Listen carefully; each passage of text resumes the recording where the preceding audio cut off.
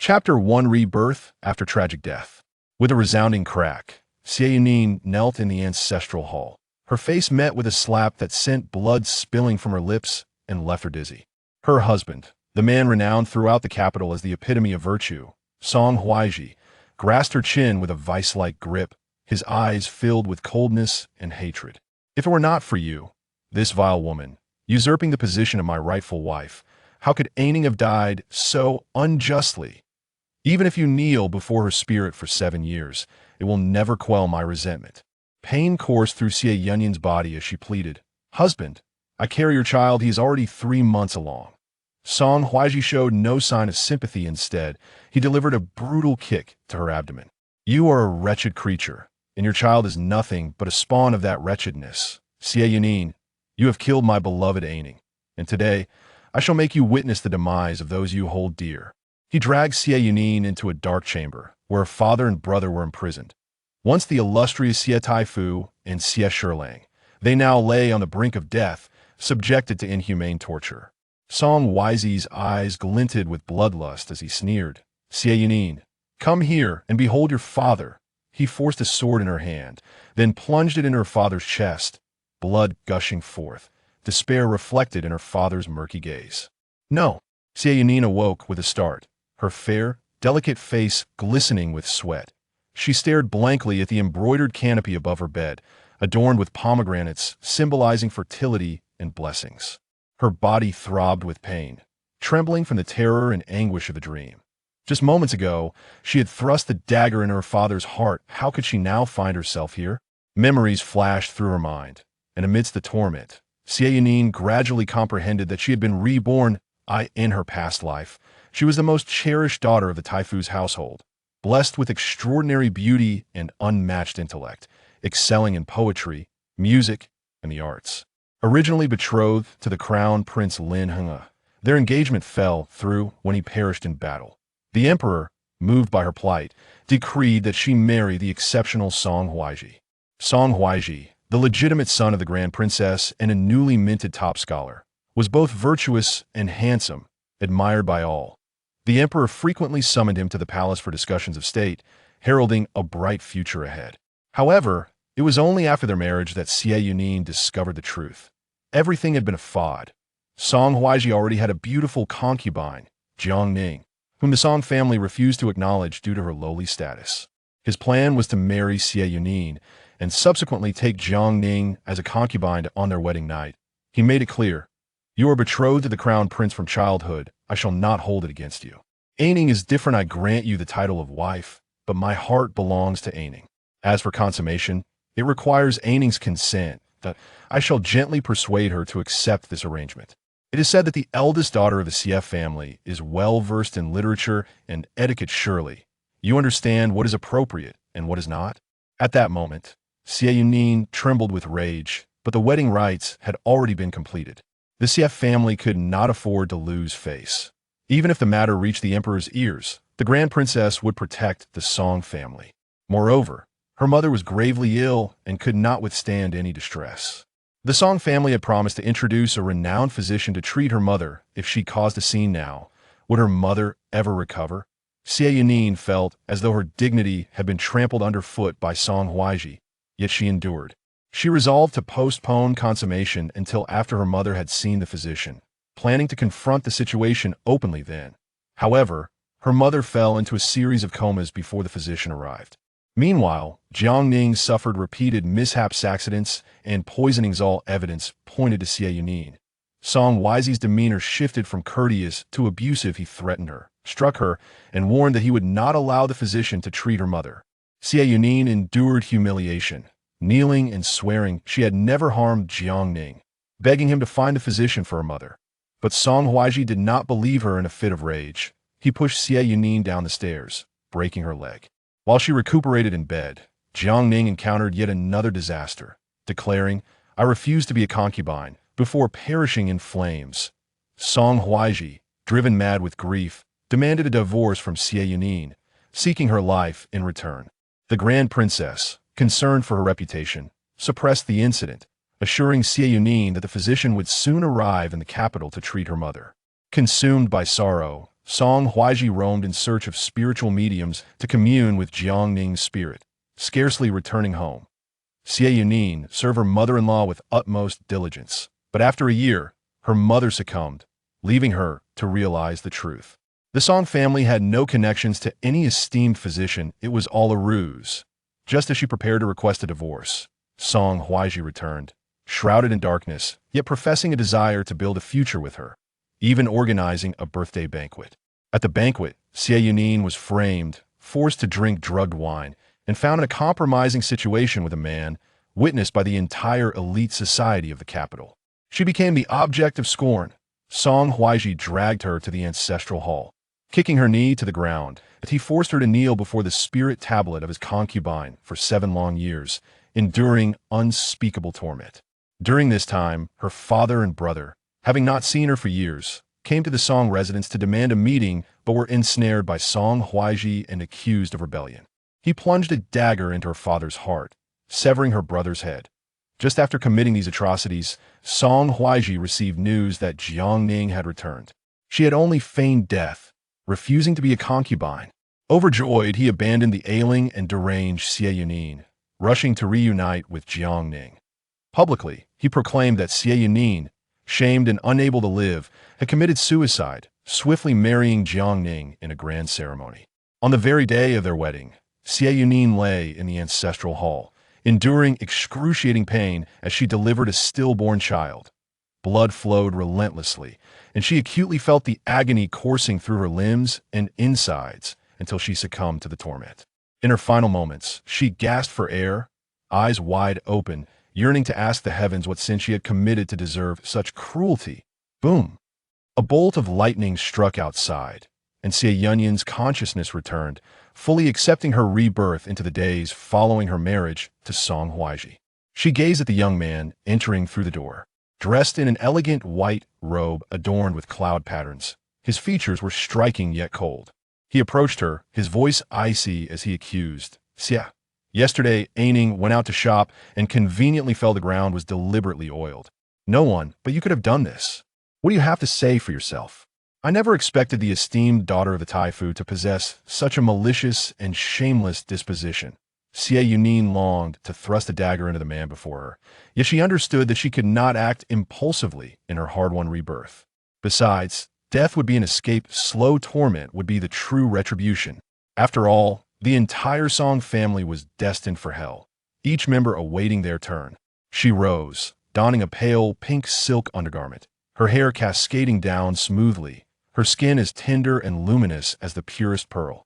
Although she had not yet adorned herself that morning, she remained a radiant beauty, captivating and enchanting. Song Huaizhi's heart stirred, and he lashed out, "You are truly shameless. Do you think this will make me look at you differently? I tell you, Aining is beyond your comparison." Slap. Xie Yunyan raised her hand and struck him. Remembering the torment she had endured in her past life, she lifted her hands again, delivering 4 stinging slaps in succession. Song Huaizhi was taken aback. You dare to hit me." Chapter 1. Rebirth After a Tragic Death. With a sharp crack, Xie Yunyan knelt in the ancestral hall. Her husband, the esteemed Song Huaizhi, renowned as the most virtuous gentleman in the capital, struck her across the face, causing her to spit blood and feel dizzy. He gripped her chin tightly, his eyes filled with coldness and hatred. "If it were not for you, this vile woman, usurping my rightful wife's position, how could Ning have died unjustly? Even after kneeling before her spirit for 7 years, your penance cannot quell my wrath." Xie Yunyan's body ached all over as she struggled to plead, "Husband, I carry your child. He is already 3 months along." Instead of any sympathy, Song Huaizhi delivered a brutal kick to her abdomen. "You are a worthless wretch, and your child is nothing more than a bastard. Xie Yunyan, you have caused the death of my beloved Ning. Today, I shall make you witness the demise of those you hold dear." He dragged Xie Yunyan into a dark chamber, where her father and brother were imprisoned. The once magnificent Xie Taifu and Xie Shilang were now mere shadows of their former selves, suffering from inhumane torture. With eyes full of bloodlust, Song Huaizhi sneered, "Xie Yunyan, come and see your father." He forced a sword into her hand and, with a cruel twist, plunged it into her father's chest. blood gushing forth as despair filled her father's murky gaze. No! Xie Yunyan awoke with a start, her delicate face glistening with sweat. She stared blankly at the embroidered canopy above her bed, adorned with pomegranate motifs symbolizing fertility and blessings. Her entire body throbbed with pain, trembling from the terror and anguish of her nightmare. Just moments ago, she had stabbed her father with her own hands, yet now she found herself in this place. As memories flashed before her, intertwined with pain, Xie Yunyan gradually realized she had been reborn in her previous life. She was the most beloved legitimate daughter of the Taifu's household, blessed with extraordinary beauty and intellect, excelling in poetry, music, and chess. She was betrothed to the crown prince, Lin Hengyue, but his untimely death in battle rendered their engagement void. The emperor, pitying her, decreed that she marry the talented Song Huaizhi, the most outstanding young man of the time. As the legitimate son of the princess and a top scholar, he was admired throughout the capital for his virtuous character and striking appearance, frequently summoned to the palace for discussions on state affairs. Initially, they appeared to be a match made in heaven. However, after their marriage, Xie Yunyan discovered the truth. Song Huaizhi had a beautiful concubine, Jiang Ning, whom the Song family refused to accept due to her lower status. Song Huaizhi had schemed to marry the well-matched Xie Yunyan while keeping Jiang Ning as his mistress on their wedding night. He made his intentions clear. Your childhood betrothal to the crown prince means I shall not hold it against you. On Ning is different. The position of the legitimate wife is yours, but my heart belongs to her. As for consummation, I will only proceed with your consent after gaining on Ning's approval. Surely, as a learned daughter of the Xie family, you understand what is appropriate.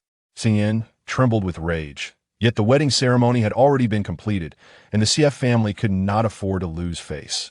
Even if the matter reached the emperor, Song Huaizhi's mother, the princess, would shield them from disgrace.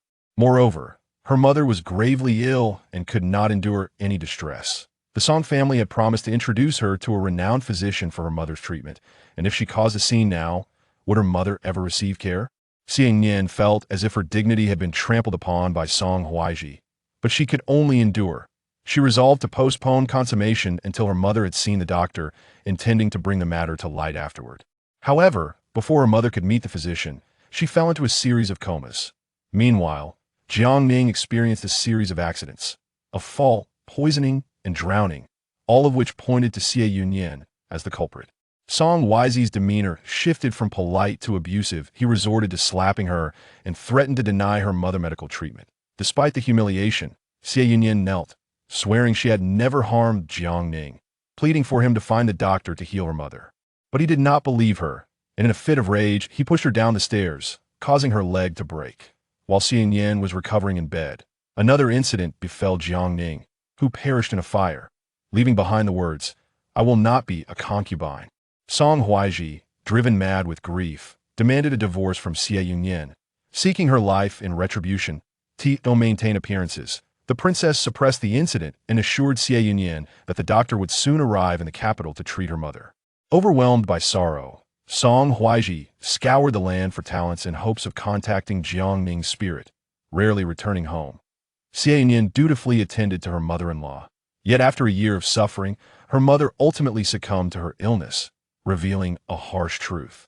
The Song family had never known a reputable physician. It was all a ruse. Just as she was about to propose a divorce, Song Huaizhi returned, cloaked in gloom, professing his desire to live harmoniously with Xie Yunyan and throwing her a birthday banquet. During the feast, Xie Yunyan was secretly drugged and found alone in a room with a man, becoming the target of scorn among the nobility.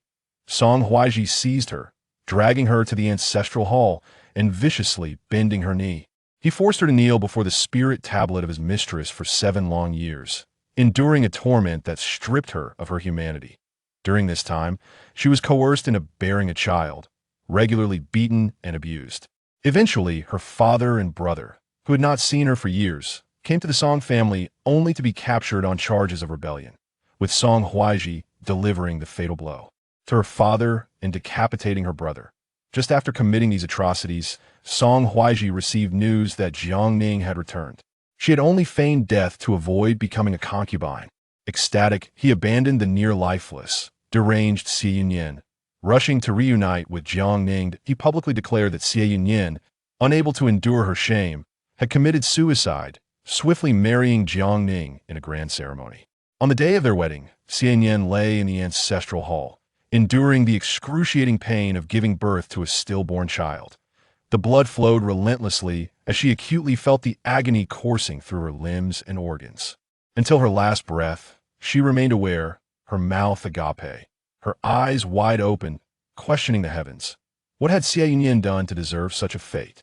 Boom! A bolt of lightning struck outside, jolting Xie Yunyan back to reality as she fully accepted her rebirth into the days following her marriage to Song Huaizhi. She gazed at the young man entering through the door. Clad in an elegant white silk robe adorned with cloud patterns, his features were striking yet exuded an icy demeanor. He approached her, coldly accusing, "Xie, yesterday, Ning went out to shop and fell due to oil deliberately spilled on the ground. No one but you would do such a thing. What do you have to say for yourself? I never imagined the daughter of a Taifu could possess such a malicious and shameless heart." Xie Yunyan longed to stab the man before her, but she knew she could not act impulsively after her hard-won rebirth. Besides, death was an escape. True retribution lay in prolonged suffering. After all, every member of the Song family was destined for hell, one by one waiting in line. Rising, she donned a delicate pink silk garment, her hair cascading down like a waterfall, her skin as tender and luminous as the purest pearl. Though she had not yet adorned herself that morning, she remained a vision of beauty, radiant and captivating. Song Huaizhi's heart stirred, and he spat. "You truly lack shame. Do you think this will earn you my attention? Let me tell you, Ning is beyond your comparison." Slap. Xie Yunyan raised her hand and struck him across the face. Recalling the suffering she endured in her previous life, she struck again, delivering a flurry of slaps. Song Huaizhi was taken aback. You dare to hit me." Chapter 2. She could kick me away after her demise in the previous life. Xie Yunyan's soul inadvertently wandered into a realm of rapid transitions. Enduring numerous lifetimes and deaths, she acquired skills in martial arts and medicine. Naturally, confronting the seemingly upright scholar, Song Huaizhi, posed no challenge for her. In a fit of rage, Song Huaizhi, relying on his height advantage, raised his hand to retaliate. Yet, Xie Yunyan swiftly kicked him against the door. Bang! Like a ghost, he fell to the ground, writhing in pain, attempting to rise but to no avail. How could the Xie family, known for their fragility, suddenly exhibit such ferocity? As Xie Yunyan gazed at Song Huaizhi, memories flooded back of countless times he had kicked her to her knees before the ancestral tablet, striking her with fists and feet, slapping her, pushing her down from the stairs, pouring hot soup over her, etching the word slut upon her face, and humiliating her on rainy nights. Even kicking her in the abdomen while she was pregnant. She had endured so much suffering. In that moment, she wished she could slay him with a single stroke. Xie Yunyan seized a basin of water beside her and doused his face. Then, with a hint of disdain, she smiled faintly. "Were you afraid of, my husband? We are but a couple. SN and AMP, oppos. T it normal for spouses to quarrel and bear with one another? You are right. I cannot compare to your mistress, lacking her shamelessness and depravity, nor her affected lowliness. You claim I am vicious? You have yet to witness true malice. If I truly could not tolerate her, would she still be alive today? Every household in the capital harbors its own tales, does it not? How many wives have suppressed their concubines? You should be well aware of how many women your mother, the Grand Princess, has eliminated." A chill ran through Song Huaizhi and Appo's heart. His mother, the Grand Princess, was indeed envious and had caused the demise of countless women. Even those who merely glanced at his father were often punished with the loss of their sight under her pretext. The haunting image of young girls with their eyes gouged out, blood streaming down their faces, lingered in his memory since he was 7. If Aining were treated this way. Song Huaizhi inhaled sharply, his voice cold as he scolded, "Xie, do not presume you can threaten me with such antics. I possess evidence. Aining has suffered several incidents these past few days, all orchestrated by those sent by your maid, Zhou.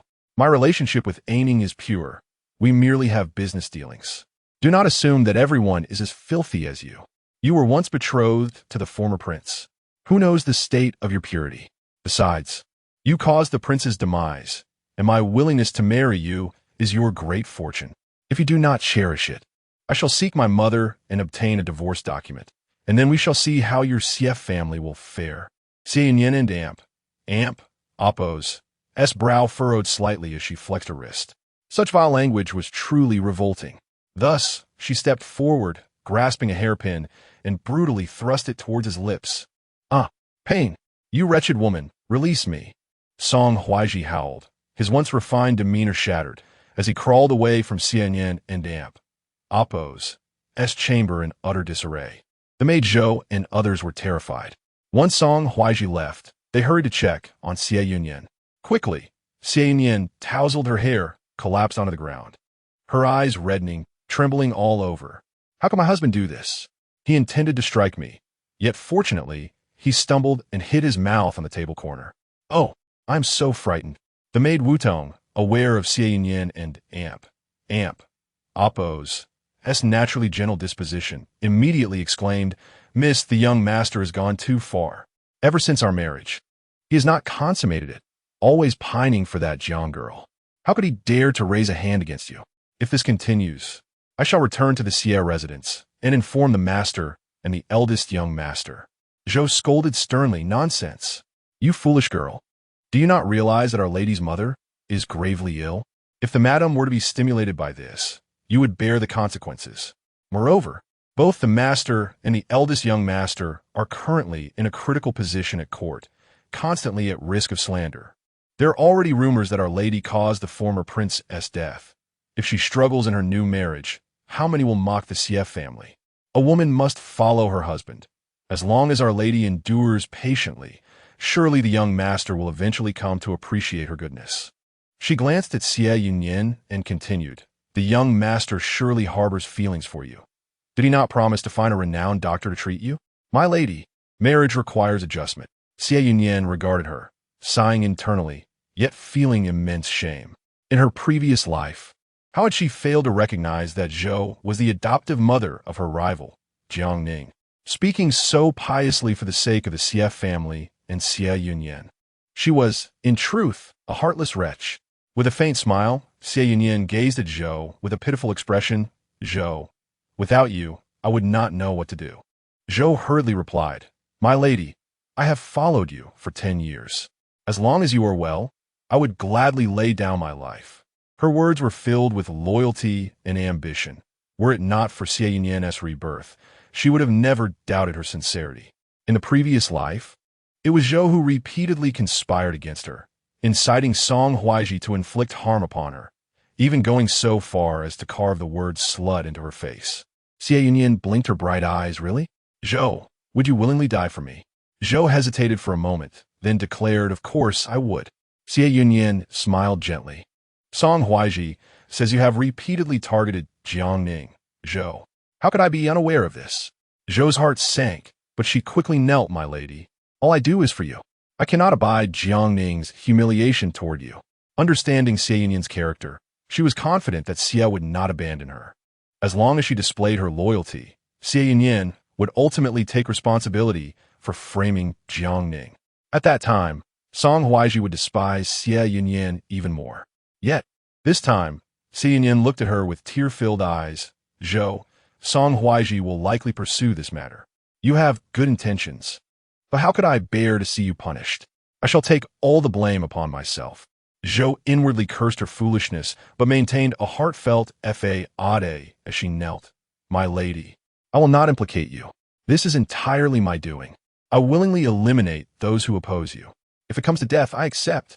Xie Yunyan observed her dramatic display, nearly laughing. Death? Very well, let it be. Just then, footsteps echoed from outside, belonging to the Grand Princess and Oppo's maid, Shu Xiang, who coldly announced, Young madam, the Grand Princess requests your presence for an urgent matter. Xie Yunyan stood up. Very well, I shall go at once.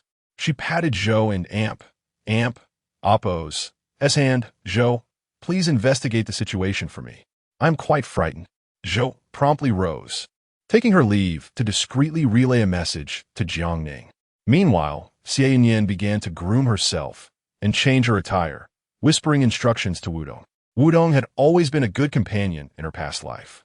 Upon hearing Xie Yunyan and Appo's requests, Wudong was momentarily taken aback, but quickly responded, "Miss, I shall attend to it immediately." Before long, Xie Yunyan was dressed, presenting herself as a fragile, innocent figure, unsteady on her feet. Zhou returned and assisted Xie Yunyan to the Grand Princess's courtyard. The Grand Princess, now in her 40s, maintained a delicate appearance, adorned in luxurious silks and jewels, attended by over 40 servants. At that moment, 6 individuals were massaging her shoulders and feet, while 2 others fanned her, served tea, and offered fruits. Song Huaizhi stood at the bottom, his expression dark with fury. Upon Xie Yunyan and Appo's entrance, she burst into tears. "What has happened to you, my husband? Why are you so injured? Your face looks as though it has been beaten to a pulp." Song Huaizhi and Appo's expression stiffened, and he pointed at Xie Yunyan, cursing, "Xie, you vile woman, you wicked harlot." She then turned to the Grand Princess to complain, "Mother, this Xie matron has some skill in martial arts. She has instigated her confidant, Granny Zhou, multiple times to besmirch Miss Jiangning. Miss Jiangning has significant dealings with our household and is a paragon of virtue and kindness. How dare she treat Miss Jiang in such a manner? I merely questioned her once, and she retaliated by striking me with fists and feet, sending me flying against the door. She slapped my face repeatedly and even jabbed my mouth with a hairpin. Such a wretched woman." Xie Yunyan immediately wept, her tears flowing like rain, as she knelt on the ground, saying, "Mother-in-law, I am so frightened by my husband's behavior. Our CF family is of noble lineage. Not only I, but even my father has never practiced any martial arts. How could I, Yunyan, not know? Since our marriage, my husband has not once shared a chamber with me, choosing instead to frequent Miss Jiang's residence daily. When the emperor granted us this union, my husband assured his majesty in my presence that he would treat me well. Now, for the sake of Miss Jiang, he falsely claims I could kick him out the door. Is that even conceivable, mother-in-law? If the Song family truly cannot tolerate me, let them go to the emperor and accuse me of being capable of such an act, and we shall part ways." The Grand Princess pressed her temples and sighed. The court was in turmoil. The Crown Prince had encountered misfortune, and the CF family had remained loyal to him. Upon learning of the Crown Prince and Appo's predicament, the esteemed Minister Xie had coughed up blood and fainted, earning the Emperor and Appo's deep affection for the CF family. Thus, Xie Yunyan was wed to Song Huaizhi. At that time, Song Huaizhi had been clamoring to marry the enigmatic Jiangning, which she could not permit. In the Grand Princess and Appo's eyes, only the exemplary noblewoman Xie Yunyan was worthy of her son. Moreover, it was through marrying Xie Yunyan that the emperor bestowed a substantial fortune upon the Song family, enhancing their prosperity. She glanced at the delicate and tear-stained visage of Xie Yunyan, furrowing her brow slightly. "Huaizhi, are you truly so foolish? Can Yunyan kick you out the door? I know you are constantly yearning to take a concubine, and Yunyan is magnanimous. Surely she would not refuse. Discuss this matter with her properly." Song Huaizhi erupted in indignation. "Mother, you actually believe her? Well, I cannot prove how she's semi-flying, but Granny Zhou, come forth. Miss Jiang has faced trouble repeatedly, and you are the culprit. You treacherous servant, confess quickly. Was it Xie Yunyan who commanded you to act?" Granny Zhou trembled in fear, hastily emerging to kneel on the ground. Chapter 3. It is quite common for men to take concubines. Numerous pairs of eyes were fixated on Granny Zhou, who trembled in fear. She cast a glance at Xie Yunyan and stammered, "Your Highness, the eldest princess, Lord Song, this matter. It has nothing to do with the young madam. It is solely my doing. I alone conspired against Miss Jiang, and it was absolutely not at the behest of the young madam." Song Huaizhi scoffed coldly. "Xie Yunyan, do you have anything to say? She is your servant. Naturally, she will bear all the blame for you. But if you did not instruct her, why would she target Miss Jiang? You, with such a venomous heart, do you not fear descending into the depths of hell?" Xie Yunyan gritted her teeth slightly, a cold smile forming in her heart. "The ones who will descend into hell are you." The smile on the eldest princess and Appo's face faded as she said, "Yunyan, I have always regarded you as my own daughter. It is only natural that you would disapprove of Huaizhi and Appo's concubine, but to bring forth such schemes is unnecessary. If this were to spread, it would bring no benefit to either the Xie or Song families. In her past life, the eldest princess had also offered a slap followed by a sweet date, repeatedly proclaiming her affection for her as a daughter. Yet, in reality, she devoured her dowry and sought rewards from the emperor in her name. Clearly, when the Xie family sent word that Madame Xie was nearing her end, the eldest princess had intercepted the messenger, coldly stating, "If she dies, so be it. Would a person on the brink of death delay the Xie family from preparing my bird and damp? Appos. Esnes soup? I adore the bird and damp. Appos. Esnes soup made by the Xie family. I cannot do without it for a meal." Xie Yunyan never had the chance to see her mother one last time. Each time she recalled these memories, her heart spasmed with pain. Patience, she told herself, step by step, she would ensure that each of these individuals would face tenfold retribution. The eldest princess and Appos' words echoed in her ears. Even your father, the Grand Tutor Xie, has concubines. Huaizhi is only looking out for you. Having another woman to share your burdens is a blessing. This time, your instruction to Granny Zhou to harm Miss Jiang was indeed wrong. If you report this to the authorities, you will face imprisonment. I pity you, so I shall let it go. Xie Yunyan and Amp, Appos' voice was icy. My CF family has never engaged in wrongful deeds. Right and wrong must be thoroughly investigated. We must uncover whether Granny Zhou has committed any wrongdoing, and if so, we need witnesses and evidence. If Granny Zhou is innocent, I hope my husband clears my name. If she is guilty, I will accept any punishment without complaint. She raised her hand. Bring forth those to search Granny Zhou and Appos' quarters. Then she turned to Granny Zhou with a smile. Granny Zhou, you have been by my side for 10 years. I have never wronged you. I have never instructed you to do such things, and I believe you have not truly done them. Have you? Granny Zhou and Appos' lips trembled. Based on her understanding of Xie Yunyan, she believed that, no matter what, Xie Yunyan would protect her. Yet, an ominous premonition loomed over her. Song Huaizhi, hands clasped behind his back, glared at Xie Yunyan, his face pale with anger. Very well. Since you seek a search and evidence, I shall provide it. Bring forth the witnesses. There are those who have seen Granny Zhou pour oil, and the maid from the firewood room, Hyunyu, can confirm that Granny Zhou gave her silver to push Miss Jiang into the water. 5 or 6 witnesses knelt on the ground. Meanwhile, Wudong arrived with a grave expression. Your Highness, Lord, young madam, we have uncovered something in Granny Zhou's room. The eldest princess glanced at Song Huaizhi, feeling that the situation had taken a turn for the worse. However, Song Huaizhi hurriedly pressed, what have you found? I told you this wretched servant must be acting on Xie Yunyan's orders. Wu Tong knelt, presenting the evidence with indignation. Granny Zhou, you have gone too far. Our young madam treated you so well, yet you not only stole her dowry, but also crafted a doll with her name to curse her. You are truly malicious. Granny Zhou nearly fainted, trembling as she shouted, I have not done any such thing. I have not stolen, nor made a doll. I did follow the young madam and Appos' order to harm Miss Jiang, that is true, but I did not do anything else. The eldest princess slammed her hand on the table. How dare you? If you have done nothing wrong, then why is there evidence of you in your room? The royal family abhors such sorcery. Xie Yunyan looked at Granny Zhou with tear-filled eyes. Granny Zhou, how could you betray me like this? The stitches on that doll are your handiwork. I refuse to believe it. Granny Zhou was momentarily stunned, struggling desperately as she cried out, I did not steal. I did not make that doll. I only followed the young madam and Appos' orders to harm Miss Jiang. Xie Yunyan wiped her tears. If you were so loyal and insisted as for me, why would you create a doll to curse me? Granny Zhou, you know very well that Miss Jiang is my husband's beloved. Why would you seek to sow discord between us? What is your true intention? Do you realize that if this matter reaches the CF family or the emperor, how difficult it will be for the eldest princess? Her words incited the eldest princess and Appos' fury, who commanded, bring forth the punishment. Strike her 30 times with a board, until she confesses.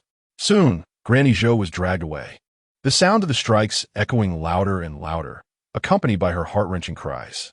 Song Huaizhi clenched his fists. Mother, is this truly appropriate? Granny Zhou is clearly acting under the orders of the Xie family. The ones deserving punishment are the Xies. With tears in her eyes, Xie Yunyan replied, I to instruct her to create a doll to curse myself? The evidence is before us, yet my husband does not believe me. Perhaps we should part ways. The eldest princess interjected sharply. Huaizhi, regardless of why this wretched servant harmed Jiangning, she deserves these 30 strikes. Do you truly wish to escalate this to the authorities? Let the emperor and the Xie family learn that you had a concubine before marriage? Song Huaizhi suppressed his anger. As Xie Yunyan stepped into the courtyard, she witnessed Granny Zhou being beaten until her skin was lacerated, her cries akin to a wolf's howl. The old woman and Appo's face twisted in agony as she reached out towards Xie Yunyan. Miss, save me. Save this old servant. Xie Yunyan wiped her tears. Granny, how could you betray me? I cannot believe it. I truly cannot believe it. It is unbelievable that in her past life, Granny Zhou, server by day, yet at night returned to her quarters to retrieve the hidden doll, pricking it stitch by stitch. She had treated Granny Zhou with almost excessive kindness. Yet this was the outcome she received.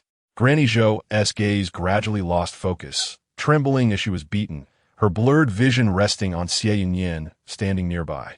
The young lady remained the same, born into wealth and privilege, able to obtain whatever she desired, delicate as a flower, seemingly easily manipulated.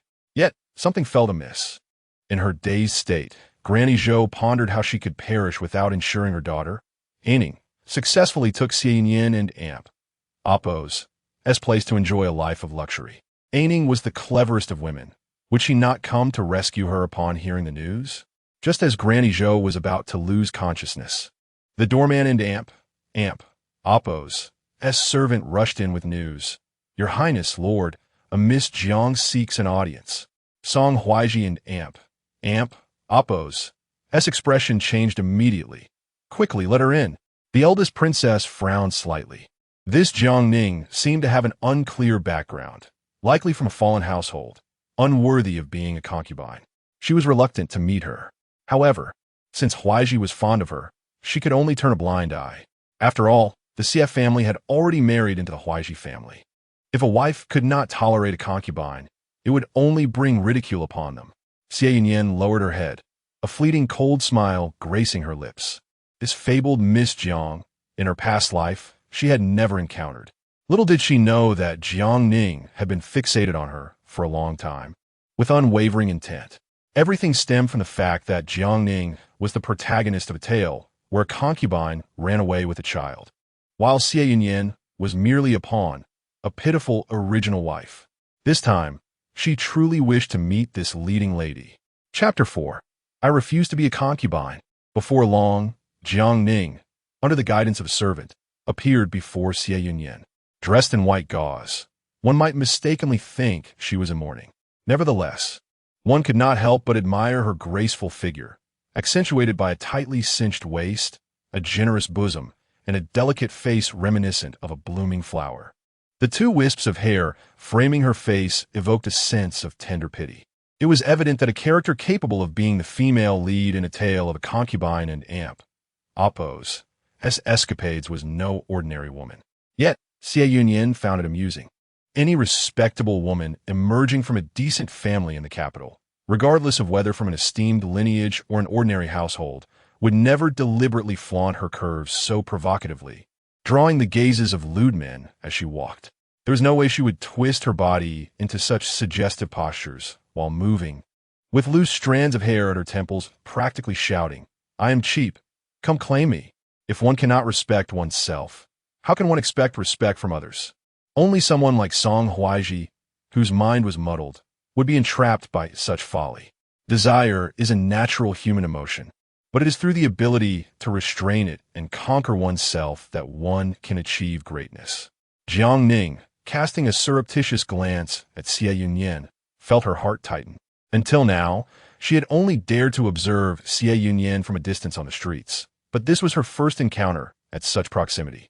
The Xie family and Appo's legitimate daughter was indeed as stunning as her reputation suggested, fair-skinned, beautiful, and breathtakingly captivating, pure as the bright moon. The innate nobility in her demeanor could not be feigned. The calm and poise in Xie Yunyan and Amp, Oppo's eyes were qualities not easily acquired by ordinary women. Jiang Ning had always embraced a cool demeanor, disliking the ostentatious displays of makeup by many women. Yet, she found herself mesmerized by Xie Yunyan and Amp, Oppo's natural beauty. Although she wore no makeup, her red lips and white teeth, paired with her peachy cheeks and almond-shaped eyes, created a vivid allure. Her bright, clear gaze and exquisite features were even more stunning than those depicted in art, exuding a natural radiance like that of a rose. What astonished Jiang Ning was that Xie Yunyan was clad in a loose, apricot-colored gown adorned with intricate embroidery. When she raised her hand, her proud stature was unmistakable. Even the flowing fabric could not entirely conceal her alluring form. It was not the sort of enticing fullness created by forced tailoring. Jiang Ning felt a pang in her heart. How unfair it was that everyone was born differently. If only she had been born into the Xie family, she could have eclipsed Xie Yunyan. Fortunately, Song Lang harbored nothing but disdain for Xie Yunyan and would never lay a hand on her. Timidly, she approached the crown princess, Song Huaizhi, and Xie Yunyan, performing her salutations. Commoner greets Her Royal Highness, Lord Song, and Lady Song. Song Huaizhi hurried to assist her. Ning, are you well? What prompted you to rise suddenly? You must rest well these days. Jiang Ning thought of the elderly maid, Zhou, who had been beaten unconscious outside, and knelt again. I wish to plead for Lady Song and Amp, Oppo's maid Zhou. Indeed, I have encountered some misfortune, but it was entirely my own carelessness, unrelated to anyone in the household. Lord Song, I implore you not to punish Lady Song and Amp, Oppo's servants, nor let this harm your marital bond. All the blame lies with me. Zhou was an invaluable asset, a sharp blade that Jiang Ning could not bear to lose. The crown princess glanced at Jiang Ning, then at Xie Yunyan, shaking her head. After all this commotion, I am weary. Huaizhi, handle this matter yourself. Upon seeing Jiang Ning, Song Huaizhi felt a surge of affection, yearning to embrace and kiss her, certain that the troublesome maid had already been punished, serving as a warning to the Xie family. He murmured, Ning, this troublesome maid will not dare to bully you again. Your kindness and generosity have caused you this distress. At that moment, Xie Yunyan seized the opportunity to smile. Miss Jiang, your heart is truly kind. Yet sometimes, kindness is met with cruelty. This Zhou dares to act against you behind my back. Today, we must uncover her motives. Otherwise, if she dares to harm you again, and my husband begins to suspect me, what shall we do? Bring Zhou to consciousness and interrogate her further. Jiang Ning and Amp, Oppo's heart trembled, her palms clenched tightly. Her resentment deepened. It was she who had known Song Huaizhi first. Why did the emperor grant Xie Yunyan to him? Even if Xie Yunyan married into the Song family, she should know that the one who held Song Lang and Oppo's heart was only Jiang Ning. Before long, Zhou was splashed with water and awakened. Upon seeing Jiang Ning, she weakly cried for help, mumbling a Ning. But as the first strike landed, Zhou could no longer utter a sound. After a few blows, she fell unconscious once more. Jiang Ning averted her gaze in fright. The crown princess stood. You shall resolve this matter among yourselves. Zhou is, after all, a servant born of the Xie family. I am weary and wish to rest. Yet Xie Yunyan obstructed her. Mother, there is one more thing I wish to ask of you.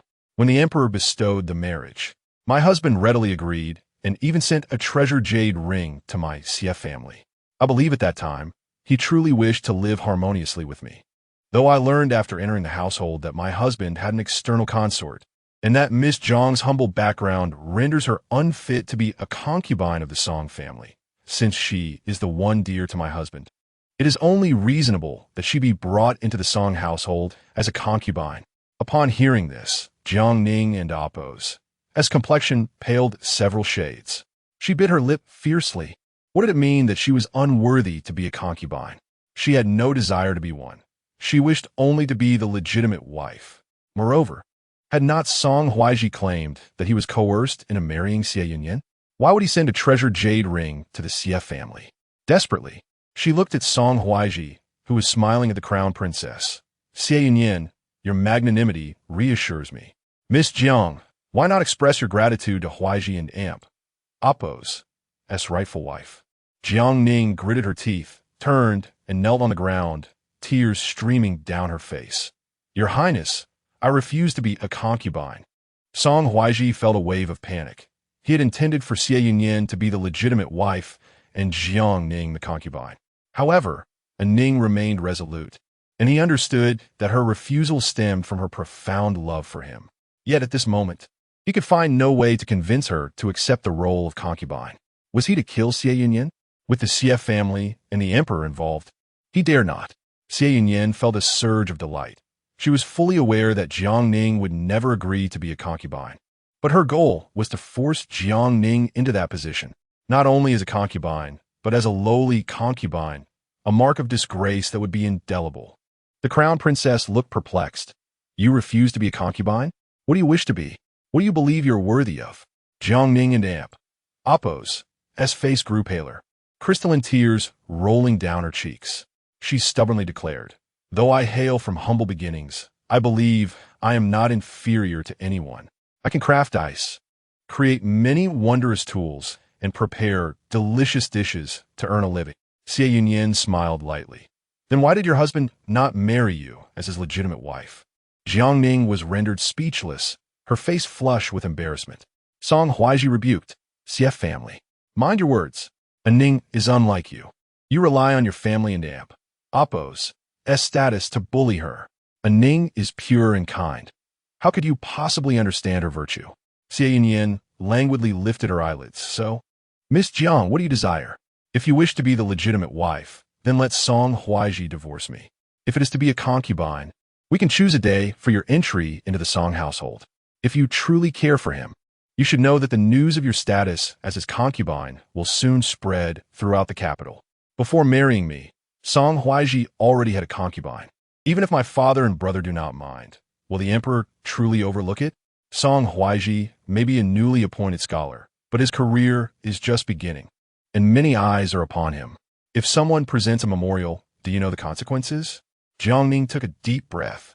We are merely in love. We have done nothing wrong. Xie Yunyan fixed her gaze upon her. If you truly love him, why do you not wish to be a concubine for his sake? Do you not trust the love between you? Or do you simply wish to see him sacrifice everything for you? Jiang Huai was momentarily taken aback, gazing at Jiang Ning with a hint of disappointment. Ah, Ning. Xie Yunyan and Amp, Appo's words hold truth. Why can't you comprehend the predicament I am in, knowing full well the difficulty it brings me? Chapter 5. The family is completely ruined. A fire raged within Jiang Ning and Amp, Appo's heart. Meanwhile, a servant approached her. Young madam, Granny Zhou has completely fainted. Should we summon a doctor? Xie Yunyan raised her hand dismissively. What doctor? She has offended Miss Jiang. This is the punishment she deserves. Take her back and let her ponder her fate. Jiang Ning and Amp, Appo's chest heaved violently. Granny Zhou had always been her source of information regarding Xie Yunyan, transferring wealth to her. If anything were to happen to Granny Zhou, her operations would be severely hindered. Yet, she truly did not wish to become a concubine. At that moment, the princess spoke coldly. Does the Song family think they can come and go as they please? If you refuse to be a concubine, then get as far away as possible. Song Huaizhi, do you intend to ruin the reputation of the entire Song family for the sake of a woman? If this Miss Jiang is unwilling to be a concubine, then you too should cease all contact to avoid being caught in an adulterous scandal, with the matter laid bare. If she did not take action, Xie Yunyan would not relent. Jiang Huaizhi grew anxious, and Jiang Ning, kneeling in reluctant despair, wept. I truly like Song Lang. I am willing to be a concubine. If she did not comply, it was likely she would not be able to meet Song Huaizhi for a considerable time. Nor could she save Granny Zhou. As Jiang Ning departed the Song household, her eyes were brimming with tears, her palms scratched raw from her own nails. Very well. If I must be a concubine, she thought, I will enter the Song family and show that wretched Xie Yunyan how much Song Lang cherishes me. Once I bear his child, I shall flee, and he will love me even more. At that time, Xie Yunyan's hellish existence will commence. Soon, Song Huaizhi followed her to her quarters, where they engaged in a dramatic chase, filled with coldness and unreasonable quarrels. Ultimately, they ended up in bed, entangled in a passionate struggle. On the surface, Jiang Ning appeared to be an innocent flower, yet she possessed an array of skills. Her delicate lips and agile tongue left Jiang Huaizhi spellbound. He repeatedly embraced her, assuring her, "Rest assured, Ning, my heart belongs solely to you. I will never touch Xie. I only wish to leverage the power of the Xie family to establish my foothold in court. When I am capable, I will ensure Xie suffers. I need not lay a hand on her. Simply being childless will allow me to dismiss her." As Jiang Ning envisioned Xie Yunyan and Amp, Appo's stunning beauty devoid of a man and Amp, Appo's affection, she felt a sense of triumph. The esteemed daughter of a grand tutor and the epitome of noble women in the capital were mere jokes. At that moment, Xie Yunyan entered Granny Zhou's room, holding a box of medicine. Granny Zhou had regained consciousness but was racked with pain, her voice weak and frail. Upon seeing Xie Yunyan, she trembled, her injuries flaring painfully. "Mississippi." Granny Zhou sensed an overwhelming dread. Xie Yunyan smiled as she approached the bedside, her gaze indifferent. "Granny, you have treated me so well. I am at a loss for how to repay you. Since you are in distress today, allow me to apply some medicine." She opened the box, and the powder scattered down. Granny Zhou felt as if her skin were ablaze, a searing pain engulfing her. Her screams echoed again as she gasped for breath. Facing death, fear was inevitable. Granny Zhou wheezed, "Miss, I was wrong. I should not have harmed you." Xie Yunyan feigned innocence. "So, who instructed you to hate me so?" Granny Zhou and Appo's vision blurred, and she felt she could not endure another application of the powder. Clearly a poison. Yes, it was Jiang Ning and Lady Su. With great effort, she reached out to grasp Xie Yunyan and Amp.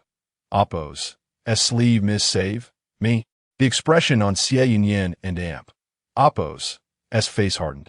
She had long suspected Jiang Ning and Amp, Appo's involvement, but she had not anticipated that her father and Appo's concubine was also implicated. The powder in her hand spilled, dousing Granny Zhou and Appo's back entirely. Granny Zhou cried out in agony. Losing her voice, she fainted again, and by the late night, she lay motionless. The pain had driven her to bite her own tongue in despair. Yet, she did not die completely, a faint breath remaining, as she used her blood to inscribe the character Ning on the headboard. News swiftly reached the princess and Song Huaizhi. As Xie Yunyan had expected, the princess feigned ignorance, as the situation did not affect her. Song Huaizhi immediately exclaimed, "Is Xie trying to slander Ning again? How can Ning know Granny Zhou? This is clearly a plot orchestrated by Xie." He was soon to take a Ning as his concubine, and at that point, they would live comfortably while leaving Xie to her solitary fate, an appropriate punishment for her. He eagerly prepared the betrothal gifts for marrying Jiang Ning. Meanwhile, Xie Yunyan was scrutinizing the accounts. The matriarch of the Song family was the princess, yet in reality, it was merely a fade of grandeur. The princess indulged excessively, consuming bird and Appo's nest soup by the bowlful, insisting on the finest of everything, adhering to imperial standards. However, the Song family lacked commercial acumen, often living beyond their means, depleting their wealth. The princess and Amp, Appo's husband, Song Jingyang, was merely a figurehead with a modest salary, holding a nominal position in court. With Song Huaizhi and Amp, Appo's impending marriage, the princess required a lavish display, leading to significant expenditures. Without the emperor and Amp, Appo's gifts to offset the costs, they would have been in dire straits. When Xie Yunyan first married into the family, the princess entrusted her with the household accounts, claiming it was out of trust, allowing her to manage the family affairs. Yet, who would willingly inherit such a mess? Xie Yunyan indeed possessed the skill to untangle complex accounts. She managed to clarify several failing shops and exposed a few corrupt managers, retrieving a substantial amount of embezzled funds. Thus, this was also why the princess was willing for her to become the daughter-in-law of the Song family. Looking over the accounts, Xie Yunyan scoffed. In her previous life, she had worked tirelessly to restore the Song family and Amp Oppo's assets, turning losses into profits, yet she could never keep pace with the extravagance of the princess and Song Huaizhi. The mother and son duo could only spend without earning, leading to the princess borrowing from her dowry, a debt that would never be repaid. Xie Yunyan would not willingly lend out her entire dowry, which likely led to her later confinement by Song Huaizhi, while the princess remained blissfully ignorant. Regardless of how she perished in the ancestral hall, the mother and son only reveled in spending her dowry outside. In this lifetime, she had been married to Song Huaizhi for less than half a month, and had only held the accounts for half a month. Manage the Song family's enterprises? Not a chance. One morning, Xie Yunyan visited the princess. Mother-in-law, I wish to return to the Xie family for a visit. 3 days after their marriage, when she was supposed to return home, Song Huaizhi had excused himself due to business, leaving her no time to converse with her mother. The princess was sipping milk tea when she heard this and replied calmly, Huaizhi is to take a concubine. All matters require your attention as the primary wife. It is not suitable for you to return to your family at this time. It will be better to wait until after the concubine is settled. Xie Yunyan smiled, Mother-in-law. I have examined the accounts thoroughly, yet I find myself perplexed. My mother is most adept at managing shops, and I intended to consult her. If you do not permit me to return, I fear I shall be unable to handle these accounts. The princess narrowed her eyes. You wish to return merely to seek advice on management? Is it not to complain about Huaizhi taking a concubine? Xie Yunyan responded sweetly. It is entirely normal for men to have multiple wives. If I were to cause a ruckus over such a trivial matter, how would I live my life? Moreover, my father also has a concubine. Even if my husband takes one, my parents would only teach me to be gracious and accommodating. The princess finally relaxed. Since you wish to return, then go ahead, but come back early. They're certainly not the kind of harsh household one might imagine. Upon hearing this, Xie Yunyan felt a smile creeping onto her lips. Indeed, they were far from being a stern family. The prince consort frequently indulged in extramarital affairs, replacing one lover with another whenever the princess took action against him. As for the princess, she gradually grew weary of her consort's fading youth. Often using the pretext of paying respects at the temple on the 1st and 15th of each month to rendezvous with handsome young men. This family, from top to bottom, was utterly depraved. However, Xie Yunyan had no time to deal with them at the moment. She needed to hasten back to the Xie residence to confront concubine Su, who had poisoned her mother. Chapter 6. Using your dowry as a bride price. Xie Yunyan had not anticipated that upon donning her attire and instructing someone to fetch suitable gift from the storeroom to take back to her family, she would unexpectedly encounter Song Huaizhi accompanied by Jiangning at her doorstep. Upon seeing her, Song Huaizhi and Amp Oppo's expression soured, and he coldly stated, Xie, Zhou Mama is under your command. She is harming Ning. In an effort to atone for her actions, I have brought a Ning to reside in my household for the time being. Furthermore, a Ning is kind-hearted. She does not hold grudges against Zhou Mama, but is willing to assist you in instructing her. From this day forth, Zhou Mama is to follow a Ning. Jiangning smiled innocently at Xie Yunyan. Miss Xie. Wudong swiftly slapped her, exclaiming impudent. Jiangning was taken aback, clutching her face in disbelief. You dare strike me? Wudong retorted without hesitation.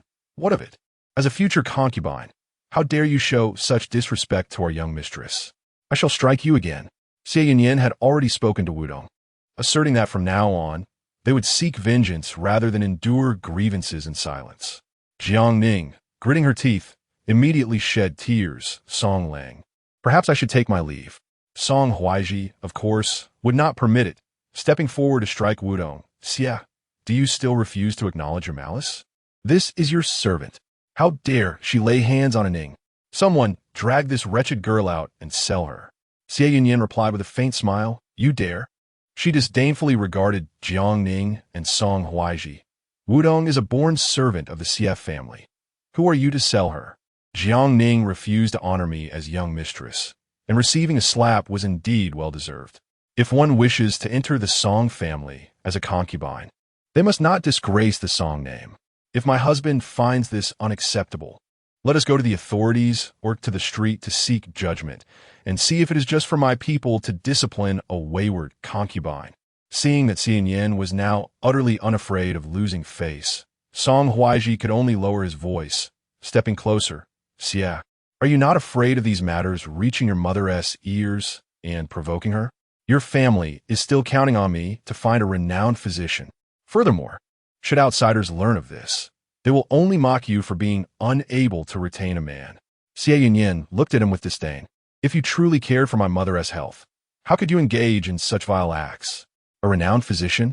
Should you truly be able to find one, I would think more highly of you. If outsiders discover you have concealed a mistress before marriage, it is you they will scorn. Song the Honorable.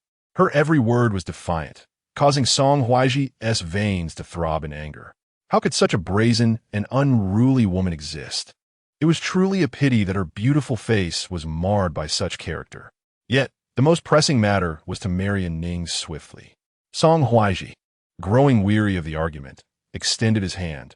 Only a base man and woman are difficult to manage. I, as a magnanimous person, will not hold this against you. Xie Yunyan, give me the account book and the storeroom keys. I shall personally arrange Ning's dowry. Moreover, I advise you to hand Zhou Mama over to Ning swiftly, lest she learn any more vile habits in your presence. Xie Yunyan, feeling relaxed, handed over the account book and storeroom keys without hesitation. She had no desire to deal with those rotten accounts. As for Zhou Mama, she smiled lightly. Zhou Mama is resting. Since Jiang wishes for that troublesome maid, she may go find her. I have matters to attend to. Wudong, close the door and see her out. With a loud bang, Wudong shut the door, and Song Huaizhi clenched his fists, wishing to strike Xie Yunyan in frustration. Meanwhile, Jiang Ning, nursing her face, felt humiliated. Just wait. Once she entered the Song family, Xie Yunyan would certainly have no peaceful days ahead. But for now, she needed to see Zhou Mama urgently. Jiang Ning hurriedly made her way to Zhou Mama and Appo's quarters, but upon entering, she was horrified to see the word theft carved into Zhou Mama and Appo's face, bloodied and lifeless. She screamed, and Song Huaizhi rushed in to embrace her and Ning. Do not be afraid. I'm here. Jiang Ning gasped for breath. Unable to fathom that Xie Yunyan could be so malicious as to directly kill Zhou Mama. This was murder. Song Lang, we must report this to the authorities. Song Huaizhi hesitated. Ning, this Zhou Mama harmed you and was punished with 30 strikes. She succumbed to her injuries. Is this not her fate? Jiang Ning, realizing the gravity of the situation, felt weak all over, knowing it was too late. Now that Zhou Mama was dead, if they reported it, it could lead to inquiries about her relationship with Zhou Mama. Thus, Jiang Ning merely leaned against Song Huaizhi, tears in her eyes. Song Lang, she is so pitiful. Though she erred, it was due to her master's coercion. Why do the truly wicked roam free while this old woman meets such a tragic end? Ning cannot bear to witness such injustice. Song Huaizhi felt a pang of compassion, arranging a suitable place for Jiang Ning, comforting her gently. Do not worry. This troublesome maid is dead, but I shall not spare Xie, this venomous woman. Though I have not taken you as my legitimate wife, I shall ensure your dowry is no less than Xie and Appo's. Is that agreeable? Recalling the 108 loads of dowry Xie Yunyan received at her wedding, Jiang Ning and Appo's eyes sparkled with envy. She blinked her large eyes, teary-eyed. Really? Song Lang, you are so kind to me. Song Huaizhi and Appo's heart softened, and he embraced her, kissing her tenderly. After their affectionate moment, Jiang Ning and Appo's face flushed, and she fell into a deep sleep. Song Huaizhi chuckled softly, rising to peruse the account book for a while, but suddenly slammed the table. Outrageous. This Xie has only been in the household for half a month, and already dares to embezzle from the Song family and Appo's wealth. My family is prosperous. How could we be in such deficit? I must go find mother and report Xie to the authorities for embezzlement. He swiftly made his way to the Princess Dowager, bursting through the door and passionately denouncing. This head matron should prioritize the family's welfare. Xie is unworthy, malicious, and greedy. Our Song family has substantial assets. Yet within her stewardship of merely half a month, we find ourselves in such dire straits. Who knows how much she has embezzled? Mother, let us report her to the authorities. We must compel her to return the misappropriated wealth. Such base behavior, to extend her hands so greedily, is simply beastly. As he spoke with fervor, the princess dowager suddenly became incensed. Outrageous. Huaizhi, you are married. How can you speak of her so contemptibly? In truth, she wished to slap her foolish son for his words. While it was true that Xie had managed the household for only half a month, the account books were in such disarray that Xie Yunyan had not even had the chance to tamper with them. The losses recorded were entirely the result of the princess dowager's previous mismanagement. Had Song Huaizhi's remarks not been an insult to her? Seeing the princess dowager's fury, Song Huaizhi was momentarily taken aback, but still explained, Mother, I was simply enraged upon seeing the abysmal state of the accounts, which led to my thoughtless remarks. However, Xian Appo's actions are indeed. The princess dowager waved her hand in irritation. Matters of the household should be entrusted to her to manage. If there are losses, she must find a way to recover them. Otherwise, how could she deserve to be your wife? Why have you taken the account book away? Why not present it to Xie? Song Huaizhi paused before responding with a smile. Mother, I intended to provide a Ning with more dowry, which is why I took the account book to inspect.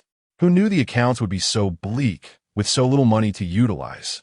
A maidservant presented a peeled grape, and the princess dowager leisurely consumed it, casting a sidelong glance at Song Huaizhi. As the matron, Xie should manage her dowry. If she cannot produce it, let her use her own dowry to make up the difference. Song Huaizhi's eyes brightened. Indeed, the dowry that Xie Yunyan brought from her family was greater than the bride price they had offered.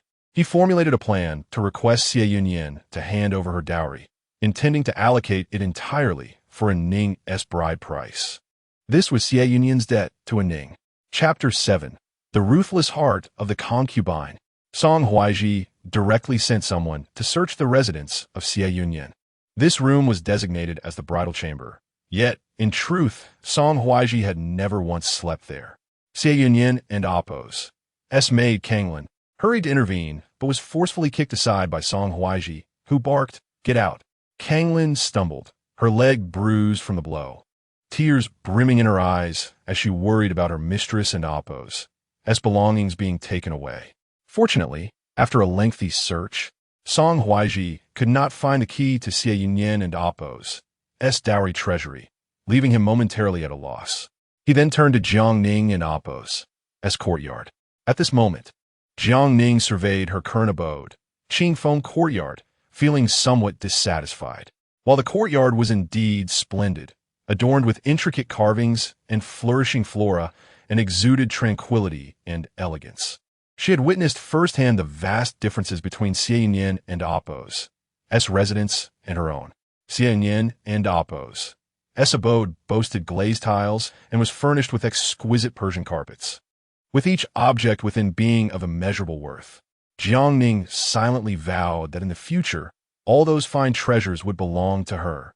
After all, it was she who had formed an attachment with Song Lang first. Xie Yunyan was merely an interloper.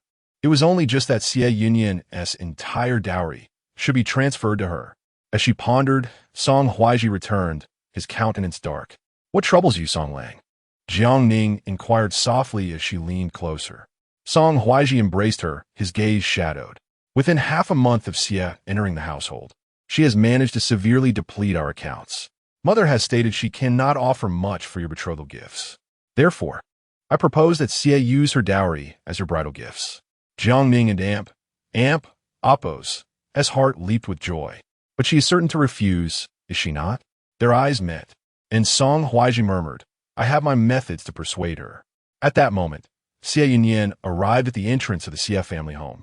Learning of her return, the family had already made preparations. Her father and brother had yet to return from court, and her mother, bedridden with illness, could not rise. Concubine Su and her daughter, the illegitimate Xie Rushan, awaited her at the door. Upon seeing the carriage halt, Concubine Su rushed forward to assist Xie Yunyan down, her beautiful eyes glistening with tears as she scrutinized her from head to toe. The eldest daughter has returned. Last time, you stayed only a short while. and my heart has been restless ever since. I feared you were not faring well in the Song household. I longed to visit you, yet feared it would be improper, given that your husband is the legitimate son of the Grand Princess. Thankfully, you have returned at last. Let me see, have you lost weight? Has the Song family treated you poorly? If anything has caused you distress, I will be the first to seek justice from the Grand Princess. Concubine Su had been a handmaiden accompanying Xie Yunyan and Apos, as mother, Ruan, since childhood, sharing a bond akin to sisters. Her loyalty was unwavering, and when an accidental encounter with Master Xie led to a scandal, Concubine Su, determined to avoid bringing trouble to her mistress, threw herself into a river to end her life.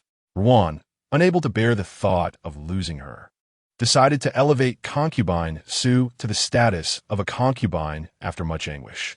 Initially, people mocked Ruan for her decision, but over time, all admired Concubine Su's kindness and loyalty. For decades, she served both Ruan and Master Xie with utmost sincerity, and many had witnessed her care during Ruan's illnesses, even going so far as to catch vomit in her hands. She was renowned throughout the capital as a paragon of virtue. Many envied Xie Yunyan for her beauty and talent, but they envied even more her association with such a benevolent concubine who never caused strife within the Xie household.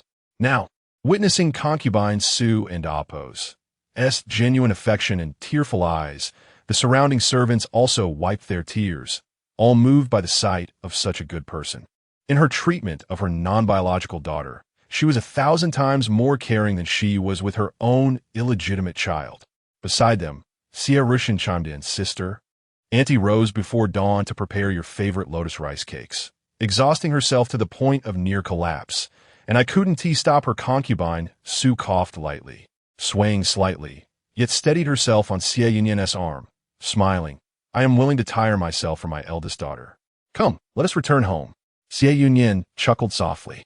Had it not been for her rebirth, she would never have realized that her mother's lingering illness was not due to her frailty, but rather the result of Concubine Su's excessive devotion. Her loyalty and self-sacrifice had left no room for suspicion. Yet what followed? After her mother's death, although Concubine Su could not claim the position of the main wife, she wielded influence in the Xie household comparable to it. She had repeatedly thwarted her brother's pursuit of his beloved, and upon seeing him wed, she resorted to treachery, leading to the tragic demise of his wife and child. Her brother was left despondent. During the period when Xie Yunyan was confined by Song Huaizhi, both Master Xie and Minister Xie had summoned Concubine Su to represent the women of the household in visiting Xie Yunyan. Through deceit, she further delayed Xie Yunyan's chances of rescue. Furthermore, with malicious intent, she had sent Xie Yunyan to the Xie family under the pretense of visiting her sister.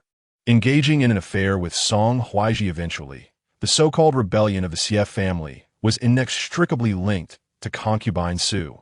Reflecting on these events, Xie Yunyan gently withdrew her arm from Concubine Su's grasp and said coolly, "If you are exhausted, Annie should rest. These tasks are meant for the servants. Should others learn that the concubine of the Xie family is still required to perform such duties, it would invite speculation of our household's mistreatment of concubines. And it could also lead to malicious gossip about your intentions to seek praise. What do you think?" Concubine Su and Apos' face paled. "As long as the eldest daughter lives well with the master and mistress, my grievances are nothing." Xie Yunyan's smile vanished. "What grievances have you suffered? What do you mean by saying that as long as I live well, you will endure hardship? Do you wish to see us unhappy?" Concubine Su fell to her knees with a thud. "Eldest daughter," I spoke without thinking beside her. Xie Yunyan quickly knelt as well. "Sister, you know Auntie's character. What troubles you today? It does not matter if you're wronged outside. You may scold us or hit us, but please take care of your health and do not let anger harm you." At that moment, Concubine Su's maid, Do Miao, hastily followed suit and knelt, tears streaming as she cried, "Eldest daughter, by heaven and Apos, as conscience, how has our Annie treated you? Not just in the CF family, but the entire capital can attest to it. Annie has never been jealous or caused discord between the master and mistress, always teaching the second young lady to be humble, prioritizing you in all matters. Where else could one find such a good concubine? In an instant, the servants and maids at the door knelt in droves, all pleading for concubine Su and speaking in her defense. Xie Yunyan clenched her hands within her sleeves, realizing how masterfully concubine Su had orchestrated this act of self-pity. It seemed the entire Xie household was under her influence. Had she been reborn even a little later, her mother would have perished long ago. At that moment, Master Xie and Minister Xie returned from court, their carriage arriving. Upon disembarking, they were met with the sight of kneeling servants. Master Xie paused. What is happening here? Chapter 8. Aunt Su could not possibly poison. Xie Taifu, known for his solemn demeanor, displayed a rare softness upon seeing Xie Yunyan. Yun and Oppos. Has returned? Why are you standing in this draft? Take care of yourself. You must not exhaust your health like your mother did. Beside him, Xie Shulang and Amp, Oppos. Eyes sparkled with a hint of mirth. Sister, just the other day, I acquired a fine piece of calligraphy. Let us admire it together later. Noticing that neither Xie Taifu nor Xie Shulang acknowledged her presence while she knelt, Aunt Su's voice trembled as she said, Master. Before she could finish, she fainted, collapsing to the ground. Mother! Xie Rushan cried out in alarm. Xie Taifu narrowed his eyes, questioning, what is going on? Why is Su kneeling on the ground? Xie Rushan hurriedly explained, Father, do not blame my elder sister. Aunt Su has exhausted herself preparing the lotus rice cakes that my sister loves. It's rare for her to return, and Aunt Su is only concerned for her. Father, brother, please summon a doctor. Xie Shulang frowned slightly. Enough. Let us not create a commotion at the entrance. Quickly, bring her inside and call for a physician. Yet, Xie Yunyan raised her hand to stop them. With a smile, she approached and said, During my recent days, I learned some medical skills from an elderly doctor. Allow me to examine Aunt Su and discern her ailment. She stepped forward, deftly extracting a silver hairpin from her hair and promptly piercing it into Aunt Su's acupoint. Aunt Su cried out in pain, instantly regaining consciousness and leaping back in shock, causing everyone to widen their eyes in astonishment. Gasping for breath, Aunt Su froze for a moment, then attempted to kneel again. Xie Yunyan quickly supported her. Aunt Su, it is rare for me to come home, yet you cling to me in tears at the door, lamenting how you rose before dawn to prepare delicacies for me, nearly exhausting yourself in the process. I advise you to refrain from such endeavors. The servants are more than capable. You kneel before me crying, and soon after, the second young lady follows suit, along with all the maids and servants. I wish to know who instructed you to kneel. Your actions, claiming to seek my happiness, only serve to paint me as arrogant and overbearing in the eyes of others. Aunt Su was struck with fear. What was happening? Over the years, she had skillfully manipulated many hearts with her feigned suffering. Why was her ploy ineffective against Xie Yunyan? Upon hearing this, Xie Taifu barked, Su, Yunyan speaks the truth. You have overstepped today. Return and reflect upon your actions in solitude. Aunt Su trembled, biting her teeth in frustration. This obstinate old man. After 20 long years, she still could not warm Xie Taifu and Oppos' heart. She never anticipated that after a few days of marriage, Xie Yunyan would become so cunning. But what of it? Xie Yunyan would remain in the Xie residence for only a brief while.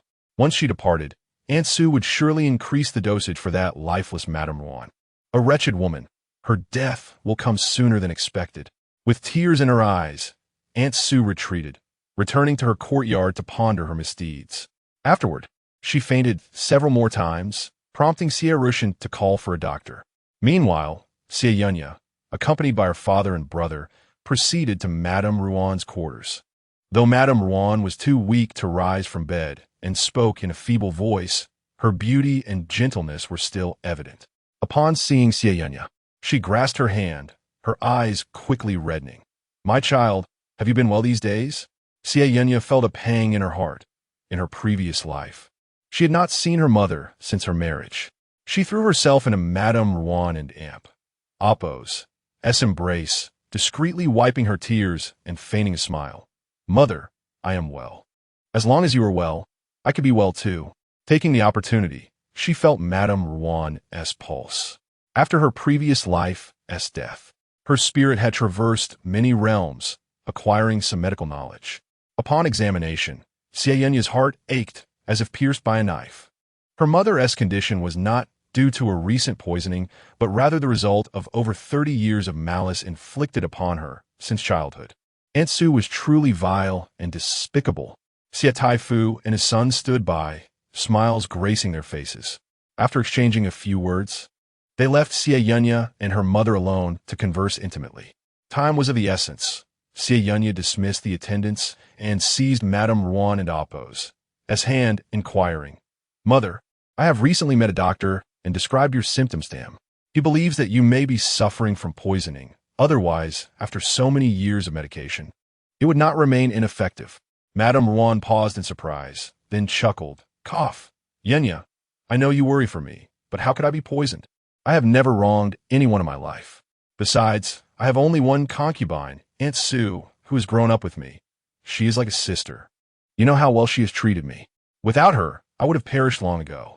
Xie Yunyan furrowed her brow, fully aware that Aunt Su had skillfully concealed her true nature within the Xie family, presenting herself as a paragon of virtue. No one would believe her heart was corrupted. To uproot such deception would be exceedingly difficult. Yet, now that Xie Yunyan was married, she had limited time at her family home and could not allow Aunt Su to continue poisoning the Xie family. Thus, Xie Yunyan boldly stated, "Mother, it is Aunt Su who has poisoned you." Madame Ruan gasped, coughing violently. Xie Yunyan hastily patted her back and offered water until she calmed down, though she shook her head in disbelief. "Yunyan, anyone could wish me harm, but Aunt Su could not possibly do so. You are too young to understand the bond we have formed over the years. Surely, you know that in the capital, among noble ladies, every family has a close confidant. I am unable to socialize due to my ill health, and Aunt Su has been my closest companion. Indeed, closer than any sister. Every meal, Aunt Su would sit at her bedside, ensuring she was well fed, often preparing dishes to suit Madame Ruan's tastes. When Madame Ruan struggled to move, she felt too ashamed to ask the maids for assistance. Yet Aunt Su would tirelessly help her time and again, offering her comfort. During moments of sickness, Aunt Su would even catch her vomit with her own hands. Madame Ruan could not fathom anyone else willing to do such things for her. Not to mention, Aunt Su had hand-copied stacks of Buddhist scriptures, kneeling before the altar countless times to pray for Madame Ruan's well-being, often fainting from exhaustion in the process. Seeing her daughter silent, Madame Ruan gently patted her hand. People often harbor biases against concubines, but Aunt Su and I share a sisterly bond. I have awakened many times to find her by my bedside, stifling her tears. She genuinely cares for my health. Some may say she feigns concern, but I cannot believe anyone could maintain such an act for 2 or 3 decades. What would be her motive? Taking a deep breath, Xie Yunyan spoke resolutely. "Mother, what could her motive be? If she had not treated you well in the beginning, she would now only be worthy of a lowly servant or stable boy, living in a small room and unable to afford even 2 new garments a year. She has devoted her heart and soul to serving you and has poisoned you. If you were to truly pass away, father would never remarry, nor would he take another concubine. Who stands to benefit the most from this? It is none other than Aunt Su." Madame Ruan paused, then shook her head. "That is impossible. Aunt Su would never think that way. Moreover, she treats both of us with such kindness. It is only right for her to enjoy her life after I am gone. She insisted, Yunyan. I absolutely refuse to believe that Aunt Su would poison me." Chapter 9. My affection for my brother-in-law Xie Yunyan had long been aware that her mother was kind-hearted and had maintained a long-standing friendship with Aunt Su. Thus, she would not readily believe the grim truth.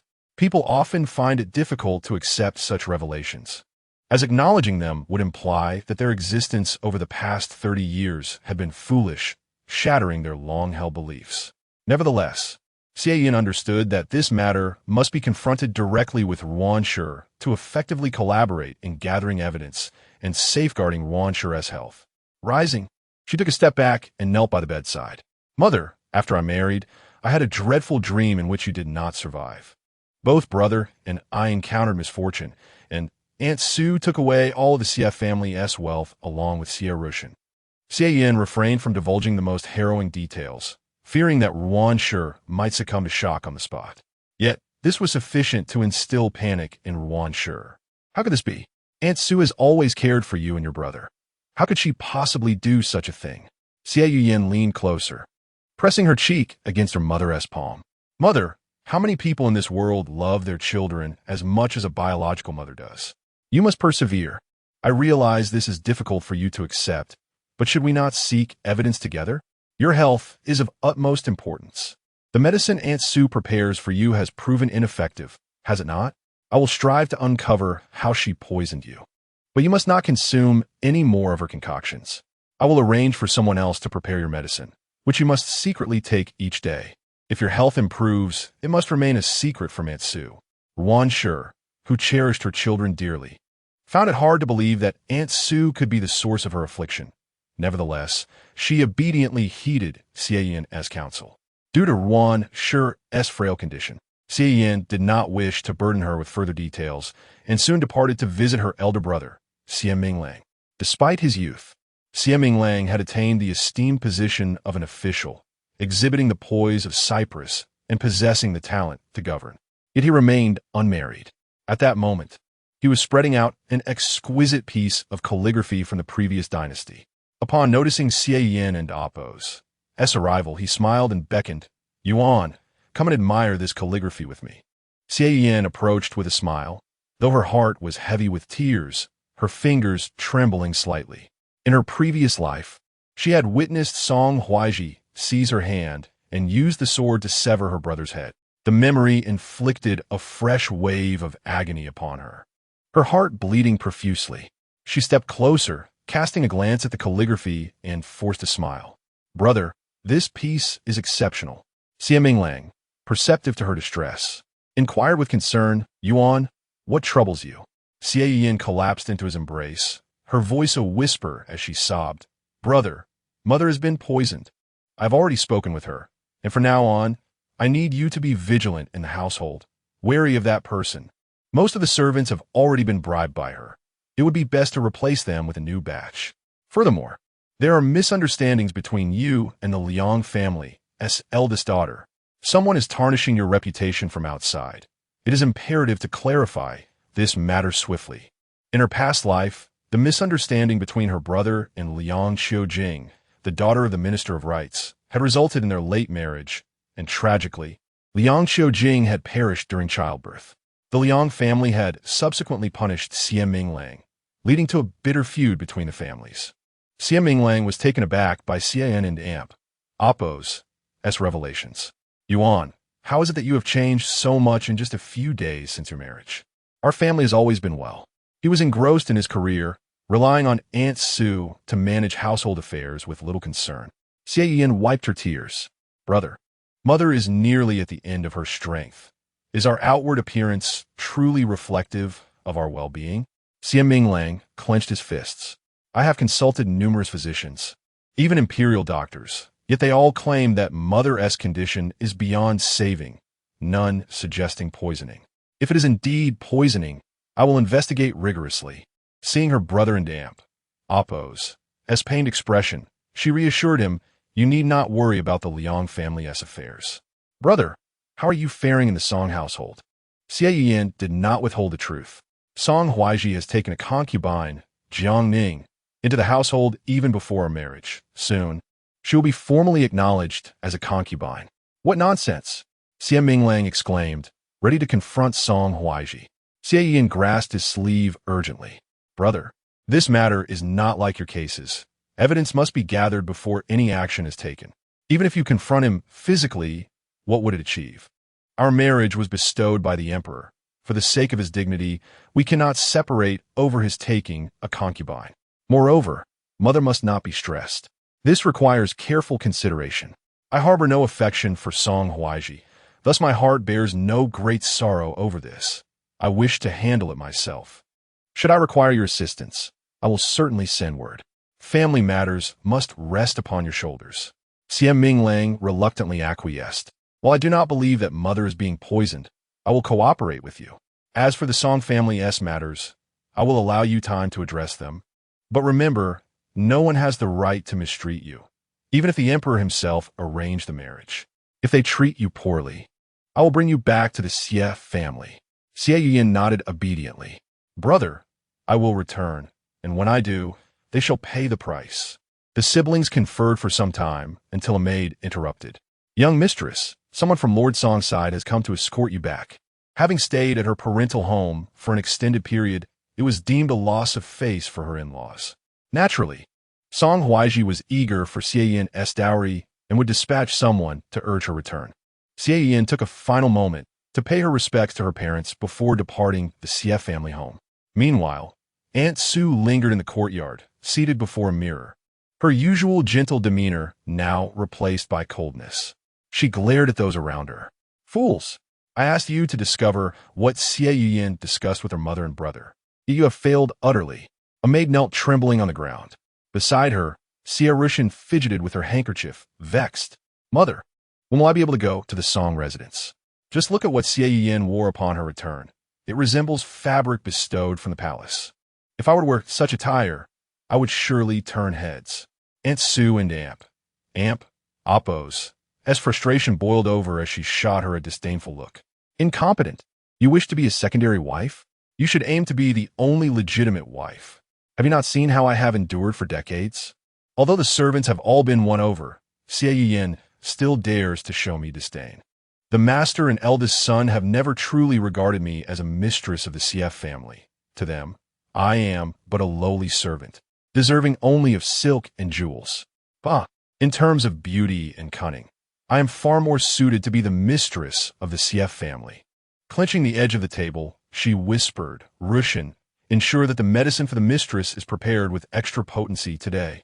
Let her fall into a deeper slumber once more, as retribution for Xie Yunyan's affront. Aunt Sue's malevolent laughter echoed ominously. Chapter 10. What a top scholar. A waste. Rubbish. As Xie Yunyan departed, Xie Minglang promptly stepped out. He had always been engrossed in his duties, and aside from a slight fondness for the Liang family and Appo's daughter, he hardly paid attention to any other woman. He held the matters concerning his mother and sister in utmost regard. He summoned the house servants without delay. I have misplaced a crucial document in my study, one pertinent to a case. For the next few days, a thorough search shall be conducted throughout the house. No one shall evade scrutiny. With Xie Minglang and Appo's command, everyone trembled in fear. Although the servants generally followed Su Yunyan and Appo's directives, they dared not move an inch when the true master of the house spoke. After all, Su Yunyan was merely a concubine. Xie Minglang dispatched officials from the Yamen to investigate the household, uncovering numerous irregularities. The methods employed by Su Yunyan and her associates revolved around bribery and framing others to gain leverage. Upon meticulous scrutiny, Xie Minglang and Appo's men discovered that several maids had committed transgressions. Some had pilfered from their masters, others had indulged in idleness and revelry, while some had slandered their masters in secret. Those caught in wrongdoing knelt in a row, bowing their heads in contrition, while Su Yunyan, shedding her active illness, hastily joined them in the courtyard to plead for mercy. Young master, we cannot run our household as they do outside. Balance and benevolence are essential for managing a large family. Please, young master, temper your anger. Should the madam learn of this, it may hinder her recovery. Xie Minglang, who rarely conversed with Su Yunyan, cast her a cold glance and replied, Su Yunyan, as for the document I lost concerning the case, according to your assertion, should I not pursue this matter? Bring Su Yunyan forth. Let her address the emperor in the Golden Lawn Hall. Su Yunyan, nearly paralyzed with fear, quickly exclaimed, Eldest young master, I spoke in error. I should not have spoken thus. How could I interfere in your affairs? To avoid attracting unnecessary trouble, Su Yunyan retreated to her quarters. She felt anxious and worried. Could something truly be amiss? Why had the household suddenly become like this? However, for now, she could only hide away and wait for the storm to pass, knowing that the Ruan family was in her grasp. Death was merely a matter of time. Having resolved the household issues, Xie Minglang was aware that Su Yunyan would refrain from making any rash moves for the time being. He then boarded his carriage, outwardly claiming to attend to urgent matters at the Yamen. As dusk fell, he quietly inquired of his attendant, Have you gathered intelligence on Song Huaizhi's whereabouts? My lord, the attendant replied, Song Huaizhi took leave today and did not attend court. However, he did visit the palace before dinner to discuss matters with the emperor and is now nearing the Song residence. Xie Yunyan clasped his hands together, producing a cracking sound, and smiled nonchalantly. Is everything arranged? His future brother-in-law shall be courteous. He will surely grant some face. Yet, a man who conceals his extramarital affairs before marriage, if he remains idle and allows yin and amp, oppose, to take action herself, can I truly call myself her brother? The attendant whispered, My lord, all is arranged. Our own people are in place, and we shall leave no trace. On Wuqi Street, Song Huaizhi sat in his carriage, a smile gracing his face. Today, the emperor summoned him, praised his writings, and engaged him in discussions of poetry and prose, which he found most enjoyable. The emperor and amp, oppose. S fondness for him was apparent to all, but as he had only just become a top scholar, he could only serve in the Hanlin Academy. As per the emperor's wishes, he would soon be assigned to assist his brother-in-law, Xie Yunyan, with cases. Xie Taifu and Xie Shilang were trusted ministers of the emperor, leading to countless suitors vying for Xie Yunyan's affection. Song Huaizhi considered this a time of quiet perseverance, bearing humiliation for future gain. A man's ambitions should extend beyond romantic entanglements. Otherwise, he would find himself starving for affection. And Ning, with her beauty and innocence, deserved to be cherished and nurtured. Once he ascended to a position of power, and Ning would be the envy of women everywhere. He begrudgingly married Xie Yunyan for the sake of his career. Any other man in his position would do the same. Yet, while others might succumb to temptation before a woman as stunning and talented as Xie Yunyan, he was different. As long as Ning did not reciprocate, he would not consummate his marriage with Xie Yunyan, not even if she stood before him unclothed. Contemplating the pure love he shared with Ning filled Song Huaizhi and amp, oppose's heart with joy. In this world, men of his caliber were indeed rare. After some contemplation, he resolved to invite his brother-in-law, Xie Yunyan, for a drink the following day. If Xie Yunyan could expedite his advancement, he would consider improving his demeanor towards Xie Yunyan. As the carriage clattered along, a servant announced, My lord, we have arrived at Xinghua Tower. Song Huaizhi hurriedly disembarked, eager to purchase the mung bean cakes and donkey rolling snacks that Ning adored. Soon, he procured 2 packages of warm delicacies, cradling them carefully as he reboarded the carriage. Drive swiftly, otherwise the pastries will cool, and Ning want them, he instructed. The coachman whipped the reins urgently. But suddenly, another carriage appeared ahead, and due to excessive speed, the 2 carriages collided. Bang! Song Huaizhi was jolted violently within the carriage, causing all the delicacies to spill onto the ground. Enraged, he flung aside the curtain. What is the meaning of this? Seeing the unremarkable carriage ahead, the coachman gained some courage, shouting, Who are you? You've startled the carriage of our Song family's top scholar. Do you not owe us an apology? To his astonishment, several burly men leaped down from the opposing carriage, all rugged ruffians, and immediately struck the coachman. You bastards! It's you who failed to watch where you were going and crashed into my carriage. How dare you shift the blame onto me? Song Huaizhi and Oppo's S6 attendants rushed to engage in combat, but they stood no chance against seasoned fighters. They quickly fell to the ground. A scholar, Song Huaizhi had only dabbled in swordplay and was no match for the assailants. Fuming, he stomped his foot and shouted, This is outrageous. Here, in the capital, under the emperor's gaze, how dare you act so brazenly? I am Song Huaizhi, son of the Grand Princess. Do you dare? Bang! A fist struck him squarely. Several men rained blows upon Song Huaizhi, who was soon surrounded by onlookers shouting in alarm. The top scholar is being beaten. Song Huaizhi felt as if he were being battered from all sides, fists falling like rain upon him. Initially threatening, he soon resorted to pleading, Gentlemen, spare me. The ruffians ceased their assault, but one spat at his feet, Pah, a worthless scholar. Rubbish. As he lay on the ground, bruised and battered, the men climbed back into their carriage and sped away. Bloodied and gasping, Song Huaizhi turned to the onlookers, trembling as he implored, Report to the authorities. Report to the authorities. At that moment, Xie Yunyan appeared unexpectedly, and upon seeing Song Huaizhi, he was utterly astonished. "Brother-in-law, what has happened to you? Who did this? How ruthless." Chapter 11. The Crown Prince is not dead. With tears glistening in his eyes, Song Huai looked at Xie Yunyan and exclaimed, "Elder brother, someone has attacked me. A group of people?" Internally, Xie Yunyan felt a surge of satisfaction at the news, but he maintained a fade of sorrow as he supported him, saying, "Why, I shall escort you back to the residence. Do not worry. I will send someone to report this to the authorities and ensure those who harmed you are apprehended." However, as the Vice Minister of Justice, Xie Yunyan knew all too well that reporting such an incident was akin to asking who among the crowd would dare accuse him. Ultimately, he returned Song Huai to the Song residence. Upon hearing the dreadful news, the Grand Princess and her husband rushed out, but it was Jiang Ning who arrived the quickest. She threw herself onto Song Huai, sobbing loudly, "Song Lang, who has done this to you? How could they be so cruel?" A physician was already waiting, eager to attend to Song Huai's injuries. The Grand Princess, upon seeing her son's battered face resembling that of a swollen pig and his body marked with bruises, felt a surge of rage. "My son is of royal blood. He is known throughout the capital as a paragon of virtue.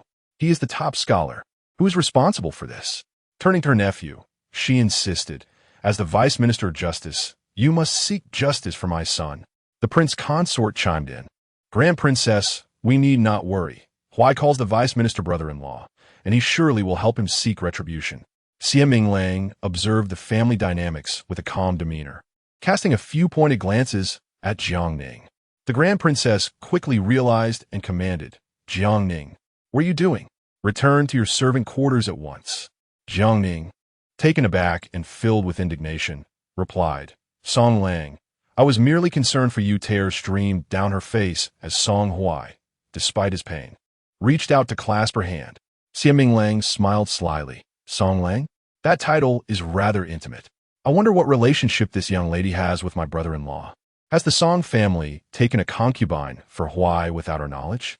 He then gestured towards the palace, speaking sternly. "Just this morning, I suggested to the emperor that Huai accompany me for some practical experience, so as not to waste his talent. But it seems my good brother-in-law has found a confidant. He cares little for my sister, let alone any matters of duty. Song Huai, do you think our family is merely a vessel for your whims?" As the Vice Minister of Justice, Xie Yunyan was no stranger to bloodshed, and his words sent a chill through the Grand Princess. Jiang Ning finally sensed the tension and lowered her gaze, trembling as she contemplated leaving but felt too intimidated to move. The physician was applying medicine to Song Huai's wounds, and enduring the pain, he quickly corrected himself. "Elder brother, you misunderstand. Jiang Ning and I are merely friends." "Yes, it was Yin who suggested I take a concubine. It was her idea." At this, Jiang Ning's tears flowed freely. Song Lang professed his love for her. Was this truly how he expressed it? Just because Yin's brother visited, Song Lang would deny their affection? Their love was profound. And what was the significance of the Song family in comparison? Meanwhile, tensions were escalating within the Song family, while Song Huai writhed in pain. In stark contrast, a different scene unfolded with Xie Yunyan. After leaving the Xie residence, she first visited her spice shop, slipping out the back door with Wu Tong to evade the Song family's watchful eyes. Xie Yunyan provided Wu Tong with a prescription to discreetly prepare new medicine and deliver it secretly to Xie Yunyan, allowing him to brew it for their mother. Once this was accomplished, Xie Yunyan hesitated momentarily before retrieving a small pouch, from which she produced a wolf tooth. The ivory-hued tooth was sharp yet possessed a certain elegance. Wu Tong looked surprised. "Miss, this was given to you by His Highness the Crown Prince." Xie Yunyan nodded. Before the Crown Prince's misfortune, they had been betrothed as children, yet their encounters had been few, no more than 3 or 4 throughout their lives. She rarely ventured outside her quarters, and even when they did meet, it was always with the decorum befitting their status. Even during the Crown Prince's visit to the Xie family, she would not intrude upon the discussions between her father and brothers and the Crown Prince. In truth, while ordinary couples would engage in private interactions, their relationship had remained distant. Only this wolf tooth remained, a token he had sent her before departing for war, along with a letter penned in his bold Flowing script. Yunyan, I do not know when I shall return. This wolf tooth is for your protection. If I do not return, it shall serve as your dowry. If I do return, it will be a wedding gift. The letter concluded with instructions on how to use the wolf tooth to find a certain person. In her previous life, Xie Yunyan had never utilized the wolf tooth, believing their feelings were not profound. Yet, in her final moments, as Song Huaizhi married Jiangning, a prominent figure had passed by the shrine where she met her tragic end, discussing her demise. The crown prince has returned. It seems he is investigating the cause of Xie Yunyan's death. Do you believe she truly took her own life in shame, as Song Huaizhi claims? Another person laughed. The crown prince is foolish. After all this time, would he risk everything for the Xie family? His disability is a certainty. Xie Yunyan grasped the wolf tooth tightly. She understood that the crown prince had always kept the Xie family and her in his thoughts. She also realized that he had not perished in her past life, but had returned with a disability. Her father often spoke of the crown prince as a person of integrity, wronged by treachery. If she were to use this wolf tooth, perhaps she could uncover news of the crown prince. Now that she possessed medical knowledge, perhaps she could heal his leg. In doing so, the fifth Prince would dominate the court, and Song Huaizhi would have no means to conspire with him to frame the Xie family for rebellion. With the wolf tooth in hand, Xie Yunyan sought out the Xing'an Inn, softly declaring, I wish to find the Cloud Sage. The innkeeper was taken aback, his eyes widening in surprise as he hurried to summon someone. Soon, a rather unremarkable man named Yang Er appeared. He glanced at the wolf tooth, his expression revealing surprise. While rumors circulated that the crown prince had perished, only a select few knew the truth, that he was alive but suffering greatly. Now, the young lady whom the crown prince had longed for had arrived, though she was already married by the emperor's decree. Yang Er maintained an unbroken smile. Has the young lady encountered some trouble? This wolf tooth can indeed alleviate your woes. Xie Yunyan spoke directly. I wish to see the crown prince. In her rebirth, she had gained clarity about many past events, including the identity of those who had wronged him and the subsequent searches for his whereabouts. Young heir Chuklet, you shall not see the crown prince. If you find yourself in need, I can assign a few shadow guards to protect you. They will ensure your safety and are at your beck and call. These individuals have been waiting for your summons for years. Xie Yunyan understood that. Given the crown prince's current circumstances, Yang Er would not easily disclose his whereabouts. However, she needed capable hands, and the crown princess shadow guards were far superior to any she could hire. Thus, she agreed, I shall accept the crown prince's arrangement. I can take the guards, but I will owe him a favor. If you happen to see the crown prince, please inquire if he requires my assistance. Chapter 12. Casting a long line to catch big fish. Yang Er could only offer a bitter smile upon reflecting on the current plight of the crown prince. Miss Xie, the crown prince has passed away. It is best not to mention it further. However, we shall certainly do our utmost to fulfill his last orders. The 4 shadow guards you will receive shortly will henceforth be your loyal subordinates, obedient to your every command. Xie Yunyan paused momentarily, her expression nonchalant. Yet her voice carried a crucial hint. As a mere woman, my capabilities are rather limited. Yet, with the crown prince and Appo's departure, both my father and brother are deeply sorrowed. His absence is indeed a misfortune for the common folk. Once the crown prince and Appo's esteemed general had a beloved mistress named Lu Yin, who was the biological daughter of the 5th prince's wet nurse. Yang Er was taken aback, trembling with astonishment. Is that truly the case? How'd you come to know this, Miss Xie? Xie Yunyan delicately covered her lips with a handkerchief. Regardless of how I know, you need only investigate. I merely wish for you to understand that our family, the Xie family, desires the crown prince's well-being. I am acquainted with a physician of considerable skill. Should you require assistance, feel free to seek me out. The young lady was strikingly beautiful, her gaze imbued with profound meaning, as if tempered by the trials of life.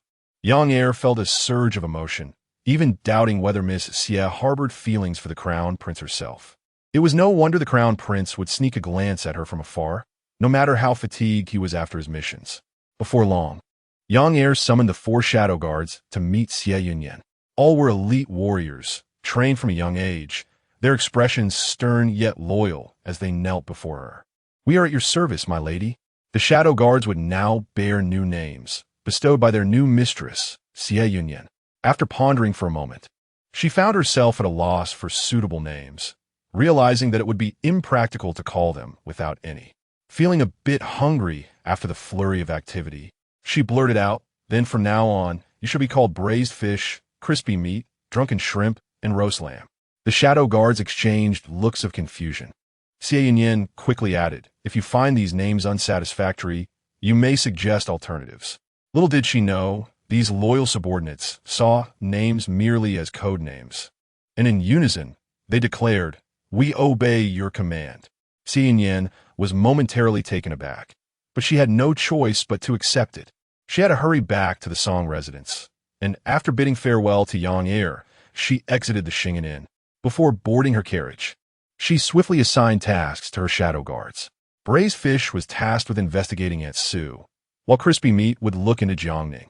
Drunken shrimp and roast lamb were to heed her daily orders and provide protection from the shadows. Xie Yunyan contemplated that since Yang Air was unwilling to disclose the crown prince and Appos, as current situation, she would have to concoct some life-saving pills to gift to Yang Air, allowing him to discreetly deliver them to the crown prince. Soon, the carriage arrived at the Song residence. Upon her arrival, she noticed her elder brother, Xie Minglang, already in the flower hall. Truly, as the deputy minister of justice, he was prompt. She had insisted that he need not concern himself, yet he had arrived swiftly nonetheless. Then she caught sight of Song Huaizhi, bruised and battered, lying there in pain while the doctor tended to his wounds.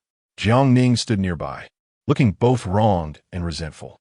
Xie Yunyan nearly burst into laughter.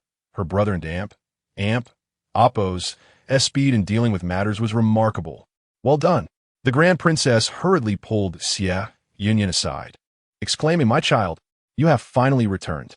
Just now, Huaizhi was unfortunate enough to be assaulted by ruffians in the street, and your brother happened upon him and brought him back. Quickly, plead with your brother to apprehend the culprits and avenge Huaizhi." Xie Yunyan cast a sidelong glance at Song Huaizhi and turned to Xie Minglang with a smile. "Brother, you must investigate thoroughly to uncover the truth behind this incident." Xie Minglang nodded, but then inquired, "This matter will be handled by the authorities, but there is another issue I must ask you about, Yener. It has been said that the Song family claims you requested to take a concubine for Huaizhi. Is there any truth to this?" The Grand Princess shot anxious glances at Xie Yunyan, who redirected the question to Jiangning and Song Huaizhi. "Husband, Miss Jiang, what do you say? Was it I who wished to take a concubine, or was it my husband who desired one? Or perhaps Miss Jiang harbors feelings for my husband and wishes to enter our household as a concubine?" Song Huaizhi took a deep breath. He could never admit that he wanted a concubine. This Xie Yunyan was utterly shameless and lacking in grace. Was the role of a legitimate wife truly so limited? Yet, considering his future, he could only muster a smile more grotesque than tears. "My lady is jesting. I am solely devoted to my scholarly pursuits. I have no time for concubines." Seeing Song Huaizhi attempt to distance himself, Jiangning could bear it no longer. But having moved into the Song residence, there was no way she could leave now. Was this not Xie Yunyan and Appos' scheme to bring her family members to her aid, attempting to steal her husband and Appos' heart? She needed to make Xie Yunyan aware that Song Lang and Appos' affections were not something this shameless woman could take away. Jiangning fell to her knees, weeping, "Young madam, it is I, and Ning, who is infatuated with Master Song. It is I who wishes to serve Master Song, and you. This matter has nothing to do with Master Song. I only seek to accompany Master Song for the rest of my life. If that is not possible, I am willing to die to express my resolve." As she spoke, she flung herself against the wall. Gasps filled the room, and Song Huaizhi, suppressing his pain, rushed forward, crying out in Ning. The two embraced, weeping together. The Grand Princess felt a headache coming on. How could anyone fail to see the situation for what it was? Xie Minglang barked, "Preposterous. After the Emperor's decree of marriage, you two have been wed for less than half a month, and Master Song is so eager to take a concubine? If you dare to take a concubine, I shall go to the Emperor tomorrow and inquire whether the marriage was indeed sanctioned by him, and Wine Master Song is dissatisfied, seeing Xie Minglang's stern demeanor. The Grand Princess lost her earlier composure. As a Grand Princess, the Emperor and Amp, Appo's own sister, had she ever feared anyone? Mistress, do you jest? Your father has a concubine. Why can't my son Huaizhi take one? What does it matter if it is a few years earlier or later? I was merely giving you face by speaking civilly, yet you are so oblivious to your own position. You are but a deputy minister of justice. How dare you presume to intimidate the Xie family? Xie Minglang, you plan to report to the emperor? Do you not know he is my own brother? Will he discipline his own sister for a deputy minister like you? Let alone that my son merely wishes to take one concubine, even if he wanted 10 or 8. What business is it of yours? If your Xie family truly wishes to oppose me, then take your daughter back and let us see how the esteemed daughter of the Xie family fares once cast aside shortly after marriage, and whether she will drown in the spittle of the world. The prince consort, Song Huaizhi, chimed in with a laugh. Minister Xie, it would be wise for you not to interfere in the private matters between husband and wife. Who in this capital does not have a concubine? Song Huaizhi gazed at his parents with gratitude. He knew his mother would protect him. Xie Minglang and Amp, Appo's face turned ashen. The words of the Grand Princess will be relayed to the Emperor. Seeing her brother humiliated in such a manner, Xie Yunyan felt a surge of resentment. Yet, if she were to leave the Song residence now, it would not be the best choice. The Grand Princess would surely rush to the palace to lament her grievances, fabricating evidence against her, and in the end, it might be twisted to suggest that the Xie family had wronged her and resisted the Emperor and Appo's, as well by not living harmoniously with Song Huaizhi. She needed to unravel the threads, ensuring that the Song family lost both face and standing, ultimately diminishing the Emperor and Amp, Appo's trust and protection, leading to a fragmented separation. Xie Yunyan tugged at Xie Minglang and Amp, Appo's sleeve and whispered, "Brother, which man can escape the fate of taking a concubine? Since my husband insists on taking one, how can I stop him? Please do not speak further. If my husband truly casts me aside, how shall I live afterwards?" Xie Minglang seethed with rage, shaking off her hand as he stormed away, and Xie Yunyan hurriedly followed. As the siblings found a secluded spot, Xie Minglang gritted his teeth and spoke in a low voice. "Yin and Amp, Appo's, how can you remain in such a shameless household? Regardless of your thoughts, I can no longer endure the Song family for even a single day." With her eyes glistening, Xie Yunyan smiled at him. "Brother, would you trust me just this once? This is not the opportune moment. The Song family must pay a price far beyond a mere divorce. Within 3 days, those who flaunt their power will undoubtedly reveal their true disgrace." Her gaze was resolute, and Xie Minglang gradually calmed down, clenching his fists. Indeed, Song Huai, that scoundrel, must face a far greater reckoning. Chapter 13. Let Xie Yunyan personally attend to him. Thanks to Xie Yunyan's concession, the princess and the prince consort were somewhat appeased. However, the princess was still unable to release her pent-up frustration, unleashing a torrent of invective against the Xie family. She shattered several vases and, with a fierce gleam in her eyes, declared, "My son has been so grievously harmed that Xie family must be made to attend to him personally. Furthermore, I must enter the palace to discuss this matter with the emperor. Not only must we uncover who has injured Huaizhi, but I must also truthfully report that Huaizhi and Amp, Appo's desire to take a concubine stems from the Xie family and Amp, Appo's peculiar disposition, which makes them difficult to interact with. Their lack of respect for both the mother-in-law and the husband has led Huaizhi to seek a concubine. The prince consort hurriedly attempted to intervene. "Princess, I believe it would be unwise to enter the palace. That Xie Minglang is a cunning man. This matter will not be so simple." The princess scoffed. "Enough. Song Huaizhi, others have dared to bully your son, and you can still utter such words? Have you forgotten how your elder brother's son was brought back from the West Garden? He was unconscious, with dozens of knife wounds. Had it not been for our protection, he would have perished long ago. If we do not find a way to resolve this matter, others will think Huaizhi is easy prey." With that, she directly went to change her attire, determined to confront the emperor and voice her grievances as swiftly as possible. When the topic of her nephew from the West Garden arose, the prince consort fell silent. He harbored some doubts regarding his nephew's identity. However, when the boy had come to acknowledge their kinship, the evidence had been irrefutable, and thus he had granted the boy residence in the West Garden. Over the past year, he had visited twice, each time leaving in shock. His elder brother and sister-in-law had died young, leaving behind a pitiable nephew. His own Huaizhi and Appos, as parents were still alive. Being of royal blood, he could not afford any mistakes. No one should dare to bully him. The princess stormed into the palace, demanding an audience. After some time, the emperor finally received her. Upon seeing him, the princess knelt and wept. "Your Majesty, please take my side. Huaizhi has been beaten and is covered in injuries. He is your own nephew. This person clearly holds our royal family in contempt." Having grown up alongside the princess, the emperor quickly helped her to her feet and inquired about the situation. "Huaizhi spoke with me just this evening. He left the palace only 2 hours ago. How could he have been attacked?" The princess embellished the story. "Your Majesty, you must order a thorough investigation of this matter. Moreover, Huaizhi is gravely injured, and the Xie family's daughter has been raised in indulgence and lacks the ability to care for him. Huaizhi, being a bookworm, often neglects himself. Therefore, I have decided to allow him to take a concubine who is agreeable to him, which will not affect the status of Xie Yunyan as the rightful wife."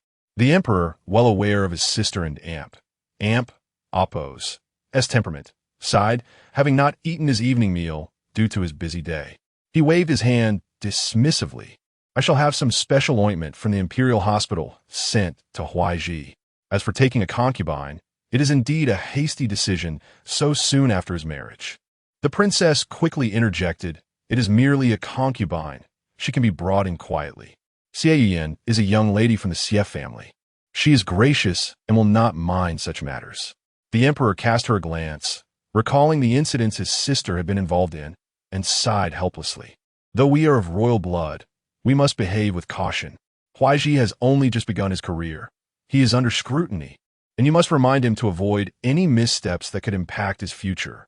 When I arranged his marriage, I considered many factors. Both Xie Taifu and his son are men of integrity. With their guidance, Huaizhi is sure to achieve great things." The princess felt exasperated. Having heard these words countless times, yet she maintained a respectful demeanor, smiling. "Your Majesty knows that Huaizhi is a good child." The emperor sighed again and added, "Taking a concubine is permissible. Simply choose a date to bring her in quietly, so as not to damage the Xie family's reputation." Additionally, the Empress Dowager has not seen the Xie girl for some time. She is quite fond of her. When time permits, have her and Huaizhi accompany the Empress Dowager in the palace. The princess and Appos' heart trembled. The emperor placed such importance on the Xie family. After some consideration, she continued, "Your Majesty, today Xie Minglang visited my residence and made quite a scene. He strongly opposed Huaizhi taking a concubine, seemingly displeased with the marriage bestowed by your Majesty.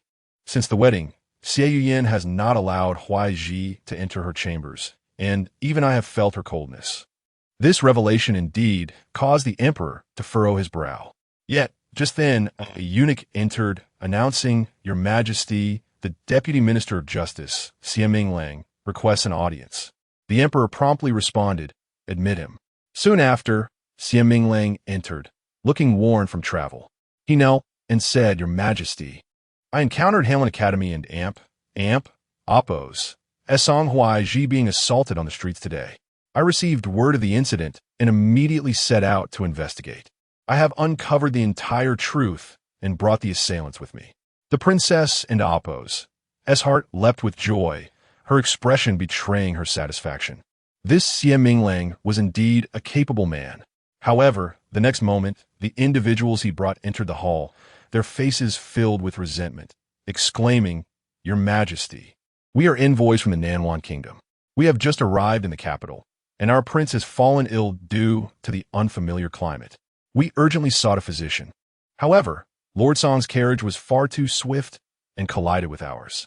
The common folk on the street can attest that it was their recklessness. Furthermore, after the collision, Lord Song and his attendants spoke to us with disdain. We heard every word.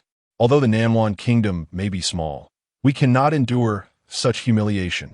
Moreover, our young prince's treatment has been delayed, and he remains in a precarious state.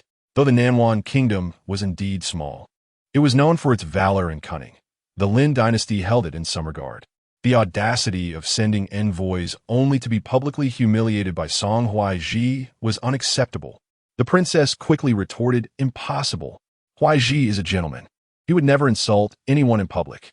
One envoy scoffed, "Many of your Lin dynasty and Appo's citizens witnessed the event. If you insist we instigated trouble, then we have indeed witnessed the Lin dynasty and Appo's stance. Let it be known that our two nations shall not be on amicable terms." The princess was about to argue further when the emperor interjected sternly, "Enough. The envoys from Nanwan have traveled a great distance and surely endured much hardship. Where's your prince? Let us bring him into the palace for proper medical attention. As for Song Huaizhi, I will investigate thoroughly and ensure a resolution." The eunuch led the envoys away, and the emperor immediately turned to Xie Yunyan. "Xie Yunyan, is this truly the case? Are there any witnesses among the common folk?" Xie Yunyan stood tall, declaring, "I swear upon my life that all of this is factual and verifiable by witnesses." The princess inhaled deeply, pointing at him in anger. "And you call yourself just? Huaizhi is your brother-in-law. If you were to come a harm, how would that benefit you?" The emperor interrupted, "Sister, it is getting late. You should leave the palace for now.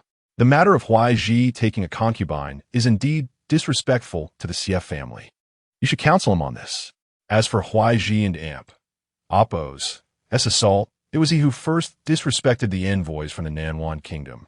So let's not speak of it further." Xie Yunyan calmly regarded the princess, who was so furious her hairpin nearly slipped from her hair. With the emperor and Appo's decree, the princess had no choice but to exit, though instead of leaving the palace, she turned to seek out the Empress Dowager to voice her grievances. At this moment, Xie Yunyan had just finished bathing and was seated at her mirror, drying her hair, when Wudong entered, whispering this. "The prince consort has been crying out in pain and has broken several items. The prince consort mentioned that the princess left word before entering the palace for you to personally attend to him." "Attend to him?" Xie Yunyan opened her drawer and retrieved a box of medicinal powder, smiling as she rose. "Very well. I shall go attend to him. I must ensure he is well taken care of." Chapter 14. Get out of the Song family immediately. At present, Song Huaizhi resided in a room adjacent to the study. When Xie Yunyan arrived, Jiangning had already concealed herself behind a screen. She had cried her eyes swollen over Song Huaizhi's injuries, and in an attempt to comfort her, he vowed to summon Xie Yunyan for some torment. A delightful sound of jingling ornaments filled the doorway, accompanied by a delicate fragrance of blossoms and herbs. As Xie Yunyan stepped over the threshold, the scent she emanated was reminiscent of a fresh spring garden, irresistibly enchanting. Song Huaizhi found himself under the illusion that this fragrance alleviated his pain. Upon raising his gaze, he was momentarily taken aback at the sight of Xie Yunyan. It was evening, and she wore a simple jade-colored long robe, her hair casually pinned up, devoid of any adornment. Yet, in her natural state, she exuded an unparalleled beauty, akin to a pure lotus rising untouched from the water. If Jiangning was a delicate flower lamenting its reflection on the table, then Xie Yunyan was undoubtedly the most exquisite lotus in the center of the lake, drawing admiration and awe, leaving no attention for the delicate flower.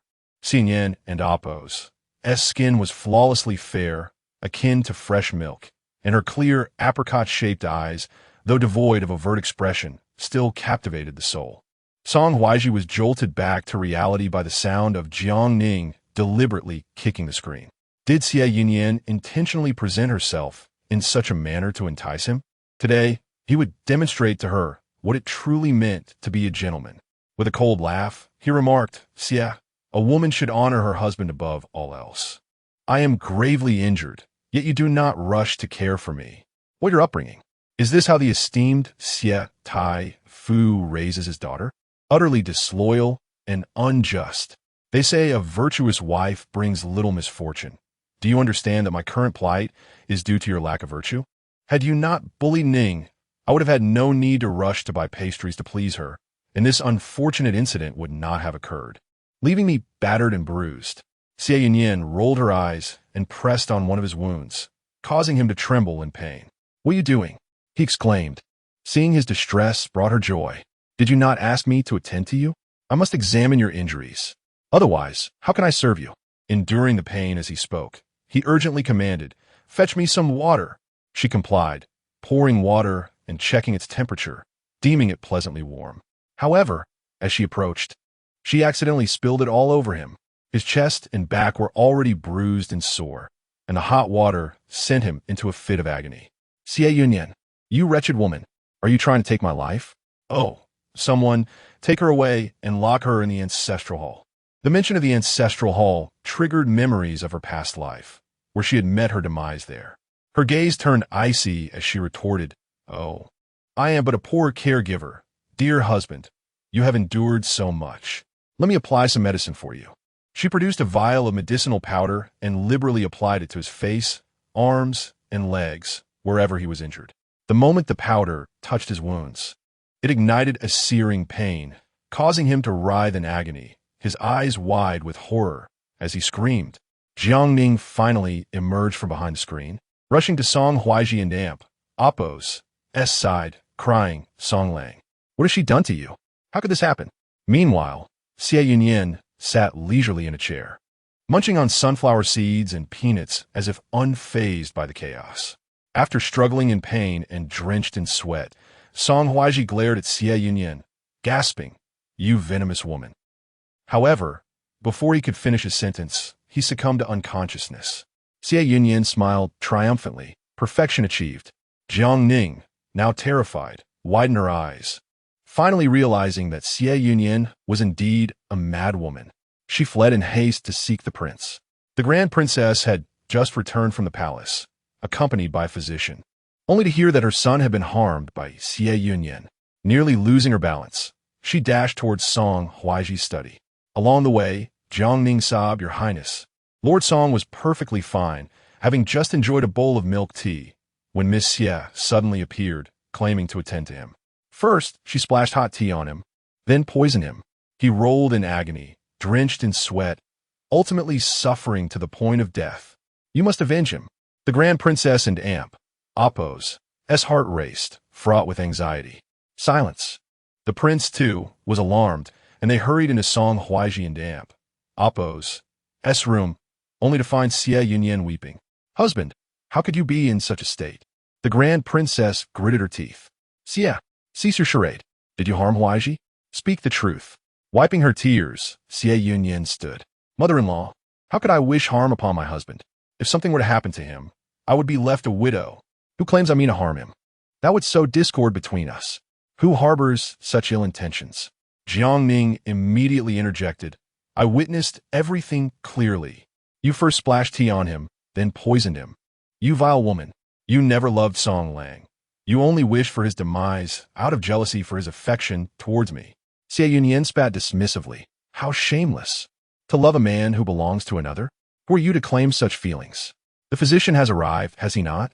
If he determines you have wronged me, you must vacate Song and Amp, Oppo's household immediately, or I shall mar your face." Seeing the two about to clash, the Grand Princess interjected, "Enough. Let us first allow Physician Zhang to examine the situation." After a thorough examination of Song Huaizhi and Oppo's injuries and an inspection of the medicinal powder Xie Yunyan had brought, Physician Zhang and Amp, Oppo's eyes widened in astonishment. This powder, could it be the legendary 100 Wounds cure? But I thought it had been lost to time. It is said that only one vial remains in the world, worth a fortune. Xie Yunyan replied nonchalantly, "I acquired it by chance. My husband is injured. I naturally brought it for his use." However, she had altered the formula by omitting one ingredient, ensuring that while his injuries would heal quickly, they would also itch intensely, compelling him to scratch and reopen his wounds. In truth, it was not the authentic 100 Wounds cure. The Grand Princess was taken aback. Such a precious ointment? Will Huaizhi recover soon? Physician Zhang nodded. With the 100 Wounds cure, there is no need for additional ointments. I shall prescribe a few calming herbs. He He should recover swiftly. Xie Yunyan cast a cold glance at Jiang Ning, who hurriedly insisted, but why did she splash tea on Song Lang? She acted with malice. How could he be in such pain as to lose consciousness? Physician Zhang chuckled, glancing disdainfully at Jiang Ning. Indeed, while the 100 wounds cure was highly effective, it had peculiarities. For instance, initial application could cause excruciating pain, potentially leading to fainting. However, rinsing with tea beforehand was a preferable method of application. Jiang Ning opened her mouth to protest, but fell silent, grasping for excuses. But she should not treat the Lord in such a manner. She did not inform him beforehand, displaying intent to mock him. Xie Yunyan advanced, raising her arm to deliver 2 resounding slaps to Jiang Ning and Appo's face. Slap! Slap! Her eyes were cold, laced with menace. I have stated that once Physician Zhang has rendered his verdict, you will immediately leave the Song residence. Jiang Ning fell to the ground, clutching her face, her ears ringing, tears streaming down her cheeks. You dare strike me? Chapter 15. I will divorce Xie Yunyan. Jiang Ning was overwhelmed with grievance. Clearly, Song Huaizhi was in love with her. Yet Xie Yunyan had stolen her beloved. How could she dare to strike her? Trembling with fury, Jiang Ning cursed Xie Yunyan in her heart, but dared not act against her. With defiance in her eyes, she said, "It was Song Lang who brought me into the estate. If I am to leave, it should be Song Lang who sees me out. You are merely his wife. Do you truly believe you are the master of the Song household?" Xie Yunyan delicately toyed with the healing ointment in her hand. "Ah, I am not the master. Am I? You are right. What connection does your Song Lang have with me? I shall tend to my injuries with this ointment, rather than burden him with it. It would be better for this esteemed Miss Jiang to take good care of him." She then turned to the princess. "Mother-in-law, I shall take my leave." Naturally, the princess would not permit such an affront. How could one dismiss the rare and precious healing ointment so easily? With indignation, she exclaimed, "Jiang, you are audacious to defy the rightful wife of Huaizhi. The hour is late. By dawn, you shall pack your belongings and depart." Xie Yunyan smiled. "Then I shall take my leave. With Miss Jiang to care for him, my husband shall be well." Clutching the healing ointment, the princess found herself at an impasse, gazing at her son's injuries, and could only relent. Tonight, Miss Jiang shall remain in the estate and kneel for the entire night. Jiang Ning's eyes widened in disbelief. "Your Highness," before she could finish, 2 burly matrons had already covered her mouth and dragged her outside, forcing her to her knees with a kick. The pain shot through Jiang Ning as her knee collided with the ground, tears streaming down her face. Why was this happening to her? All she sought was a true love before she transmigrated. She had read countless novels filled with such tropes. Surely, Song Huaizhi would love her for her uniqueness, for her modern thoughts, for her peculiar skills, for her spontaneous poetry and songs. But why was she subjected to such torment? No, she still had a plan. If the sweet romance route was closed off, she would tread the path of a tragic tale, compelling Song Huaizhi to pursue her amidst the ashes of their love. At dawn, she would escape. Once she was gone, Song Huaizhi would understand who truly held significance between her and Xie Yunyan. The thought of Song Huaizhi's bloodshot eyes as he sought vengeance against Xie Yunyan made her want to laugh, but soon the laughter faded.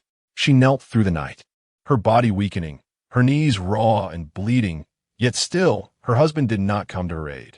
Ultimately, as the first light of dawn broke, Jiang Ning fainted that night. Xie Yunyan slept soundly, reveling in the knowledge that Song Huaizhi's injuries would heal swiftly, leaving behind an unbearable itch, prompting her to laugh joyously.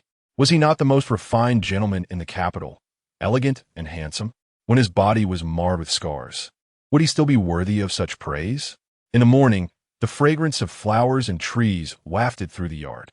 Wu Tong entered to serve her, cheerfully announcing, "Miss, that Jiang has knelt all night and fainted at dawn. She truly deserves it." Xie Yunyan, brushing her hair before the mirror, maintained a composed demeanor. Initially, she bore no hatred towards Jiang Ning. At times, she even felt pity for her, as she could never be Song Huaizhi's legitimate wife. Ultimately, the one who erred was Song Huaizhi. However, after enduring countless torments leading to her demise, she realized that Jiang Ning was never truly innocent. Each of her attempts to escape, her faked death, were merely ploys to remain close. She had embedded an informant, Granny Zhou, beside Xie Yunyan, and during those years, as Song Huaizhi vented his frustrations on Xie Yunyan, Granny Zhou's hidden malice, her poisonings, hastened Xie Yunyan's downfall. Behind Granny Zhou was Jiang Ning. Upon her return, Jiang Ning was undoubtedly aware that Xie Yunyan was alive, yet she aimed to witness the grand wedding between Xie Yunyan and Song Huaizhi while Xie Yunyan still drew breath. Kneeling for one night was trivial compared to the 7 years Xie Yunyan had knelt before Jiang Ning's tablet. With that thought, Xie Yunyan found her appetite waning early in the day. After freshening up, Wu Tong brought her a bowl of sweet plum tea, which she sipped twice before feeling somewhat better. A lavish breakfast was laid out before her. As Wu Tong served her a refreshing cold dish, she chattered, "Miss, you must eat well. Good health is of utmost importance. All these dishes come from our own accounts. The master took the household ledger, and it has yet to return." Since it was their own expenditure, breakfast was plentiful, featuring 4 varieties of porridge: silver fungus and lily porridge, red bean and millet porridge, lotus leaf porridge, and fish and vegetable porridge, each one delightful and satisfying. Xie Yunyan sampled a bit of each and soon felt full. Just as she finished her meal, hurried footsteps echoed from outside. As she raised her gaze, Song Huaizhi staggered in. He was battered and bruised, though his injuries were muscular and not bone-deep, allowing him to walk with difficulty. Furious, Song Huaizhi stormed in and overturned the round table laden with breakfast. With a crash, dishes shattered and porridge splattered everywhere. Xie Yunyan regarded the chaos with calmness, while Song Huaizhi, still unsatisfied, approached her, his arm raised. "Who permitted you, you wretched woman, to bully a Ning? How dare you make her kneel all night? Do you know how fragile she is?" As he drew near, Xie Yunyan delivered a swift kick. Wu Tong watched in astonishment as her mistress sent Song Huaizhi crashing against the door. Her mouth agape, she quickly exited, shutting the door behind her. Injured and now on the floor, tears streamed down Song Huaizhi's face as he weakly pointed at Xie Yunyan. Yuyuval woman Xie Yunyan approached, delivering a resounding slap, crouching down to admire his scarred visage. "Is that all you can say? Your success was achieved by others, wasn't it?" Initially, Xie Yunyan intended only to humiliate him, but was taken aback when Song Huaizhi exclaimed, "What nonsense are you spouting? Who told you that?" Xie Yunyan raised an eyebrow. Was there truly such a tale? She had underestimated Song Huaizhi's shamelessness. With all decorum abandoned, Song Huaizhi pointed an accusing finger at Xie Yunyan, seething, "I shall divorce you. You, a vile wretch who dares to strike her own husband, deserve to be cast into the depths of despair, to be dismembered. Xie Yunyan, I shall not even glance your way again, even if it means forsaking the support of the Xie family. You have committed 7 transgressions. I demand a divorce." A divorce. Struggling to support himself against the doorframe, he commanded weakly, "Send more people, prepare the necessities. I shall personally seek out Miss Jiang. Additionally, prepare ink and paper. I must draft the divorce decree, whether reprimanded by the emperor or abandoned by the Xie family." He was determined to divorce Xie Yunyan and expose her deeds to the world. Let her see how she would navigate the second half of her life. Xie Yunyan scoffed, feeling quite pleased. Song Huaizhi had come knocking for a beating, and she could hardly contain her satisfaction. As for the divorce, he was dreaming. Even separation was not on the horizon. Wu Tong entered with others to tidy up, while Xie Yunyan settled on the corridor, when suddenly a shadow appeared silently. Sun Yu whispered, "My lady, we have uncovered that the princess's favorite gentleman is named Tan Yuchi. He will be visiting the 100 Flowers Pavilion these days, closely associating with a lady of peony." Xie Yunyan handed Sun Yu some silver. "Find a way to relay this information to the princess's people, and keep a close watch on when she arranges to meet Tan Yuchi." Song Huaizhi would undoubtedly seek to ruin Xie Yunyan's reputation through those literary friends. She might as well stir up a greater spectacle and see what truly piqued their interest. Chapter 16. The Song Family and Appo's marriage to a wanton woman in his previous life.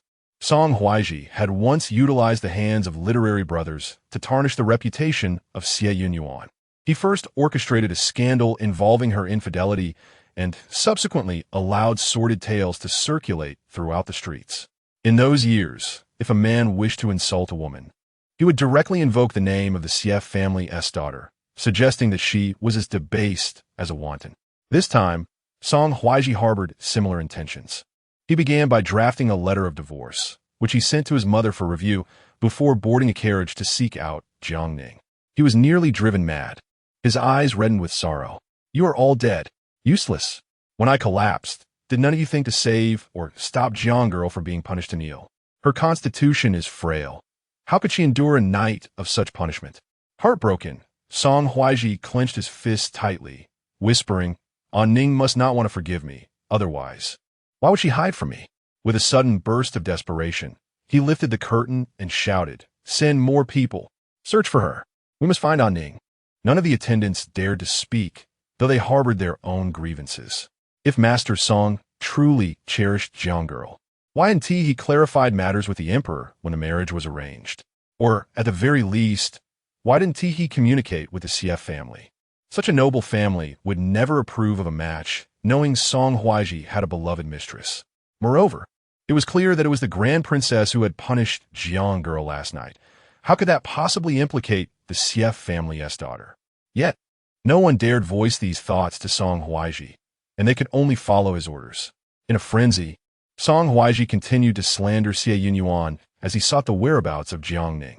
Meanwhile, within the Song household, the Grand Princess glared at the steward awaiting a response. Furious enough to slam her palm on the table, her sweet grapes losing their appeal. Huaizhi has truly been reckless lately. How could he so casually strip the steward of his authority? He must hand over the keys to the storeroom to the Xie family and allow them access to the accounts. At that moment, Xie Yunyan entered, her face stained with tears. "Mother-in-law, my husband entered and overturned my table, berating me for my lack of shame, claiming that I punished Jiang girl and that I am vile and lowly. He intends to divorce me.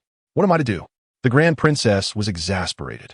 She had envisioned a harmonious union with Xie Yunyan as a daughter-in-law, who would wield stewardly power and even contribute a dowry to support the Song family, while the Xie family would assist Huaizhi. How could he be so foolish as to act this way over that unknown Jiang girl? "Yunyan, this is entirely Huaizhi's fault. Do not take offense. The stewards are waiting for your response. I shall send for the account books and keys. You must handle these pressing matters first. Additionally, prepare a sum of 1,000 taels for me. I will need it tomorrow." Xie Yunyan couldn't amp. Oppos, he helped but chuckle inwardly. 1,000 taels? The Grand Princess truly was generous in appeasing her young lover. She wiped her tears and fell silent. Soon, the Grand Princess's attendants returned. "Your Highness, the young master is not here. It appears he has gone in search of Jiang girl." "What? Nonsense." The Grand Princess felt dizzy with rage. Without the account books and keys to the shop, how could they manage their affairs? Almost immediately afterward, Song Huaizhi's letter of divorce arrived. The Grand Princess nearly fainted. Just yesterday, the Emperor had reprimanded her. She had initially sought solace from the Empress Dowager, who had advised her on the pros and cons. The Crown Princess' death had always been a deep sorrow for the Emperor. Initially, the Crown Prince had genuinely cherished that Xie girl, a fact known only to the Emperor, the Dowager Empress, and the Crown Prince's personal attendants. The Emperor treated her as a daughter. She had to remind Song and Oppos' family that while she was indeed the Emperor and Oppos' mother, he was a man who could not be offended, not even by her. As relatives of the Emperor, they could not act too recklessly. If they truly crossed paths with someone the Emperor deeply cared for, there would be dire consequences. The Empress Dowager had further consoled her. Does Huaizhi not have affections for another girl? Such matters were not uncommon. And the Dowager advised her to tell Huaizhi to exercise patience, to leverage the Xie family's influence for now, and once he had established himself, he would find a way to pursue his desires. Remembering these words, the Grand Princess grasped Xie Yunyan's hand and tore the divorce letter in half. "Rest assured, my daughter-in-law, I will handle this matter. When Huaizhi returns, I will give him a thorough reprimand. Regarding Jiang girl, I have already discussed with the emperor that he may take a concubine, but without any formalities, she will simply be treated as a maid brought into the household. Listen to me, life is not easy for women. Although I'm a princess, I have endured my share of grievances. Has the prince ever been without his fair share of mistresses? If you truly insist on a divorce, it will not only tarnish your family's reputation, but you may never marry again. It is better to cultivate your position. Besides, it is precisely because your husband is outstanding that other women are drawn to him. Mistresses and concubines cannot be wholly blamed. They can share his burdens, while you firmly hold the reins of the household. In the future, the children of the concubine will call you and Amp, Oppos, Mother and Amp, Oppos, which is far better than anything else. As the toxic words flowed, Xie Yunyan remained silent. The Grand Princess, growing impatient, added, "A woman's life is one from which she cannot return to her maiden family. Once you have a sister-in-law, how could a divorced sister-in-law find her way back? Your husband is your world." Xie Yunyan smiled bitterly. Mother-in-law speaks much, but how can one control a husband's heart? He is determined to bring Jiang girl in as a concubine, treating her with the respect of a wife, repeatedly coming to insult me. Moreover, you know well the state of our accounts. They are severely lacking. Although I wish to help, I am powerless. I had planned to use my dowry if it came to that, but my husband forbids me from managing it. Why should I subject myself to suffering? It is not worth it. I shall not concern myself, waiting for my husband to divorce me. The Grand Princess took a deep breath. Realizing that Xie Yunyan was far from the weak and submissive person she had assumed, she had never intended to use her dowry to fill the gaps. One cannot catch a wolf without sacrificing a child, she thought, reflecting on Xie Yunyan's dowry. Reluctantly, the Grand Princess said, "The shortfall you mentioned, I will find a way to address." Xie Yunyan replied, "Let us not. I truly am not suited for the steward's role. Attending to matters requires me to dress up, lest others judge me."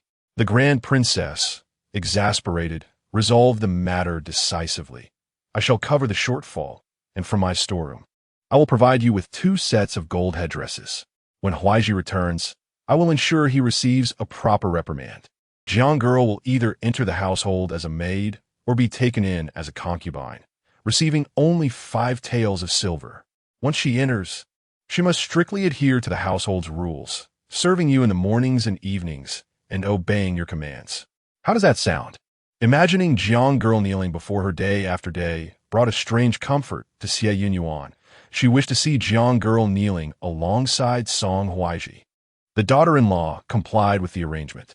After Xie Yunyan departed with the silver, the Grand Princess felt as though her heart was bleeding. Her silver, her precious silver. All of this turmoil had been instigated by Jiang girl. She slammed the table in frustration. Is Jiang girl found yet? If located, let Huaizhi bring her to see me. Outside the city, in a village, Song Huaizhi surrounded a farmhouse with his men. He stepped inside, his heart trembling. "Ning, are you in there?" Chapter 17 Punishment. Xie Yunyan was copying scriptures while Jiang Ning, dressed in the attire of a peasant girl, concealed herself behind the door, weeping sorrowfully. Song Huaizhi stepped in, pressing her against the wall, his eyes bloodshot as he glared at her. With a fierce punch against the wall, he exclaimed, "Do you know how close to madness I have become for you?" Jiang Ning covered her ears, crying out, "I want to listen. I want to listen." Heartbroken and desperate, Song Huaizhi cupped her face and kissed her passionately. After a tumultuous exchange, he pinned her on the bed, breathless from their kisses, his hands slipping under her clothing. "Ning, please don't leave me again," he implored. Tears streamed down Jiang Ning and Amp, Oppo's face as she bit her lip. "But your mother dislikes me, your wife. She wants me dead. Song Lang, loving you is so exhausting. I'm so tired." Song Huaizhi lowered his head and kissed her again. Outside, a crowd had gathered, yet he paid them no mind, offering the farmhouse owner silver to ensure they would not intrude. In that dim, dilapidated room, he embraced her waist. Jiang Ning, initially struggling, gradually flushed and clung to his shoulders, gazing at his wounded face, crying, "I refuse to be a concubine. I want to be your only woman." With a roar, Song Huaizhi leaned over her, gasping, "Ning, give me time. I will either dismiss her, or you must not blame me for my ruthlessness." To dismiss his wife was impossible. Perhaps an accidental death, for Xie Yunyan could be arranged. A fall from a cliff, a slip into the water, or even poisoning. Jiangning wept, "Songlang, I love you." Their emotions intertwined. They became lost in each other's promises until Song Huaizhi protected Jiangning as they boarded the carriage. "When we return, I will inform my mother, and you shall enter the manor tomorrow. Rest assured, I will not allow her to bully you again. Yesterday was an accident. I fainted and was unaware of these matters. Starting tomorrow, I will have someone guard you. Aning, one day, you will be my legitimate wife." As he spoke, he kissed her again. The two of them kissed passionately in the carriage, their connection growing deeper. Upon their return to the Song residence, they learned that the Grand Princess wished to see them.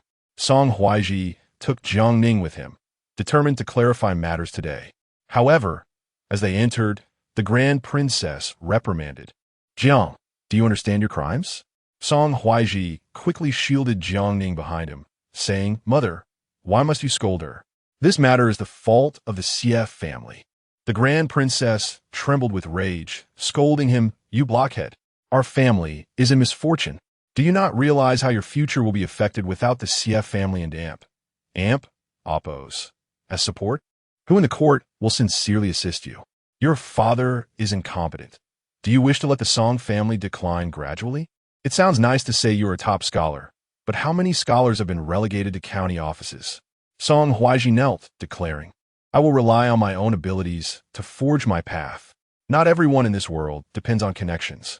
Besides, I have an emperor uncle and a grand empress grandmother. Why should I fear the Xie family?" Seeing her son's naivety, the Grand Princess brought him into the inner chamber, her expression grim. "The emperor favors the crown prince. But do you truly believe it and oppose as only affection? The crown prince is too exceptional, and the emperor harbors great apprehension towards him." After the crown prince's demise, the emperor, though pained, felt a sense of relief. His emotions are volatile. We must not clash with him now. The emperor and Amp, oppose, as compensation to the Xie family is a means of self-consolation. If you dismiss the Xie family now, are you not courting disaster? My son, your youth and fervor lead you to see things in black and white. Yet one cannot navigate this world without employing some strategies. We could utilize the Xie family to our advantage. Why cast them aside? Your mother knows you favor that Jiang girl. If you like her, bring her in first. There are countless ways to manage the Xie family. The Xie family and Appo's dowry and their connections in court are resources the Song family must leverage. Finally calmed, Song Huaizhi replied, "Mother, Xie Yunyan is a venomous woman. I hope you will assist me in seeking retribution against her. These past few days have been unbearable." The Grand Princess gently patted his shoulder. "Very well. I am aware. You should focus on your recovery. The Xie family's remedies are potent. The physician Zhang said they are miraculous. You must use them regularly." After their plotting, Song Huaizhi led Jiangning to his study, vowing to protect her and ensuring she would no longer be bullied by Xie Yunyan. Meanwhile, the Grand Princess sent Li Mama to deliver pastries to Xie Yunyan's quarters. Li Mama cheerfully remarked, after the master returned today, the Grand Princess gave him quite the reprimand. "That Jiangning girl has been temporarily sent away. You may select a day to bring her back to serve you and the master. No formalities are needed. Just 5 taels of silver will suffice." However, the Grand Princess mentioned that the Empress Dowager had been restless lately. "She greatly favored you, and the Grand Princess wishes to invite you to assist in copying a volume of scriptures to be delivered to the palace tomorrow as a blessing for the Empress Dowager." Xie Yunyan, engrossed in her reading, replied nonchalantly, "What if I refuse to copy?"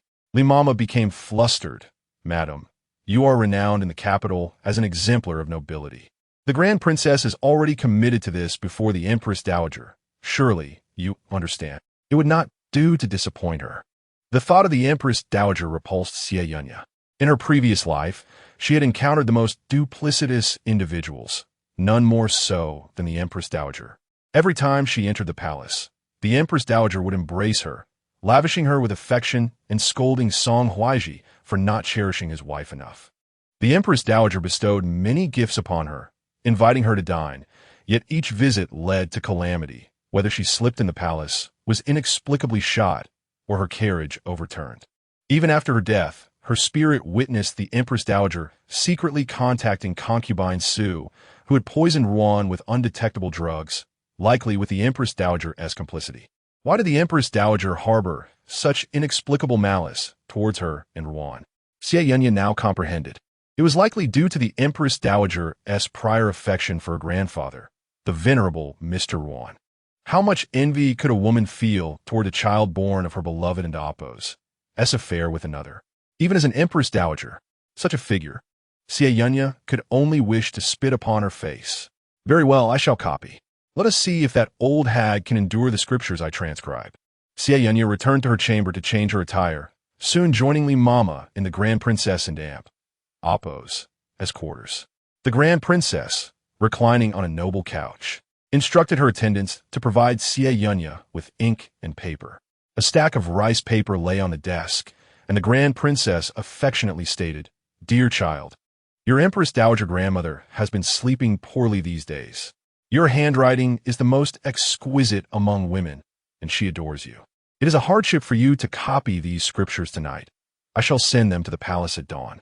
The Empress Dowager will surely favor you even more upon learning of your efforts." Xie Yunyan nodded. "Mother-in-law, I understand." She toiled through the night, her desk piled high with her work. Every half hour, she would inquire, "Mother-in-law, is this sufficient?" The Grand Princess yawned. "Continue writing. I promised the Empress Dowager you would copy 8 volumes. To compel and torment Xie Yunyan into transcribing the scriptures, the Grand Princess scarcely slept that night. Only when she saw Xie Yunyan's pale complexion and trembling legs did she feel satisfied. It would not be easy to assume the role of daughter-in-law in the Song family. Many more methods awaited her to discipline Xie Yunyan. "Good child, upon your return, do not rush to sleep. Young people can afford to lose a little sleep. The managers must report today. Huaizhi's people have already delivered the keys and ledgers to you, correct? Be swift in your handling of everything. I shall personally go to the palace to deliver these scriptures." Xie Yunyan slightly bowed. "Yes, daughter-in-law has taken note." Dazed, Xie Yunyan returned to her quarters. She had not intended to be so ruthless, but the Grand Princess was determined. She must respond in kind. With a swift clap of her hands, the smoked fish was quickly brought forth. Xie Yunyan's expression remained indifferent.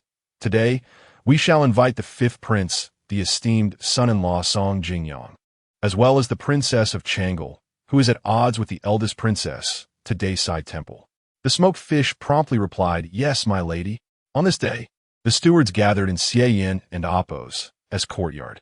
She surveyed their faces, reflecting on her previous life when, in an effort to bolster the Song family and Appo's revenue, she had engaged in various negotiations with these stewards. Although profits had been made, they all ended up in the coffers of the Song family. In this life, she intended to earn money once more, but it would not find its way into the Song family's pockets, since she could turn losses into gains.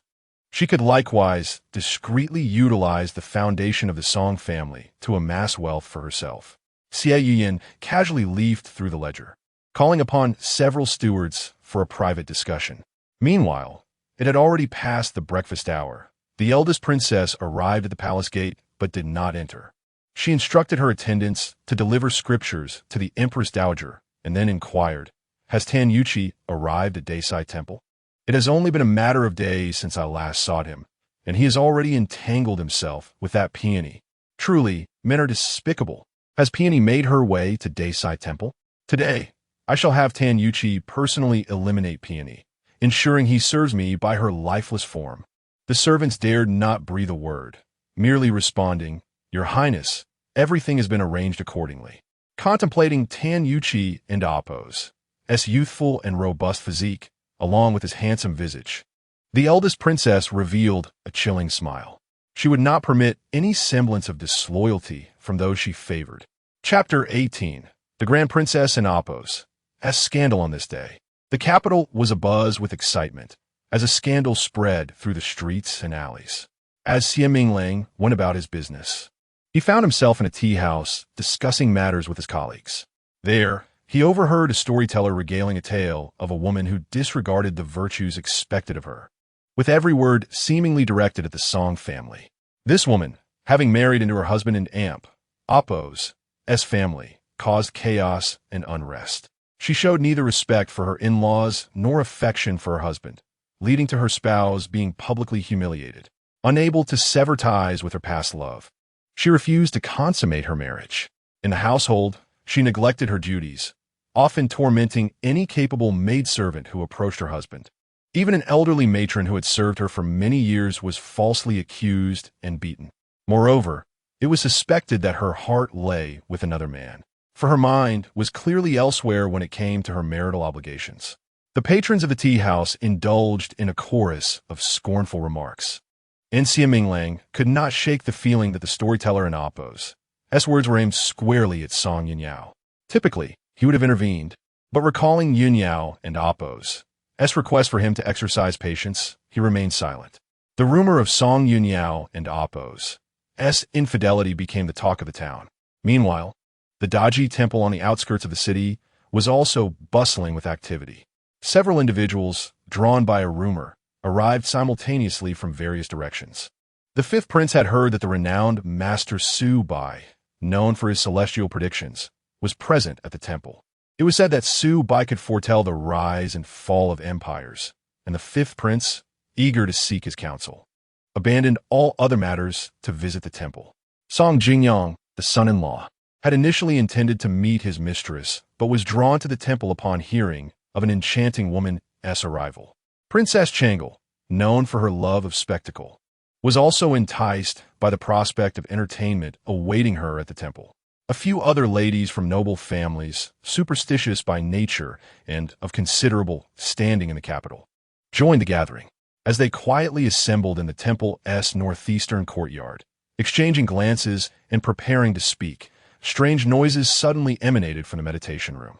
The Grand Princess, now in her 40s, harbored resentment towards her husband's numerous indiscretions.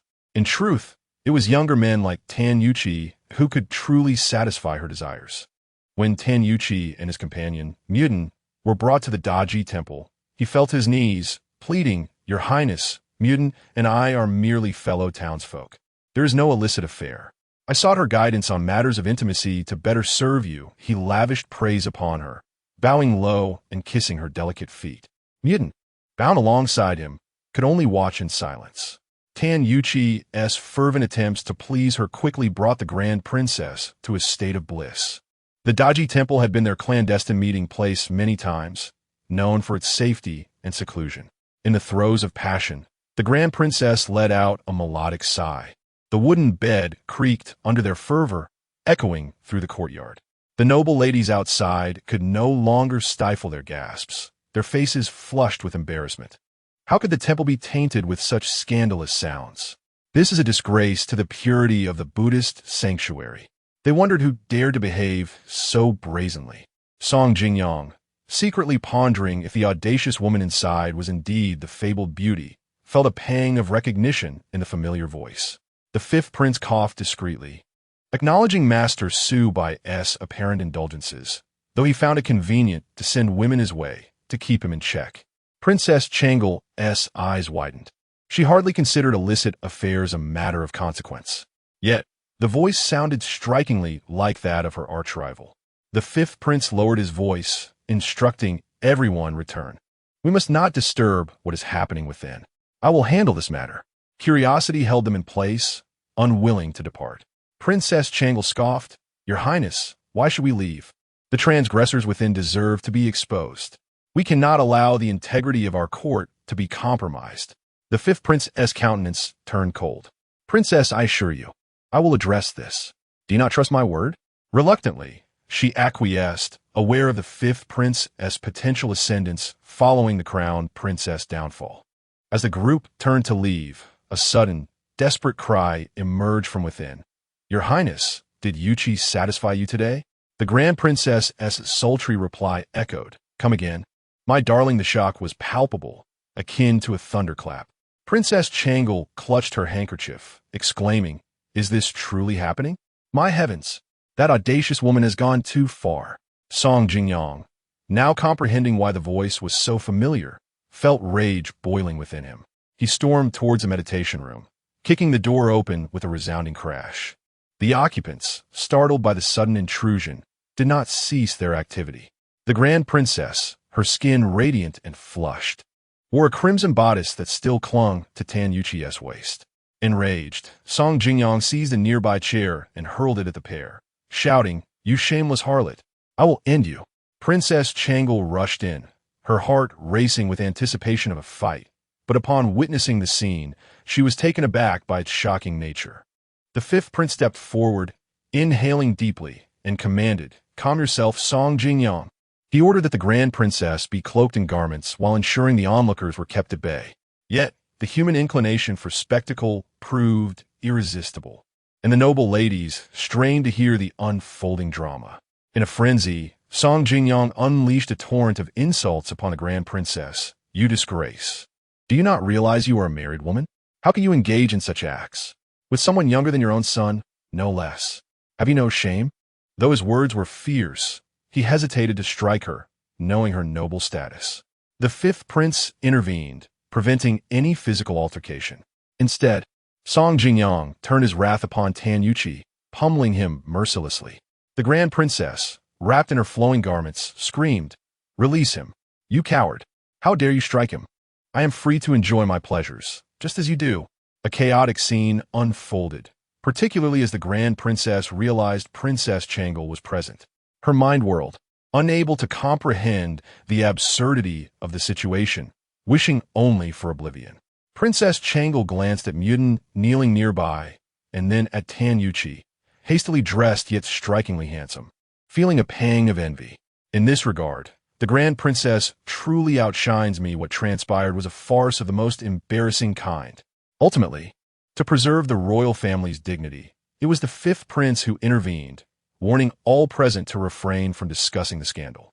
Tan Yuqi was left incapacitated, and the grand princess, once clothed, wept, her eyes swollen. The fifth prince contemplated discussing the matter further with the couple to prevent further escalation to the emperor. Who knows why the eldest princess and Song Jingyang began to quarrel, leading to a chaotic scene where their hair and clothing were in disarray, and the eldest princess viciously scratched Song Jingyang and Appo's face. The fifth prince inhaled deeply. This matter truly gave him a headache. "Your Highness," he began lately, "Father has been in a foul mood. It would be best if you kept your troubles to yourselves. Huaizhi has just wedded and recently achieved the title of the top scholar, entering the Hamlin Academy. Do you wish to ruin his future?" Upon mentioning Huaizhi, the eldest princess wept even more fiercely, while Song Jingyang fell into silence. The fifth prince observed the two with a detached demeanor. The Xie family was a tough nut to crack, yet now, with this leverage, he might be able to bring the Xie family to heel through Song Huaizhi. Ultimately, the prince consort could only swallow his humiliation. "Your Highness, I beseech you to keep this matter confidential upon your return, so as not to disturb His Majesty." Understanding that he could not divorce her, he resolved to find ways to make the eldest princess pay for her transgressions in the future. After Song Jingyang finished speaking, the eldest princess was helped to her feet by the servants, utterly disoriented and trembling. The fifth prince felt a twinge of pity. Today's incident is of little consequence. We are of royal lineage, distinct from ordinary families. Should anyone dare to speak ill of you, I shall ensure they face repercussions." Yet the eldest princess remained expressionless, tears streaming down her face. With so many witnesses, even if the matter remained undisclosed, she could not bear to face others. Furthermore, who could guarantee that it would not be spoken of? Closing her eyes, she succumbed to her anguish and wept anew. Why was it that when Song Jingyang indulged in affairs with women, it was deemed acceptable, yet when she eliminated those women, she was branded as jealous and malicious? And now, when her own indiscretions were revealed, she faced such dire consequences? At that moment, a servant hurriedly approached. "Your Highness, it is grave news. The palace has learned of this incident, and the emperor is summoning you and the prince consort." The eldest princess and Appo's eyes widened in shock. She gasped for breath and fainted, collapsing to the floor. Chapter 19. Who is the true harlot? The grand princess and her husband, Song Jingyang, entered the palace, their attire disheveled and faces marred with injuries. Upon seeing them, the emperor furiously tossed aside the memorial in his hand. "How old are you two? Have you no shame left?" He scolded them for a solid half-hour, his voice hoarse from indignation. The public nature of this incident could very well etch the Grand Princess's name into the annals of history as a woman of ill repute. And you, Song Jingyang, my royal sister married you. And what have you achieved over the years besides indulging in frivolity? How could you possibly befit the role of a father to Huaizhi? Song Jingyang felt wronged, thinking to himself that Huaizhi was not much better off with him as a father. How could the emperor speak to him in such a manner? Eventually, the emperor, worn out from scolding, said, "There is no point in refuting this now. None would believe you. It would be wiser to lay low for a while. Remember, your Song family must not cause any more trouble." He continued, "Sister, you should retreat to the royal temple for a month. And you, Prince Consort, I understand your grievances. After all, a man's dignity is indeed important. However, from now on, I expect both of you to abide by your roles and refrain from such absurdities." The Grand Princess was indignant. "Your Majesty, it is well known that princesses of previous dynasties were allowed to keep concubines after marriage. That wretch, Song Jingyang, has kept many mistresses since our union. Why is it that for me, it is deemed scandalous and detrimental to the royal image?" The emperor and Appo's expression darkened. The previous dynasty was rife with debauchery. It was not just princesses who kept concubines. Even commoners could easily divorce. I have abolished many of those decrees. In my court, I only have a handful of consorts. Are you suggesting you wish to take on the role of emperor for me? The Grand Princess fell silent, conceding to retreat to the royal mausoleum for self-reflection. As they rode in the carriage away from the palace, they could not help but hurl the most vicious insults at one another, even coming to blows, nearly overturning the carriage. The Grand Princess firmly believed that Song Jingyang had conspired against her, while Song Jingyang thought her shamelessness had led to her current plight. At that moment, Xie Yunyan had just awakened from a refreshing slumber, enjoying some milk and bird's nest soup, accompanied by a plate of water chestnut cake. Sun Yu came to recount the chaotic events at Dayside Temple, nearly causing Xie Yunyan to burst into laughter. Soon after, Su Ro brought news as well. "My lady, Song Huaizhi has indeed sent people to spread some unfavorable rumors about you, tarnishing your reputation." Xie Yunyan, relishing the unfolding drama, decided, "I shall venture out to discover what those storytellers are saying." She made her way to Zue Xianlu, a place she had never visited despite its famed delicacies, as she had always adhered to the strict decorum of a noblewoman in her past life. Meanwhile, Song Huaizhi had used her funds to indulge Jiangning with its cuisine numerous times. "Ah, to live is to love oneself well," she mused. Upon arriving at Zue Xianlu, she donned a veil and entered a private room on the second floor, where she could glimpse the happenings in the bustling hall below. In the center sat a storyteller, who, having received payment, was incessantly narrating the tale of a certain harlot. Peering down, Xie Yunyan spotted Song Huaizhi entering with a charming young woman, who, though veiled, was unmistakably Jiangning. Song Huaizhi, holding Jiangning and Appo's hand, wore a look of adoration as he spoke. "Ning, today I shall treat you to a splendid meal. The chef hails from Jiangnan, renowned for his culinary skills, and he has prepared a dish called by Yishuang Fei, roasted pigeon that is said to be unforgettable. Additionally, I have brought you here for some lively entertainment." Jiangning, blushing, replied, "Song Lang, being with you is enough for me, even if it means eating plain fare. What sort of entertainment are we to see? I am so eager." They chose a private room next to Xie Yunyan and Appo's, separated only by a thin wall. With her sharpened hearing from her past life, Xie Yunyan could distinctly hear their passionate kisses and insults directed at her, which they used as a form of flirtation. How could two seemingly attractive individuals behave so foolishly, consumed by desire at any given moment? Xie Yunyan felt her ears polluted by their words. Fortunately, the storyteller below began to recite a tale, stating, "There exists a woman from a certain household who is truly despicable. As a woman, adherence to propriety is fundamental. Yet this shameless creature ought to be cast into the depths of despair, serving as a warning to all women, who granted her the title of a model noblewoman of the capital. Unabashed and depraved, she is utterly shameless. If her parents were aware of her actions, they should be the first to repent in the halls of Yama. Jiang Ning turned to Song Huaizhi, excitement in her eyes. Song Lang. Is the storyteller referring to Xie Yunyan? With a hint of pride, Song Huaizhi replied, such a shameless individual. It is obvious to anyone with a modicum of understanding. Do not worry, Ning. In a few days, her reputation will be utterly ruined, and then my actions against her will be entirely justified. Words can be lethal. Jiang Ning appeared delighted, yet conflicted. Song Lang. Though Xie Yunyan has caused us to hide our relationship, is this treatment not a bit extreme? She is a woman. After all, perhaps she did not intend to disrupt our happiness. My scar is of little concern. Song Huaizhi asserted. She deserves no mercy. Even if she were to perish, she owes us this. At that moment, the atmosphere downstairs grew raucous. Someone shouted, is the storyteller speaking of the woman from the Grand Princess and Amp? Amp? Oppos. As household?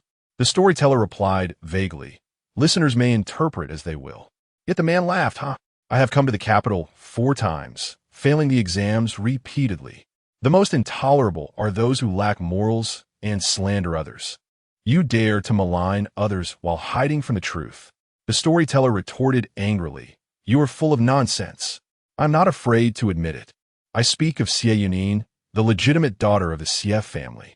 Investigate for yourselves whether she fulfills her duties as a wife. The man replied with a mocking laugh. What audacity! A toad marrying a frog. Such ugliness. I know nothing of the Xie family's daughter, but I do know of another woman from the Song family. Today, I happened to visit Daisai Temple and witnessed a scandal. A woman from the Song family, aged 40, was caught in a compromising position with a man scarcely older than her son. The patrons of Zui, Xian Lu, gasped, whispering among themselves. Is that not the Grand Princess? Entangled with someone younger than Song Huaizhi? No wonder the storyteller has condemned her so harshly. Indeed, scandalous and shameless.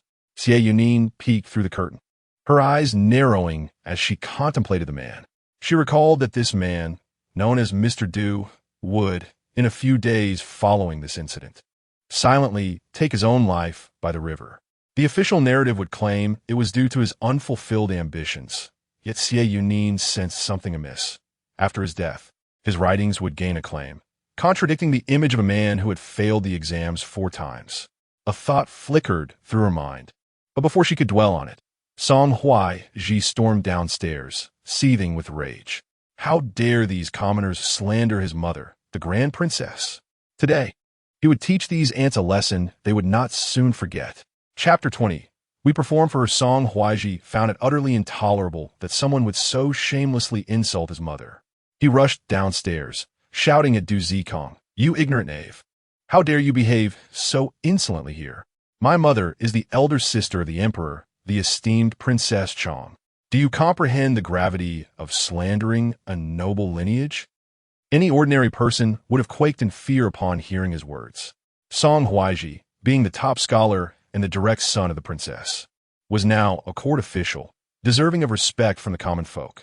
Moreover, Du Zikong appeared disheveled, clad in tattered clothing, gaunt and rough around the edges, and Song Huaizhi hardly regarded him as a threat.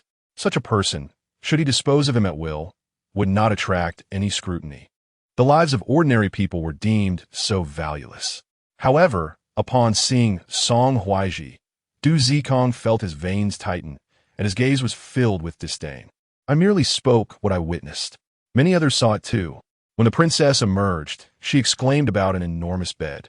The princess and that man nearly collapsed the bed frame. The prince consort brutally assaulted the princess, and the matter even reached the emperor. It is said that the princess has been punished to contemplate in the royal tombs. If you do not believe me, ask your parents. What arrogance is this? The crowd in Oppos' minds raced, astonished by such sensational gossip. The storyteller had indeed been too conservative in his tales. Upon hearing this, Song Huaizhi felt a wave of nausea wash over him. He could hardly believe it. Without further ado, he struck Du Zikong, declaring, you vulgar wretch. Today I shall teach you the consequences of your reckless tongue. I shall rid the world of your filth. Yet Du Zikong was fueled by resentment. Born in a remote village, he had never known a full meal in his youth, yet he had relentlessly pursued knowledge. hoping to one day feed his family with the fruits of his intellect.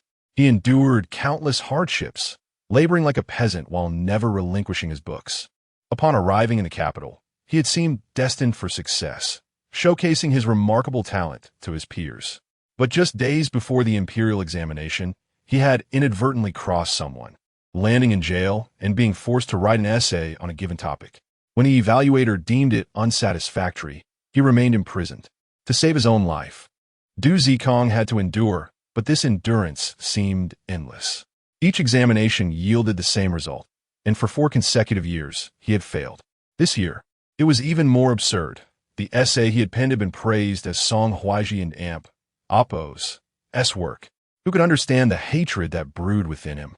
Du Zikong retaliated against Song Huaizhi, fist flying. He, being a strong countryman, had an advantage, and Song Huaizhi, already injured, found himself at a disadvantage. Just as Du Zikong seemed overwhelmed, Xie Yunyan commanded her people, Sun Yu, intervene and arrange a meeting between me and this Mr. Du. In no time, chaos erupted downstairs. And amidst the tumult, Du Zikong managed to escape. Song Huaizhi felt utterly humiliated, and amidst the jeers of the crowd, Scholar, is the princess hoping to bear you a brother? He fainted from the pain. Throughout the ordeal, Jiang Ning remained on the second floor, her lips bitten in silence. Why did she feel that the Song household was not as resplendent as she had initially perceived? And Song Huaizhi, too, seemed far from the dashing and carefree figure depicted in tales, despite his immense talent. Jiang Ning lowered her gaze, determined to live well in this world. Having arrived in this realm, she could not merely play a supporting role. Alas, the most prestigious person she could hope to associate with was none other than Song Huaizhi. After all, he was the emperor and Oppo's nephew. Even a starving camel was larger than a horse. If only she could remove Xie Yunyan from the equation, her days of prosperity would commence. Meanwhile, Xie Yunyan had quietly descended the stairs. She proceeded to the designated location arranged by Sun Yu, where she met Du Zikong. Initially skeptical of Sun Yu's words, Du Zikong found himself at a loss when Sun Yu used force to prevent his departure. When a stunning young woman in a light purple embroidered gown and veil entered, Du Zikong was momentarily dazzled. He had never encountered anyone as beautiful and gracefully poised as she. Her skin was like jade, her cheeks adorned with a blush of blossoming peaches, resembling a pearl untouched by the dust of the world, nourished by the essence of the sun and moon, an ethereal beauty. Xie Yunyan, with her fragrant aura reminiscent of flower petals, seemed to radiate an enchanting charm. Du Zikong instinctively murmured, Are you a celestial being? Xie Yunyan chuckled softly, Mr. Du, you flatter me. I am merely an ordinary person. I happened to witness your altercation with Song Huaizhi at the Zui Xianlu. Might I inquire if you are in need of assistance? Du Zikong clenched his fists, his eyes dimming with despair. After years of hardship, he had learned to trust no one. Yet, faced with Xie Yunyan and Amp, Oppo's pure and sincere gaze, he felt a flicker of hope. He hesitated only briefly before confessing. I hold no regard for Song Huaizhi. He is but a philanderer. The essay he submitted to win the top scholar title was written by me. Alas, no one believes me. I was punished severely for voicing my grievances, nearly losing my life. This capital city is no place for an insignificant insect like me. I have no avenue for redress. As he spoke, his eyes reddened with frustration. Xie Yunyan sighed, Mr. Du, do not despair. This matter seems to be more complex than it appears. Otherwise, why would you find no recourse?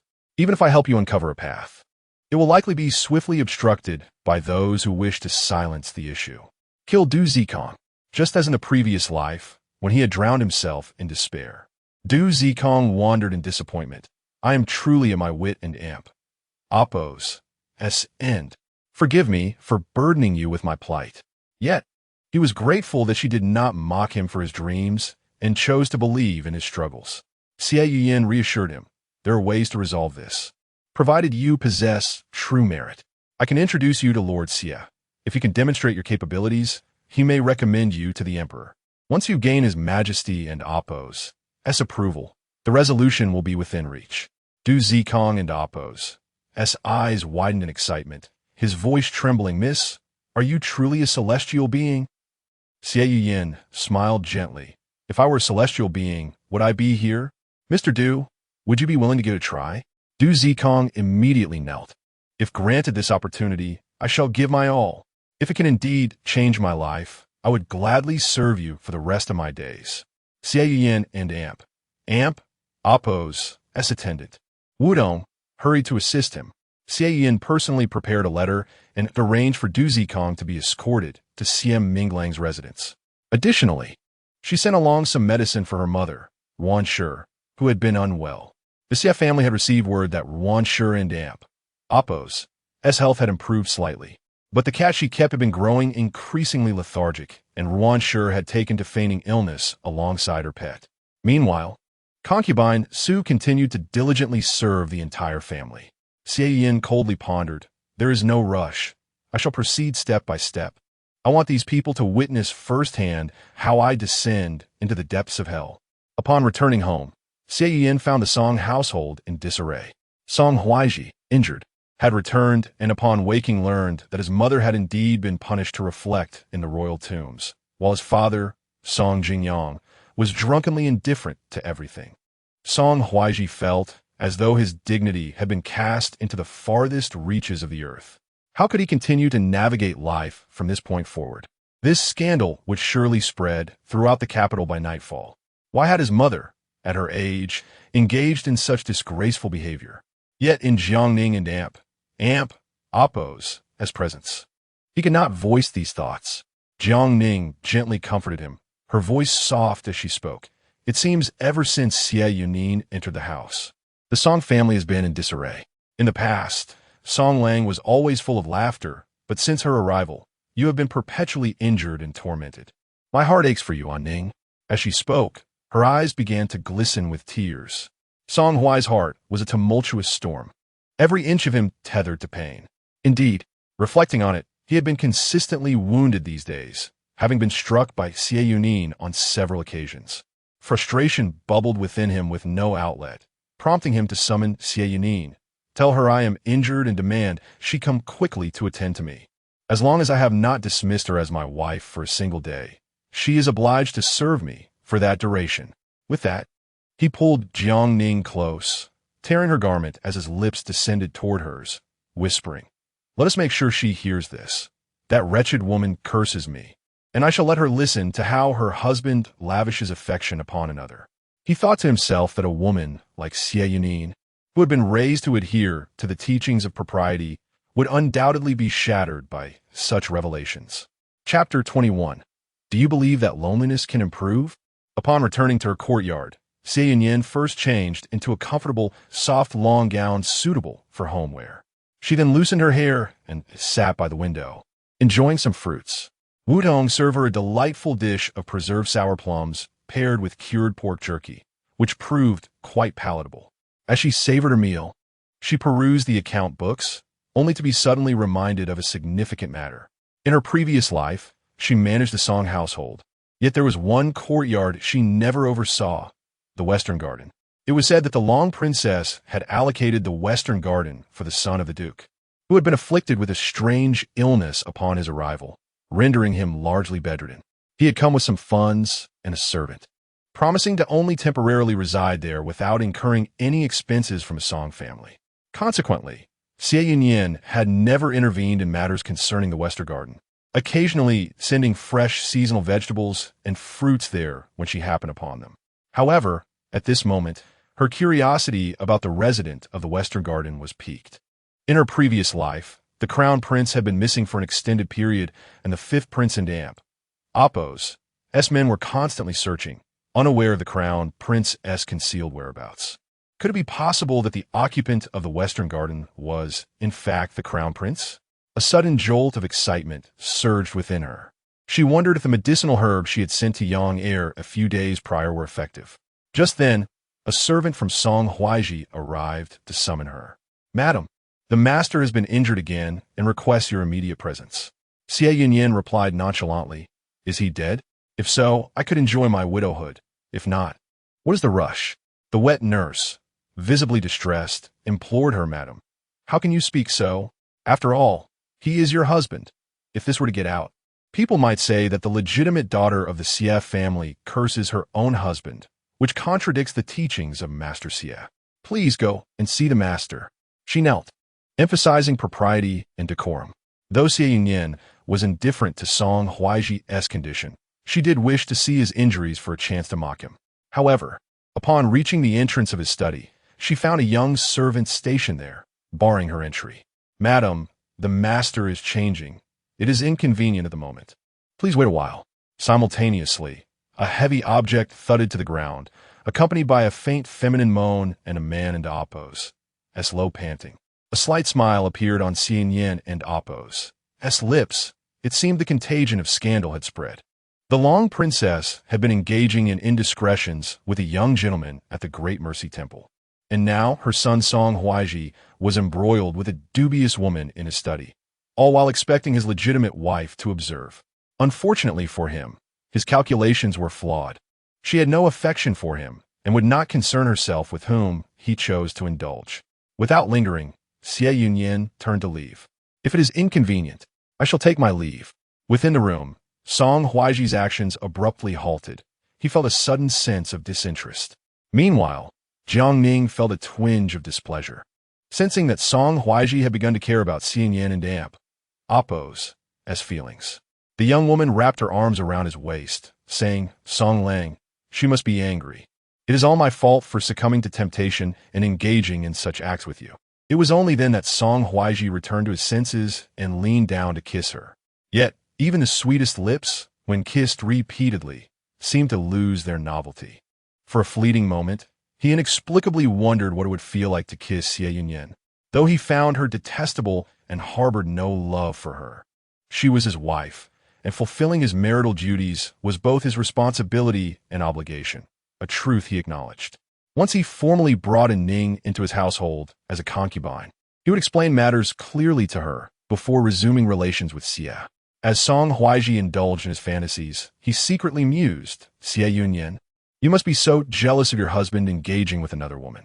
If you were to behave well, perhaps one day I might take you back." Unbeknownst to him, Xie Yunyan was oblivious to his sordid thoughts. In an inexplicable turn of fate, she found herself at the side entrance of the Western Garden. "Wudong, please send for a cat." Though perplexed, Wudong quickly dispatched someone to fetch the cat. Xie Yunyan placed the cat through the wall and then knocked on the door. "Young Master Song, my cat accidentally wandered in. May I trouble you to have someone open the door so I can retrieve it?" At that moment, within the modest confines of the Western Garden, a battered man clad in dark attire was struggling to rise with the aid of a cane, only to repeatedly falter and collapse to the ground, sweating profusely yet remaining silent. After numerous failed attempts, in despair, he drew a dagger, attempting to stab his unresponsive legs. A guard rushed forward, exclaiming, "My lord, do not." The man's voice was low and resolute. "Do you think this pair of legs can still recover? Why should I not stab a pair of useless limbs?" Chapter 22. The Crown Prince and Appo's brother Yang Er, standing nearby, wore a pained expression. "My lord, allow me to fetch a doctor once more." There was a kind-hearted person who previously sent a jar of ointment, claiming it could alleviate bone pain.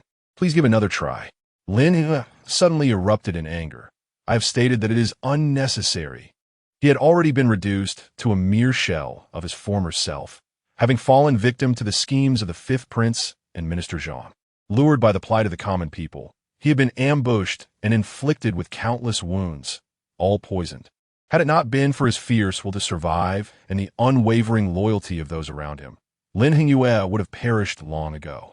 Once the proud and incomparable crown prince, he now languished under the guise of someone else, unable to even stand, taking medicine daily with no signs of recovery.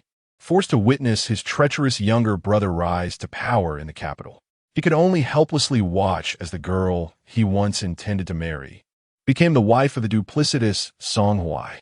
When they were betrothed, he had concealed his affections for her, striving to protect her from becoming a pawn against him, never revealing the gifts he had discreetly arranged for her. No matter how arduous his duties were, he would often sneak away to catch a glimpse of her from the tallest tree outside the Xie residence. He had vowed countless times that once he stabilized the court, he would proudly take her as his bride. Did his father truly wish for Xie Yunyan to marry Song Huaizhi? It seemed he harbored a deep-seated desire for him to die unavenged. Lin Hengyue glanced at his numb feet and swiftly plunged a dagger into them. The blood splattered. At that moment, a knock echoed through the small courtyard. A pure white cat leaped down from the wall and boldly approached Lin Hengyue, sniffing at the scent of his blood. "Young Master Song, my cat accidentally wandered in. May I trouble you to open the door so I can retrieve it?" Yang Er and the others were taken aback. They had mentioned the matter of Miss Xie to the crown prince, but his reaction had been vehement. On that day, upon learning that they had dispatched 4 secret guards to Xie Yunyan, he did not utter a word, but refrained from eating or taking medicine all day. Only when his attendants began to doze off at night did he suddenly ask in a hoarse voice, "Is she well?" Without waiting for a response, Lin Hengyue's face darkened with rage. "I do not wish to hear about her. Those guards were meant for her. Why must you speak of it to me? Are you trying to inform me that she has married someone else? Are you reminding me that I am now a mere cripple?" In the stillness of the night, he suffered, and soon the aftermath of the poison began to take its toll. That night, no one slept, yet it was to no avail. They could only watch helplessly as the crown prince writhed in agony on the bed, his face twisted in spasms, spitting blood repeatedly before finally losing consciousness. No one dared mention Xie Yunyan in front of the crown prince. Yet, no one expected her to seek him out directly. Lin Hengyue sat on the floor, head bowed, the dagger clattering from his hand. Yang Er anxiously exclaimed, "Quick! We must carry our lord back inside. I will deal with her at the door." He rushed to catch the cat, but oddly enough, the feline followed Lin Hengyue into the room. The knocking continued, and with no other option, Yang Er sent the elderly servant Chun to handle it. Old Chun, seeing that the crown prince had returned to the room and the door was shut, opened the door with a smile. This old servant offers his respects to the young madam. "We did indeed see a white cat, but our courtyard is plagued with illness. To prevent you from catching it, please wait here while I fetch the cat." From a distance, Xie Yunyan observed someone sweeping the courtyard, the fallen leaves obscuring any signs of trouble. However, she suddenly caught a whiff of blood. "Why do I smell blood? Could something be wrong with my cat?" Illness did not frighten her. Her health was robust. Since she was here, she might as well visit her cousin, the young master of the Song family. "Old Chun, lead the way." Old Chun paused, glancing inside, and replied with a smile, "Young madam, you know our courtyard has long been unvisited. It is not as spacious or clean as the Eastern Garden. The scent of blood was merely from a maid who accidentally fell. The inside is quite unfit for you to enter." The more he insisted, the more Xie Yunyan sensed something amiss. She stepped forward, rebuking unfit. "Truly? Then I must see for myself. Your master is, after all, the eldest son of the Song family. Although he has come to stay with his uncle, he should not be treated in such a manner. I oversee the finances of the Song family now, and if the eldest son is indeed facing difficulties, I must intervene." Old Chin was flustered, but Xie Yunyan moved swiftly, reaching the main door. Lin He was laid on the bed, his wounds untreated, merely covered by a blanket. Yang Er anxiously protested, "No, we absolutely cannot open the door today." As he pondered a solution, Lin He grasped the blanket tightly, murmuring, "Let her in. She will not recognize me." From Xie Yunyan's perspective, they had barely exchanged a few words, hardly familiar. Moreover, he was now a shadow of his former self. His face marred by scars and the effects of poison, his skin mottled and darkened, rendering him grotesque and unrecognizable. Let her in, he thought, longing to witness her reaction upon seeing the girl he once wished to marry. Surely, she would find him repulsive, even more so than his father or younger brother. Lin Hengyue and Appo's heart, which had endured countless torments, now felt numb, yet occasionally pierced by the sharp pang of despair. Throughout his life, he had committed no wrongdoings, yet the heavens had chosen to torment him in this manner.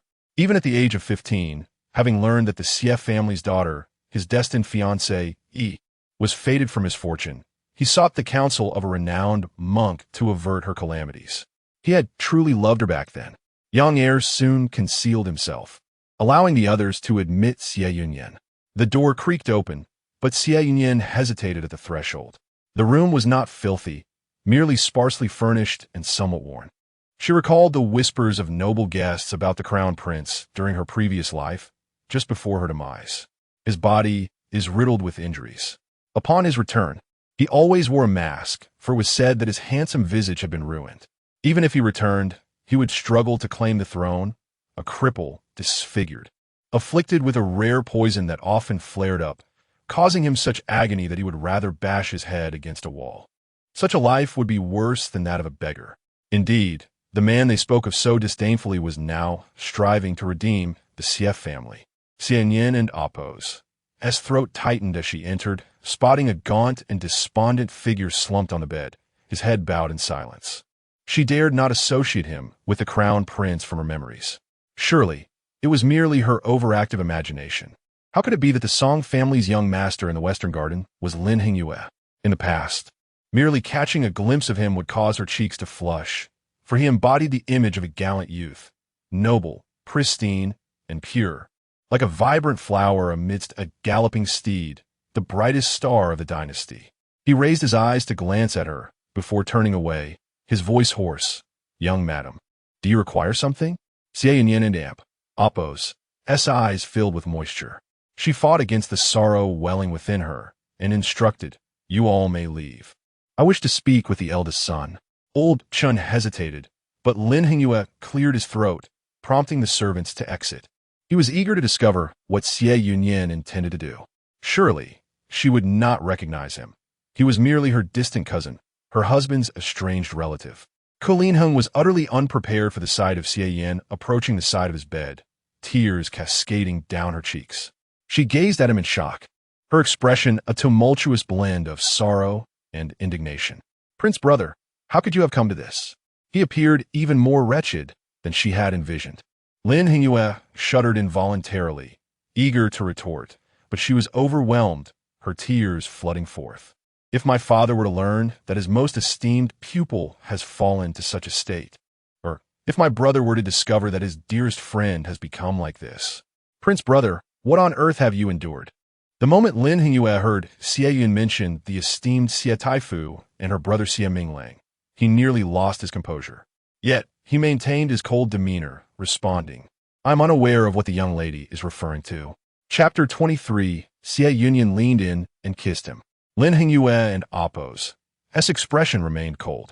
He slightly turned his head towards the bed, wishing to conceal his currently disfigured visage from her gaze.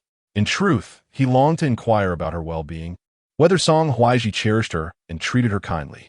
Yet, upon reflection of his own incapacitated state, he felt utterly unqualified to ask her such questions. Moreover, the Xie family doted on her so dearly that she would undoubtedly not suffer hardships. What he ought to do was to avoid acknowledging her, to deny his identity as Lin Hingyue, so she might continue her life unburdened, living the leisurely existence of the matriarch of the Song family. However, Xie Yunyan appeared not to hold any disdain for him.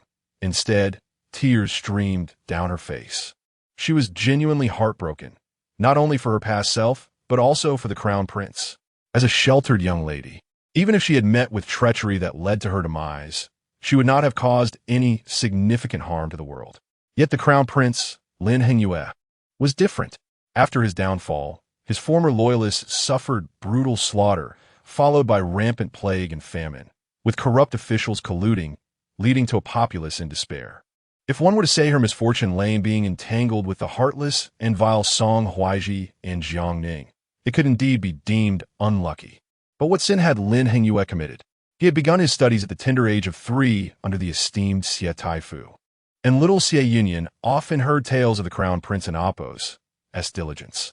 Her father took pride in the prince, dedicating himself to teaching him, while the prince expended tremendous effort. He matured into an exceptional figure, well-versed in both literature and martial arts, with a heart full of benevolence, often disguised to mingle with the common folk, understanding their plight and extending help to countless destitute citizens. Some even privately speculated that Lin Hingyue would be far more sagacious than the current sovereign upon ascension. How could such a Lin Hingyue meet such a fate? Was there truly no justice in the world? Were good deeds met with no reward, while the ruthless and deceitful prospered in comfort and wealth? Xie Yunyan grasped Lin Hengyue's scarred and emaciated hand, lying on the bed in silent tears. Her frail shoulders trembled, her sobs laden with despair and compassion. Your Highness, Your Highness. Initially, Lin Hingyue bore it with remarkable composure. But as he beheld her delicate face beneath her dark locks, glistening tears cascading down, an ache welled within him, rendering him nearly breathless. He yearned to caress her hair, yet he could not. He was a man who could not even reveal his face, let alone acknowledge his identity. The moment he appeared, death awaited him. Furthermore, she was now wed to another. Lin Hingyue felt on the verge of collapse, attempting to withdraw his hand. Madam, please have some self-respect. Yet Xie Yunyan refused to relinquish what might be her only chance to meet Lin Hingyue. With tears in her eyes, her gaze reddened from crying. She clung to his hand tightly. Crown Prince, Your Highness, trust me. I can help you heal. Let me try, please. It will be better than you fighting alone. Trust me. I have not truly connected with the Song family. Song Huaizhi had a mistress before our marriage, and we have not shared any true marital bond. The Song family is merely using my father and brother in amp. Oppo's influence in court. I understand your current limitations, and I can assist you moving forward. I wish for your swift recovery, for you to return to the formidable crown prince you once were. Do you know, since your downfall, countless citizens weep at the mention of your name. You cannot give up. Lin Hingyue pressed his lips together, his expression still frigid. Were he to be in the company of others, he would never acknowledge his identity. But before her, uttering even a single word, deceiving her once more felt like a transgression. He owed her far too much in this lifetime. Yet, Lin Hingyue turned to her, gently pinching her chin to compel her to meet his gaze. But look at my face. Look at who I am now. If I were to step outside, whether those who once supported me or those who despise me, they would only fear me, seeing me as a specter. Ah Yan, are you not afraid? Xie Yunyan, upon hearing his words, shed 2 more tears, her lips trembling with profound sorrow. I'm not afraid. I hope you live well. Lin Hingyue, however, chuckled coldly. I know you claim not to fear due to your ties to your family and our relationship, fearing to hurt me. You need not disclose my identity after today. I shall not linger here. I do not know how many days I have left in this world, so consider this day merely a dream. Xie Yunyan grew anxious. She had said so much, yet Lin Hingyue still did not believe her. Biting her lip, she thought that if Lin Hingyue departed today, finding him again would be nearly impossible. How would she heal his wounds? How could she inform him of certain events from their past lives? In a moment of desperation, Xie Yunyan suddenly leaned in, wrapping her delicate arms around his neck, and then closed her eyes, gently kissing his lips. The softness and sweetness of her lips brushed against him like a dragonfly skimming the water. Lin Hingyue froze, his ears flushing and his heart raced. Xie Yunyan was startled by her own audacity. She did not even know why she had suddenly kissed him. Yet, she boldly bit her lip and asked now, do you believe I'm truly unafraid? I genuinely wish to heal your wounds, Crown Prince. Your face shows signs of poisoning, which can heal more easily than an ordinary burn. You were once extraordinarily handsome. If you regain even 60 to 70% of that, you will still be a striking man. Moreover, I have been in contact with the Grand Princess and know about the 5th Prince and other matters. 5 days from now, he will launch another night raid, and the scale will be vast. Any suspected Crown Prince will be set ablaze. Can you trust me just this once? As she racked her brain, trying to persuade him, Lin Hingyue replied with a calm all right. What could he do? With her, he was willing to compromise his principles. That kiss made him feel as though she could demand anything from him at that moment. Xie Yunyan beamed with delight, her eyes sparkling. Really? Then let me check your pulse first. She grasped his hand, diligently seeking his pulse. Lin Hingyue stole a glance. Her small hand was delicate and smooth, a delightful sensation. It felt as if feathers were gently brushing against him. He could only endure, yet his gaze inadvertently swept to her lips. Those soft, pink lips resembled the flesh of a perfectly ripe peach. He had only ever envisioned such a thing in dreams, yet here it was, unexpectedly within his reach. He silently cursed Song Huaizhi, that scoundrel, in his heart. Anyone who dared to mistreat Yin would not escape his wrath. Yet, as he observed Xie Yunyan, he found it peculiar. He had never heard of her studying medicine before. How had she suddenly acquired such knowledge? Xie Yunyan withdrew her hand, sighing with frustration. Those merciless scoundrels had dealt such heavy blows. Fortunately, it was not entirely hopeless. It merely required meticulous care. Preserving his life was feasible, but fully curing him, ensuring that the lingering poison did not affect him, would require an overwhelming number of medicinal ingredients, something that could not be accomplished in a short time. Nevertheless, she would do her utmost to ensure the Crown Prince and Appo's health, thereby safeguarding the Xie family and the entire realm. Crown Prince, I sense your pulse was stagnant and heavy, with blockages and weakness. It is a result of multiple poisons combined with excessive worry. These toxins are among the rarest and most potent in the world, and your survival thus far is a miracle. Lin Hengyue fell into a moment of silence, fully aware that since the onset of his poisoning, they had tirelessly sought an antidote for him, albeit with little success. To still be alive and able to speak in this moment was already a remarkable fortune. Xie Yunyan made an earnest attempt to comfort him, saying, "Indeed, the antidote is exceedingly elusive. Moreover, the presence of so many toxins together alters their effects. Thus, even if we were to discover a specific antidote, it may not necessarily prove effective. The essence of medical science lies in evidence-based practice. Given that your symptoms differ from those of isolated poisoning, we must tailor the treatment to your current condition. If an antidote cannot be found, I shall endeavor to concoct one for you." Lin Hengyue expressed some surprise. "Is that truly possible?" Xie Yunyan nodded. "It is indeed possible, though the process will be quite painful."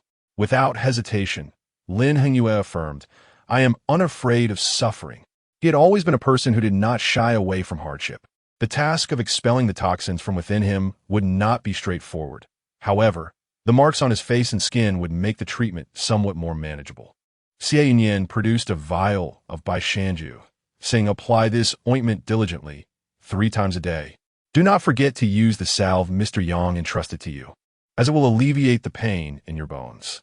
After I return, I will devise a subsequent treatment plan and present it to you. For now, focus on coping with the search that is to take place in 5 days." This genuine baishanju contained the blood of the apothecary, starkly contrasting with the vial she had given to Song Huaizhi.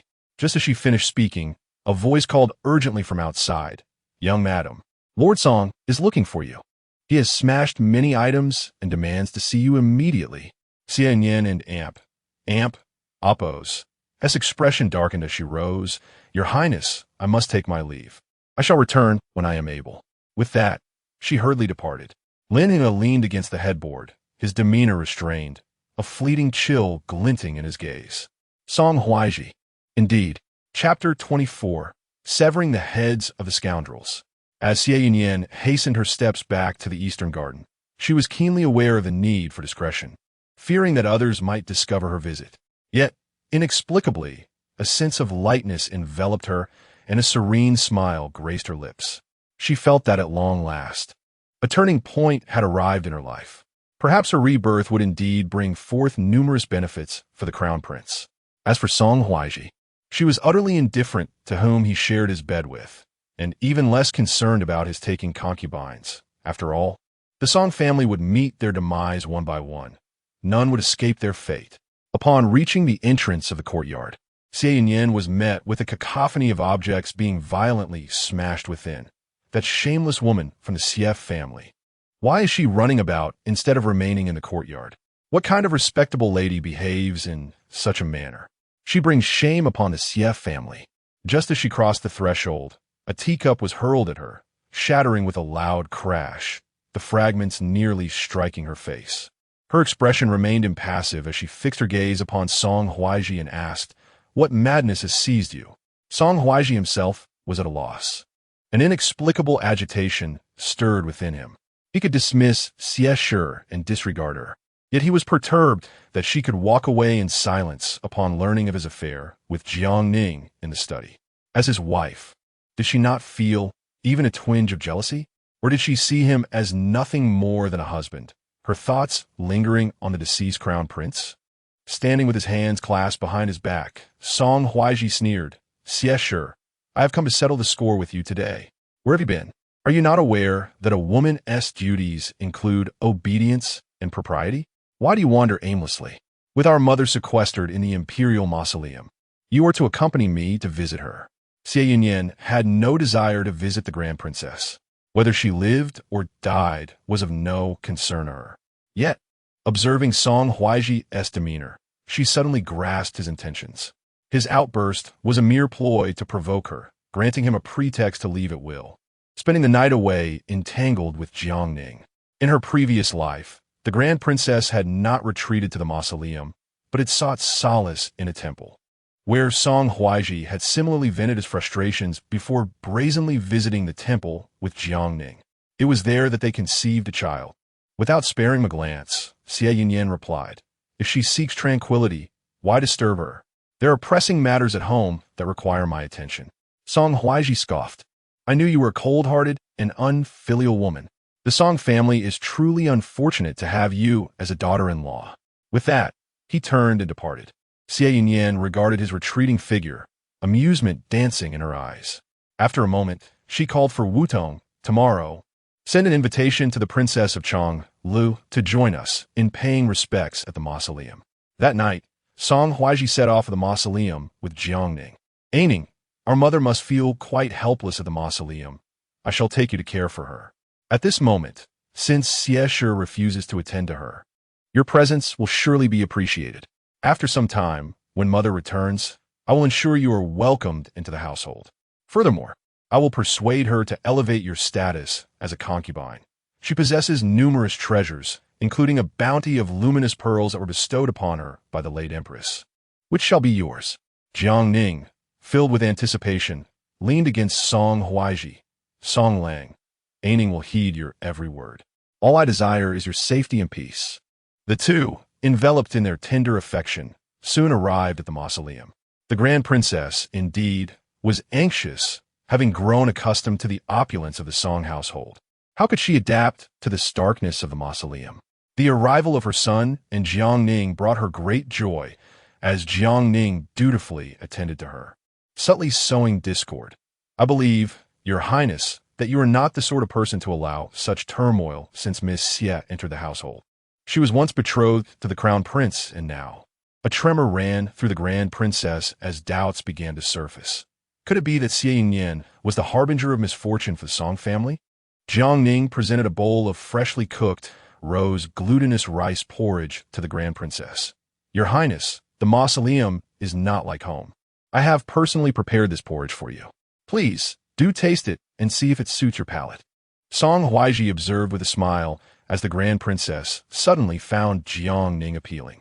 She took the bowl, sipping a few mouthfuls, before removing a jade bracelet from her wrist.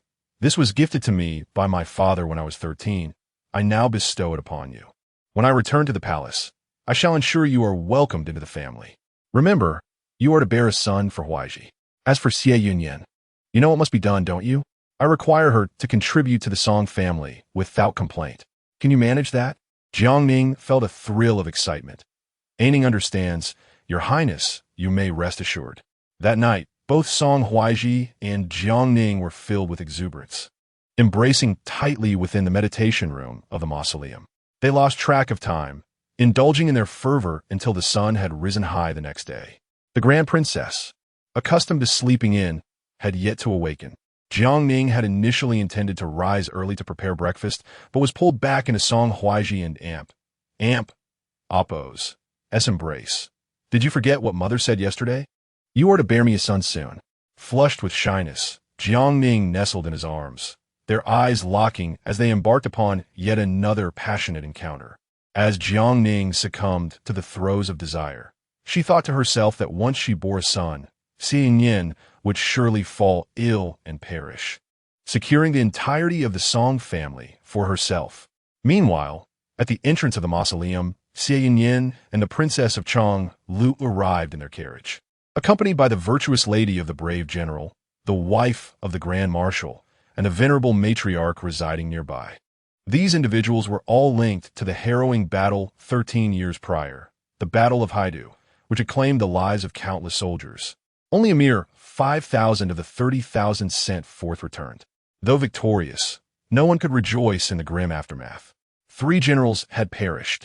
Their corpses returned to a city draped in white mourning banners, cries of grief echoing throughout. Today marked the anniversary of those heroic souls. All present were relatives of the fallen warriors. Upon entering, many were already misty-eyed. The lively princess of Chonglu, usually effervescent and talkative, fell into silence. Xie Yunyan attended to the elderly matriarch. Dear guests, after such a long journey, please take a moment to rest in the meditation room and enjoy some tea before we proceed to pay our respects. This way, our ancestors won't worry about us appearing weary. As everyone made their way to the meditation room, the arrival of the grand princess drew their attention, leaving the other meditation rooms empty and quiet. The princess of Chonglu furrowed her brow slightly. How dare the servants be so brazen? Their isn't even a guard present. As they walked along the corridor, laughter suddenly erupted from a nearby room. Ah, Songlang, be gentle. Songlang, I can't take it anymore. The male voice was filled with excitement. Aining, you promised to bear me a son. How dare you disobey? A loud smack echoed, igniting a blush upon everyone's faces. Who could be so brazen as to engage in such shameless acts? The princess of Chonglu was enraged. Her own brother had met a brutal end. His body returned with a shattered arm and a severed ear, interred by the late emperor in a mausoleum. Had they come to listen to this pair of scoundrels? She kicked open the door, exclaiming, outrageous. Who permitted you to engage in such lewd behavior within the mausoleum? Do you not fear that I shall inform the emperor and have your head severed? Chapter 25. Taken as a concubine. Before Princess Chonglu kicked open the door, everyone was filled with indignation. Such shamelessness, daring to desecrate the royal spirits and the valiant ancestors at the imperial tomb, deserved immediate execution. However, when Princess Chonglu burst through the door, the sight of a bare backside on the bed was utterly shocking. Jiang Ning screamed in fright. Ah! Song Huaizhi hurriedly grabbed a quilt to cover the two. His face flushed as he shouted, Your Highness, please step outside first. I will explain shortly. Princess Chonglu rolled her eyes. Truly, like mother, like son.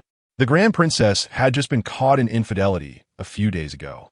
And now Song Huaizhi was so eagerly following in her footsteps. The ruckus in the Song family was relentless. Who could rival them? She at least spared Song Huaizhi some face and took 2 steps back. Yet, how could Xie Yunyan let such an opportunity slip by? She weakly clutched the doorframe, preventing it from closing.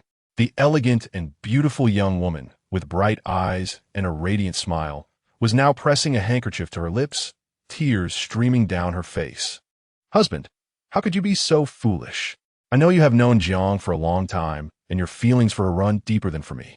Thus, I agreed early on to let Jiang enter the household, and even consulted a master to choose a propitious date.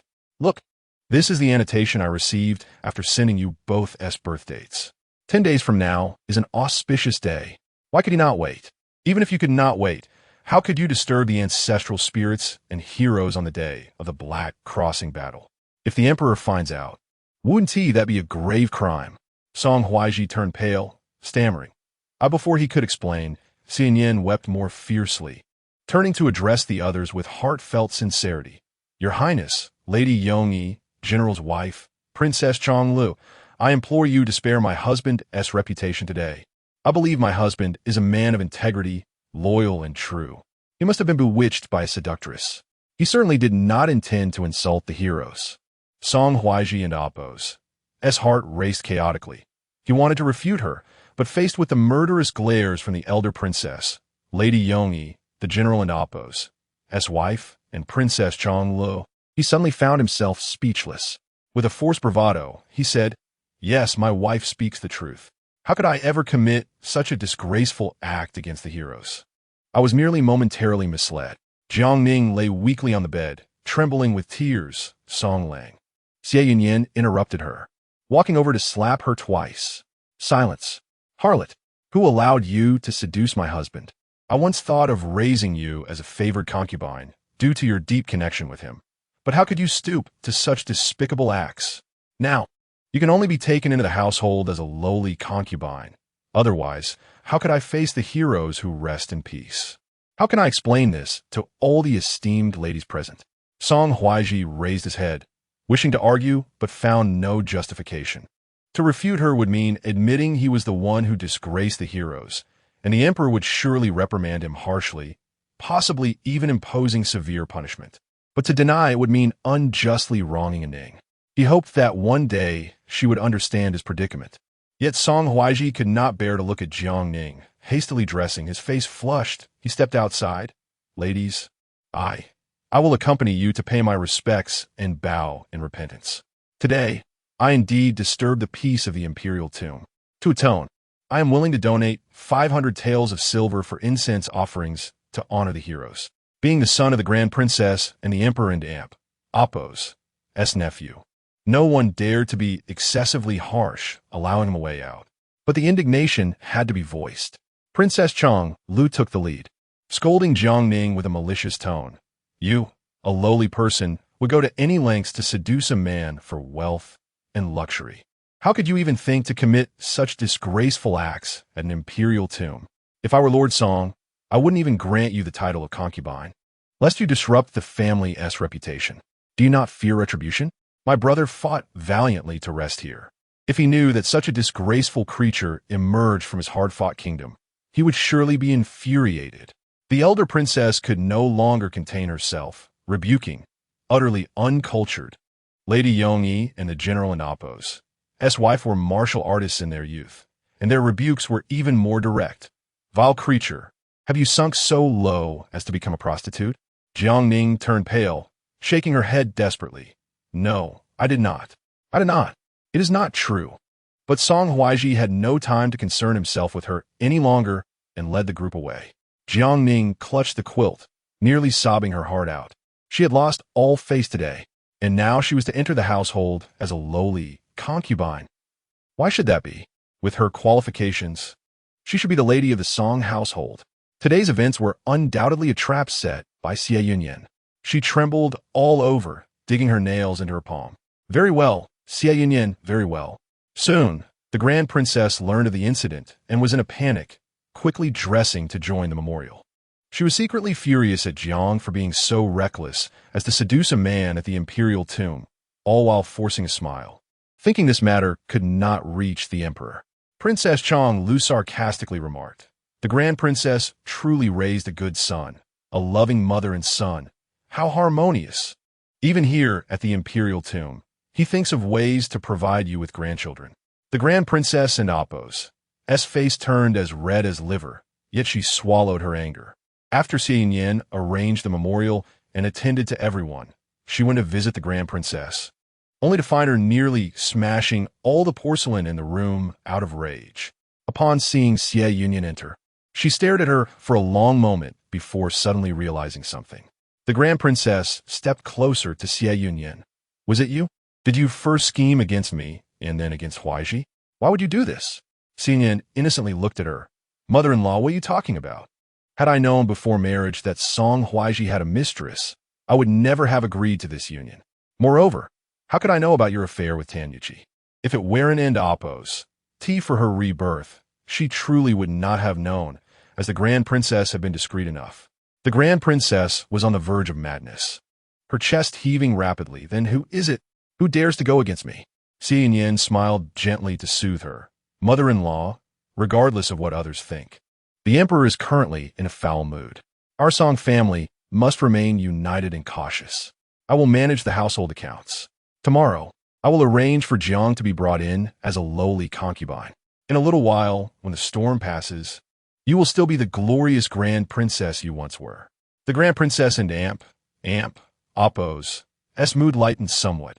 After all, she was the Emperor and Appo's sister, the Empress and Appo's daughter. In a few days, when everything calmed down, it would all be fine, right? With this thought, she looked down at Xie Yunyan. "What you say makes sense. Why should I fear these matters? You manage the household for now. Although Jiang will be a lowly concubine, do not mistreat her. After all, she is Huaizhi's beloved. As the matriarch, you must learn to be magnanimous and not envious. Otherwise, angering Huaizhi could lead to your dismissal on grounds of jealousy, and you would find it hard to survive in the capital and your family's reputation would also suffer. By the way, how is your mother's health? I will write a letter and have Mother Empress send a physician to treat her. She patted Xie Yunyan and Amp, Oppo's hand. Take good care of the Song family. You will not suffer for it. Xie Yunyan smiled on the surface, but felt her heart bleeding profusely. The Grand Princess and the Empress were likely both involved in her mother and Oppo's poisoning. Fortunately, although she has managed to improve her mother, Mrs. Ruan and Oppo's health with medication, she has not yet drawn any undue attention. In recent days, the news released by the Ruan family has consistently indicated that she is often in a state of slumber. When the opportunity arises, she must return to the Xie family. However, in these coming days, the most pressing matter remains the acquisition of a concubine. Not merely one concubine, but she desires to bring forth double happiness to the Song family. Chapter 26. She tasted the essence of man on this day. Although the affairs of the imperial tomb had not been publicly disclosed, it was common knowledge among the families. The Song family had become the subject of ridicule for all. Jiangning wept and wailed, attempting to take her own life, while Song Huaizhi spent a considerable amount of time soothing her before he could manage to pacify her. However, the price for this promise was steep. Do not worry, Ning, I will handle the Xie family within 3 months. Jiangning clutched her handkerchief, sobbing uncontrollably. How can I trust you, Song Lang? The Xie family is esteemed by the emperor. It is nearly impossible to divorce her. If we're to part, the Grand Princess would surely object. Song Huaizhi recalled the shame and anger he felt when he and Jiangning were unexpectedly cornered in the meditation room of the imperial tomb. All this turmoil was due to Xie Yunyan. It was she who had claimed she did not wish to visit the tomb, which gave him the confidence to bring Jiangning along. It was that wretched Xie Yunyan who had brought this upon him. Embracing Jiangning, a murderous intent flared in his eyes. Rest assured, I shall take care of this matter. Just 3 months. Only 3 months will suffice. In this world, there are countless ways to make a person disappear. That very night upon returning from the imperial tomb, Xie Yunyan sought out the prince consort, Song Jingyang, who was now her father-in-law. Song Jingyang had been inebriated for days, rarely in a sober state. Upon seeing Xie Yunyan, he waved dismissively, "You may manage all household affairs. There is no need to consult me." However, Xie Yunyan bowed respectfully, smiling. "Father-in-law, your guidance is essential in this matter. With my mother-in-law away these past few days, I took the liberty of reviewing our household accounts and discovered something troubling. We have a dyeing workshop that employs a woman from out of town with a child. Initially, it seemed trivial, but after visiting a couple of times, I noticed that the workers often mistreat this woman named Dan Yang. Having never witnessed such cruelty, I inquired further, and she pleaded, stating that she had some acquaintance with you. The Grand Princess, disapproving of this, had her hired and frequently abused her, withholding wages, and her child is on the brink of starvation. Father-in-law, how should we address this situation?" The prince consort turned pale, nearly losing his footing. He widened his eyes in shock. Dan Yang? What is her surname?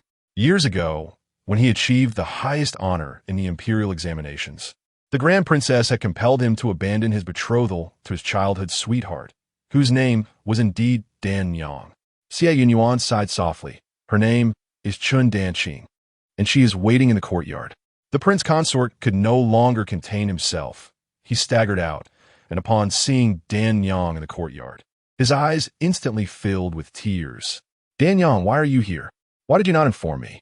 Dan Yang wept bitterly. "The Grand Princess keeps a close watch on me, with someone monitoring me every day, and I am beaten thrice daily. How could I dare to seek you?" The prince consort felt both anger and guilt. At this moment, Xie Yunyan stepped forward to persuade. "Father-in-law, Dan Yang has suffered greatly. Since we are from the same hometown, why not allow her to stay in our household and recuperate?" Dan Yang expressed her fear. "No, if the Grand Princess finds out, she will surely kill me." Xie Yunyan reassured her. "How could that be? My mother-in-law has a kind heart. Just today, she advised me as the legal wife to be magnanimous and not to fuss over the matter of concubines. Otherwise, I would lose my husband as heart, which would be a grave loss. If I can help my mother-in-law find someone like Dan Yang to assist in caring for you, I believe she would be delighted." The prince consort pondered deeply, observing the injuries on Dan Yang's arms, and suddenly made up his mind. Dan Yang, you shall stay. I will take you as my concubine and care for you for life. The two embraced and wept. Xie Yunyan felt a profound satisfaction and immediately began arranging for the concubinage. Time was of the essence, and the following day, the ceremony was to take place. However, the concubine for the prince consort would be of high status, while for Song Huaizhi, it would be of lowly status. Xie Yunyan possessed remarkable organizational skills.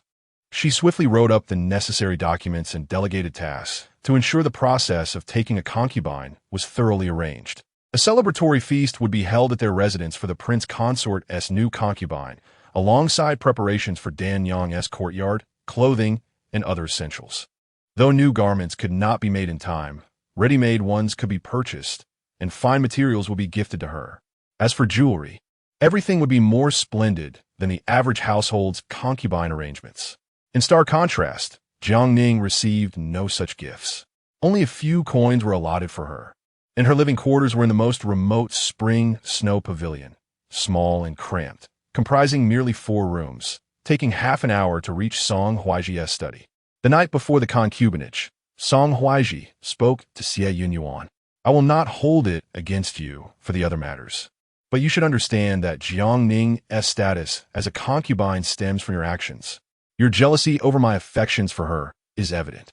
I will not mistreat you, but you must ensure that everything for Jiangning, her quarters, clothing, and jewelry, is arranged properly. Xie Yunyan, calculating, did not even glance at him, but asked Wu Tong, has the water ink pavilion been cleaned thoroughly? The concubine must be able to settle in immediately upon her arrival. Also, send over the set of gilded lily tea utensils. All the decorations, vases, and ornaments in the room had to be meticulously prepared for her, including a fine wool carpet. Nothing should be neglected. Additionally, the 3 boxes of jewelry, 6 rolls of Sioux embroidery fabric, and bedding I have counted must be moved over. The concubine should not suffer any indignities. In our family, a concubine is entitled to 4 maidservants, but she is different. She is the apple of the master and amp, oppose, S.I. and deserves 6 attendants. Furthermore, inform the kitchen to remember her favorite foods from tomorrow onward. Negligence will not be tolerated, or I shall impose severe penalties. Standing nearby, Song Huaizhi observed Xie Yunyan, dressed in a fragrant autumn-hued dress adorned with cherry blossom patterns. Her skin was as smooth as cream, her figure delicate as a flower. Her slender fingers, reminiscent of jade, danced over the abacus, and for some inexplicable reason, he felt a stirring in his heart. Xie Yunyan frowned slightly, her petite nose upturned, her lips a natural rosy hue, embodying a beauty that was increasingly tantalizing. His anger began to dissipate. Xie, cease your pretense. I know you are attempting to curry favor with me. Your suggestions for welcoming Jiangning are somewhat commendable. I shall spare you this time, but regarding the consummation, you must wait a little longer. Xie Yunyan halted her calculations, casting a cool glance at Song Huaizhi. Please leave. Song Huaizhi chuckled lightly. I understand that you are upset, as your husband is taking a concubine. But you must realize that every man has concubines. You should focus on how to please me. Perhaps if I am in good spirits, I might grant you some leniency. Xie Yunyan flung the abacus aside in frustration. Startled, Song Huaizhi dodged, angrily reprimanding, Xie, have you lost your mind? Wu Tong took the opportunity to shut the door, leaving Song Huaizhi standing there, shouting, the more you act out, the less favor I will show you. We shall see. Do you believe I will allow you to live your life in solitude, never tasting the essence of a man? In a huff, he stormed off. Xie Yunyan picked up a handkerchief to wipe her fingers, her eyelids lazily lifting. The essence of a man? She had indeed tasted it. Lin Hengyu and Amp. Appo's kiss was intoxicating, yet that fleeting moment left her yearning for more. She knew she ought not to, yet inexplicably, she wished to experience it again. Contemplating this, a flicker of warmth ignited within her, urging her to seek out a remedy for Lin Hengyue's affliction. That night, she hardly slept. When fatigue struck, she would splash cold water on her face, resolutely jotting down notes for over a dozen pages, finally gaining some clarity on the matter. As dawn broke the next day, the Song family hung lanterns and adorned the walls with red double happiness characters, filling the air with festivity. Upon witnessing the extravagant adornment of his home, Song Huaizhi felt a slight decrease in his resentment towards Xie Yunyan. He understood that Xie Yunyan would not dare to truly neglect Daning. After all, he was the husband of the Xie family, and they could not afford to offend him. The thought of marrying the legitimate daughter of the Xie family, and now intending to take his most cherished woman, Daning, as a concubine, filled him with excitement. The auspicious hour of the morning swiftly arrived. Jiangning also took her place in the palanquin, deliberately donning the begonia-red wedding robe that Song Huaizhi had gifted her. Although it was not a true crimson, it still exuded a festive charm. A nearby maid remarked, "Madame Jiang, did not the master send word last night that the young mistress, despite her anger, has arranged ample courtesies for you? You have been assigned the most spacious and comfortable water ink pavilion, along with numerous gifts sent there. Your fortunate days are approaching." Jiangning smiled subtly. No matter how formidable the Xie family may be, they were merely a vassal to Song Huaizhi. As long as she captured his heart, the Xie family would not dare to create trouble. However, upon arrival at the side entrance of the Song residence, a servant abruptly obstructed them, declaring, "Madame Jiang is a lowly concubine and must enter through the northern gate." Jiangning and Appo's heart trembled, and she could not help but lift the curtain, exclaiming, "Are not all concubines supposed to enter through the side door? Entering through the side door is already a humiliation. Must I then enter through the northern gate? That entrance is solely for the servants who fetch firewood and carry night soil." Yet, the servant remained obstinately firm in his stance. Jiangning's eyes reddened with indignation. But at that moment, a crowd of onlookers, eager to witness the spectacle of the Song family taking in a concubine, surrounded them. What choice did she have? All she could do was brace herself, weep silently within the palanquin, and allow them to carry her through the northern gate. At that moment, a sudden clamor of gongs and drums echoed from the other side of the road. Jiangning paused, bewildered. What is that sound? Chapter 27. The son and father both take concubines. The leading matron directly addressed Jiangning, saying, "Lady Jiang, are you unaware? Today, our Song family welcomes 2 concubines simultaneously." Jiangning was taken aback and hastily responded, "Impossible. Young Master Song has professed his love solely for me." The matron gazed at her meaningfully and advised, "Lady Jiang, I counsel you to behave modestly once you enter. After all, as a mere concubine, do you truly expect to be the mistress of our Song family?" Jiangning and Appo's face flushed with anger. After a moment and Appo's contemplation, she raised her hand and struck the matron across the face. "How dare you insult me?" The matron, holding her cheek, cast Jiangning a resentful glance, but refrained from retaliation, noting it in her heart. Jiangning felt anxious throughout the journey until she was escorted into the courtyard where Xie Yunyan resided.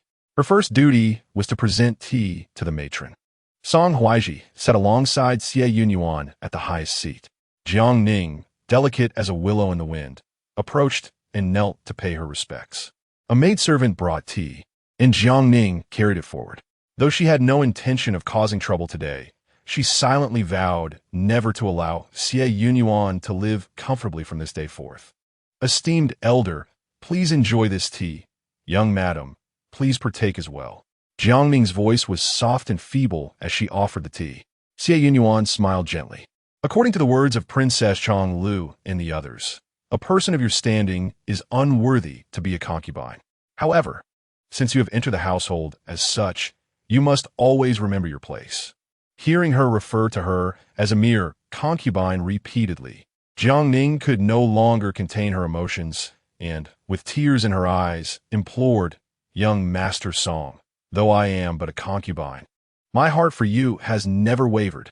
Why must I enter through the northern gate today? That is a passage reserved for firewood buyers and night fragrance transporters." Song Huaizhi and Appo's expression darkened immediately. "Xie, is this true?" Xie Yunyan nonchalantly lifted her teacup and waved away the tea. "Indeed, you were supposed to enter through the western gate. However, due to today and Appo's unfortunate circumstance, 2 concubines being brought in, The fortune teller insisted that only one concubine may enter through a side gate each day. As you are a mere concubine, you must enter through the northern gate. Jiangning bit her lip. Young master, surely you have not taken another concubine? Song Huaizhi vehemently denied. I have not. Xie Yunyan, what exactly are you trying to achieve? Seeing Xie Yunyan leisurely sipping her tea and offering no reply, he asserted, cease your theatrics. Today, you deliberately allowed a Ning to enter through the northern gate, causing her to lose face. You shall compensate her with 1,000 taels from your account.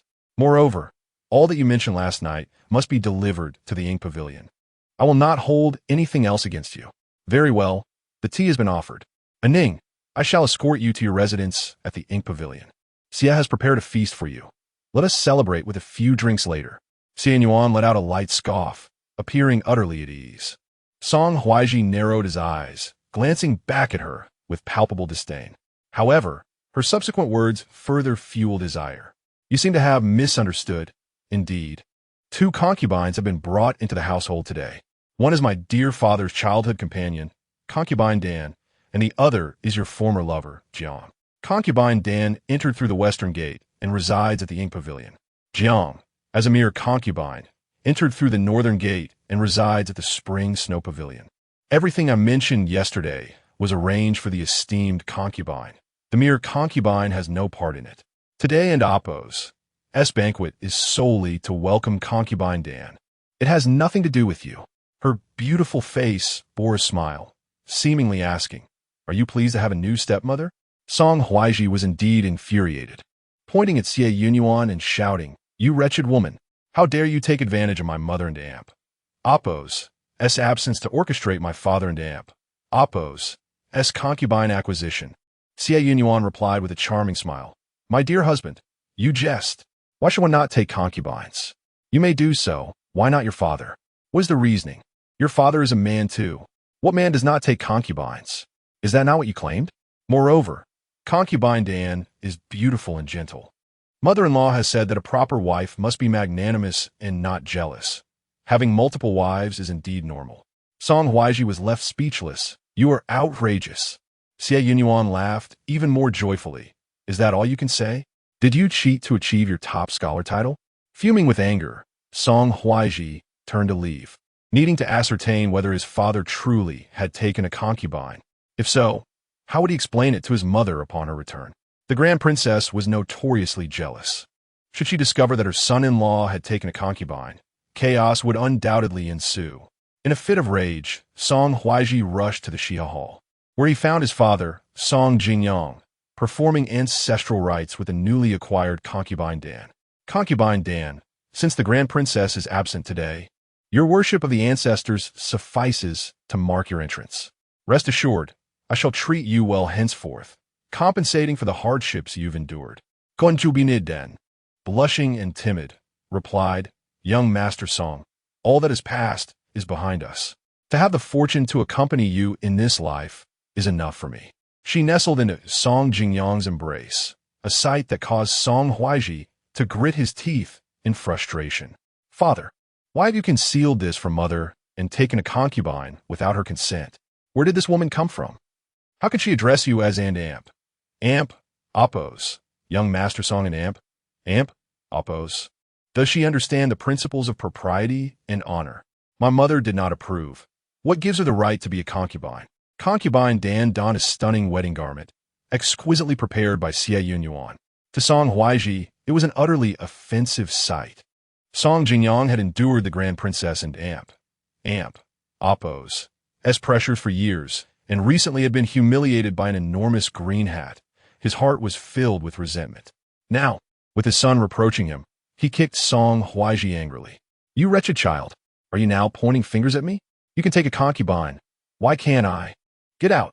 Having been kicked by his own father, Song Huaizhi left for the Spring Snow Pavilion, feeling utterly humiliated. The Spring Snow Pavilion was cramped and filled with dust, having hardly been cleaned at all. Even the bedding was damp and worn. After much contemplation, Song Huaizhi decided to have Jiangning moved to his study instead. He silently resolved that if Xie Yunyan was so formidable, he would show affection to a Ning in front of her. He refused to believe that Xie Yunyan would not be affected. The following morning, Jiang Ning eagerly rushed to pay her respects to Xie Yunyan. Her complexion was flushed, occasionally dabbing a handkerchief at the collar of her garment, revealing a patchwork of red marks on her neck that could not be concealed. After a moment, she would subtly rub her lower back, unmistakably informing Xie Yunyan of Song Huaizhi and Amp Appo's affection for her. Additionally, Jiang Ning adorned herself with a large golden bracelet on her wrist and a golden hairpin in her dark tresses, all gifts from Song Huaizhi. When Jiang Ning delayed in performing her respects, Wu Tong reprimanded, "Lady Jiang, why do you not bow to the young madam?" Yet none of it seemed to matter. Jiang Ning offered a perfunctory bow to Xie Yunyan, smiling, "Young madam, last night, young master was rather excessive." Cough, cough. Xie Yunyan, having spent the night poring over medical texts, bore faint dark circles under her eyes, and her complexion appeared rather pale, which Jiang Ning interpreted as a sign of weariness. She had no desire to see Jiang. "If you have finished, please leave." However, Jiang Ning had no intention of departing. She stepped forward, fixing her gaze on Xie Yunyan.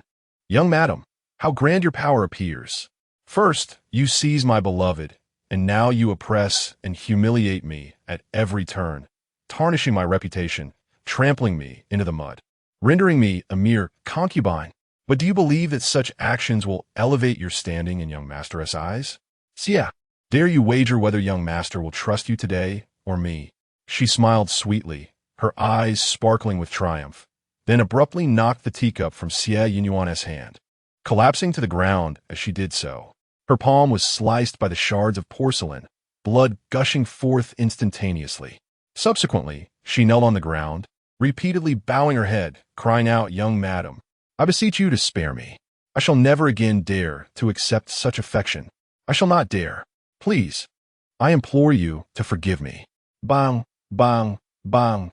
Jiang Ning fervently pounded her forehead against the ground, swiftly raising a large bump on her brow. Chapter 28. Departing from the Xie family, the Song household triumphs. Jiang Ning and Appo's hair was disheveled. A swelling the size of an egg adorned her forehead, her face smeared with blood, and her hands stained with it as well. The young maid she had brought hastily went to summon Song Huaizhi. Observing Xie Yunyan's silence, Jiang Ning cried out dramatically before sneering ominously, "Xie, think carefully about how you will plead your case later. Let us see if Song Lang believes you." Her audacity to provoke the mistress, Xie Yunyan, left Wu Tong trembling with rage, and in a swift motion, she aimed to slap Jiang Ning. With a resounding crack, Wu Tong and Appo's strength was formidable. Typically, she could carry a bucket of water steadily. The two slaps left Jiang Ning and Appo's face swollen and blood trickling from her mouth. Yet she smiled with satisfaction, exclaiming, "You dare strike me, you lowly maid. Someone, murder. The young mistress intends to kill me." At that moment, Dan Yang, who had hurried over early to express her gratitude to Xie Yunyan, arrived. Anticipating her arrival, Xie Yunyan quickly grasped Jiang Ning and Amp Appo's hand and exclaimed in alarm, "Aunt Jiang, do not. Though you resent being a lowly concubine and have come to my courtyard early to cause a scene, you must not destroy the ancestral treasures of the Song family." As she spoke, Xie Yunyan loosened her grip, causing Jiang Ning to stumble and drop a beautifully crafted white circular ring onto the floor. With a crash, the ancestral ring of the Song family shattered into countless pieces. Xie Yunyan gasped, covering her mouth, and addressed Dan Yang.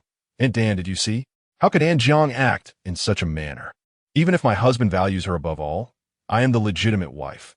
How can a lowly concubine seize the Song family's ancestral treasures?" Dan Yang, already grateful to Xie Yunyan, quickly added, "Aunt Jiang, you have caused a calamity. The master cherished this ring, especially since he never got to see the old madam one last time, and she left it for him."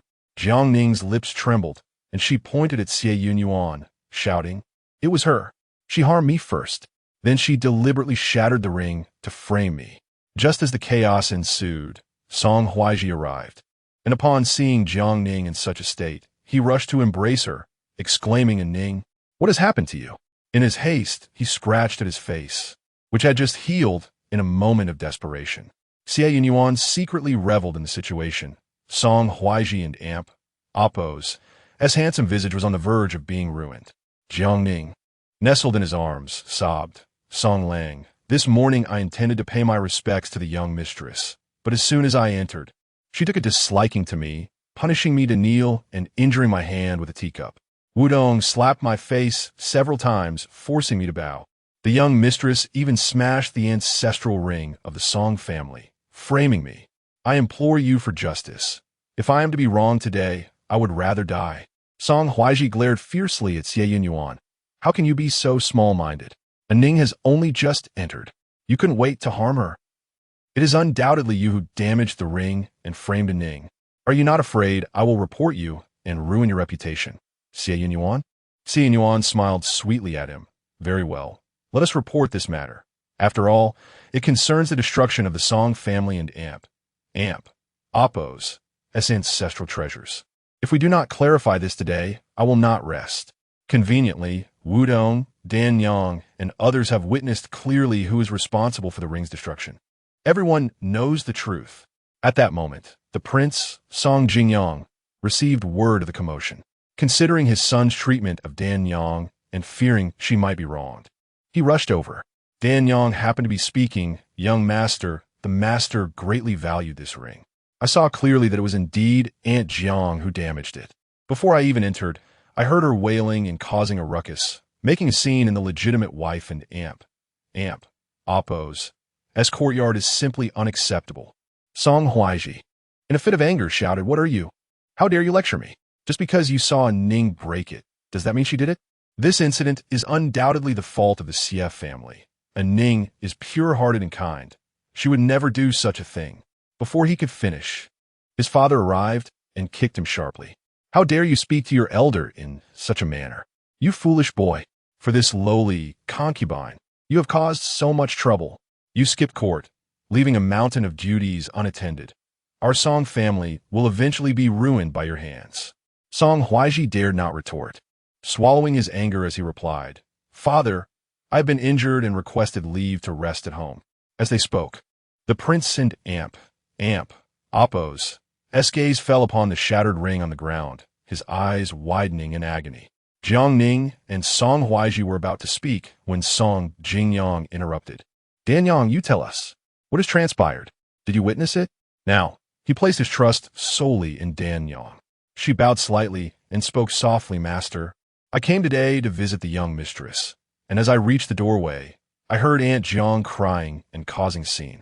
Upon entering, I saw Aunt Jiang grappling with the young mistress, and in the scuffle, the ring was accidentally broken. Then, Aunt Jiang turned around and accused the young mistress of breaking it. I merely recounted what I heard and saw, and the young master scolded me." Song Huaizhi quickly interjected, "Father, it is not as it seems. It was." Song Jingyang coldly interrupted, "Enough. This ring was the only keepsake left to me by your grandmother, an ancestral treasure of our Song family. It had already sustained a small crack. Your mother never cared for it, ignoring your grandmother and Appo's legacy. It was only after the ring came into your wife and Appo's possession that she spent a fortune to have it repaired. Just days ago, she showed it to me, and it was restored beautifully. Song Huaizhi, your wife went to great lengths to restore it, yet your concubine has shattered it. You not only failed to comfort your wife, but instead join your concubine in framing her? Are you even human? What a disgrace to the Song family you are." His words grew harsher, and Song Huaizhi knelt, lowering his head in silence. He felt a sense of injustice. After all, his father was merely a prince with no significant achievements, so why should he speak to him in such a manner?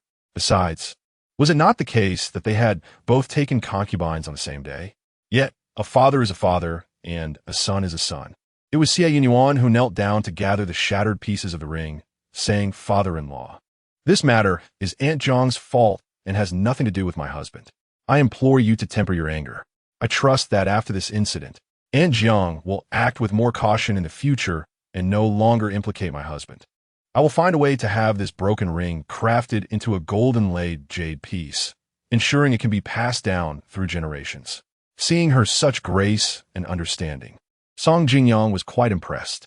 Without the Xie family, this household would surely fall apart. He seized Song Huaizhi by the ear. "To my study. I shall give you a proper lesson today. Someone, escort Jiangning back to her quarters and confine her for a month. Should anyone witness her attempting to seduce Huaizhi again, she shall be sold off. Xie Yunyan seized the opportunity to add, Jiangning loves her husband dearly and will certainly consider his well-being. Recently, with his unstable career and repeated injuries, it is likely that he has been troubled by ill omens. I shall send someone to deliver some scriptures and let Aunt Jiang transcribe 5 hours daily. Praying for her husband, Jiangning gritted her teeth, casting a glance at Song Huaizhi. Yet, he was being dragged away by Song Jingyang, too preoccupied to concern himself with her. Dan Yang followed suit. The room was left with only Xie Yunyan and Jiangning. Xie Yunyan, now impeccably dressed, her hair elegantly styled, exuded an air of composed leisure as she sipped her tea. In stark contrast, Jiangning was battered and bruised, her eyes filled with venom, her body trembling, her teeth chattering audibly. Had she known this would be her fate, she would have never come to pay her respects to Xie Yunyan. Wudong, with a mocking tone, remarked, Aunt Jiang, will you not hurry to express your gratitude and depart? In the end, Jiangning could only swallow her frustration and bow her head, departing with tears in her eyes. She clutched the handkerchief tightly, reassuring herself that Song Lang would surely devise a plan to eliminate Xie Yunyan swiftly. Moreover, she had already arranged for another ally.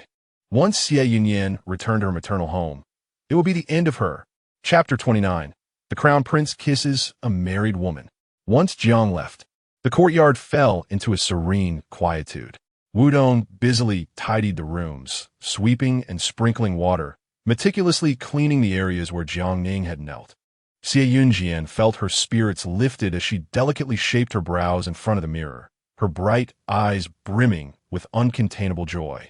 At this moment, the Grand Princess must be in turmoil at the royal tomb, and upon her return, she would undoubtedly erupt in fury, especially since the Duke dared to take a concubine in her absence. Jiangning, confined to the spring snow pavilion, endured the same conditions as the servants. With a month spent in solitude, further burdened by the task of copying scriptures, surely his frustration must be at its peak. As for Song Huaizhi, he was being chastised by the Duke while scratching at the itchy spots on his face, undoubtedly feeling as though 1,000 pounds weighed upon him. But what more could he fear? Indeed, while Song Huaizhi hung his head, scratching his face and listening to his father's reprimands, he suddenly caught wind of a crucial piece of information. Do you think that just because your mother is the Grand Princess and the Emperor is your uncle, and you're a newly crowned top scholar, you can indulge in political affairs? The court is teeming with talent. In recent days, Xie Minglang has recommended an extraordinary individual named Du Zikong to the Emperor, who has taken a great liking to him and has already summoned him for a private audience lasting 4 hours.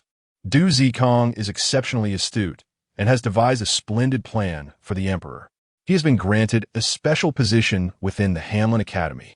This individual has never even participated in the imperial examinations, let alone achieve the title of top scholar. Yet look at him now, rising rapidly to surpass you.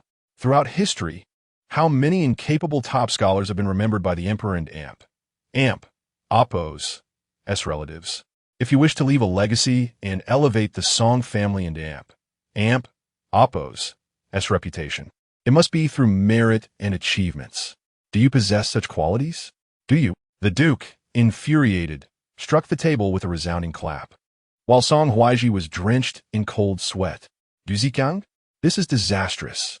If Du Zikong continues to gain favor, his secret will inevitably be uncovered. Song Huaizhi fell to his knees, his face marked with red scratches, nearly in tears. Father, please save your son. Having dressed herself, Xie Yunyan seized the opportunity to stealthily make her way to the Western Garden. She did not enter through the main gate, but instead donned Wudong's clothing and a veil, circling around the Eastern Garden before heading to the Western Garden. After 3 days apart, Lin Hengyue increasingly felt that the kiss they shared had been but a dream. However, the blackened marks left by the poison on his face were miraculously fading, and upon seeing in the mirror that he had regained much of his former appearance, he realized this was indeed reality. His attendants were elated.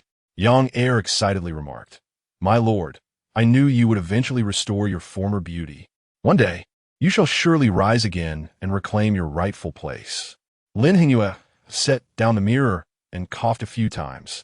Though the ointment Xie Yunyan had provided had alleviated some of his discomfort, he still felt weak, often alternating between burning heat and freezing cold. And at times, while seated and reading, he would suddenly faint, not to mention the excruciating pain that threatened his life at any moment. Yet he bore it remarkably well, having only revealed his suffering to his attendants a couple of times. Yang Er, both crying and laughing, continued. Regarding the fifth prince, we have preemptively made arrangements as per your instructions. The fifth prince, having received a lead, believes you are in Shizhou City and has personally rushed there. It is impossible for him to search the city in the next few days. Lin Hingyue picked up a book from beside his bed, his voice calm. Have you uncovered the recipe for the Baishanjiu ointment?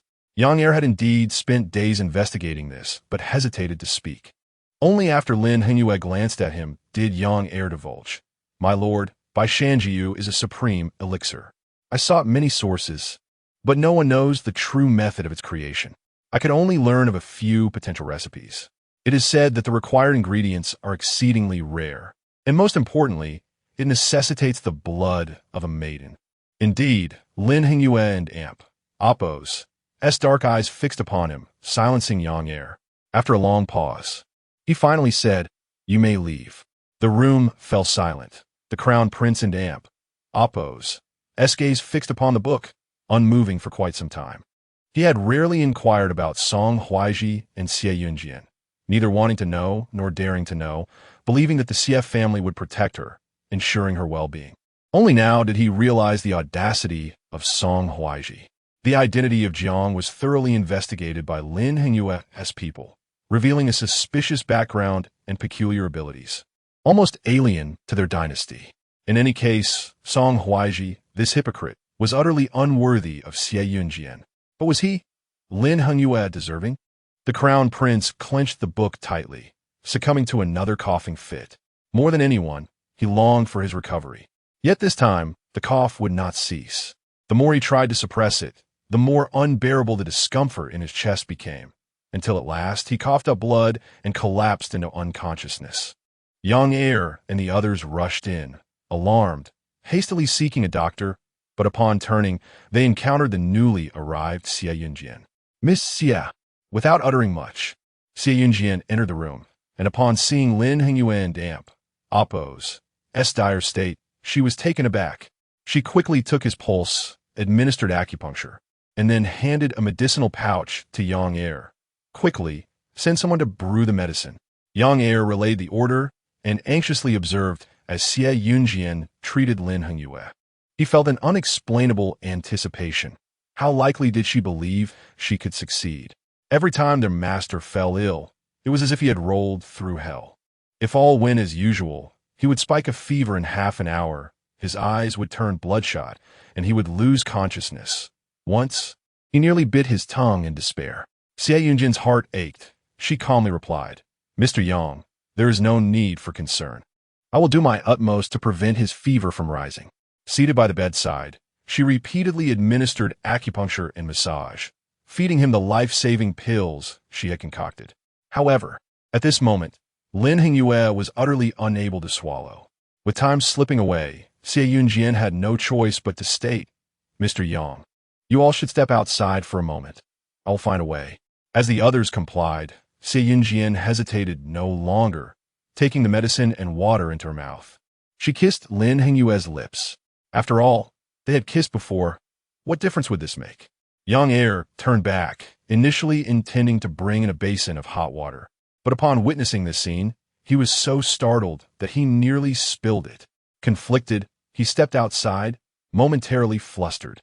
The legitimate daughter of the Xie family was now the young mistress of the Song family, and now she was kissing the crown prince. This was a conundrum he could not comprehend.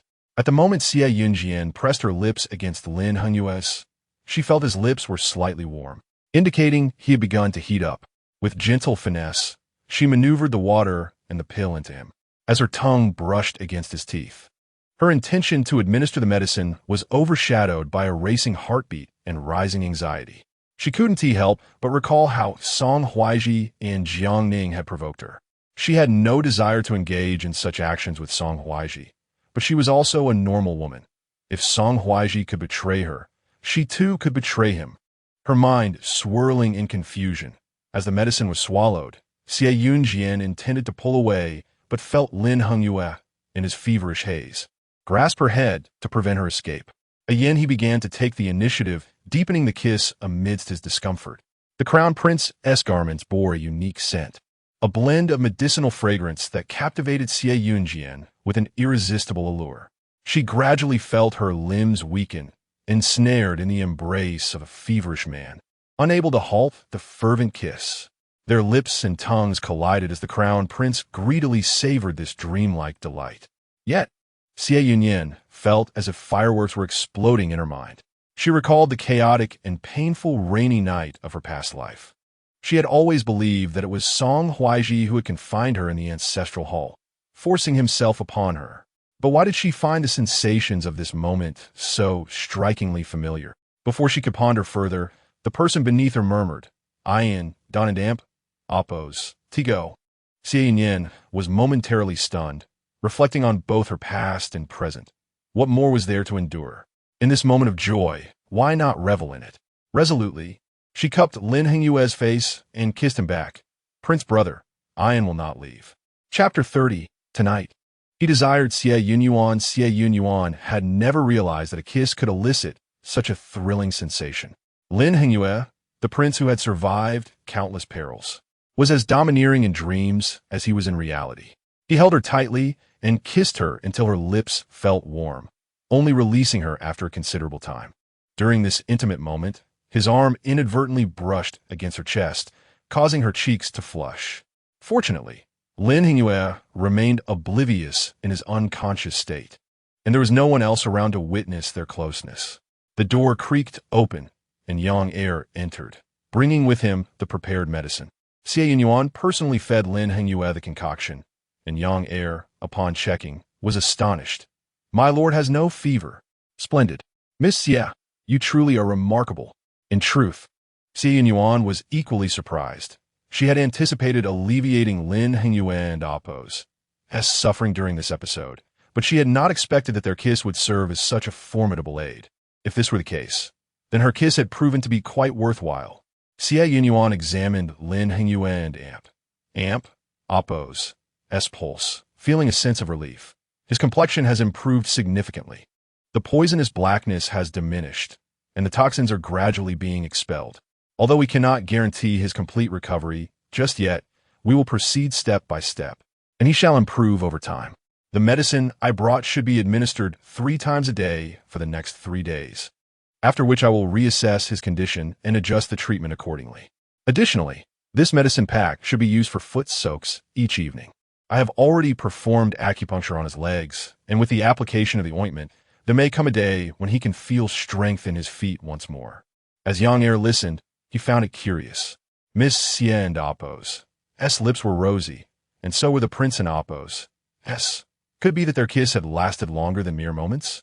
Thus, it seemed that the prince harbored feelings for Miss Xie, and perhaps she felt similarly towards him.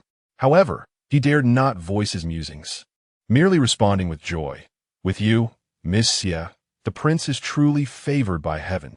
I shall follow your instructions diligently, and should you require anything, do not hesitate to command me.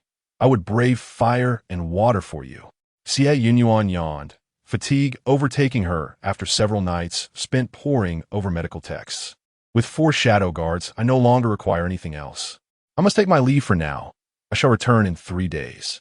Exhausted, Xie Yunyan quickly fell into a deep slumber upon returning home, needing rest before visiting her family again. The prince awoke at the second watch of the night. Yang Er and the others were overjoyed, their faces aglow with delight. This was the first time since his injury that he had experienced such a stable recovery from fever, sleeping soundly for an extended period. However, upon awakening, Lin Hengyue lay silently, staring at the ceiling. After a while, he closed his eyes again. The dream he had was astonishingly vivid.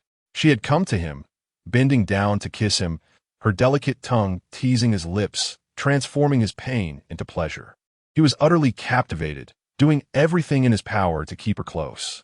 Grasping the back of her head, he compelled her to kiss him, unable to restrain himself as he called her in, kissing her ever more fervently. It seemed she had returned his kiss.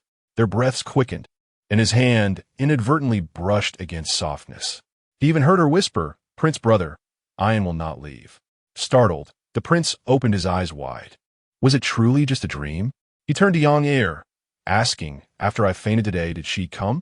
Young heir cleared his throat, dismissing the others with a wave of his hand, scratching his head awkwardly as he replied, "My lord, perhaps I should refrain from mentioning it."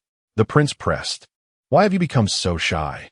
Young heir, summoning his courage, confessed, "Miss Xie did come, but after you fell unconscious, I do not know how you—" Well, she was not angered. She continued with the acupuncture and administered medicine. "Truly, Miss Xie is the most benevolent person in the world." Lin Hengyue and Amp, Appo's heart raced heavily. So the kiss in his dream had indeed been real. Joy began to swell within him like a child who, after wandering through a cold winter in Amp, Appo's street, suddenly receives a piece of candy. Did this mean she, too, held some affection for him? He commanded, "Where is the medicine? I must take it. I need to recover." It was the first time he had been so proactive about his treatment. Xie Yunyan had slept for considerable time. In recent days, she had busied herself with dealing with the Song family, coordinating plans, and searching for remedies for the prince, leaving her utterly fatigued. Now that the eldest princess was at the royal mausoleum, and Jiangning was trapped in Chunshua Pavilion, her surroundings had quieted considerably. She had discreetly gathered many from the Song family, so much so that the eldest princess was still unaware of the prince's consort taking another wife. She slept soundly until the second watch when Wudong intended to awaken her for a meal. Unexpectedly, Song Huaizhi staggered into the room. He had just faced his father and Amp, Appo's reprimands, and had gone to the Hamlin Academy to fulfill his duties, only to encounter misfortune. The newly arrived Du Zikong had become quite the sensation, eloquently answering every question posed by his peers. Initially, Song Huaizhi had planned to flaunt his own abilities and mock Du Zikong for his humble origins, but upon approaching, he overheard others mentioning the eldest princess and Amp, Appo's seclusion. Some, emboldened by their connections, engaged in disgraceful behavior, tarnishing the family and Appo's reputation. Fuming with indignation, Song Huaizhi nearly came to blows with one rival, but ultimately restrained himself, joining his two brothers for a drink instead. After a heavy round of drinking, discussions turned to family matters, and someone offered him advice. "You see, if a woman is not satisfied in the bedroom, she will become irritable and nitpick everything about you.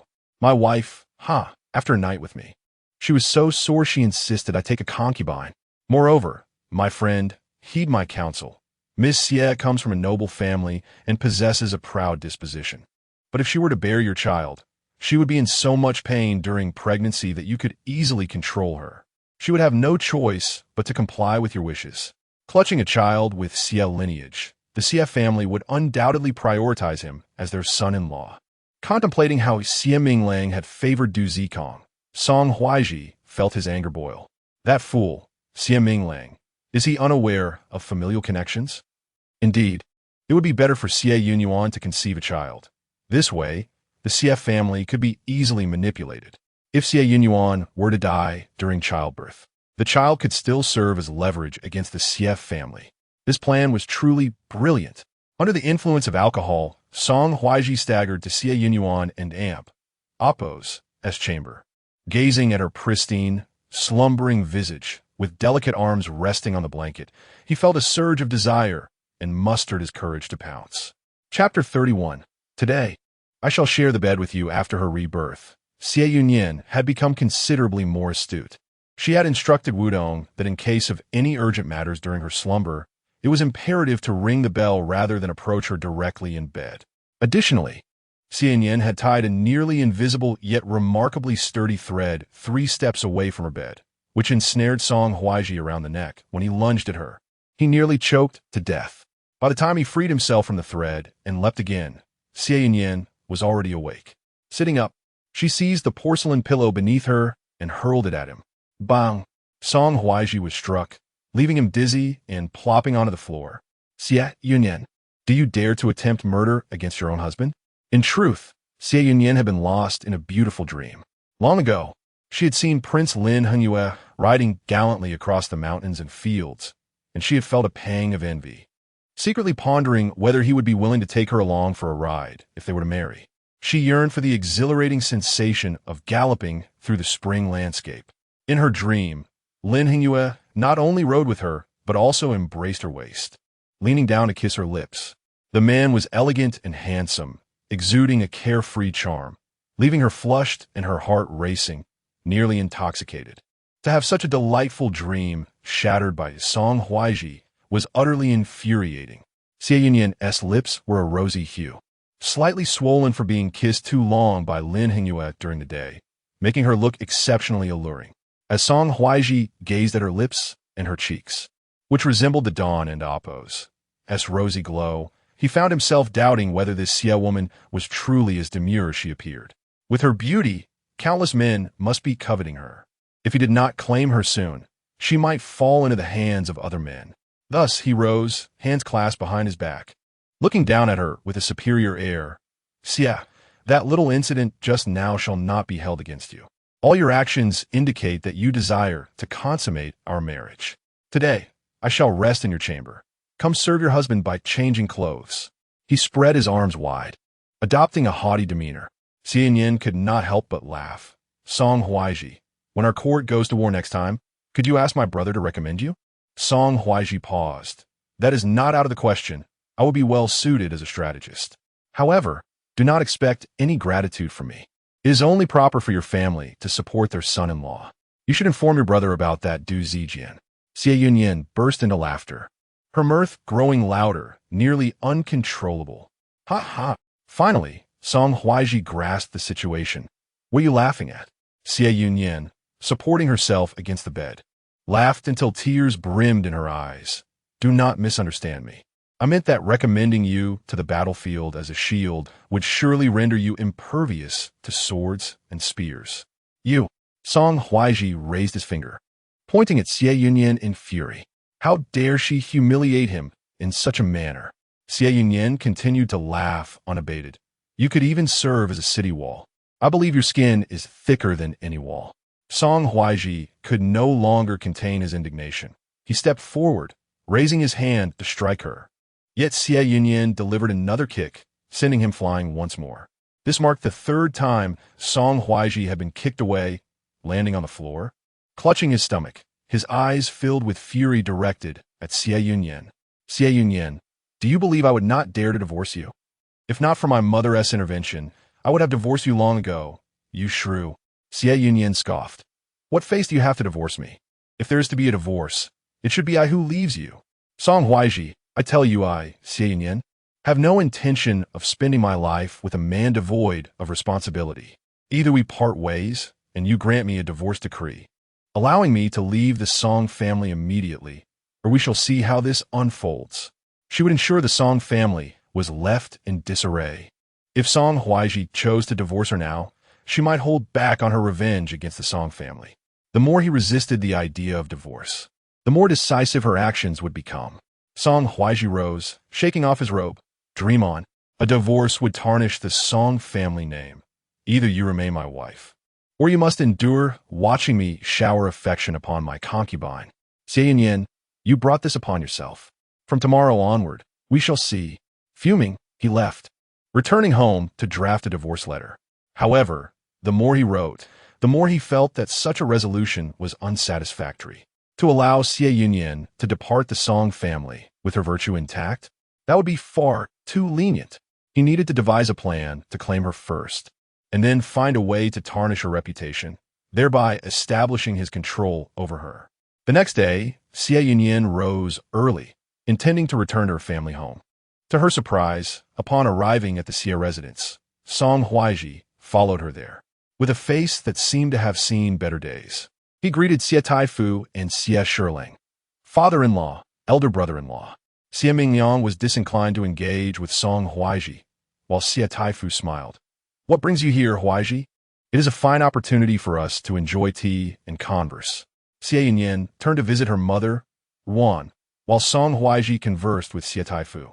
Xie Mingyang, wishing to avoid discussing matters with Song Huaizhi, followed Xie Yunyan to see Ruan.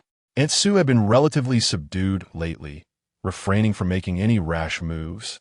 Yet she still sought to elicit sympathy from time to time, employing her own brand of emotional manipulation to showcase her loyalty.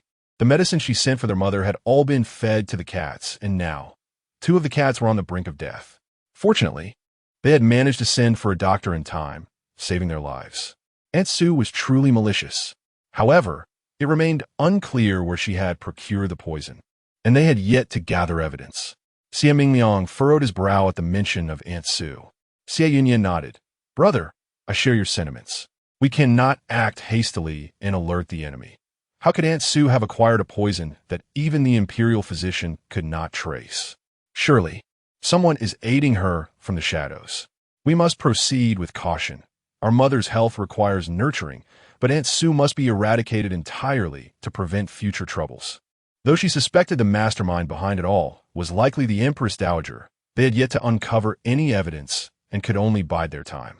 Xie Mingliang regarded his sister, who still appeared beautiful and gentle, yet something about her seemed different. What had prompted Yin Yin to become so astute and concerned with the schemes of others after her marriage? It was perhaps his fault for being too engrossed in political affairs, neglecting matters at home. Were it not for Yin Yin, their mother might have already perished. As the siblings entered the inner chamber, they found Aunt Su kneeling on the floor, presenting a bowl of burdened amp, oppos, nest or won. Madam, this has been stewed for 5 hours. You must have a few spoonfuls. It is the most nourishing for your health. Ruan had been discreetly taking the medicine prescribed by Xie Yunyan, and her health had improved significantly. However, she still had to apply white powder to her face daily, appearing weak and feeble. Now, faced with Aunt Su's insistence to consume the bird's nest, she was filled with 1,000 questions, desperately wanting to ask what she had done to offend Aunt Su. Just as the tension mounted, her daughter and son entered, easing Ruan and Oppo's heart considerably. Chapter 32. Turning the Tables. Ruan looked at Xie Yunyan with a pitiful gaze. Yunyan, you have returned. Xie Yunyan approached, and Su and Oppo's eyes flickered momentarily before she gently smiled. My dear young lady, today I have spent 4 hours preparing bird and Oppo's nest soup, intending to nourish the lady and Oppo's health. However, she refuses to drink it. Perhaps you could persuade her. After all, how can she recover without consuming something nourishing? Xie Yunyan smiled impeccably. Aunt has been considerate. But this bird and Oppo's nest is too moist and warming, which does not align with my mother and Oppo's condition. It would only add more burden to her body. I see that you do not look well, Aunt. Have you been overexerting yourself these past few days? Why not enjoy the bird and Oppo's nest for yourself? Su was taken aback, about to protest, when Xian Minglang interjected calmly. Aunt Su, since Yunyan insists you drink it, then do so, and after you finish, leave us be. I need to speak with Mother. Su had no intention of drinking it, knowing it had been tampered with. She quickly replied, then I shall take it outside to enjoy, so as not to disturb you. Yet, Xie Yunyan stopped her. Aunt, please drink it first. I still have something to discuss with you. Once you and Oppo's finished, I will share it with you. Her smiling eyes rendered Su uneasy. What was Xie Yunyan up to? Did she harbor suspicions? As Su and Oppo's heart raced, Xie Yunyan continued. About the bird's nest. At that, Su hastily lifted the bowl and drank it all in a few gulps, wiping her mouth in a flurry. She forced a smile. What do you wish to say, my dear young lady? Xie Yunyan and Oppo's smile deepened as she gently brushed Su and Oppo's hair aside and said softly, I just wanted to advise you to rest well when you return home. Do not fret too much over family matters. Su and Oppo's complexion paled, and she could only leave in haste. Upon entering her courtyard, she was greeted by Xie Ro-chun, who exclaimed, Mother, has my brother-in-law arrived? Are they staying for dinner today? It has been so long since I last saw him. Recalling the day, Song Huaizhi paraded through the streets as the top scholar. The thought sent Xie Ro-chun and Oppo's heart racing. She had a plan. If her sister stayed for dinner, something significant was bound to happen. If her brother-in-law was present, she would find better opportunities to approach him. Su, lacking the energy to engage with such matters, quickly closed the door and forced herself to expel the burdened amp, Appo's, nest she had just consumed. This bout of purging was far from pleasant. Xie Yunyan, indifferent to her plight, chattered away before pretending to bring tea to the study of Xie Taifu. Just as Su finished purging, she noticed her substitute, Limama, staring at her. The look in Limama and Appo's eyes was serpentine, sending chills down Su and Appo's spine. What is it, Limama? Su, you have delayed my master's orders for too long. Ruan was supposed to die days ago, yet there has been no action. Has today and amp, Appo's, this burdened amp, Appo's, nest not been properly administered to her? Do you realize you have disrupted our master and amp, Appo's, plans? Suppressing her discomfort, Su hastily replied, I wish to complete the task as swiftly as possible, but you know I have not been well treated in the Xie household. Xie Yunyan and Xie Minglang have begun to guard against me, and he has dismissed many from the manor. I am trying to devise a plan. Limama scoffed, you have 3 days. If Ruan is not dead by then, consider your daughter and amp, Appo's, fate. This time, my master has ordered that you cannot escape lightly. As she spoke, she stuffed a piece of cloth into Su's mouth and jabbed 2 thin needles into her scalp. Su could not scream, her body convulsing in pain until she lost consciousness, awakening after a tea and amp, Appo's, time. Despairing, she crawled up from the ground, her body still trembling. Ruan, this wretched woman, is to blame, on the brink of death, yet she insists on holding on. 3 days, how am I to accomplish this? Perhaps I must set the Xie household ablaze. By now it was lunchtime. Today Song Huaizhi had returned to the Xie household with Xie Yunyan. Although Xie Taifu and Xie Minglang were not particularly fond of him, they maintained a facade of politeness for their daughter and amp, Appo's, sake. Indeed, Song Huaizhi had utilized news from the 5th prince to engage Xie Taifu in conversation for quite some time. Despite Xie Taifu and Appo's dislike for the 5th prince, after the incident with the crown prince, the 5th prince was the only one left with a chance to inherit the throne. He had no choice but to relent. Moreover, Song Huaizhi was the emperor and Appo's nephew, the direct son of the grand princess. As parents who would not wish for their daughter to have a good life, Xie Taifu and amp, Appo's civility towards Song Huaizhi stemmed from a hope that he would treat his daughter well. Xie Yunyan was acutely aware of the undercurrents within her household, especially with Su and Xie Yunyan around, necessitating caution at every turn. Throughout the meal, she remained vigilant. Yet, it was evident that her half-sister, Xie Yunyan, could not suppress her gaze, repeatedly drifting towards Song Huaizhi. Perhaps in Xie Yunyan and amp, Appo's eyes, he was the epitome of a refined gentleman, a champion scholar no less. Meanwhile, Wudong leaned in to whisper to Xie Yunyan, Miss, the stewed fish just informed me that an unfamiliar man has entered your chamber. The 4 shadow guards were vigilantly watching over her from the shadows. Xie Yunyan maintained her composure, sipping from her water cup. Moments later, Xie Yunyan chimed in cheerfully. Sister, even though you are married, Aunt and I ensure that your courtyard is attended to daily. The lotus flowers you adored are blooming splendidly, especially a pot of purple ones with 5 or 6 blossoms. So lovely. After the meal, do remember to take a look. In the past, Xie Yunyan had relished tending to flowers, and the large water tanks in her courtyard held rare lotus varieties that were irreplaceable. After marrying, she had left them behind, but her brother, Xie Minglang, had instructed the servants to care for them diligently. Xie Yunyan was certain that Xie Yunyan would visit the flowers. Once she did, the man hiding in the courtyard would leap forth, pretending to have an encounter with Xie Yunyan, causing a scandal that would be difficult for her to navigate in front of Song Huaizhi. There, Xie Yunyan could only concede defeat, knowing her days at the Song household would be fraught with difficulties. But would this not provide Xie Yunyan the opportunity to draw closer to her brother-in-law? Indeed, Xie Yunyan intended to return to her chamber, for that purple lotus was, in fact, a rare medicinal material that the crown prince required. She needed to assist him in restoring his health and, when the time was right, inform her father and brother of the crown prince and Appo's situation. Thus, after sitting for a short while, Xie Yunyan rose, her cheeks slightly flushed from the wine she had consumed. She claimed to be going to check on the lotus flowers. Song Huaizhi cast a glance her way, intending to cripple her leg today. He would relish the opportunity to torment her once she was incapacitated. As soon as she exited the banquet hall, she hastily made her way to Ruan and Amp, Oppos, S quarters, whispering instructions to Wutong. Deliver this to the 2nd Mississippi.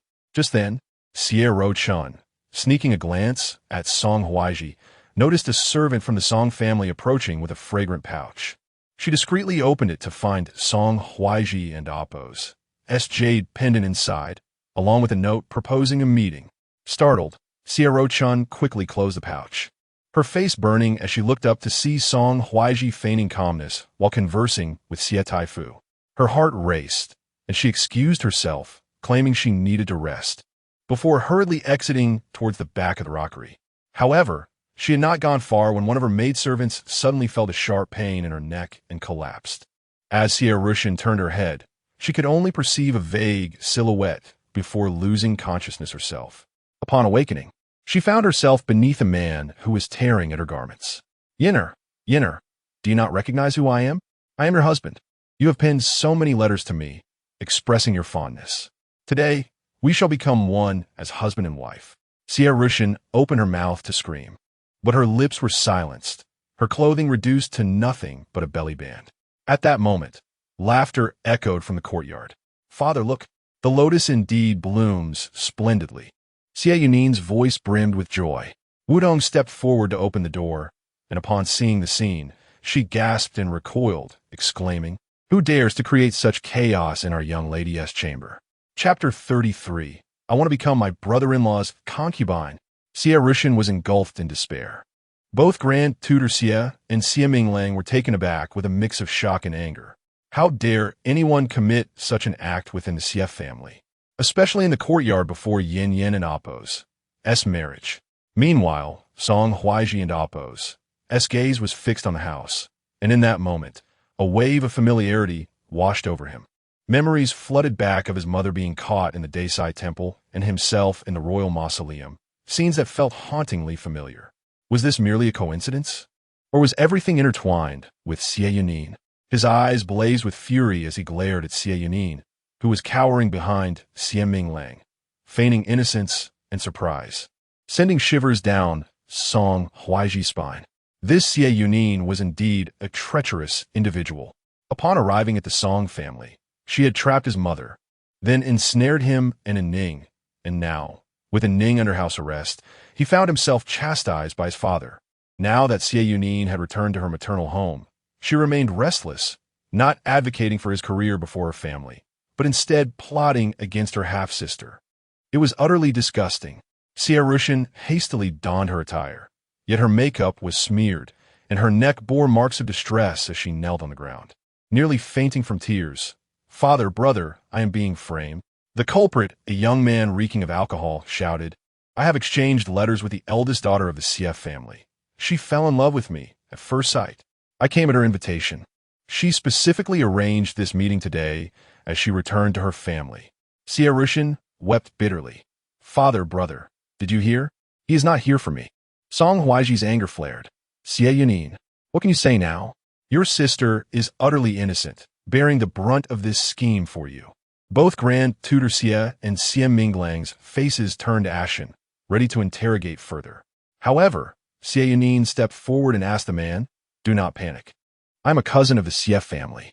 Tell me, if you are indeed in love with the eldest daughter of the Xie family and have exchanged letters, do you possess any tokens of affection? Where have you met? If you can produce them, we shall certainly consider your union."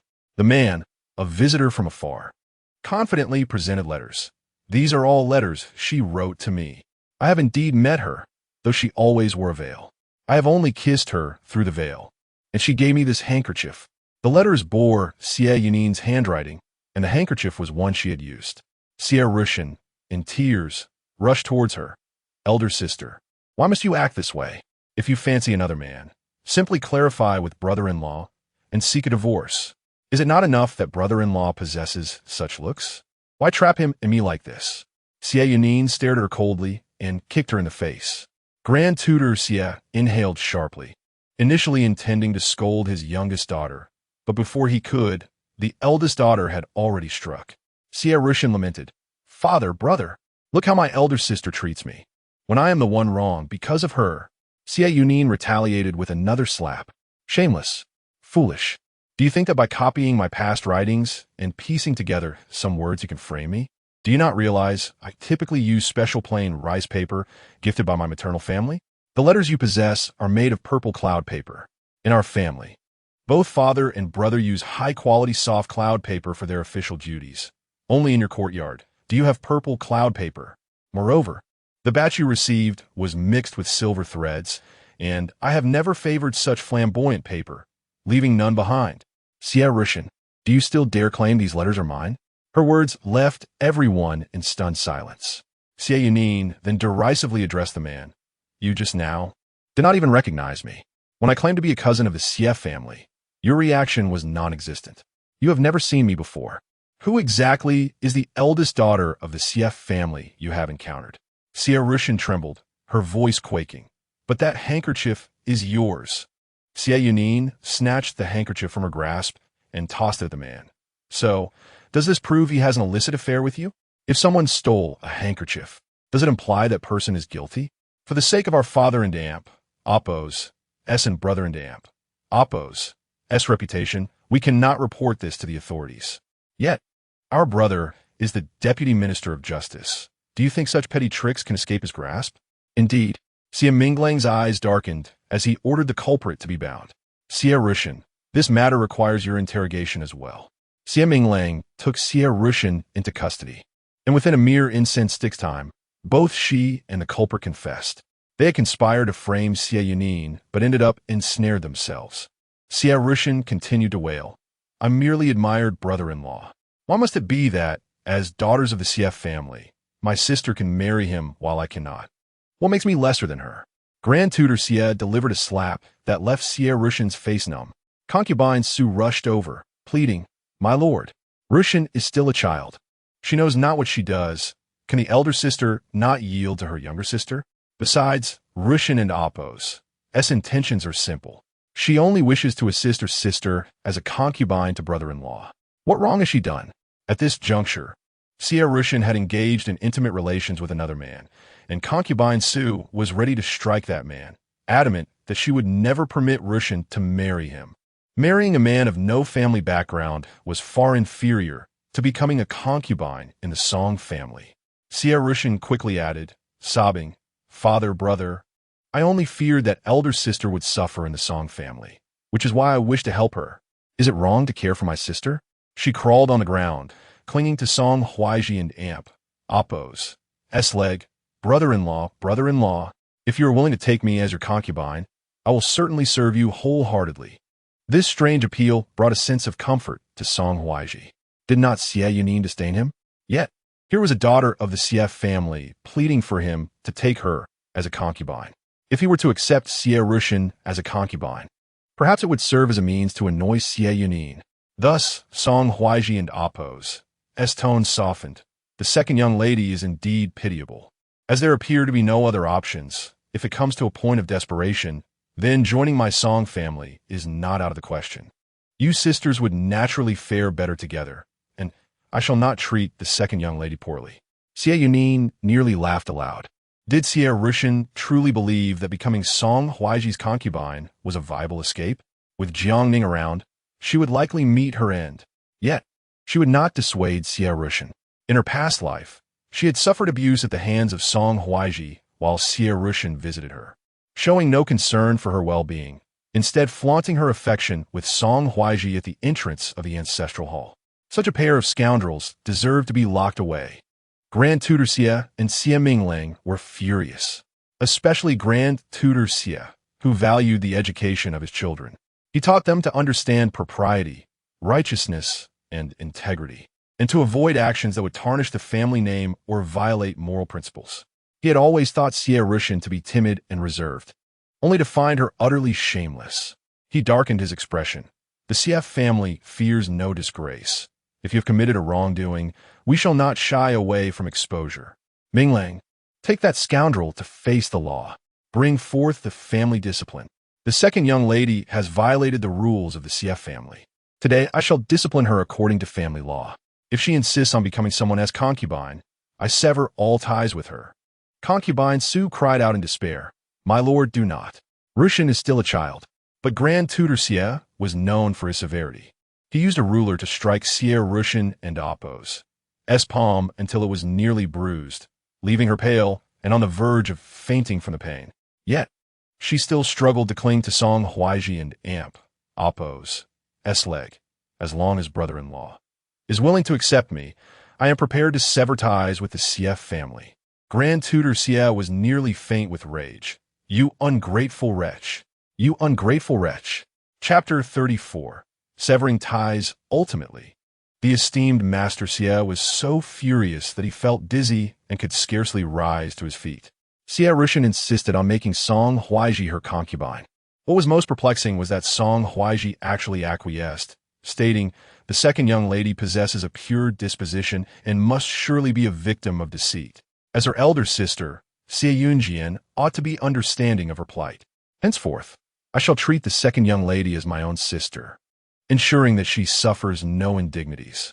In front of everyone, Xie Rushan threw herself into Song Huaizhi's arms, weeping. Xie Yunyan stood nearby, her expression indifferent. Had Xie Minglang not remembered Yunyan and Appo's earlier admonition to refrain from rash actions, and had he not witnessed her recent endeavors to rectify the Xie family and Appo's affairs, he would have certainly struck Song Huaizhi. However, he decided to bide his time. In a few days, a thunderous revelation would descend upon Song Huaizhi. Master Xie, still reeling from anger, was assisted back to his bed, where he trembled as he ordered, "The second young lady has violated the family law of the Xie clan. We shall sever all ties with her and remove her name from our family register at the magistrate's office." Lady Su was taken aback, having labored her entire life. She believed it impossible to bear another son and had aspired to become the matriarch of the Xie family, seeking a suitable match for her daughter. She had intended to assume the role of Madame Xie in place of the deceased Yuan. With Xie Yunyan gone, she had envisioned Rushan marrying Song Huaizhi as the primary wife. How could matters have unraveled to this extent? She had not even had the chance to incite chaos yet. The noblewoman had commanded her to fulfill her task within 3 days, and now Rushan had embroiled herself in this predicament. In her despair, Lady Su resolved to plead for mercy with her own life. She dashed headlong into a pillar, exclaiming, "My lord, if you truly intend to hold Rushan accountable and remove her name from the family register, then I shall take my own life." Yet, Master Xie had only taken a concubine due to unforeseen circumstances. He harbored little affection for Lady Su and grew increasingly agitated at the sight of her. "Ah, I see. No wonder Rushan has turned out this way. It is due to your poor guidance. I once believed you to be kind-hearted and diligent, but you have raised a source of trouble. Someone, take Lady Su to the estate for seclusion and reflection. Without my command, she is not to return." Immediately, Xie Minglang exchanged a glance, and 2 burly matrons swiftly subdued Lady Su. Panic-stricken, she realized that if she were to face calamity, how could she continue her schemes? She knelt, fervently bowing her head, "My lord, for the sake of nothing else, my lady and Appo's illness depends on me. I beseech you, do not cast me away." Upon mention of Yuan and Appo's ailment, Xie Minglang replied mercilessly, "My mother and Appo's health is my responsibility. Aunt, you should first reflect on your actions at the estate." Lady Su was forcibly bound and ushered onto a carriage. Meanwhile, Xie Rushan was embraced by Song Huaizhi as they boarded the carriage back to the Song family. Xie Minglang busied himself tending to Master Xie. For a moment, Li Momo discreetly lowered her gaze. The state of the Xie family was indeed beyond her expectations. She needed to contemplate how to relay this information. However, she had not anticipated encountering Xie Minglang just as she reached the side entrance. The tall figure of the man approached her step by step, inquiring, "Where is Li Momo headed?" Startled, Li Momo's complexion shifted dramatically. "Xie. Master Xie." A flicker of a faint smile crossed Xie Minglang and Appo's eyes. "Li Momo is a perceptive individual. Let us strike a bargain." Once Xie Yunyan boarded the carriage, She observed Song Huaizhi deliberately comforting Xie Yunyan, clearly to vex her. His arm remained draped around Yunyan and Amp, Appo's shoulder. Xie Yunyan and Amp, Appo's hands, bloodied from a beating with a ruler, timidly inquired, "Brother-in-law, will sister be angry with you for treating me this way?" Song Huaizhi nonchalantly glanced at Xie Yunyan, a smirk of derision playing upon his lips. "She is your elder sister and my legitimate wife. It is her duty to be magnanimous. Why would she be angered? Even if I were to shower you with affection, she would not take offense." Xie Yunyan smiled. "Indeed, I would not be angered by such matters. However, we already have a Ning aunt in our household. Sister, you must learn to coexist harmoniously with Aunt Ning once you arrive at the Song residence." At the mention of a Ning, Song Huaizhi frowned. He had not visited a Ning in recent days, partly due to his father's restrictions, who kept a watchful eye on him, and partly because he held a certain mindset. A Ning was already his concubine and would not flee anytime soon, so he felt no concern. Regarding Xie Yunyan, he believed a Ning, who loved him dearly, would certainly understand. He had taken Xie Yunyan as a concubine solely to irritate Xie Yunyan. A Ning, thinking of her filled Song Huaizhi's gaze towards Xie Yunyan with heightened malice. He glanced at her leg and abruptly commanded the carriage to halt. "I shall take Yunyan to the physician to examine her hand. Xie Yunyan, you may return on your own." With that, he assisted Xie Yunyan down from the carriage. Xie Yunyan beamed with delight, feeling as if she were dreaming, basking in the affection of her beloved brother-in-law. Meanwhile, Xie Yunyan, seated within the carriage, chuckled softly. So, the carriage had been tampered with? She had always excelled at repaying grievances in kind. Chapter 35. The severed leg of Song Huaizhi. Song Huaizhi harbored little affection for Xie Yunyan. Rather, he relished the adoration bestowed upon him by women. Furthermore, Yunyan and Appo's existence served to irk Xie Yunyan significantly. Thus, he took her to the clinic for treatment of her hand. Overjoyed, Yunyan's gaze remained fixated on him. Sitting beside her, Song Huaizhi cast a few indifferent glances and spoke in a dispassionate tone. "From now on, you shall sever ties with the Song family. I am taking a risk by accepting you, so you must perform well." He intended to wield this situation as leverage against Xie Yunyan. Yunyan, responding softly, declared, "My lord, I shall do whatever you desire. I will heed your every command." Song Huaizhi smiled without uttering a word. After tonight, with Xian and Amp, Appo's leg broken and confined to bed rest, Yunyan would serve her in the guise of a sister, undoubtedly finding an opportunity to deal with Yunyan. Before long, Yunyan and Appo's hand was bandaged, and Song Huaizhi had arranged for another carriage. The two returned to the Song residence. Yunyan keenly sensed that, in Yunyan's absence, Song Huaizhi paid her little attention.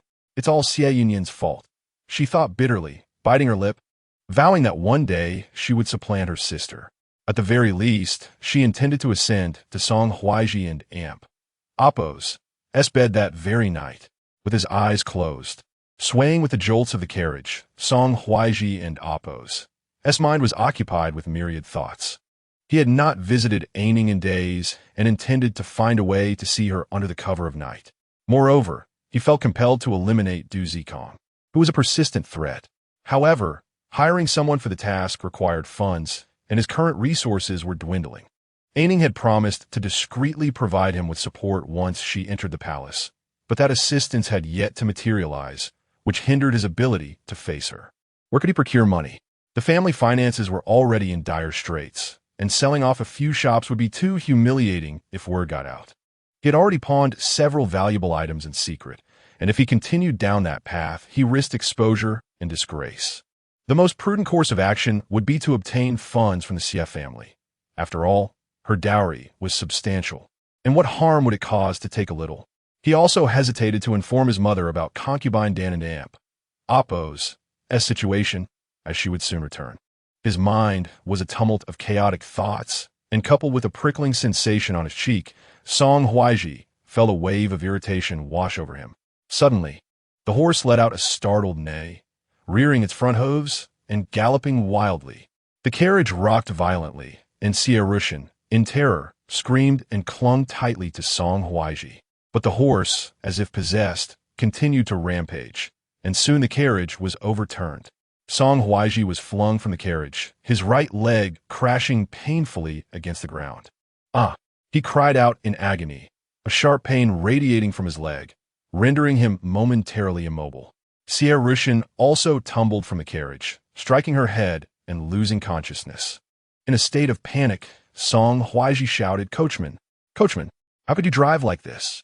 Yet, the coachman and the servant had managed to leap clear in time and were relatively unscathed. Overwhelmed by frustration, he lamented, "My leg! My leg!"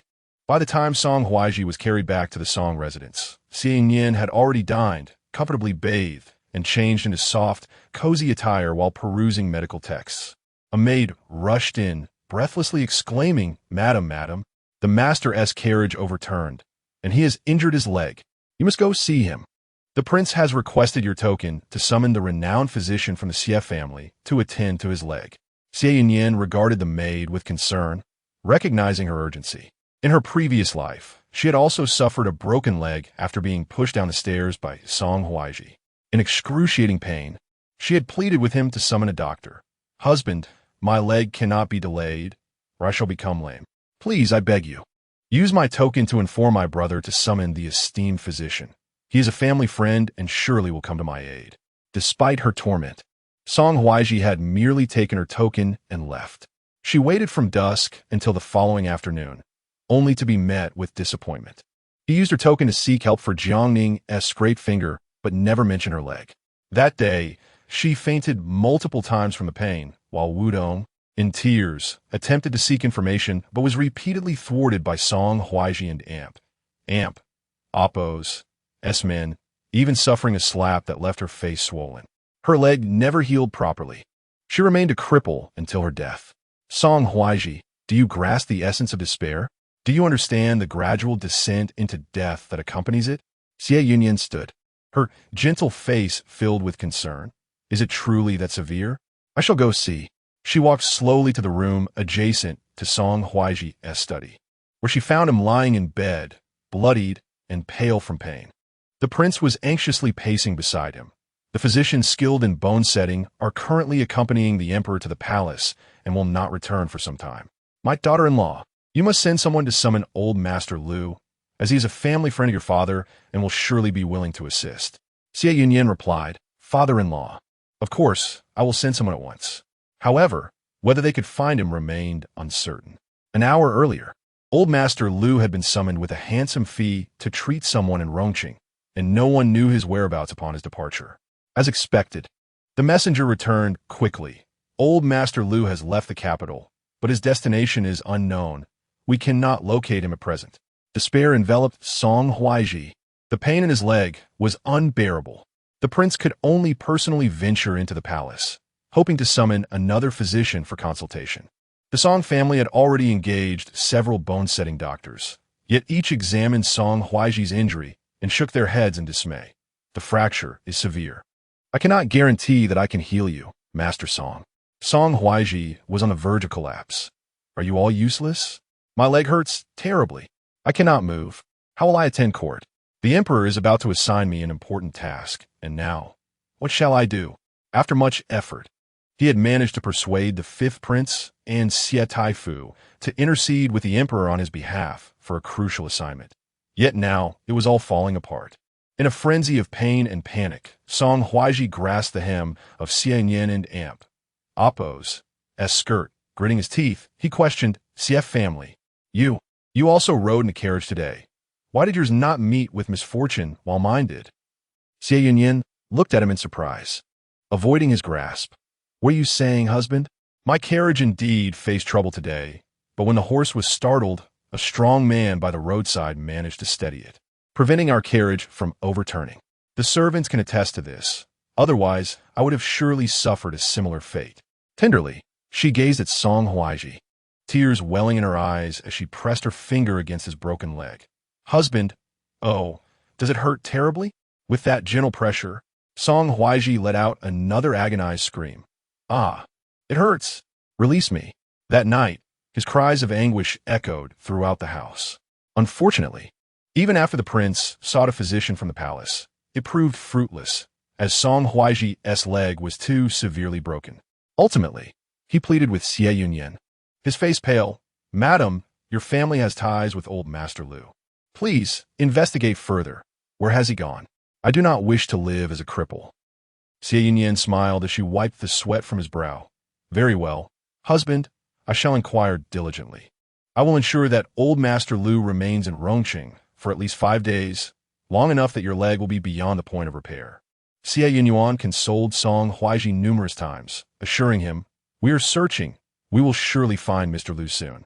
Unfortunately, an entire day passed, then another.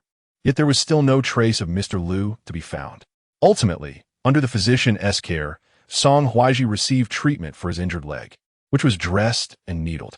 The physician informed him, "Master Song, I fear your leg may never fully heal, and it will inevitably affect your ability to walk in the future." Lying in bed, Song Huaizhi's expression became numb. The once proud and illustrious scholar now had tears slowly streaming down his cheeks. Xie Yunyan discreetly covered her lips with a handkerchief, stifling a silent smile. "What does this signify, Song Huaizhi? Do you believe this is the ultimate setback in life?" Chapter 36. I will only be a widow. Not divorced, the prince could no longer endure and succumbed to sleep in the late hours of the night. The maids and servants, too weary to keep their eyes open, had been exhausted from the past couple of days caring for Song Huaizhi, who had sustained injuries. Naturally, Xie Yunyan was reluctant to tend to him, yet he insisted on her presence. "Xie, you're my wife. When I am injured, if you do not attend to me, should I take this matter to the emperor? Your family would be at a disadvantage," he declared. Xie Yunyan cast him a sidelong glance, a smile gracing her lips. "Is that so? In that case, I shall take care of you." She rose to adjust his blanket, inadvertently brushing against his wound, causing Song Huaizhi to gasp in pain. He grasped her hand tightly. "Xie Yunyan, do you think I am unaware? Why did my carriage meet with misfortune while yours remained unscathed? If I uncover the truth, you shall pay dearly." Xie Yunyan wriggled free, disdainfully wiping her hand with a handkerchief. "Is that so? What are you suspecting? Do you think my carriage should have been the one to meet with an accident instead of yours? You are welcome to investigate at your leisure." Song Huaizhi, meticulous in his actions, had left no evidence behind, save for the sight of the smoked fish. Xie Yunyan was even more discreet. He could uncover nothing. Closing his eyes, he realized fully that Xie Yunyan, though appearing gentle and radiant, was in truth a venomous rose capable of inflicting mortal harm. "Xie Yunyan," he rasped, "I shall not dance around the issue any longer. Ever since our marriage, calamities have befallen the Song family one after another. Aining was driven to become a concubine by you, and my mother and Appo's reputation has been tarnished, leading to her punishment at the imperial tombs. You orchestrated the events that led to Aining and me being ensnared at the tombs, and now my leg is broken. This is all you're doing, is it not? Does her conscience not ache?" Xie Yunyan found his claims amusing, her gaze contemptuous. "Are you implying that I forced you into an affair with Jiangning? Did I strip your mother of her garments? Did I lock the doors to your chambers? Or perhaps I compelled your father to rekindle an old flame with Dan Yang from over 20 years ago? Did I break your leg with my own hands? Song Huaizhi, I misjudged you. You are not merely thick-skinned. You are utterly shameless." Song Huaizhi was incensed, his fury palpable. You spout such nonsense. Do you possess even a shred of shame?" Xie Yunyan laughed derisively. "So, according to you, it is acceptable for your kind to shed their clothes at will?" His ire nearly consumed him, leaving him momentarily speechless. Finally, he managed to utter, "Regardless, I shall never love you. My heart belongs solely to Aining. But I will never easily grant you a divorce. If you wish to leave the Song family, there is but one way. Relinquish all your dowry and write a public declaration acknowledging your transgressions, confessing that it was the Song family that cast you out. Otherwise, if further misfortune befalls the Song family, the blame shall fall squarely on you, the bride who has brought disgrace upon us. The emperor is my uncle, and the empress dowager is my grandmother. Do you truly believe that your Xie family can rival the Song family?" Xie Yunyan and Appo's expression turned frosty. Indeed, even if the princess and her family committed grievous offenses, a mere passage of time would allow them to appeal to the emperor and empress dowager for leniency. Moreover, the emperor was not a genuinely benevolent man. Otherwise, how could the Xie family have suffered such unjust fates in the past? He was a smiling tiger who would elevate you when it suited him, only to discard you when you were no longer useful. Thus, she resolved to suppress the Song family to the point where the emperor would no longer feel pity for them. She aimed to incite enmity among the emperor, the empress dowager, and the princess and Apos' family, leading them to mutual destruction. Song Huaizhi, believing he had struck a chord, spoke with a hint of mockery. Xie, I advise you to abandon any thoughts of divorce. For me, there is only widowhood, not divorce. Xie Yunyan smirked. How fortuitous, for I, too, desire widowhood over divorce. Song Huaizhi, we shall see who precedes whom in this endeavor. With that, she turned her back on him and departed. Song Huaizhi and Apos' expression darkened, and after a moment of hesitation, he tremulously instructed someone to fetch ink and paper, composing 2 letters, one discreetly addressed to the princess, the other sent to his grandmother, the empress dowager. On that day, Xie Yunyan, having suffered a slight blow to the head, was unscathed and hurried to attend to Song Huaizhi. At that moment, he glanced at her, his mood sour, and suddenly gestured for her to come closer. Chun and Apos, sir, recount to me all that you know about Xie Yunyan and her family. How many members does her maternal family have now? And what are they engaged in? Xie Yunyan's face flushed as she recounted the details. Meanwhile, Xie Yunyan returned to her chamber, reflecting on events from her past life. To ensure the safety of the Xie family and the crown prince, she needed to act preemptively. Lost in her thoughts, Xie Yunyan felt a wave of agitation wash over her. Unable to visit the crown prince, she sent several packages of medicine instead. Lin Hingyue had been waiting for quite some time. Having bathed and carefully examined his face, the ointment had improved his appearance significantly. Today, he even donned a rare bamboo green robe, a departure from his usual black and gray attire, all to present a more pleasing sight for Xie Yunyan. However, Yang Er arrived with news of the medicine, saying, Wudong informed me that Miss Xie cannot come today. She will return in a couple of days to check on your pulse. Please take this medicine in the meantime. Lin Hingyue paused. Since the dark guard had delivered the message to Xie Yunyan, he had refrained from asking too many questions, wishing to respect her privacy. Yet his concern grew, and he could no longer hold back. Find someone to inquire about what troubles Miss Xie is facing. That day, Xie Yunyan had consumed some wine. Ever since her rebirth, she had been preoccupied, and while she had managed to inflict a significant injury on Song Huaizhi, this was far from the conclusion. It was merely a new beginning. The Empress Dowager still held many secrets, and she was not yet confident in her ability to heal the crown prince's ailments. The harrowing memories of her past life haunted her, evoking a sense of dread, yet she had no one to confide in, forcing her to swallow her fears in silence. Fortunately, the wine provided a slight reprieve, easing her tension. She instructed Wudong and others not to disturb her and fell asleep, leaning against the pillow, slightly tipsy. Lin Hingyue sent inquiries 5 times, each time receiving word that Miss Xie was still asleep. The final report, however, differed. Miss Xie is asleep but appears to have had a nightmare, as she is crying. Lin Hingyue sat up straight, concern etched across his features. He did not wish to overstep, yet his worry for her was overwhelming. Chapter 37. Again, awaiting to marry me. Lin Hingyue pondered for a moment, recalling the kiss from Xie Yunyan during his stupor. They were meant to be husband and wife, yet fate, in its cruel indifference, had cast them into disparate realms. One had plummeted into despair, while the other was wed to another. One had lost everything, descending into hell, while the other bore witness to her husband's affections with another woman.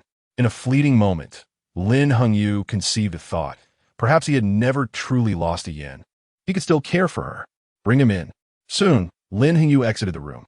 Though he could not walk, he was surrounded by skilled individuals capable of employing lightness techniques to carry him over walls and rooftops. Xie Yunyan realized that the more she drank, the more intoxicated she became. As she succumbed to slumber, her dreams vividly recounted the horrors of her past life. She recalled being pushed by Song Huaizhi, leading to her leg being broken, and enduring 7 years of confinement in the ancestral hall before the tablet of Jiangning, repeatedly beaten and humiliated by Song Huaizhi.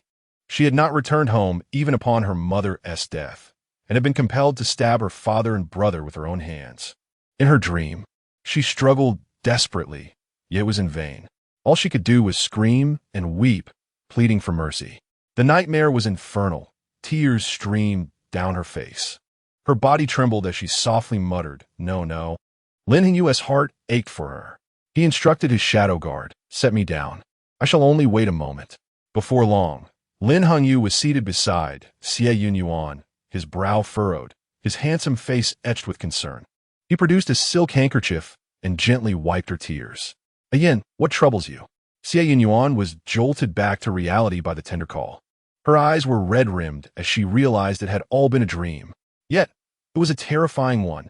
She knew she ought to reassure Lin Hengyu that she was fine, to maintain her composure and stride forward, seeking retribution for grievances and vengeance for wrongs. Yet, upon seeing the worry in his eyes, her suppressed grievances surged forth uncontrollably. She was originally to be wed to the crown prince. Had he not encountered misfortune, they would have united in matrimony. The crown prince, cultivated by her father, was virtuous and upright, unlike the detestable Song Huaizhi. But why? She fought to hold back her emotions, yet her lips trembled uncontrollably, tears cascading down her cheeks. I am fine." Despite her verbal denial, her demeanor shattered the crown prince and Appo's heart. He could no longer concern himself with propriety or respect, but instead, he embraced her without hesitation. "Let your tears flow, for though I am rendered a mere shell of my former self, my arms still hold the power to comfort you." As Xie Yunyan wept profusely, leaning into his embrace, she could no longer contain her sobs, muffling her cries with a handkerchief. Though she dared not make noise for fear of being overheard, this release was immensely liberating. As she cried, Lin Hengyu gently patted her back, offering solace and wiping away her tears. Yet the more she wept, the deeper his gaze became, filled with a desire to uncover the source of her profound sorrow. Once Xie Yunyan had finally wept to her heart's content, he tenderly lifted her chin with his fingers, softly inquiring, "Yin, tell me, who has wronged you? Was it Song Huaizhi?" The crown prince, typically adept at concealing his emotions, now radiated an intense fury. Xie Yunyan felt she should not linger too long in his embrace. Yet inexplicably, even in his weakened state, his broad, warm arms, imbued with the fragrance of medicine and books, provided her with an unparalleled sense of security, making it difficult to part. Lin Hengyu seemed to sense her reluctance. Tightening his grip, "Do you not wish to confide in me? If it is inconvenient, you need not disclose it."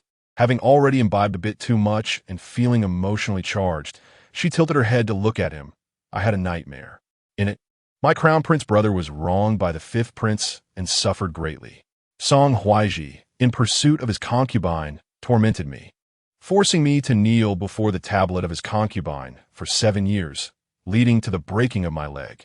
He compelled me to kill my father and brother, fabricating evidence of their rebellion." As she spoke, her voice trembled. Lin Hengyu, however, keenly discerned her distress. If it were merely a dream, why did she cry with such heart-wrenching sorrow? But if it were not a dream, then what could it be? He cradled her face, gently stroking her cheeks. "Yin, fear not. Though I am in this state, I shall protect you and the Xie family with all my might for as long as I draw breath."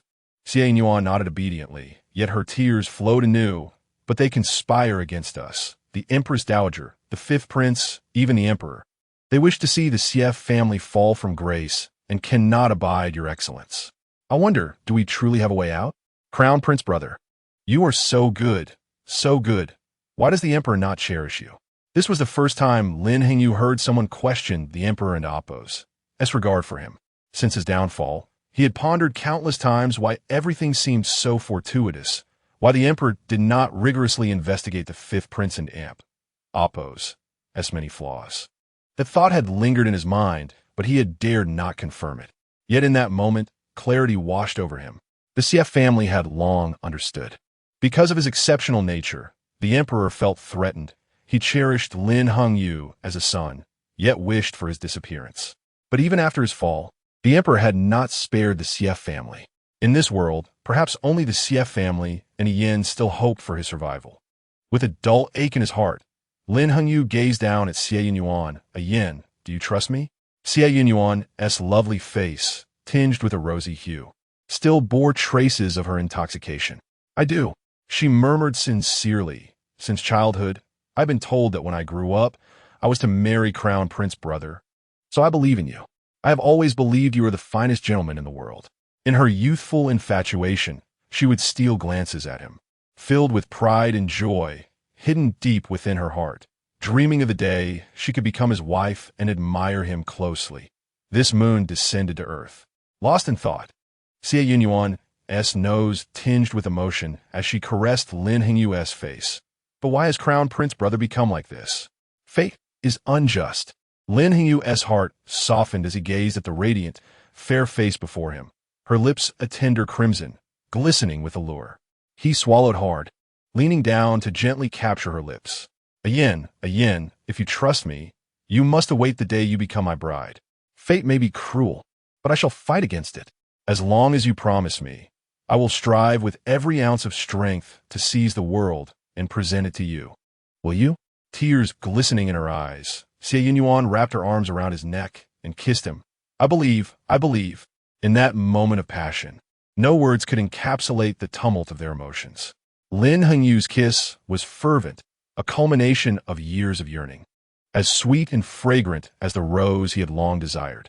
Xie Yunyan, disregarding everything, entwined her arms around his neck, returning his kiss with fervor, clumsily yet devotedly. As the kiss left her breathless, she softly pleaded, "Crown Prince Brother, I can't take it anymore." Meanwhile, at the entrance of the courtyard, Xie Chun was embroiled in a dispute with Wu Tong. "Let me in. I'm a concubine of the Song family and your young mistress and Appo's sister. Why can't I enter?" The master has injured his leg and specifically requested to see his sister, as Xie Chun pushed against Wu Tong, delivering a sharp slap. She craned her neck to peer inside. Wu Tong naturally blocked her path. "Our young mistress is sleeping and cannot be disturbed. Any matters must wait until she awakens."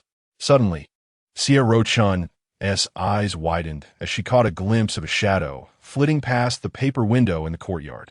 It appeared to be a scene of a couple, entwined in an embrace, passionately kissing. She was instantly filled with agitation. Could it be that the shameless Xie Yunyan could no longer withstand her loneliness and was entangled with another man here? Chapter 38. The inevitable demise of Xie Yunyan. Xie Rushan was insistent on entering, but Wu Tong sternly warned, "Do you truly fear the consequences from the young mistress? While it is true that you have become a concubine of the Song family, if word were to spread that you covet your brother-in-law and have engaged in inappropriate conduct, would you not be sacrificing your own dignity?" At this, Xie Rushan finally restrained herself. Yet, she glanced through the window and hastily departed, intent on alerting Song Huaizhi. At that moment, Jiang Ning was weeping by Song Huaizhi's bedside. Due to his broken leg, he had pleaded with his father to allow Jiang Shi to attend to him, and the prince had consented. Upon Jiang Shi and Appo's arrival, Song Huaizhi was taken aback. During her confinement at Chunshua Pavilion, Jiang Ning had endured untold hardships, subsisting on meager rations in a cramped, unsanitary environment, plagued by insects at night. Each day, she was burdened with the task of transcribing Buddhist scriptures, leaving her gaunt and mentally exhausted. Resentment towards Xie Yunyan festered within her, and she harbored grievances against Song Huaizhi as well. If he truly loved her, why had he not visited her? And now, upon finally being liberated, she was confronted with the grim reality of his injury. If he were to become a cripple, what future lay ahead for him? The more she pondered, the more despair engulfed her, and she wept uncontrollably by the bed. Seeing her in such distress, Song Huaizhi and Appo's eyes reddened as well. He gently caressed her face and reassured her, "Ning, I know your heart aches for me, but do not fret. Even if my leg does not heal completely, I promise you a life devoid of hardship. I have already made arrangements regarding the Xie family. In a few days, when my mother returns, she will accompany me to the palace for a banquet. Once we eliminate her, our days of happiness will commence." Through her tears, Jiang Ning raised her innocent face and asked, Song Lang, will we truly succeed? How could the CF family be so malicious? They are acquainted with that old gentleman Liu. How could they not find him? Your leg has been injured, and your future as a top scholar is at stake. I would rather die than see you suffer. Song Huaizhi was deeply moved. Ning, rest assured, once we acquire the CF family and Amp, Oppos, S dowry, you shall manage our household affairs while I am under the protection of my imperial uncle. Our lives will flourish. As they shared their intimate moments, embracing and exchanging kisses, Xie Yunyan arrived at the door, witnessing the scene with jealousy. She glared at Jiang Ning, enviously noting the affection bestowed upon her by Song Huaizhi. He was supposed to belong to her. Someday, once Xie Yunyan was gone, she would claim her rightful position as the mistress of the Song household and rid herself of this vixen. In a bid to curry favor, Xie Yunyan sweetly approached. My lord, I have a secret to share about my sister. However, it must remain between us. Jiang Ning looked at her, puzzled. Song Lang, who is she? Xie Yunyan hastily interjected. This must be Jiang Yunyan. I am Xie Yunyan and Amp, Oppos, S younger sister, and I too shall become your concubine. We are now sisters. Jiang Ning and Oppos, S eyes widened in disbelief, trembling with anger. You. Only a few days of confinement had passed, and Song Huaizhi had taken another concubine. As Jiang Ning's misunderstanding deepened, her eyes welled with tears. Song Huaizhi quickly whispered, Ning, it was Xie Yunyan who forced my hand. I would never take another concubine. You know, I have yet to consummate my marriage with Xie Yunyan. I am merely using Xie Yunyan to deal with her. Now, quickly hide. Let me see what she has to say. Jiang Ning felt slightly relieved and retreated for the time being. However, as she reached the doorway, a bitter smile crossed her lips. Did Song Huaizhi truly believe her to be so easily deceived? Xie Yunyan and Amp, Oppos, S jubilant demeanor was a fade. If Song Huaizhi treated Xie Yunyan poorly, how could she display such delight? He must have been overly kind to her. Men. How foolish she had been to trust Song Huaizhi. Yet he had led her to this fate, being a lowly concubine, confined, starved, and suffering. Resolutely, she vowed to deliver a blow that would haunt Song Huaizhi for a lifetime. She caressed her abdomen, murmuring, Child, we must depart, but before we do, we shall take all the wealth of the Song family with us. While she plotted outside, Xie Yunyan continued to boast within. My lord, you cannot imagine. I just stood outside my sister and Oppos' courtyard, yet Wudong refused to let me in. I insisted on entering and glimpsed through a paper window a pair of shadows, resembling a couple in a passionate embrace. Song Huaizhi was taken aback, his brows furrowing in anger. How audacious! Xie Yunyan is so base as to betray our marriage vows. Xie Yunyan joined in the condemnation. She is utterly inhumane.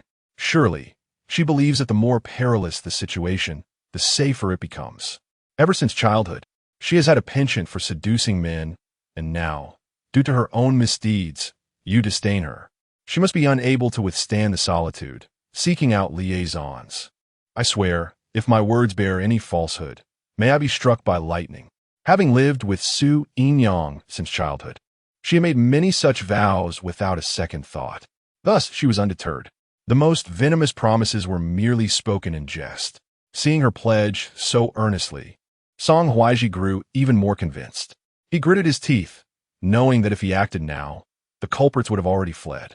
How could Xie Yunyan be so shameless? Indulging in infidelity while he suffered from his injury? Fury surged within him, and he longed to confront Xie Yunyan immediately.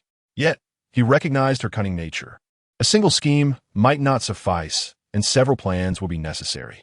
His mother's return to escort Xie Yunyan to the palace was one tactic, while sending her to visit her maternal family was another. He murmured, Chun and Oppos, you must personally visit Xie Yunyan and Oppos' maternal home tomorrow and employ some silver to find someone. Xie Yunyan and Oppos' heart raced with excitement as she nodded vigorously. Before concluding, Song Huaizhi tenderly held her hand. Your formal entrance into the household has yet to be arranged. Once my mother returns and this matter is resolved, I shall honorably take you as my beloved concubine. Xie Yunyan's face flushed with exhilaration. Thank you, my lord. Chun'er shall remember this. She envisioned herself as a concubine of the top scholar, and perhaps one day, even his legitimate wife. Song Huaizhi gifted her a piece of jade, further igniting her excitement. As she exited, she deliberately sought out Jiang Ning to flaunt her fortune. Jiang Yunyan, I hear you are a lowly concubine? Oh, my lord has promised that once the princess returns, he will take me as his beloved concubine. This jade was just a token of his favor. Though you enter the household first, you are but a lowly concubine, while I am the esteemed one. Henceforth, you must show me proper respect and refrain from competing with me. Do you understand? Xie Yunyan's once demure demeanor was now laced with provocation. Having previously concealed her true self in the Xie household, she was now reveling in her newfound power. Jiang Ning's heart shattered into 1,000 pieces. She had never imagined that Song Huaizhi would become so despicable. Raising her hand in anger, she aimed to strike Xie Yunyan, but weakened from days without proper nourishment. She was instead seized by Xie Yunyan, who delivered several stinging slaps. Lowly concubine, how dare you strike me? Who do you think you are? Oof. With that, Xie Yunyan departed. Jiang Ning collapsed to the ground, her nails digging into her palms as pain radiated through her abdomen. She gritted her teeth. No, she could not let this slide. She must seek revenge. Revenge against Xie Yunyan, against Song Huaizhi, and against that wretched Xie Yunyan. Staggering to her feet, Jiang Ning did not look back at Song Huaizhi, but instead returned to Chunxua Pavilion. Chapter 39. Continue to strike, until she acknowledges her mistake. Lin Hue did not linger for long, as the circumstances were inconvenient. After offering some words of comfort to Xie Yunyan, he took his leave. Not long after he departed, Xie Yunyan regained her composure. The tenderness that once graced her eyes gradually faded into an icy resolve. A person who has faced death once. What courage remains to love again? Her feelings for Lin Hue were buried deep within, a lingering affection that she dared not revive. She resolved to recognize the harsh realities of life, and, if possible, to align herself with him for mutual benefit. She was willing to assist him in healing his wounds and in any endeavors he undertook. His kindness would be reciprocated in kind. Should he rise again one day, she might have avenged her past grievances, and perhaps a bond could be forged between them. Alternatively, they could part ways amicably. Love is fleeting, and excessive wisdom can lead to sorrow. She believed that someone as astute as the prince must be even more aware of what truly matters for them at this juncture. Currently, the Empress Dowager had entanglements with the Xie family, making her investigation exceedingly challenging. Lin Hue, having grown up in the palace, possessed a far greater understanding of the Empress Dowager than she did. Once the truth was unveiled, Lin Hue would undoubtedly take action. Xie Yunyan delicately fiddled with the handkerchief embroidered with orchids, her gaze somber. Her immediate objective was to systematically obliterate the entire Song family. The night passed in tranquility. On the following day, as dawn broke, Xie Yunyan summoned Wudong. Soon, Wutong entered with 2 maidservants to assist her mistress in dressing and grooming. In the bronze mirror, the young woman, having rested well, appeared radiant, her complexion a delicate blend of white and rose, her eyes clear and vibrant, and her lips a luscious red, reminiscent of a rose drenched in morning dew. However, as Xie Yunyan's gaze shifted slightly, she noticed the red marks on Wudong's cheek. Immediately, she reached out with her slender fingers to grasp Wudong and Appo's chin. Who struck you? Wudong was taken aback and quickly replied, Madam, you retired early last night. The second young lady insisted on barging into our courtyard, and I thought you deserved to rest without disturbance, so I barred her entry. She bit her lip. Madam, my face is of little consequence. The second young lady has just entered the household. The master will certainly value her greatly. Please do not let such trivial matters distract you. Enduring punishment is commonplace for a servant. Besides, my mistress treats me well and has never laid a hand on me. I feel it is my duty to endure for Xie Yunyan. Xie Yunyan fell silent, addressing her reflection in the mirror. Be swift and nimble. Wutong sighed in relief. She truly hoped her own troubles would not exacerbate the tensions between Xie Yunyan and Song Huaizhi. After all, a woman's life is often bound to her husband's family. And if her mistress were to fall out with Song Huaizhi, How would she endure the rest of her days? Before long, Wudong forgot the incident. Little did she know, Xie Yunyan hastily tidied her hair and prepared to leave. Where does Xie Yunyan reside now? A servant replied. Aunt Chun is residing in the splendid pavilion. A cold mist enveloped Xie Yunyan and Appo's beautiful almond-shaped eyes. Accompanied by 4 maidservants and 2 young attendants, she strode swiftly to the splendid pavilion. The morning air was fresh, accompanied by the chirping of birds, and the Song residence, designed by a master from Suzhou, boasted exquisite scenery.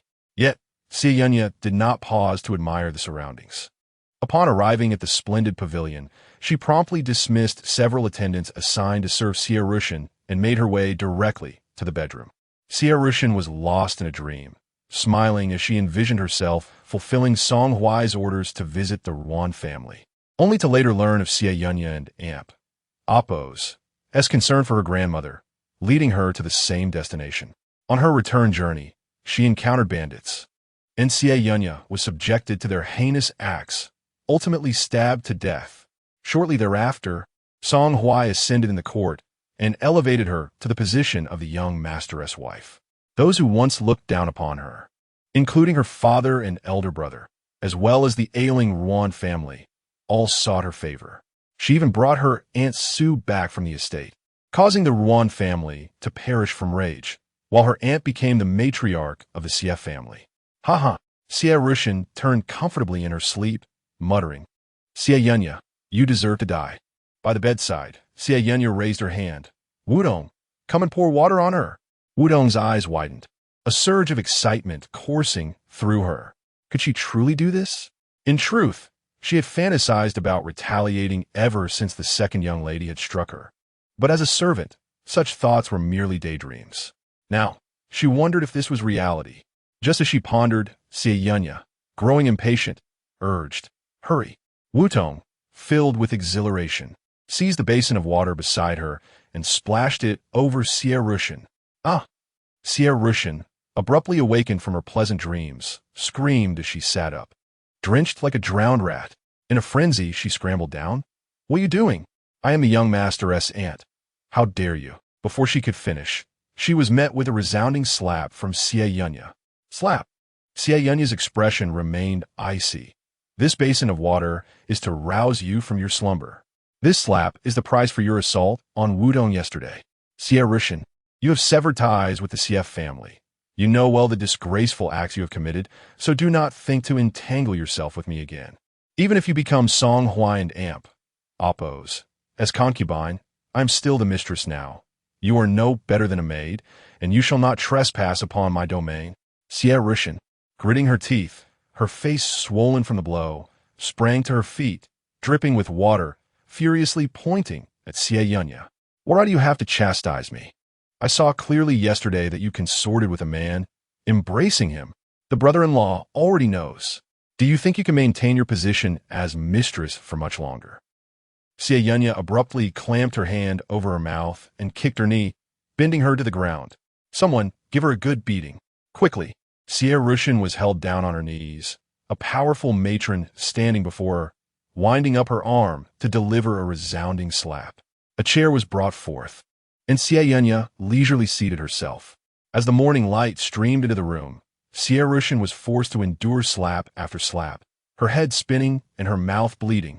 After a while, Xie Yunyan raised her hand to signal halt, smiling sweetly. Aunt Chun, do you understand your errors?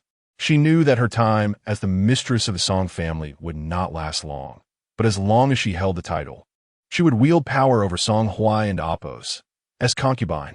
Xie Yunyan knelt, trembling all over. She gazed at Xie Yunyan and Appo's calm and innocent demeanor, only managing to weakly curse. You wicked spirit. Xie Yunyan scoffed softly, continue striking, until she comprehends her mistake. Xie Yunyan lost count of the slaps, her cheeks ablaze and filled with blood. She finally understood that the once gentle and pliable elder sister from the Xie family had transformed beyond recognition. Ultimately, fear gripped her, and through tears she sobbed. Elder sister, I was wrong. I should not have spoken carelessly. I was wrong. Her voice dwindled to a whisper. Elder sister, spare me. Only then did Xie Yunyan raise her hand to signal everyone to cease. You and Ed Jiang are both concubines of Song Huaizhi. I do not care how many concubines he wishes to take, but as long as I remain the mistress for a single day, I will not allow anyone to trample upon my dignity. Those who bully me are essentially bullying themselves.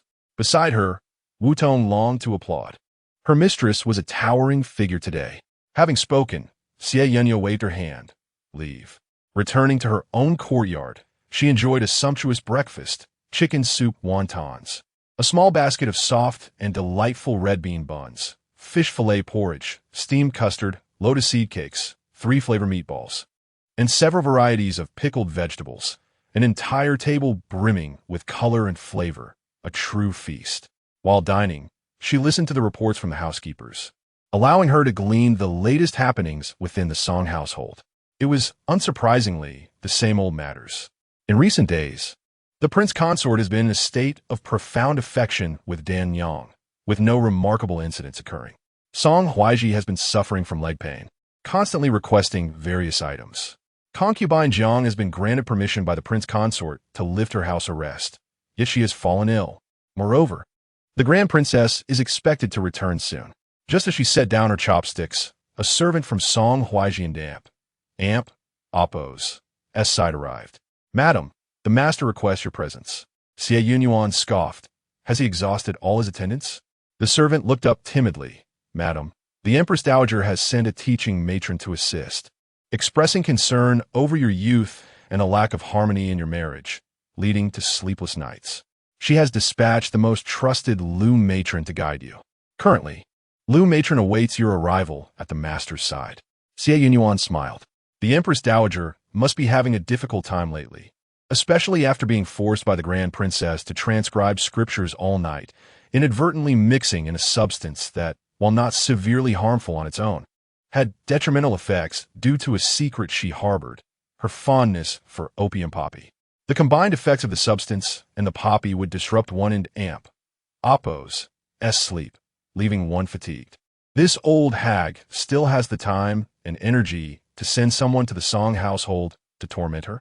Wudong, concerned, advised, my lady, you should go. If you don't, the Empress Dowager and Oppo's wrath may bring misfortune to the Xie family, especially with Our Lady still unwell. Xie Yunyan nodded. Of course, I shall go. After all, more intriguing events are bound to unfold today, and I must witness the expression of this wretched man, Song Huaizhi. After a short while, Xie Yunyan donned a new outfit and applied a touch of makeup, preparing herself elegantly before stepping out. In her rebirth, she resolved to live each day in splendor. Today, however, Song Huaizhi's condition remained poor. His countenance was dark, having endured a night of restless sleep due to his leg pain, and upon waking, the sores on his face had worsened. Lu matron, upon emerging from the palace, was taken aback at the sight of Song Huaizhi. Scholar, what has befallen you? The Empress Dowager has been quite concerned for your well-being. Song Huaizhi lamented. Lu matron, you have no idea.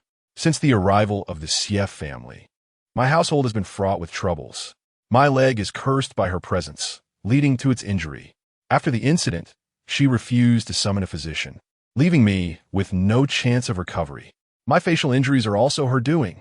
Initially, she provided me with a bottle of healing balm, but when I asked her for more, she denied me. Now my face itches increasingly, and I have scratched it raw. Lu matron, your grandmother sent you to assist me. You must devise a solution. Lu matron, incensed, retorted, a woman's duty upon marriage is to support her husband and raise children, adhering to the principles of propriety. Is Xie not the legitimate daughter of Grand Tutor Xie? How could she behave so poorly? Today, I shall represent the Empress Dowager to properly instruct her. As Xie Yunyan entered, she met Lu matron and Oppo's icy gaze. Madam Song, you possess quite the audacity. I have waited for you. I have served the Empress Dowager for 40 years, and this is the first time I have waited for someone. Xie Yunyan smiled. Lu matron jested. There are many affairs at home that require my attention. I was just conversing with the stewards. Lu matron slammed her hand on the table. Impudent. I am here on behalf of the Empress Dowager to reprimand you. Xie Yunyan, kneel. Reflect on what you have done wrong towards the Sinang Palace. Song Huaizhi looked at Xie Yunyan with disdain. I have suffered through a night of pain, my face worse than before, yet you adorn yourself splendidly. Xie Yunyan, is this your notion of wifely virtue? As the two exchanged barbs, Xie Yunyan remained unfazed, casting a calm glance at Lu Matron. What have I done wrong? I am quite unaware. Perhaps Lu Matron could enlighten me. Who does not know that the Empress Dowager is benevolent and rarely admonishes her juniors? Are you, Lu Matron, misrepresenting her will and tarnishing her reputation? If so, I shall report this. At her declaration, Lu Matron hastily interrupted. Nonsense. Who does not know that I am the Empress Dowager and Amp, Oppos, as personal maidservant, having served her for 40 years? The Empress Dowager is compassionate, but your arrogance has prompted her to send me to correct you. Do you not see your errors? First, you show disrespect to your in-laws. How many times have you visited the Grand Princess during her retreat at the royal tomb? Second, you neglect your husband. Master Song lies here injured. Why do you not attend to him? Moreover, since your entrance into the Song family, disturbances have arisen. Is it not possible that your presence is the cause of their misfortune? I know a method to alleviate this predicament. Xie, you must first kneel and bow thrice to the heavens, and then I shall impart wisdom to make you a dutiful and considerate wife. Xie Yunyan could not suppress her laughter.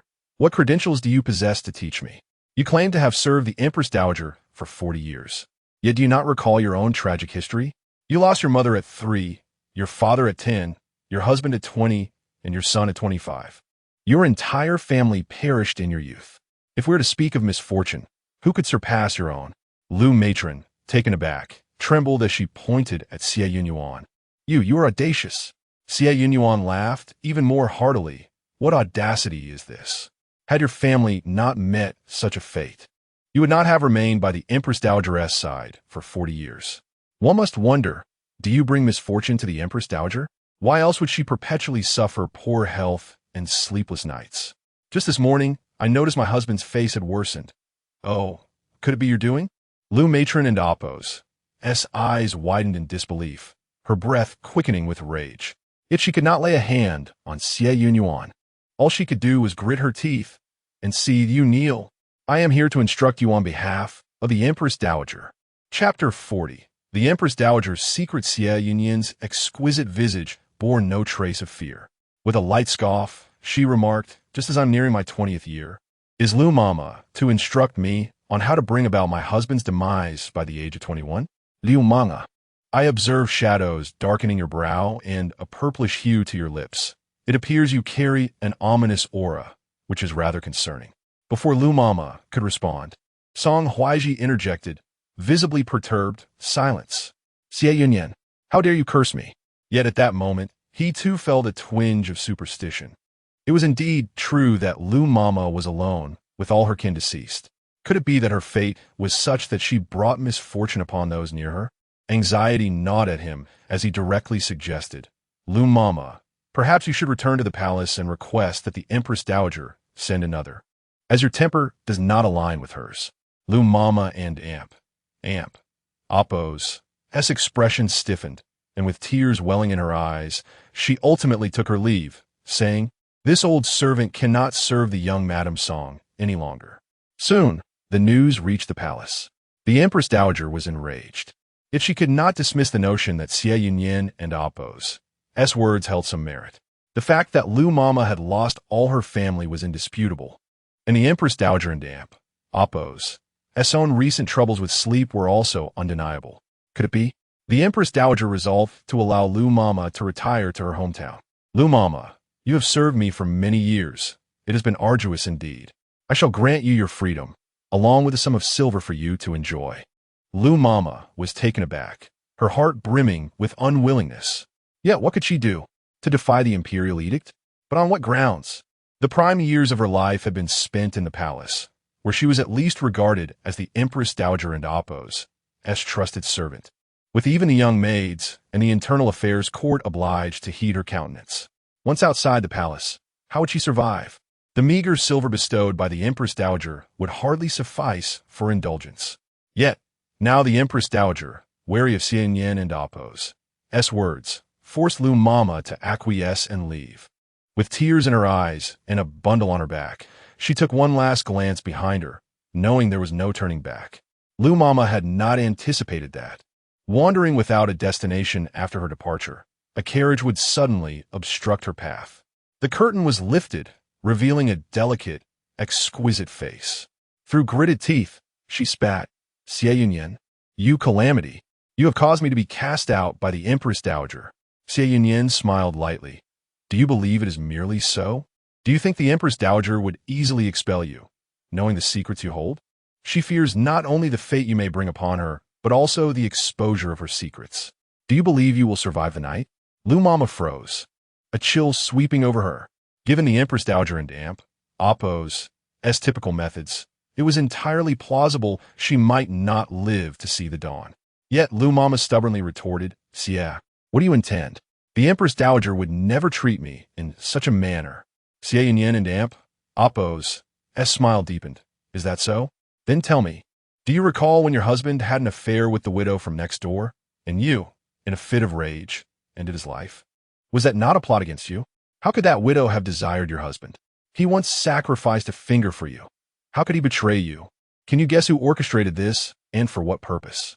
Lu Mama's lips trembled violently, disbelief clouding her gaze. It was as though she had seen a ghost. Decades of unanswered questions flooded her mind, and tears welled in her murky eyes. What do you know?" Xie Yunyan settled back into the carriage. "Join me. I will ensure your safety and reveal the truth of those years." No longer resistant, Lu Mama climbed into the carriage.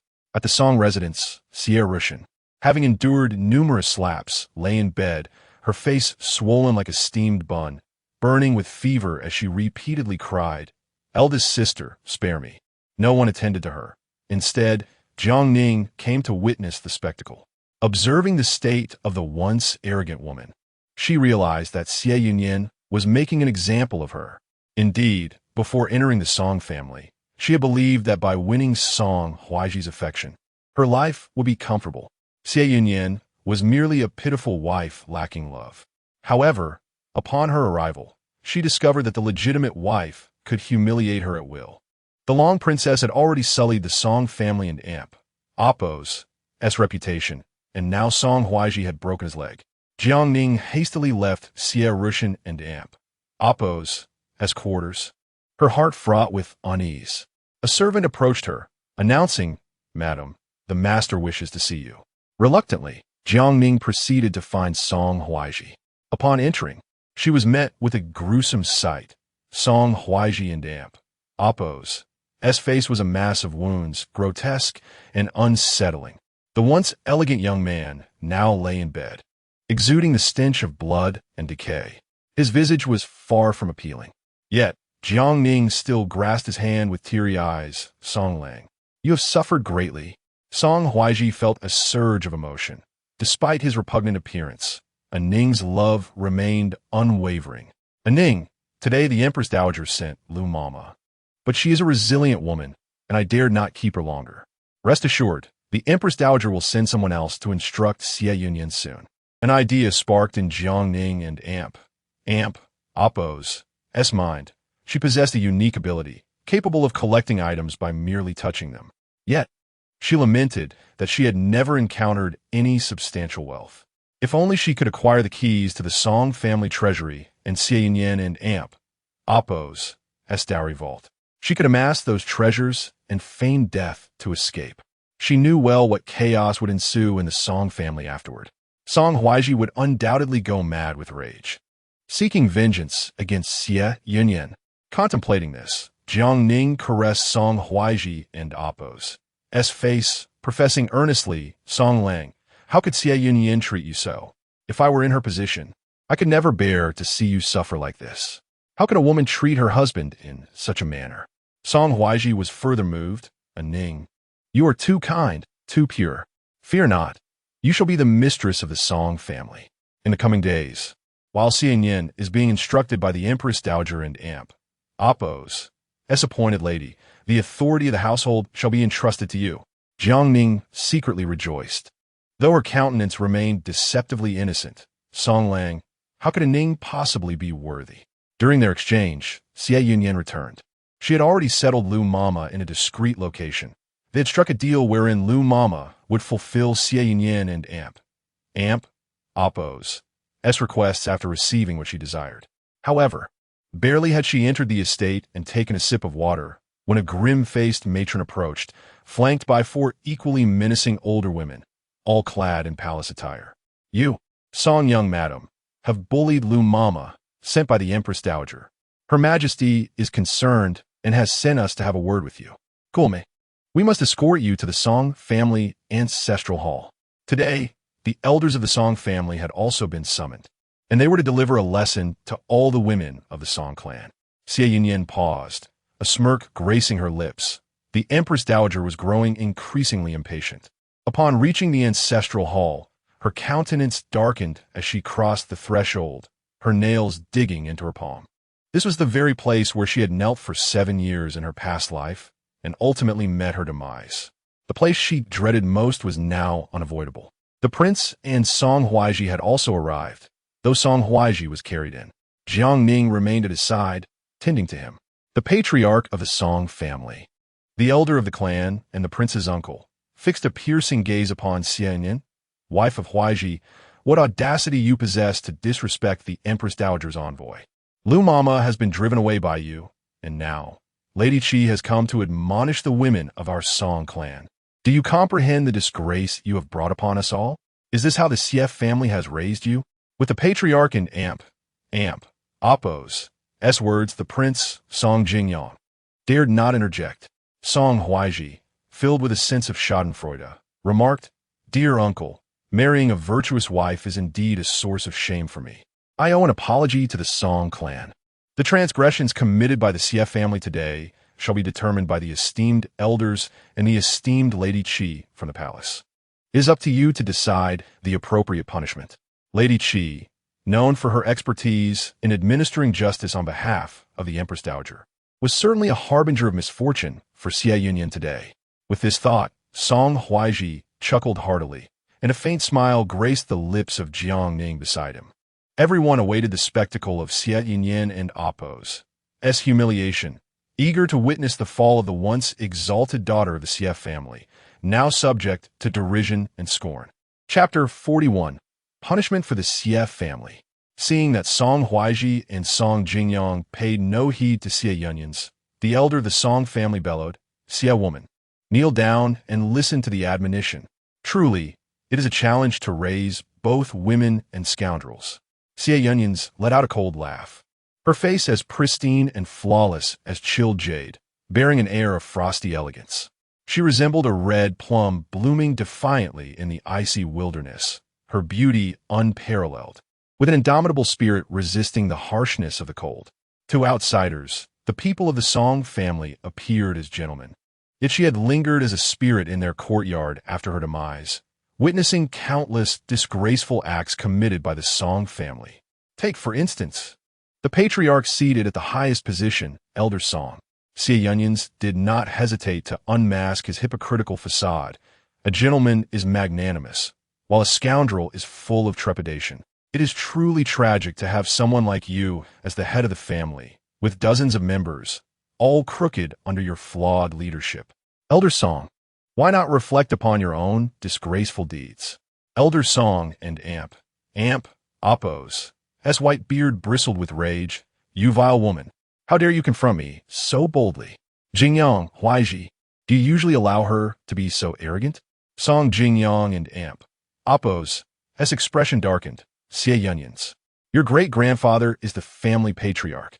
How can you speak to him this way? Kneel and apologize at once. Song Huaizhi chimed in, Elder, perhaps it would be best to invoke the family law. The patriarch's son, Song Jingshan, immediately produced a whip, declaring, the family law is here. Allow me to administer it. Father, this Xie woman is truly disrespectful. She must be taught a lesson today. Xie Yunyan's laughed even more heartily, disdainfully looking at Song Jingshan. You truly are the son born of the patriarch and his shameless concubine. What filial piety! You wish to assist my father-in-law and husband in punishing me? Perhaps you should first return home and ascertain whether your son is truly your own. Ask your wife why your son bears a closer resemblance to my father-in-law and husband. Her words struck like thunder. Indeed, Song Jingshan and Appo's son bore a striking resemblance to the imperial son-in-law, Song Jingyang. Initially, it was assumed to be due to blood ties, but there were hints that suggested otherwise. Song Jingyang and Appo's eyes turned bloodshot as he seized the collar of the imperial son-in-law. Is what this Xie woman says true? Third brother, have you truly placed such a monumental green hat upon my head? Before the imperial son-in-law could respond, Xie Yunyan's continued, cousin, it is not as if my father-in-law acted with malice. After all, back when he struggled to gather the funds to come to the capital for the imperial examination, you were the one who stole them to gamble away. You nearly ruined his chances to participate in the examinations. Song Jingyang and Appo's mind buzzed. He had painstakingly gathered the funds for the journey to the capital, only for them to mysteriously vanish. He had wept in despair, with Song Jingshan cursing the thief alongside him. It was only later that Dan Yang sold her mother's bracelet to provide him with the funds to reach the capital, ultimately leading him to become the top scholar. Now he realized that the thief was none other than Song Jingyang. Unable to contain his fury, Song Jingyang began to brawl with Song Jingshan. On the other side, Elder Song and Appo's wife, Lady Song, clawed at Elder Song and Appo's face. You old fool. So Jingshan is the spawn of you and that shameless seductress? I wondered why he bore such a resemblance to that wretched woman. I will beat you to death. You shameless old man. The ancestral hall descended into chaos. Witnessing his father and cousin fighting, Song Huaizhi broke into a sweat but found himself unable to intervene. Jiang Ning was also left dumbfounded, realizing that the entire Song family was indeed steeped in a legacy of infidelity. Ultimately, it was the matron from the palace, Granny Qi, who shouted, "Cease this at once. If you continue to cause a ruckus, I shall report to the Empress Dowager and have you all imprisoned." At last, everyone calmed down. Granny Qi glared at Xie Yunyan. As the wife of the Song family, how dare you be so shameless? Do you not understand the bigger picture? Seeing the Song family in such disarray, you can still find amusement. Today, I will make an example of you. Bring forth the implements. Soon, someone entered with a tray, placing it before Xie Yunyan. Granny Qi sneered. Here we have the 7-needle ruler, broken jade cushion, and ivory fan. Choose for yourself. The Empress Dowager values you. Hence the punishment. Do not be ungrateful. The 7-needle ruler, a tool embedded with needles, would leave the palm riddled with wounds, bleeding profusely for months. The broken jade cushion, a thin layer of cotton wrapped around shards of jade, would shred the knees upon kneeling, rendering them utterly ruined in just an hour. The ivory fan, made of ivory, would cause teeth to shatter upon a single blow. Xie Yunyan was taken aback by their audacity. Lifting her gaze, she caught sight of Song Huaizhi looking her way. She spoke softly, "Song Huaizhi, if you agree to divorce me now, I will." Song Huaizhi interrupted, "You must be dreaming. You're a song while you live, and a song in death. Even if your parents were to come, could they prevent the Empress Dowager's admonishment?" As she spoke, Granny Qi commanded her subordinates to restrain Xie Yunyan's and Appo's arms. Her voice dripped with venom. "Madam Song, please choose." Granny Qi and Appo's large hand pressed down on the back of Xie Yunyan's and Appo's neck, intending to be forceful, yet found it strange that Xie Yunyan's showed no fear whatsoever. Just as she pondered this, a commotion erupted outside, and a throng of people stormed in. Du Zikong led the charge, kicking Granny Qi out of the way. "Ouch! My poor back! Who is it?" Granny Qi turned to see who had attacked her and was about to rise when Xie Minglang followed up with another kick, sending her sprawling and crying out in agony. The room erupted into chaos. Song Huaizhi looked at Xie Minglang, who had brought a large entourage, and felt an ominous premonition, particularly at the sight of Du Zikong and Appo's presence. Xie Minglang rushed to support Xie Yunyan, examining her closely. Xie Yunyan smiled gently. "Brother, I am uninjured." Beside them, Du Zikong glared at the crowd in the ancestral hall, grinding his teeth. These old fools, these wretched people, dare to bully the radiant Miss Xie. I shall remember each of your names. Song Huaizhi forced himself to remain calm. "Xie Minglang, you have the audacity to lead troops to invade my Song residence. The imperial son-in-law also appeared displeased. Cousin, what is the meaning of this? Without further ado, Xie Minglang drew out a command token. I, Xie, have been ordered to investigate a case of impersonation in the imperial examinations. It has been reported that the top scholar, Song Huaizhi, has stolen another's work, bribed the examiners, and corrupted several officials. This matter is exceedingly grave and must be thoroughly investigated. Song Huaizhi, do you acknowledge your guilt? This declaration struck the Song family like a bolt of lightning. Song Huaizhi's complexion turned pale. It was impossible. Such meticulous planning was orchestrated by Chancellor Zhang himself. How could it come to light? He was the top scholar, the very embodiment of that title. Meanwhile, Xie Yunyan's observed his panicked expression, a sly smile creeping across her face. A thief of the top scholar and amp. Oppose. As title? Is there truly such shamelessness in the world? Husband, do take an oath to prove you have not stolen another and amp. Oppose. As work. Song Huaizhi opened his mouth, but how could he curse himself with such an oath? Xie Yunyan must have lost her mind. Chapter 42. Song Huaizhi is a false top scholar. Xie Minglang, donned in a resplendent crimson official robe, exuded an air of unyielding authority as he proclaimed, Song Huaizhi, I have been commissioned to investigate this matter, and I possess ample evidence before approaching you. Should you have grievances to express, there will be a time for that in the Golden Lawn Hall. Despite his father, the prince consort, shielding him, Song Huaizhi attempted to resist. Xie Minglang, regardless of the circumstances, Huaizhi is your sister in Oppose, as husband. By acting so brazenly, you leave no face for the Song family. Once Huaizhi clears his name, do you think your sister will enjoy a peaceful life? His voice was filled with indignation, his gestures passionately resolute. I, Song Jingyang, toiled for 10 years in a remote county, enduring hardships to succeed in the capital. Each book and each sheet of paper was earned through painstaking effort. The sons of the Song family entered the Golden Lawn Hall through our own merit, no matter how the world may envy or slander. Huaizhi will remain unyielding in his quest for justice. Xie Yunyan hastily chimed in, her voice trembling with emotion as she pressed a hand to her chest. Indeed, what my father says is true. I firmly believe that the emperor would not bestow upon me, Xie Yunyan, a husband of such lowly character, capable of despicable acts. She turned to her brother. Since there are accusations against him, pursue the investigation and confront them at the Golden Lawn Hall. I have faith that my husband is innocent. Listening to the unwavering faith of both his father and wife, Song Huaizhi felt an overwhelming pain in his leg, drenched in cold sweat. He too longed for innocence. But he needed proof.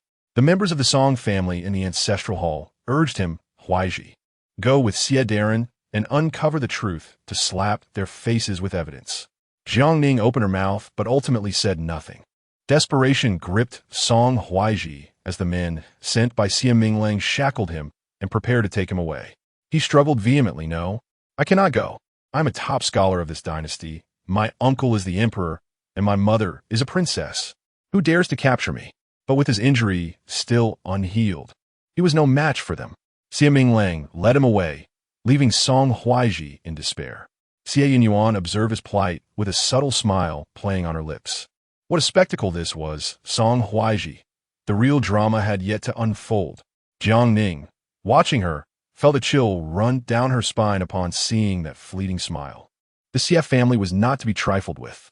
She needed to devise a plan to escape immediately, ideally taking the Xie family and Oppo's dowry along with all of the Song family and Oppo's assets. As Song Huaizhi was escorted to the entrance, concerned family members followed closely behind. Xie Yunyan trailed after them, not out of concern, but because she had previously dispatched secret guards to intercept messages from the Song family to the princess. However, today she had allowed a message to pass, calculating that the princess should have arrived by now. Indeed, a carriage approached swiftly, and before it even came to a halt, the princess dismounted in haste. Seeing her son being paraded out like a criminal, her heart ached fiercely, and she cried out, "My son! Stop! Release my son!" A crowd of onlookers paused to watch. The princess rushed forward, raising her hand to strike Xie Minglang.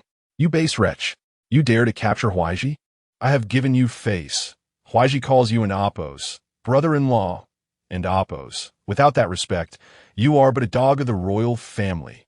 I command you to release Huaizhi at once." Xie Minglang blocked the princess and Appos' hand with a stern expression, showing no signs of yielding.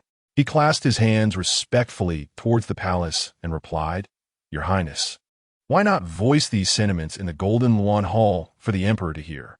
Let us see whether the royal family or the common people hold more weight in this kingdom."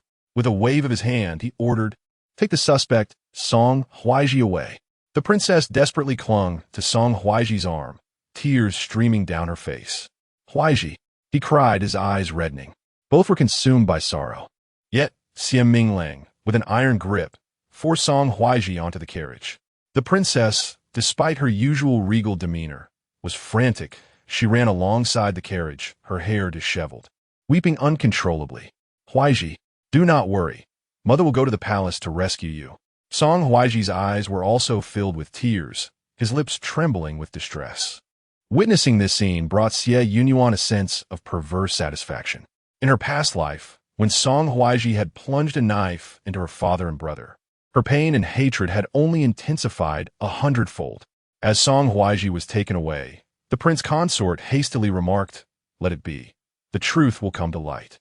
Xie Minglang is my daughter-in-law and Appos' brother, and he will undoubtedly provide Huaizhi with justice. We must return." The princess rose, delivering a resounding slap to him. Song Jingyang inhaled sharply. "You." Yet the princess ignored him, turning urgently to Xie Yunyan. "Daughter-in-law, this matter involves your brother. You must follow and inquire about what transpired. Before this escalates further, rescue Huaizhi. Otherwise, if anything happens to him, what hope will you have for the rest of your life? Also, how did Huaizhi sustain his injury? How did you care for him? For now, I shall not hold you accountable." But before she could finish, she caught sight of Dan Yang. Dan Yang, tenderly dabbing at the prince consort's bruised face with a handkerchief, wore a gentle expression, and he appeared quite taken with her. They made a strikingly affectionate pair. The princess's mind whirled, her blood boiling as she nearly collapsed. Supported by her attendants, she took a deep breath, her voice trembling with fury as she approached, tears glistening in her eyes. "Song Jingyang, you heartless scoundrel. I spent a month in the royal tomb in quietude, and you never once came to see me. You dared to bring this shameless harlot into our house. Do you think I am dead?" Dan Yang turned pale with fright, and Song Jingyang quickly shielded her. Admonishing, "Princess, you ought to think before you speak. Dan Yang is my esteemed concubine, not some harlot. Your retreat to the royal tomb was due to your own misdeeds. I have not blamed you for tarnishing my reputation." The princess was nearly driven to madness, her eyes wide with rage. "Nonsense! A concubine? How dare you take a concubine without my consent? All these years, while both of you have behaved recklessly, Song Jingyang has never dared to take a concubine." The princess was well aware that the women outside merely intrigued him momentarily. His true feelings had always been for Dan Yang. Thus, she had hidden and mistreated Dan Yang to prevent the prince consort from finding her.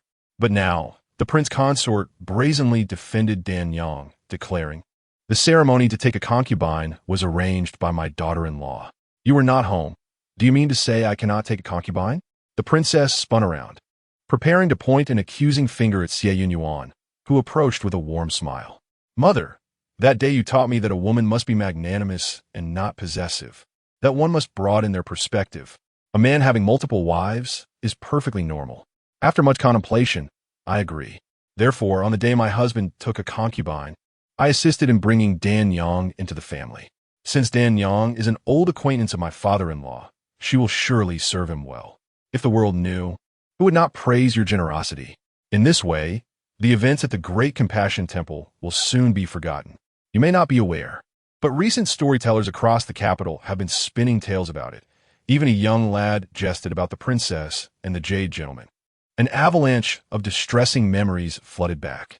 The scandal at the Great Compassion Temple, the retreat to the royal tomb, her son's broken leg, being taken away by Xie Minglang under the guise of a false top scholar, her husband taking an old flame as a concubine, and her own sordid affairs becoming the talk of the town. The princess staggered back, clutching her ears, and screamed in despair, "Ah!" She suddenly coughed up a mouthful of fresh blood and collapsed, unconscious. Observing the chaos unfolding within the Song household, Xie Yunyan let out a faint smile. How delightful! Truly delightful! She turned her gaze towards Jiang Ning amidst the crowd.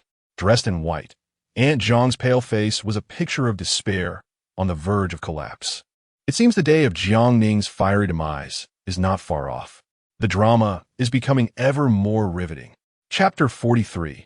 The Confinement of Xie Yunyan. Song Huaizhi was taken away, and the Grand Princess fainted from rage, leaving the Prince Consort in a state of panic as he hurriedly instructed someone to carry the Grand Princess back home. Xie Yunyan followed, observing the turmoil within the Song family with a fa of concern. While inside, she felt an overwhelming sense of satisfaction. In her previous life, she had knelt in the ancestral hall, dragging her injured leg, while the Song family squandered her dowry, indulging in luxury without a thought for her plight. During that time, she had implored a maid to seek help from the Grand Princess, only to be met with a cruel warning. If her matters were mentioned again, the maid would have her legs broken.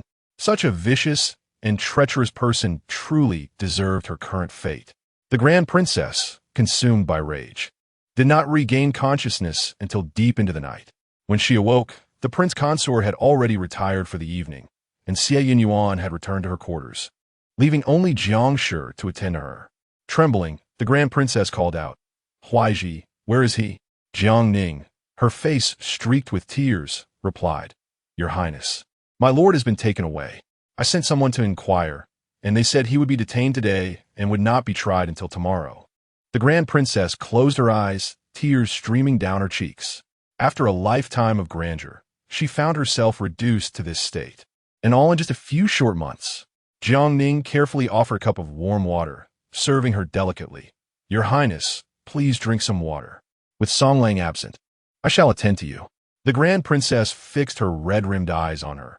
"You, at least, possess a semblance of conscience compared to that Xie woman. No wonder Huaizhi favors you." Jiang Ning inwardly scoffed, yet maintained a demure appearance, her innocent eyes brimming with tears. But the one who took Song Lang is the elder brother of the young madam. It's perplexing why she doesn't plead for him at her family home.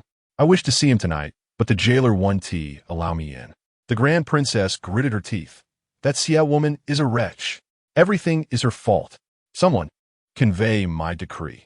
Xie Yunyan has lost her virtue and is to be confined to her quarters. Collect the steward's account books and ledgers. As long as Xie Yunyan remained a member of the Song family, they could control her fate. She would not believe that the Xie family would dare to propose a divorce, especially since the marriage was bestowed by the emperor. Struggling to rise, she commanded, "Summon the Prince Consort. I have matters to discuss with him." In the dead of night, Xie Yunyan slept soundly. She had already prepared the account books and ledgers, knowing that the Grand Princess would come for them as soon as she awoke, entrusting them to Wu Tong for safekeeping. True to her expectations, a messenger from the Grand Princess arrived in the middle of the night, and Wu Tong promptly handed over the red lacquered box and keys, ensuring Xie Yunyan's slumber remained undisturbed. However, upon hearing commotion outside her courtyard, Xie Yunyan stirred slightly, a smile gracing her lips. Although she had not managed the accounts for long, she had planted several figurative explosives within the Song family's ledgers. She had granted greater authority to the Grand Princess, the Prince Consort, and the confidants of Song Huaizhi, while secretly recruiting the truly capable stewards from the Song family's shops who had long been overlooked. The accounts appeared balanced, but in reality, Xie Yunyan had discreetly replaced several valuable items. She awaited the day when the Song family would implode, leaving their shops as mere shells. Seeing Xie Yunyan relinquish the account books and ledgers so easily, the Grand Princess quickly scrutinized them, finding no discrepancies. Indeed, recent entries showed an increase. With little time to dwell on it, she ordered, "From today onward, Xie Yunyan is forbidden from entering or leaving. The kitchen need not deliver meals promptly. Inform Sisterly to send her some stale food. She is so cold-hearted, causing my son to be imprisoned. I shall ensure the Xie family pays for this." As she paced the room, she added, "Prepare my garments. I shall enter the palace before dawn. I want the Xie family to perish." That Xie Minglang has such audacity. Investigate why those storytellers cling to me so. Spend some silver to spread the word that the Xie family's legitimate daughter has cursed my Song family, just as the crown prince met his demise due to her. In a sudden flash of inspiration, she declared, "Tomorrow, invite some exorcists and gather some talismans and other such charlatan items to pour into Xie Yunyan's courtyard. So mama, you shall personally prepare some talismanic water and force Xie Yunyan to drink it." Consumed by rage, she ranted uncontrollably. Jiang Ning, listening nearby, secretly sighed in relief. How splendid it was that Xie Yunyan was finally facing misfortune. At that moment, Prince Consort Song Jingyang strode in confidently. What is all this commotion? Is today not chaotic enough? Yes, it was the Xie family that took Huaizhi, but it is undoubtedly a false accusation. Huaizhi is my son, and both he and I are scholars of distinction. This is an undeniable fact. The Grand Princess could no longer contain herself. Song Jingyang, is your mind addled? Huaizhi has been favored since childhood. How could he endure the hardships of study? Do you think becoming a top scholar is so simple? If not for my careful orchestration and my connections with Chancellor Zhang, how could he have achieved such status?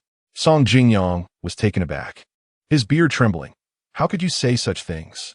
The Song family is composed of gentlemen. Our reputation is tarnished because of you. The Grand Princess spat at him. The Song family is composed of gentlemen? Do you think I am unaware of what transpired in the ancestral hall yesterday? You have had an affair with Song Jingshan's wife. Is that wretched woman's child yours? You heartless scoundrel. Tomorrow, I shall petition the emperor for a divorce. Feeling unsatisfied, she lunged at Song Jingyang, scratching his face.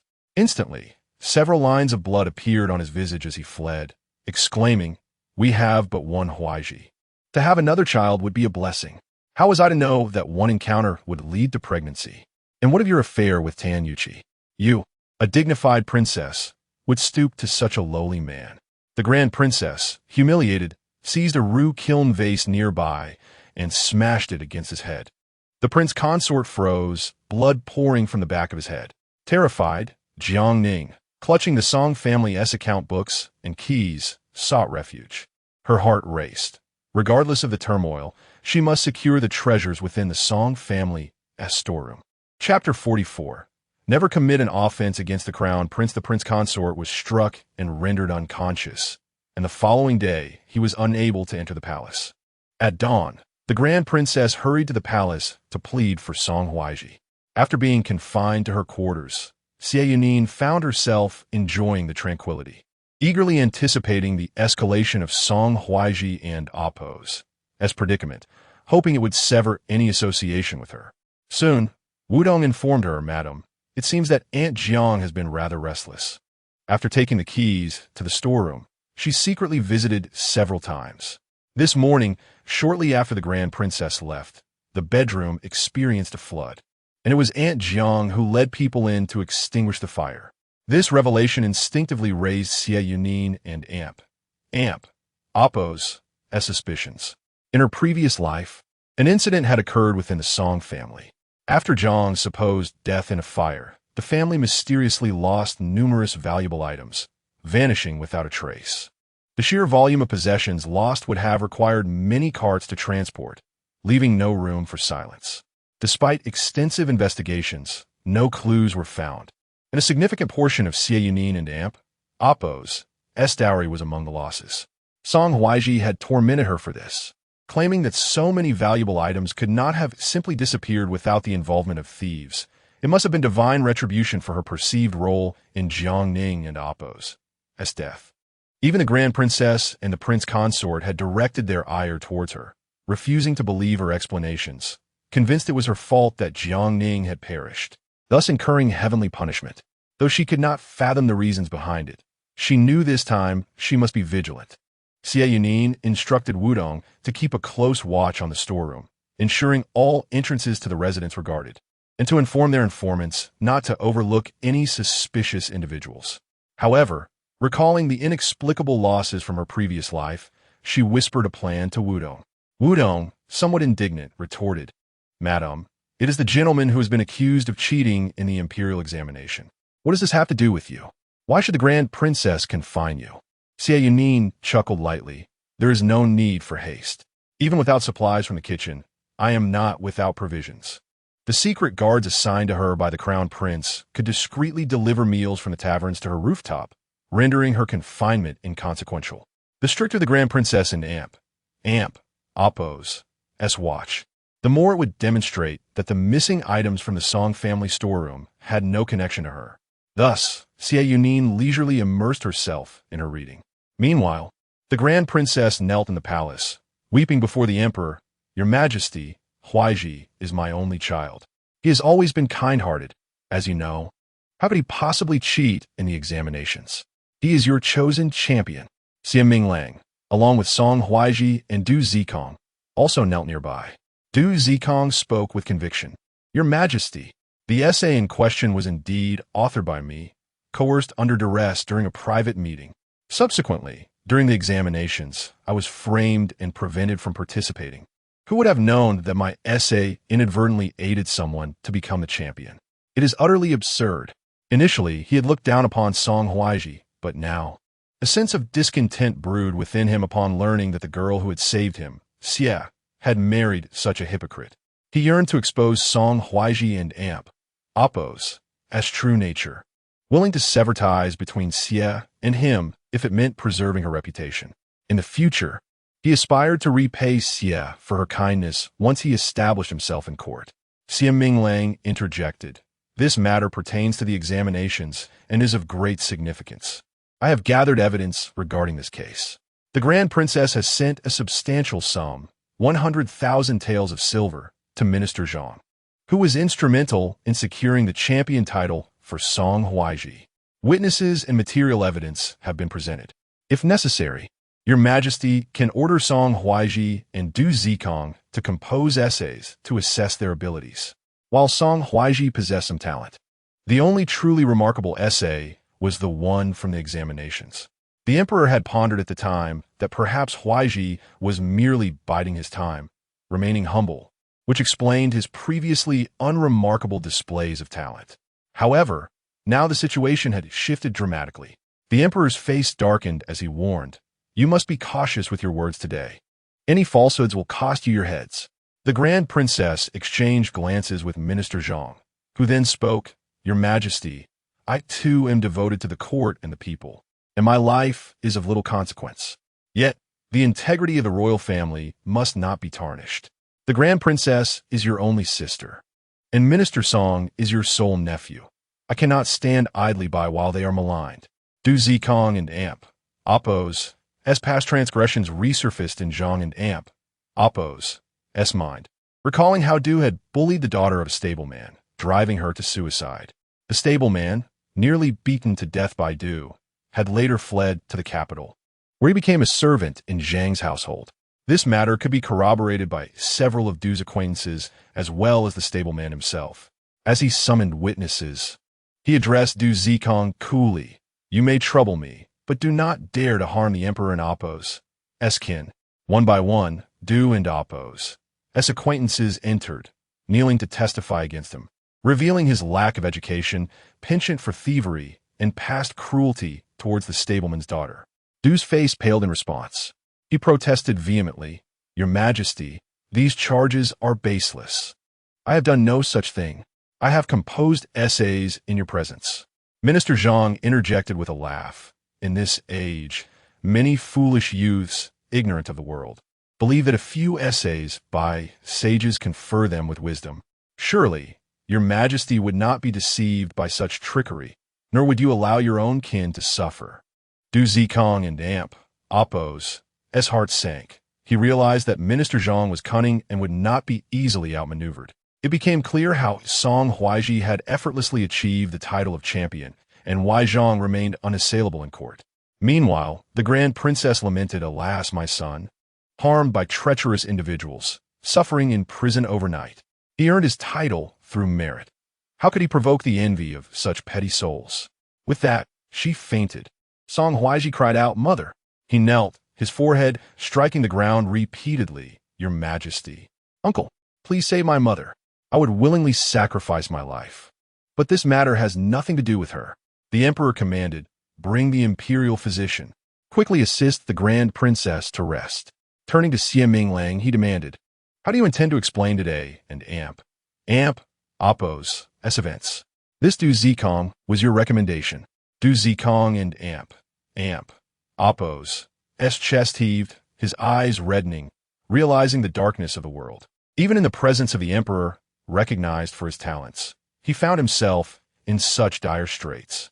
Minister Zhang maintained his composure, a subtle smile gracing his lips. The previous connection between the crown prince and Xie Minglang had been a thorny issue, but now that the crown prince was absent, the idea that Xie Minglang could contend with him was laughable. Xie Minglang finally understood why his sister had cautioned him to thoroughly investigate Du Zikong's past when recommending him and to make an effort to visit Du's hometown. Observing Song Huaizhi and Appo's distress and Zhang and Appo's smug demeanor, Xie Minglang turned his attention to the witnesses kneeling before him. You are all from Du Zikong and Appo's hometown. If I am not mistaken, Chen Tongxiang, the crown prince once disguised himself and rescued 72 individuals from your village. At that time, you vowed to live honorably and repay the court if given the chance. If the crown prince is watching from the heavens, witnessing your unwavering loyalty today, you should have no regrets. The few individuals exchanged glances, suddenly filled with guilt. Zhang, the chief minister, felt an overwhelming sense of urgency. In the next moment, several so-called compatriots stepped forward. Your Majesty, the commoner has lied. Indeed, it was that Lord Zhang who detained my wife and daughter. He forced me to testify that Du Zikong is a man of low character and a thief. Yet, Du Zikong is known for his integrity, his cheerful disposition, and his remarkable scholarship, esteemed throughout 10 miles and 8 villages. Today, I shall affirm my principles with my life. I shall never betray the crown prince. As he spoke, the man raised his head defiantly, bowing down to the ground with fervor. Chapter 45. The scholars fall from grace upon witnessing the gratitude exhibited by his fellow townsmen towards the late prince. The others could no longer remain silent and emerged to confess their wrongdoings. It was Minister Zhang who coerced us, and my child remains in his clutches. My aged mother, at the age of 80, was brutally slain by Zhang and Appo's men. How could I not comply? Minister Zhang gasped in shock, never anticipating that the deceased prince possessed such influence. The emperor, unable to remain passive, exclaimed, Zhang Li, what have you been up to? Minister Zhang fell to his knees, pleading, I am wrong, Your Majesty. Xie Minglang stepped forward, Your Majesty. If Minister Zhang feels unjustly accused, perhaps I could lead a party to his residence to ascertain whether he is indeed as virtuous as he claims. That day was abuzz with commotion. The examination fraud involving Song Huaizhi unraveled a web of corruption, forgery, and even murder attributed to Minister Zhang. Xie Minglang possessed evidence for each accusation. Thanks to the clues provided by Xie Yunyan, he led his men to scour Minister Zhang and Appo's estate, uncovering over 200,000 taels of silver. This illicit wealth was swiftly directed into the imperial treasury, bringing a sense of relief to the emperor, even as he favored Minister Zhang. The sight of such riches entering the treasury sparked joy within him. Consequently, Minister Zhang and Appo's crimes were decisively established, and the scandal surrounding Song Huaizhi's examination fraud could no longer be concealed. By law, Song Huaizhi was to be exiled. However, upon the long princess's awakening, she nearly succumbed to her anger, kneeling and pleading for mercy, with the Empress Dowager emerging from her sickbed to intercede. The Long Princess offered to relinquish her estate to secure forgiveness and additionally donated 3,000 taels to aid the impoverished. The emperor, swayed by these gestures, absolved the Long Princess and her family of punishment. Given their financial contribution and noble status, others found it difficult to voice their discontent. Yet, some remained dissatisfied. For Song Huaizhi had stolen the title of the top scholar. Countless individuals had toiled for a decade, only to fail to achieve even the rank of a licentiate, while he brazenly claimed the title due to his royal lineage. Following the revelation of his misdeeds, he could merely escape punishment by virtue of being the Long Princess's son. This incited outrage among scholars who felt wronged. As Song Huaizhi and the Long Princess exited the palace, they were met with a chorus of jeers. Once celebrated during his triumph, now he faced ridicule. A rotten egg flew through the air, splattering against their carriage, releasing a foul stench. Amidst the laughter, more rotten vegetables and eggs were hurled, as someone jested, "No flowers or fruits this time. Let us present the top scholar with some eggs instead." Song the stinking egg. Countless foul eggs splattered upon the once opulent carriage, transforming it into a grotesque sight. Inside, Song Huaizhi and the Long Princess bore swollen foreheads and dazed expressions, tears streaming down their faces, revealing their utter disgrace. With gritted teeth, the Long Princess admonished Huaizhi, "My son, remember those who brought us this humiliation today. One day, we shall repay them in kind." Song Huaizhi and Amp, Oppo's gaze flickered. Repay? How would he ever do that? His scalp tingled with dread. Merely surviving felt terrifying. The proud title of top scholar was lost, and now even declaring himself a licentiate would earn him no recognition. Whispers circulated, alleging that his accomplishments were merely the fruits of deceit. His eyes burned with fury, fists clenched tightly. Why was it that no one believed him? Why? Fortunately, he still had Aining, who genuinely loved him. In this life, her affection was enough. At that moment, Jiang Ning had meticulously mapped out the layout of the Song household, knowing precisely where each treasury lay. Seizing the chaos within the Song family, she summoned her trusted maid. "Xiaohong, when the time comes, we shall depart together, finding a place to indulge ourselves, free from this sordid struggle. Remember, we must not only take all of the Song family and Oppo's wealth, but also the dowry of the Xie family, framing them for the theft. I have already plundered the Long Princess and Oppo's treasury. As for the Song family and Oppo's, I have yet to find an opportunity to strike. Allow Xie to languish in confinement for a few days before sending her spiced meals. Once she falls ill, I shall seek her dowry." Xiaohong and Amp, Oppo's eyes widened in astonishment. "Madame Jiang, you truly possess remarkable abilities. No wonder the minister holds you in such high regard." Hesitating, she added, "But Madame Jiang, if you remain, the minister will surely cherish you upon learning of your pregnancy," disregarding the young mistress. "Once we are outside, with the world so vast, how will two women survive?" Jiang Ning scoffed. "What can he do for me? If he truly loved me, why not make me his legitimate wife? I see clearly now that a man and Oppo's affections lie only with what he cannot possess. The most crucial element is wealth. As long as we have money, we can thrive anywhere. You don't understand. This is a scheme. Only by following this path will Song Huaizhi indelibly remember me and seek to exact his revenge on the Xie family." Imagining the scenarios from the scheming novel she had read, she envisioned Song Huaizhi ruthlessly tormenting Xie Yunyan, and a thrill coursed through her. By then, she would have taken her riches with Xiaohong to the picturesque Jiangnan, where they would live a life of comfort and joy, raising their children in peace. Chapter 46. The disfigured scholar Jiang Ning's imagination soared, yet she refrained from acting rashly without accumulating sufficient wealth. She maintained a facade of deep affection towards Song Huaizhi. Reflecting on their past, filled with passionate love before Song Huaizhi's marriage, an uncontainable hatred surged within her. She loathed Xie Yunyan for stealing everything from her. With the Grand Princess entering the palace, it was only a matter of time before she would retrieve Song Huaizhi, given their blood relation to the emperor. Jiang Ning was not overly concerned about this. She quickly prepared herself, adopting a profoundly haggard appearance, awaiting Song Huaizhi's return to express her concern for him. However, she did not anticipate that upon their return, both he and the Grand Princess bore ashen faces, swollen foreheads, and an unbearable stench. This involuntarily caused Jiang Ning to feel repulsed, yet she suppressed her disgust and approached him. "Song Lang, what has happened to you?"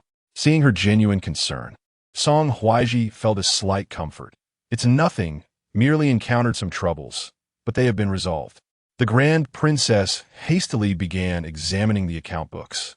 Soon realizing that Xie was merely a fool, the household finances had deteriorated from surplus to barely breaking even. The funds from her previous fief were kept in her private treasury, separate from the Song family's public accounts. Now, with the fief and oppos, as revenue gone and the necessity to pay several thousand taels as compensation, they were forced to sell off a portion of their properties.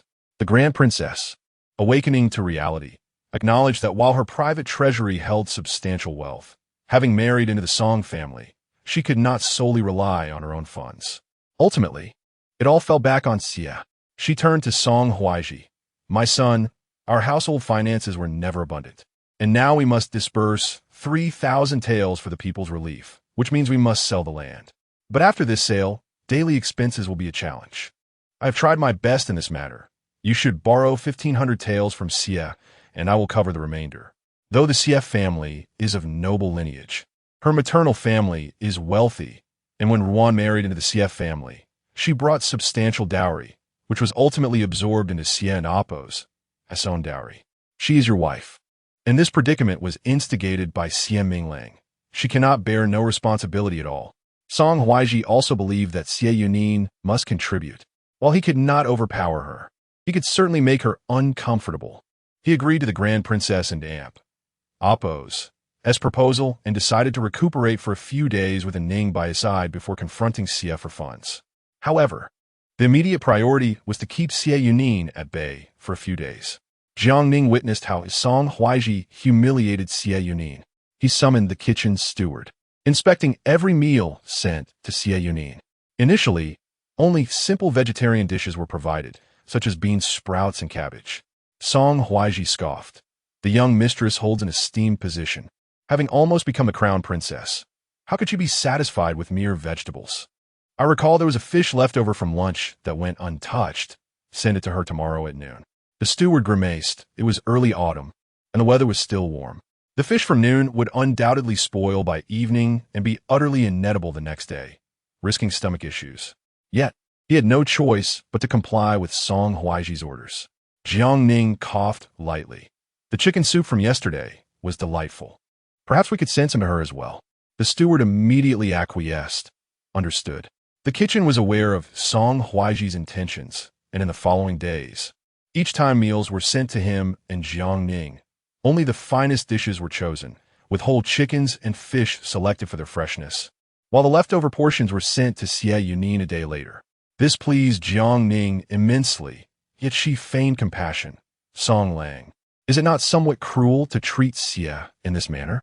Although she intervened in our relationship, causing your leg to remain unhealed and failing to prevent her brother from confronting you, morally reprehensible as she is, I still think of her as a fragile woman." Song Huaizhi coldly retorted, "A fragile woman?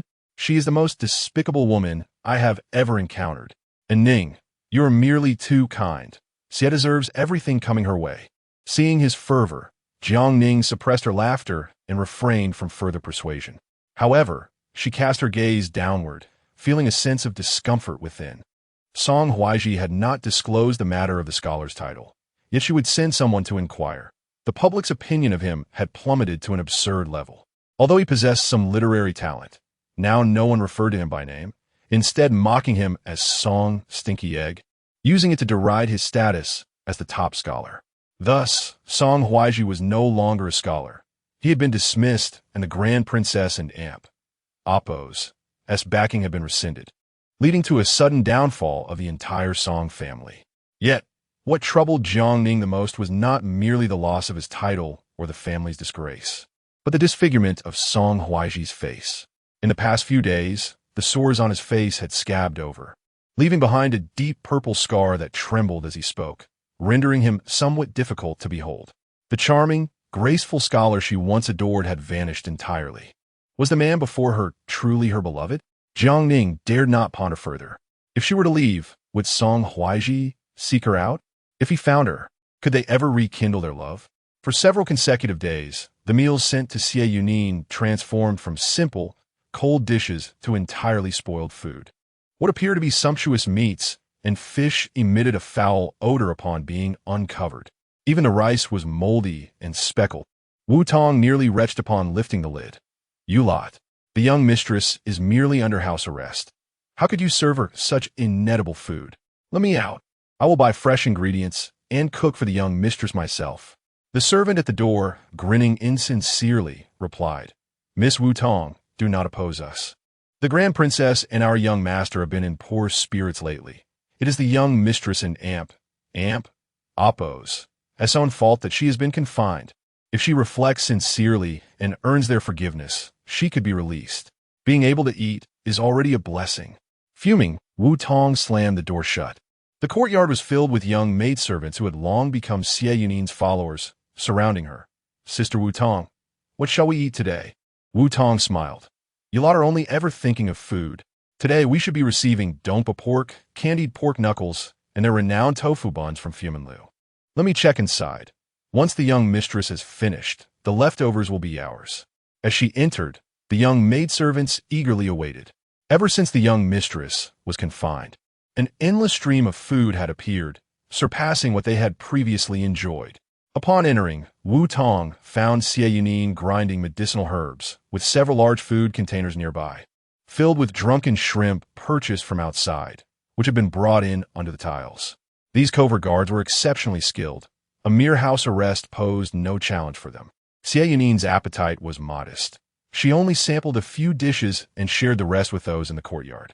The confinement provided her with a quieter atmosphere, allowing her to focus on devising a remedy for the crown prince and Oppo's ailment. Wu Tong, standing nearby, urged, "Young mistress, do eat something. During breakfast, you only had a bowl of porridge. Continuing like this is detrimental to your health. Look at what has been sent today." Xie Yunyan suddenly paused, lifting her lashes. "Indeed, if I only consume porridge, it is harmful to my health, and the same goes for the medicine. No, I must hurry to the Western Garden." Without time to eat, she called for Sun Yu and quietly left the room. The two soon arrived at Lin Hengyue and Oppo's quarters. Lin Hengyue sat by the window, engrossed in his book, having not seen Xie Yunyan for at least 7 days. During this time, numerous events had unfolded outside, of which Lin Hengyue was well aware. Song Huaizhi had confined Xie Yunyan, sending her spoiled food, and the meals delivered by the hidden guard were scarcely consumed by her. Was she saddened by Song Huaizhi's indifference? Lin Hengyue instructed Yang Er, saying that she did not enjoy ginger and preferred sweeter dishes. If she found the cuisine of the capital unappealing, he would invite a chef from Jiangnan to prepare meals exclusively for her. Xie Yunyan, having just arrived at the Western Garden following the incense fish, faintly overheard this exchange. She was momentarily taken aback. The crown prince was concerned about her dietary preferences. How did he know she disliked ginger and favored sweetness? She recalled that prior to the crown prince and Oppo's misfortune, they had never been acquainted. Chapter 47. Your Highness, do you enjoy my kisses? The crown prince sensed a movement outside, and realizing that no one had deterred her, he understood that Xie Yunyan had arrived. A softness instantly graced the depths of his gaze. Nearby, Yang Er felt a surge of joy. With Miss Xie present, their master's mood visibly brightened, and he consumed his medicine with greater fervor. In recent days, the master had expended considerable effort regarding the matter of Minister Zhang. Initially, the crown prince had intended to utilize Minister Zhang in the future when contending with the fifth prince, but due to Xie Yunyan's influence, he swiftly leveraged his connections to oust Minister Zhang, thus imposing repercussions on Song Huaizhi and the Princess of Chang. While this maneuver was not monumental, it was clear that the Empress Dowager would subsequently act against the Xie family, yet Lin Hengyue was fully aware of the stakes. However, as the situation grew increasingly urgent, his own health began to falter, rendering him unable to find restful sleep. He would awaken dozens of times each night, his cough relentless. When Xie Yunyan entered the room, she was taken aback. How had His Highness come to this state? Lin Hengyue's pallor was striking, and he appeared increasingly emaciated, as though his prior improvement had been but an illusion. As a physician, witnessing a patient's sudden decline after a semblance of recovery was naturally distressing. She cast aside all thoughts and rushed to take his pulse, then questioned him. "Why must you burden yourself so? Are you unaware of the condition of your health? After finally showing some improvement, you have now squandered all progress." Lin Hengyue intended to respond, but could not suppress a cough, covering his mouth with his sleeve. The more anxious he became, the more he coughed, causing his body to tremble until he was utterly exhausted and gasping for breath. It was only with Xie Yunyuan's timely acupressure that he managed to regain some semblance of calm. Lin Chengyue's face flushed from coughing, and the joy he had felt upon seeing Xie Yunyan dissipated entirely. He was no longer the crown prince of old. In this frail body, any attempt to protect her seemed akin to a dream. Even a single act of protection had nearly drained him of all his vitality. Why delay her? He could assist her in divorcing Song Huaizhi, yet once she left him, she need not marry him, given the character of her family. Many suitors would undoubtedly seek her hand. Only he was unworthy. He possessed no such fortune. His voice was labored, his breath shallow, and his gaze gradually dimmed. Miss Xie, there is no need for your efforts. My condition may simply be my fate. Now, should I boast of grand endeavors, it would merely invite ridicule.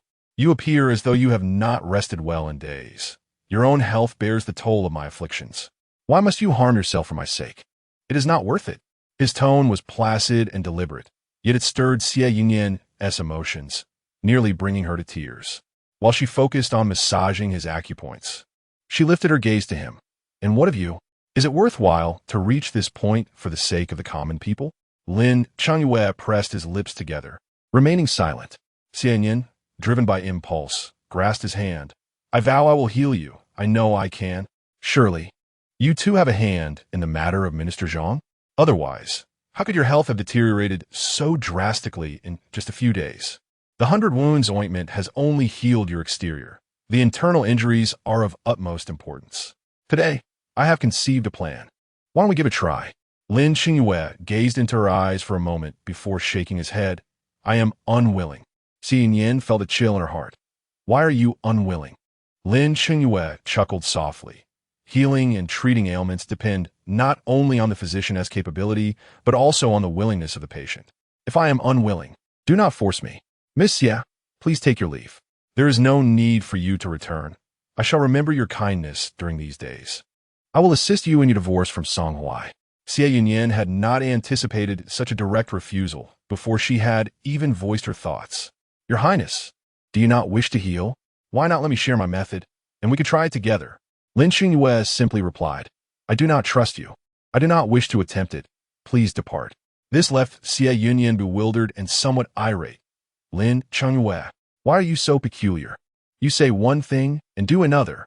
When I say kiss me, you kiss me. When I say do not treat, you refuse to treat. You are utterly unreasonable. Lin Chengyue remained unresponsive, his demeanor cold.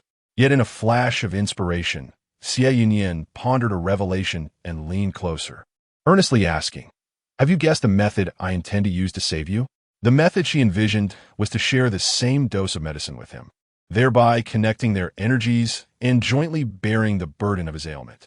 In traditional Chinese medicine, there exists a concept of cultivating energy. Those with frail constitutions are ill-suited to be doctors, as they often absorb the ailments of their patients, leading to their own illnesses if they are unable to withstand the burden. Traditional medicine can sometimes tread into the realm of the mystical. Xie Yunyan would not easily risk herself for an unrelated person, but the crown prince was different.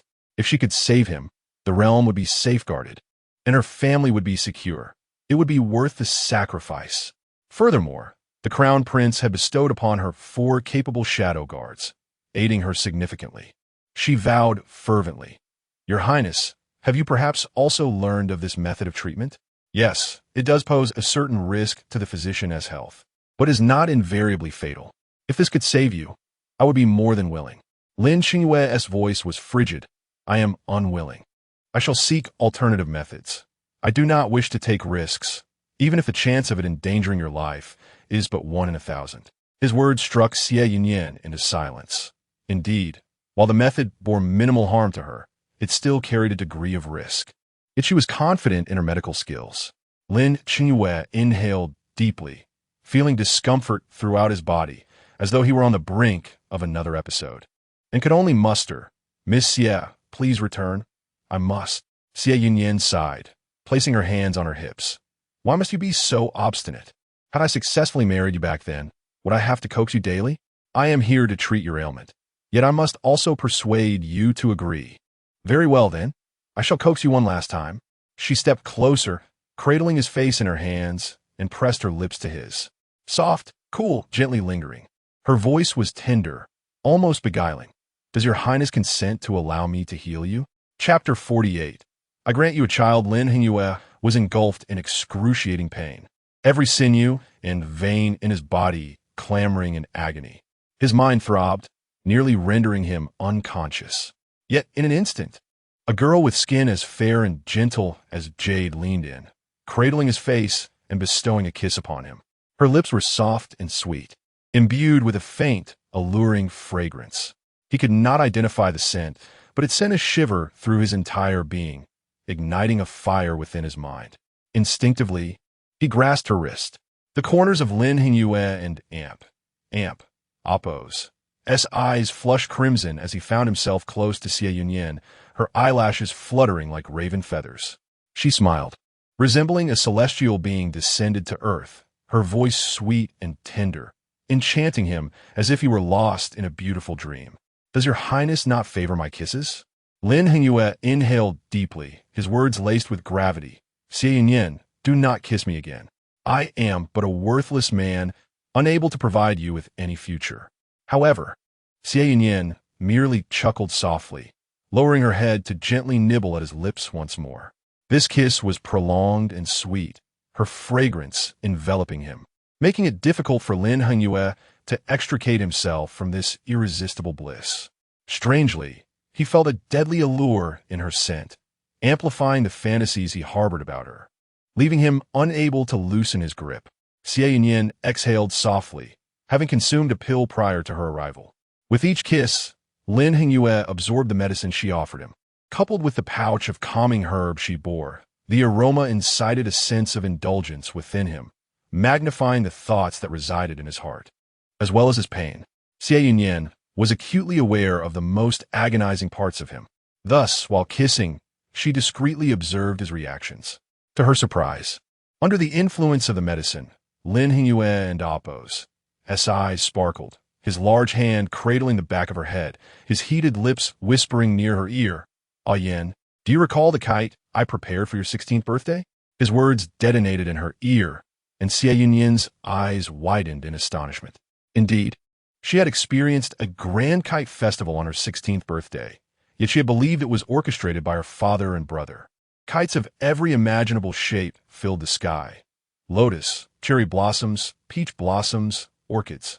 At 16, she had been innocent and radiant, standing atop a pavilion, making a wish upon the soaring kites, one for her family and Appo's, as safety and her mother and Appo's, as swift recovery, and another for the crown prince and Appo's, as safe return from the southwest. To think that this breathtaking kite festival had been arranged by Lin Hengyue. No wonder her brother had always been vague when she inquired. He had merely smiled and tousled her hair, saying that kite was crafted by the most skilled artisan in the world. If you cherish it, there will be more for you in the future. In her previous life, the memory of those kites drifting through the sky had lingered until her last breath. Tears nearly brimmed in her eyes. Crown Prince, the kites were from you? Lin Hengyue pried open her lips, kissing her deeply. Even the weakest of men, under such circumstances and the influence of the drug, found it hard to restrain themselves. He trailed kisses along her cheek and lips, down to her ear, boldly declaring, I have long wished to welcome you into my residence since your 16th birthday. Ah Yen, you enchant me beyond measure.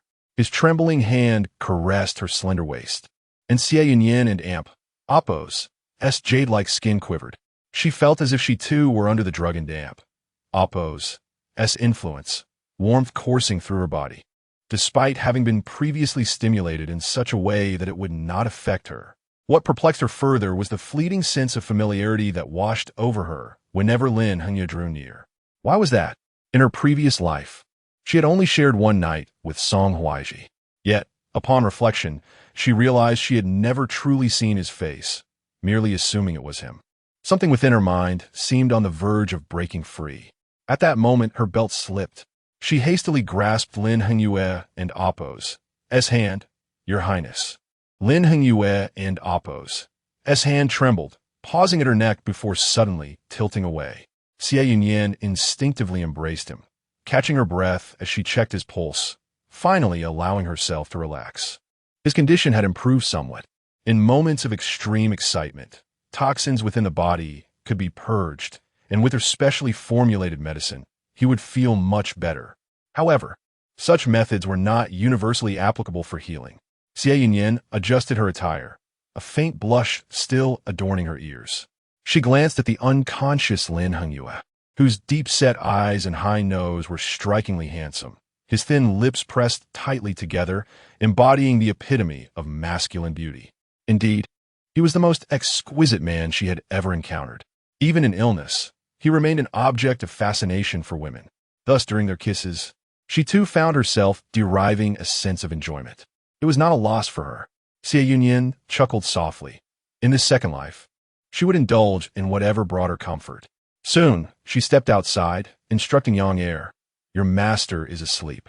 Prepare a few doses of medicine according to my prescription and administer them on schedule. I shall return tomorrow." Yang Er nodded. "Rest assured, Miss Xie, I will attend to it immediately." No sooner had her words faded than an informant appeared. "Master, Song Huaizhi is being brought to your courtyard." Xie Yunyan promptly signaled for the informant to guide her away from prying eyes, lightly leaping back to her courtyard, lifting a tile to quickly return indoors. Just as she settled down and picked up a book, Song Huaizhi was wheeled in, accompanied by Jiangning. This time, Jiangning was exquisitely adorned, garbed in a white gown, with a white jade hairpin that resembled a finely carved gardenia, strikingly beautiful. Xie Yunyan recalled seeing it on the princess. It seemed Jiangning had garnered the princess's favor. Xie Yunyan remained composed, but Jiangning appeared somewhat taken aback. Despite being confined for days and serving Xie Yunyan spoiled food, she noticed that Xie Yunyan showed no signs of weariness. Instead, her lips were rosy, her teeth white, and her complexion radiant, exuding a captivating allure that drew a woman's gaze. How could this be? Yet Jiangning refrained from expressing her displeasure, instead smiling gently. "Surely, the young madam has been deeply concerned about Song Lang's condition these past few days, unable to eat or sleep well. It is a relief to see you in such good spirits, young madam." Song Huaizhi regarded Xie Yunyan intently, realizing that she appeared utterly unfazed, her demeanor as dismissive as ever, as if he were non-existent. He wheeled himself closer, yet she remained seated, engrossed in her book. "Xie, come and help me to bed," he commanded stiffly. Having already conferred with Jiangning, he intended to stay here for the next few days, but would maintain a distance from Xie Yunyan, solely to secure her dowry.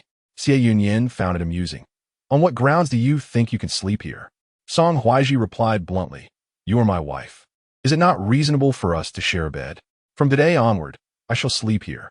Xie Yunyan glanced at Jiangning. "Oh, is that so? Does Annie Jiang have any objections?" Though Jiangning felt disgruntled, she hastily replied, "I dare not object. You are indeed the young madam, and Song Lang is your husband. I shall take my leave for now." As soon as Song Huaizhi found the key to the Xie family dowry storeroom, her forbearance seemed inconsequential. She turned and walked away, covering her face as if she were crying. Seeing her in such distress, Song Huaizhi couldn't and Oppose. He helped but feel a pang of sympathy. "Xie Yunyan, what else can you do besides tormenting Aining? Come here, assist me to the bed to rest." Xie Yunyan, however, set aside her book and approached him, gripping the handles of the wheelchair with a sudden force. Song Huaizhi tumbled directly from the wheelchair.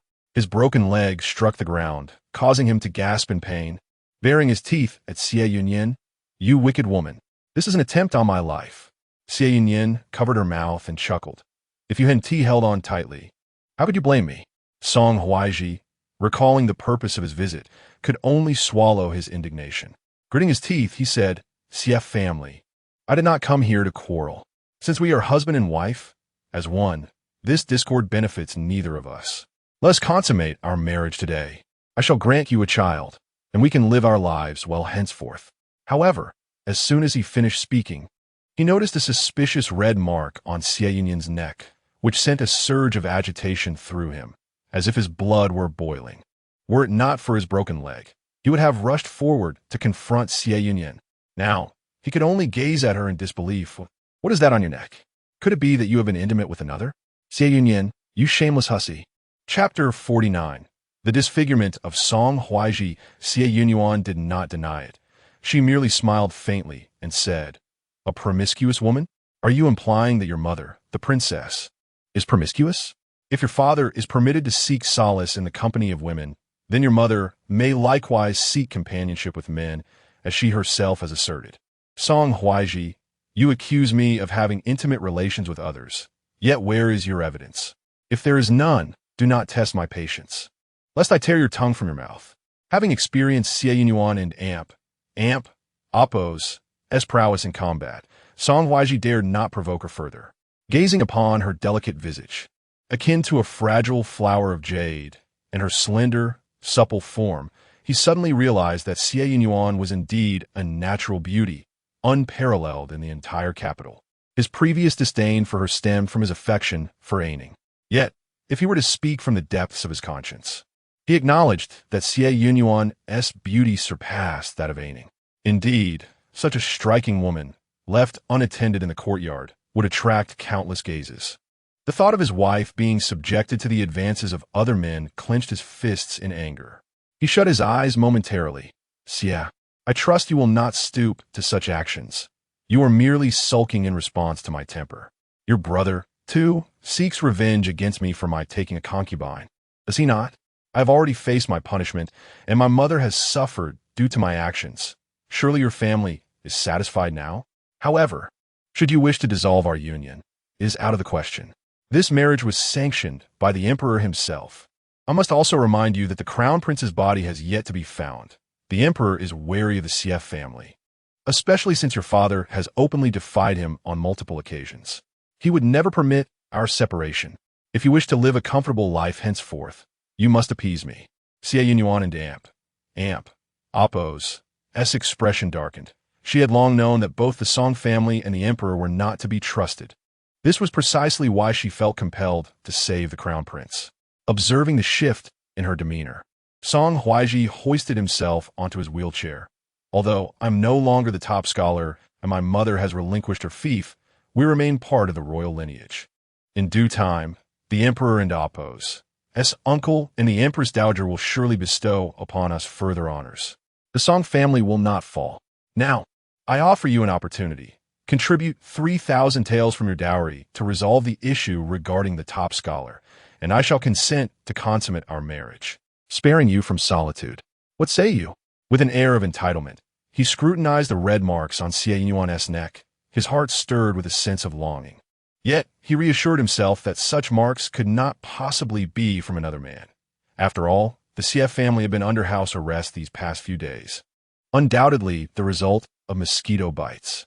Upon hearing his proposition, Xie Yunyan chuckled, offering him a bronze mirror. "Have you not gazed into a mirror these past few days? You look quite monstrous." Indeed, Song Huaizhi had avoided mirrors since the scars marred his face. He had resorted to inquiring of those around him about the state of his recovery, who all offered him comforting reassurances. Jiang Ning would often praise him, saying, "Song Lang remains as handsome as ever. Aining finds him quite appealing."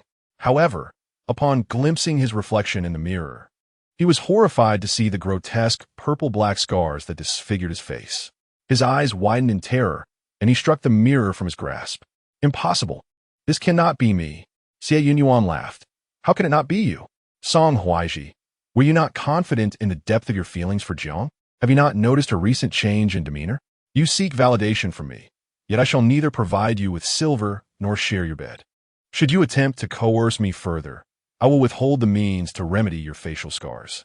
Overwhelmed by panic at the sight of his disfigurement, Song Huaizhi unleashed a torrent of curses at Xie Yunyan. "Wretched woman, it must be your doing. You were the one who applied the ointment to my face. How could it have come to this?" Frantic and desperate, he bellowed, "Someone, quickly, fetch a doctor to treat my face." Before departing, he issued a final threat. "Xie Yunyan, you shameless vixen, should my face remain unhealed, I will demand your life. For the next few days, you shall remain confined. Someone, keep watch over her. Do not allow her to leave this room." Song Huaizhi summoned a multitude of physicians to his side and stationed 4 maids to guard Xie Yunyan's quarters, ensuring they observed her every move, whether she slept or dined. Thus, he believed he could thwart any attempt she might make to escape. Xie Yunyan was unperturbed. She sat quietly reading under the lamp's glow. The fragrant incense wafted through the air, and within a brief interlude, the 4 maids succumbed to fatigue. Xie Yunyan closed her book and approached to check their breathing, then softly called out fish incense. Swiftly, her hidden protectors descended from the rooftop, whisking Xie Yunyan away from the confines of her chamber. Meanwhile, in another location, Song Huaizhi's face had swelled further, and he grasped Jiang Ning's hand tightly. "Ning, you still love me, do you not? You love me dearly, do you not? Prove it to me." Chapter 50. The kiss mark on the neck during this period, under the comfort of the servants and Jiang Ning. Song Huaizhi truly believed that his face had healed. However, at this moment, he realized that the scars on his face not only remained, but had worsened. Most people are quite concerned about their appearance, especially someone like him, who had garnered countless admiration and envy through his handsome visage, could hardly tolerate being perceived as a grotesque figure. Song Huaizhi yearned to see unwavering affection in Jiang Ning's eyes. Originally, Jiang Ning firmly believed that her love for Song Huaizhi was genuine. It would surely withstand the trials of time and separation, even if propriety and family constraints prevented him from marrying her as his rightful wife. They still loved each other steadfastly. Their love only deepened. Is this not the essence of romantic novels? True lovers cannot be parted even by death. Yet now, she discovered that disfigurement could indeed sever their bond. She longed to speak to Song Huaizhi, but upon gazing at the repugnant scar on his face, she felt a wave of nausea. No, it couldn't oppose. TB. How could her love bear any blemish? Thus she sweetly said, "Song Lang, what are you talking about? A Ning naturally loves you." Song Huaizhi, undeterred, insisted. "Then kiss my face." Jiang Ning hesitated. She found it hard to summon the courage. Yet, to prove their love was pure, she closed her eyes and leaned in. But before her lips could touch that unsightly, purplish-black scar, she suddenly retched uncontrollably, turning her head to vomit into her handkerchief. Song Huaizhi's expression changed dramatically, his teeth gritting in anger. Yet Jiang Ning, pale-faced, declared Song Lang, I am a child. I forgot to tell you." She had initially intended to feign death to escape, thinking it would be more thrilling when Song Huaizhi eventually found her. But now, she had to reveal her pregnancy, or else he would surely think she despised him. Indeed, Song Huaizhi instantly forgot about the scar and exclaimed with excitement, "Really? A Ning? This is wonderful. I am to be a father. We are having a child. Quickly, find a doctor, tell my mother." He excitedly embraced Jiang Ning, kissing her cheek. "A Ning, I love you so much. Rest assured, I've already made arrangements with the Xie family. Tonight, there will be a water leak in her quarters, and I will ensure she is rescued amidst the chaos, seizing the opportunity to find the key to her storeroom." Jiang Ning bit her lips slightly. "Song Lang, I love you too. I understand that everything you do is for our future. I trust you." Song Huaizhi held her face, compelling her to meet his gaze for a kiss. Jiang Ning fought to suppress her urge to vomit once more. She realized she could hardly bear the sight of the disfigured Song Huaizhi, with the pretense of death still a ways off. She could not bring herself to kiss such an unsightly man. So she gently said, "Song Lang, I love you dearly, no matter how you change. I will always love you. However, I would prefer for you to return to the way you were before. I cannot bear to see others mock you. If your scars remain, the CF family will surely ridicule you from time to time. I will inquire thoroughly to see if there is a skilled physician who can treat your facial injuries. You must believe me. We can surely heal your scars." At the mention of the scars, Song Huaizhi was engulfed in a heavy mood. He was indeed deeply concerned about his appearance. "A Ning, rest assured, I will not remain like this forever." The CF family claimed they could treat his face, but Song Huaizhi did not trust that venomous woman. He would seek a doctor himself. Meanwhile, while Song Huaizhi and Jiang Ning were wrapped in their tender exchange, Xie Yunyan had arrived at Lin Hengyue and Appo's abode. Upon entering, she saw Lin Hengyue violently vomiting black blood into a basin by the bedside. Her heart twisted, yet she felt a tinge of happiness. This black blood was the poison within him. Expelling it was a good sign. However, given his frail condition, losing so much blood would surely leave him dizzy and weak, necessitating nourishment in the coming days. Yet, with his current state, even if he were to consume more, he might not absorb it well. Xie Yunyan would need to administer acupuncture and massage. Additionally, while the toxins were being expelled, she would need to conduct a counteraction treatment. Lin Hingyue and Amp, oppose, as complexion was ashen. Upon seeing Xie Yunyan, he was reminded of the moments they had shared during her last visit, when their kiss had left him feeling enchanted. It felt like a dream, yet it still made his cheeks flush. The attendants withdrew, and Xie Yunyan, seated beside the bed, noticed a letter at his side. Even in such a dire state, he still seemed preoccupied with pressing matters. Xie Yunyan gently took a handkerchief to wipe the sweat from his forehead. Do not worry. As long as you persevere through this ordeal, you will feel much better afterward. Today is a crucial treatment. I will not let you perish. Lin Hingyue's voice was barely a whisper. Yin, your kindness knows no bounds. I am at a loss for how to repay you. He was now acutely aware of the sacrifices she made for his recovery. Xie Yunyan smiled brightly. Next time you kiss me, be gentler. You see, there are still marks on my neck. She slightly pulled aside her scarf, revealing faint traces on her fair, delicate neck. Lin Hingyue and Oppo's gaze flickered, murmuring, next time? He believed that in his current abject state, even surviving was a challenge, rendering him unworthy of such beautiful dreams. Contemplating this, Lin Hingyue gripped his sleeve tightly. Yin, although we once had a betrothal, my current status differs from before. I am no longer the prince acknowledged by the world.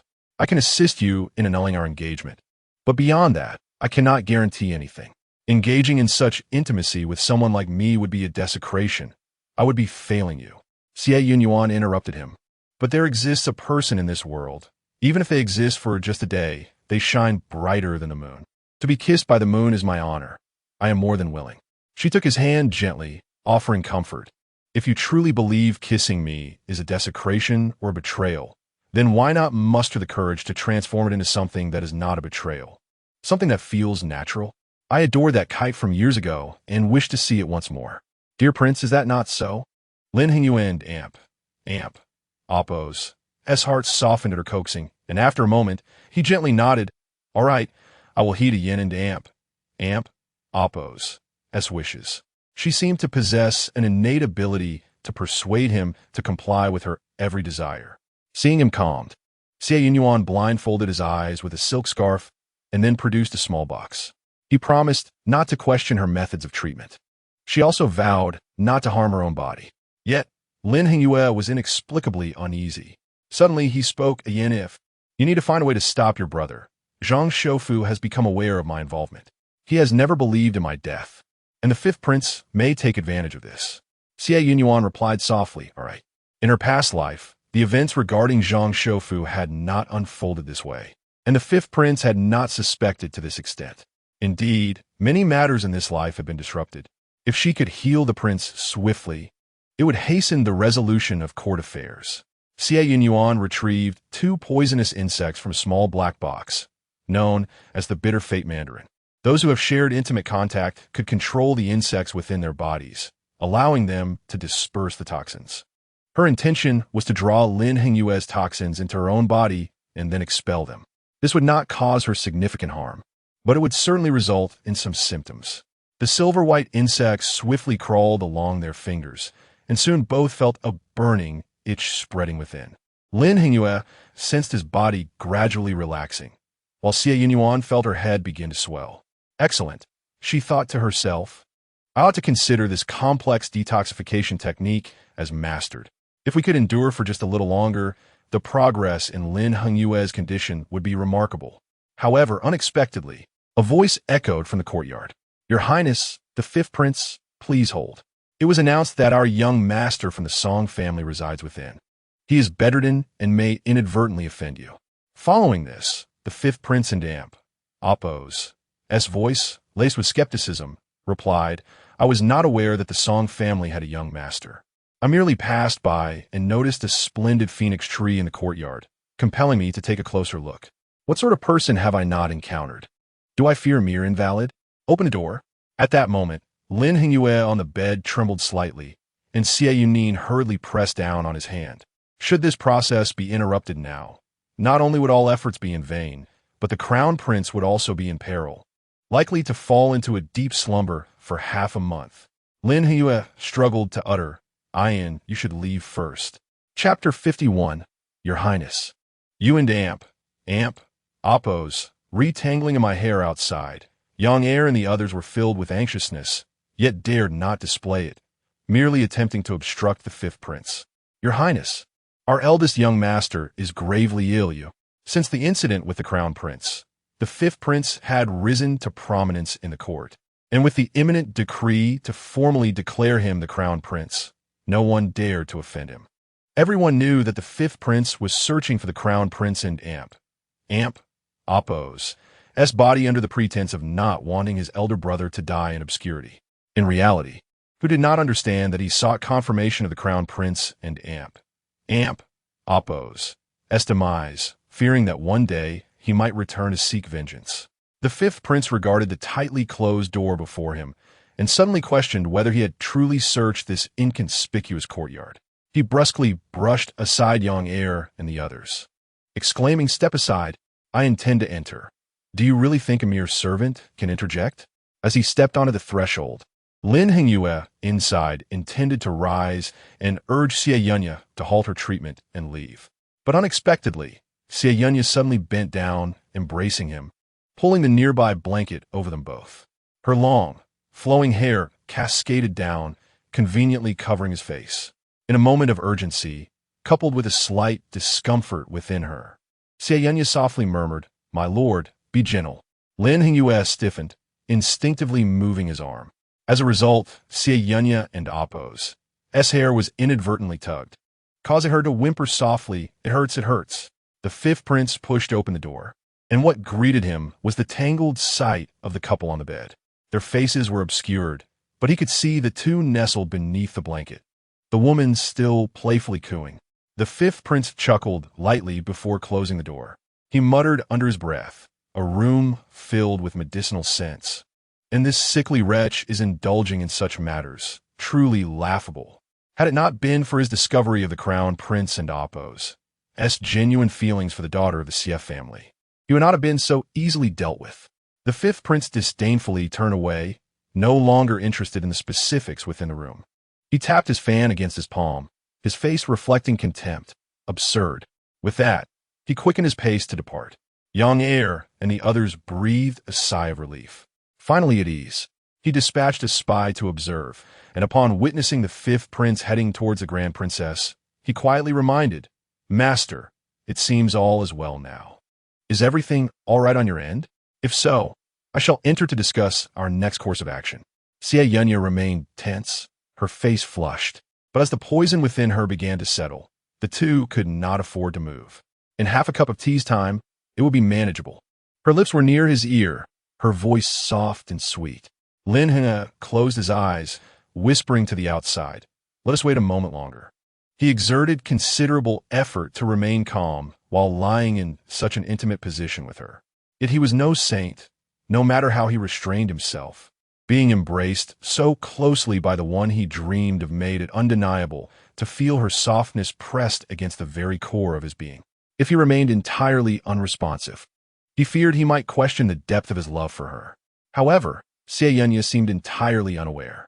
She even gently reminded him, "Your Highness, your bone is pressing against me." Oddly enough, there had been no bone before. How could there suddenly be such a hard protrusion? It was also quite warm.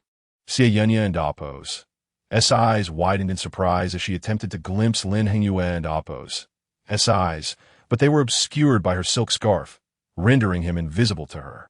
Yet she understood, momentarily stunned into silence.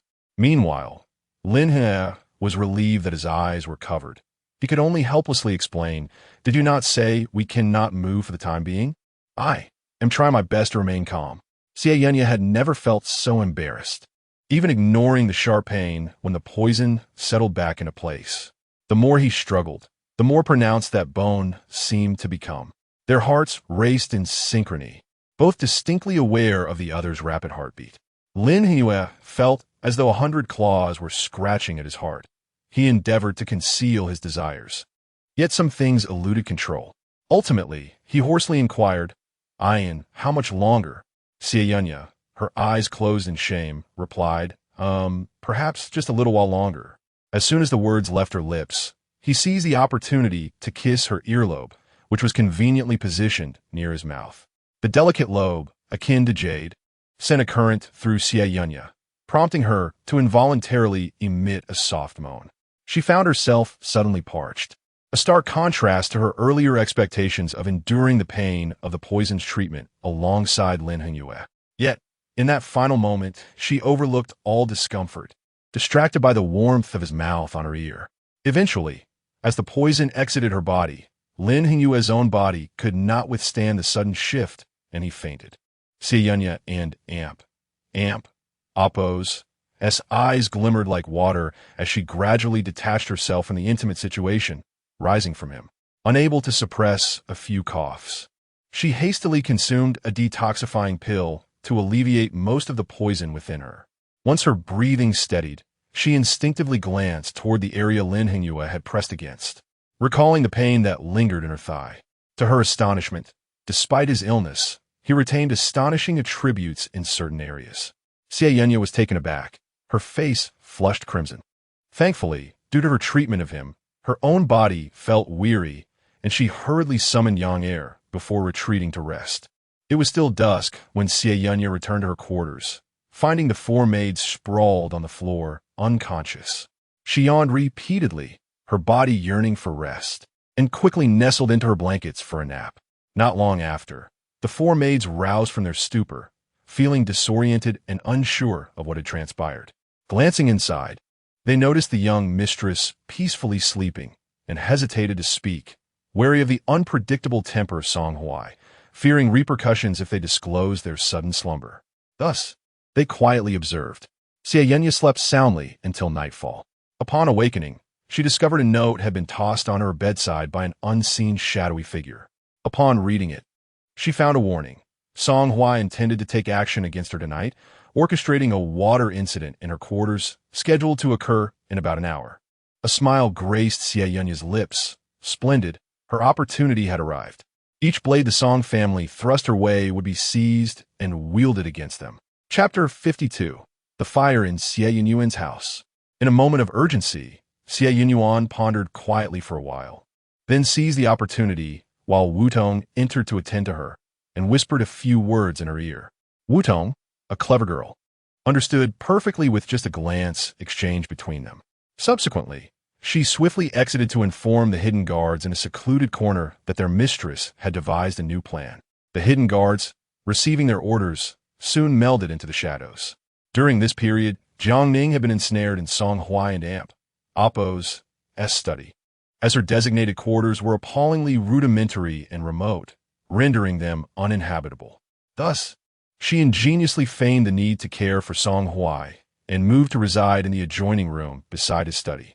Being the son of a prominent family, Song Huaizhi was attended to meticulously wherever he resided, and Jiang Ning consequently enjoyed the same comforts.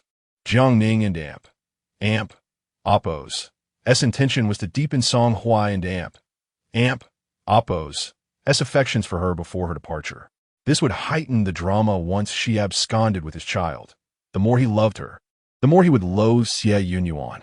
Perhaps this would even incite him to deliver a fatal blow to Xie Yunyan. Such an outcome would be most desirable. She contemplated making her appearance sooner, returning as the young mistress of the Song family.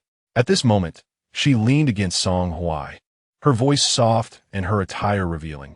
A Ning has contemplated much today. The Xie family enjoys a privileged status, and you, Song Lang, remain indifferent. Yet a Ning is different. You are my very life. I will spare no effort to help you escape this predicament. Song Lang, is it not their disbelief in your literary prowess that troubles you? Why not compose a few new pieces, crafting poems that astonish all? This would be the simplest and most direct way to demonstrate your talent. Song Huaizhi, with a tender expression, caressed her smooth cheek. A Ning, you are too naive. Writing poetry is not as simple as you think. Furthermore, I am currently injured, my face marred by scars, and with the CF family still intact. I have lost my status as a top scholar. With my mother and Appo's estate surrendered and 3,000 tales of silver still unfunded, I hardly have the heart to write poetry. Jiang Ning pouted and shook her head, her expression adorably innocent. But Ning believes that writing poetry may not be so difficult. Having been a modern individual in her previous life, she had learned poetry throughout her education and could recite numerous verses. Moreover, this dynasty was entirely unfamiliar to her, distinctly different from the world she once inhabited. Jiang Ning had perused some of Song Huaizhi and Appo's books, filled with names she had never encountered. Perhaps the literary giants she had studied were absent in this realm. Therefore, borrowing from them directly might pose no issue. Imagining the astonished expressions of those captivated by her poetry, Jiang Ning and Appo's voice trembled with excitement. If love between two is to last for eternity, how could it be confined to day and night? Song Huaizhi was taken aback, his eyes widening in delight. Ning, you can write poetry? With a surge of inspiration, Jiang Ning hastily penned several poems on paper, all learned from her previous textbooks. Brimming with enthusiasm, she declared, Song Lang, choose freely. My poems are as good as yours. If you find them satisfactory, do not hesitate to share them. I assure you, they will astonish all who read them. The more Song Huaizhi read, the more exhilarated he became, showering Jiang Ning with kisses. And Ning, you are truly my heart. These poems are remarkable, splendid. You can rest assured, I shall present them to my father immediately. That evening, he had devised a plan to create an alibi while causing chaos for Xie Yunyan. He reiterated, Ning, remain here to rest. I shall send someone to bring you some snacks while I speak with my father. With Jiang Ning and Appo's poems in hand, Song Huaizhi eagerly sought out Song Jingyang. Father, Before he could finish, Song Jingyang interrupted. Why? You have come at just the right moment. Your mother has been lamenting my negligence regarding your affairs. Yet this situation has escalated too far. You are behaving recklessly. Can one truly steal the title of top scholar? Where is the dignity of the Song family? This infuriates me. Yet now, to protect you, we must devise a plan. Do you recall Master Huaizhi? The emperor recently acquired the upper volume of his and Appo's, Spring and Autumn and Appo's painting, and is eager for the lower volume, offering a reward of 5,000 taels. If we can procure the lower volume, perhaps the emperor will reward you with your mother's estate, and the 3,000 taels of silver will be restored. Song Huaizhi pondered. But father, the artist Huaizhi has never revealed himself. How shall we seek him? It is only rumored that Xie Taifu had a brief encounter with him, leading to the acquisition of the upper volume, which was gifted to the emperor. Song Jingyang nodded. That is precisely why I mention it. You must approach the CF family and inquire if they possess knowledge regarding the lower volume or the whereabouts of Master Huaizhi. If we cannot locate the lower volume, persuade the CF family to have Master Huaizhi paint a new piece for the emperor. Surely, this would delight the imperial heart. Song Huaizhi hesitated. Father, noticing his reluctance. Song Jingyang frowned. What is the matter? Finally, Song Huaizhi spoke. It is nothing, only that I am confined to a wheelchair, making travel cumbersome. And the CF family has not treated me kindly. Perhaps it would be better if you accompanied me. For the sake of the Song family's interests, Song Jingyang acquiesced. As they traveled, Song Huaizhi felt increasingly anxious. By now, the fire should have ignited. He had ordered the CF family to be placed under house arrest, sealing all exits. The servants at the entrance to Xie Yunyan and Appo's courtyard had been dismissed, ensuring her demise was certain. Whether to intervene to prevent Xie Yunyan and Appo's death in order to obtain the Appo's Spring and Autumn and Appo's painting became a source of deep conflict for Song Huaizhi. Meanwhile, Xie Yunyan sat beneath her bedroom window, absorbed in a book. Her delicate fingers turned the pages gently, and though she had rested, fatigue lingered, and her body felt unwell, likely due to the venomous creature's influence. While the harm was not severe, it still brought discomfort, making her wish to lash out at someone. In the study connected to the main room, Xie Yunyan stealthily crept in, clutching a lantern, her heart racing with trepidation. Song Huaizhi had promised her that once his plan succeeded, she would become the young mistress. Having suffered a few lost teeth and swollen cheeks from Xie Yunyan and Appo's prior attack, her resentment was profound. She yearned for Xie Yunyan and Appo's demise more than anyone else. Today, the young maid serving her had sensed her distraction and suggested, "If you're to act, why not kill two birds with one stone?" Indeed, Xie Rushan tossed her hairpin to the ground, laughing sinisterly. "Xie Yunyan, Jiangning, you two harlots, perish together." With that, she knocked over the lantern, and the flames swiftly spread. Chapter 53. Who is the murderer? Xie Yunyan had long detected the acrid scent of burning books emanating from the adjacent study. The room harbored nothing of great importance, as her cherished books and artworks had long been safely stored away. Soon, four maids also caught the whiff of the smoke. Their faces filled with alarm. What a strong smell of smoke! What has happened? Two of them rushed outside to witness the flames consuming the room with increasing ferocity. One maid's complexion changed dramatically, and she sprinted towards the entrance, shouting, "Fire! Fire!" However, the servants had been dispersed, and only a maid named Wudong was in the kitchen boiling water. Upon hearing the commotion, she hurriedly grabbed a bucket and rushed out, asking, Where's the fire?" The stout maid, determined to save the day, prepared to charge into the flames. Unexpectedly, Xie Yunyan emerged from the room, panic-stricken, pointing towards the study and exclaiming, "Quick! Quick! Save the fire. There's a painting inside worth several thousand taels of silver." The maids, stricken with fear, hastened to extinguish the fire.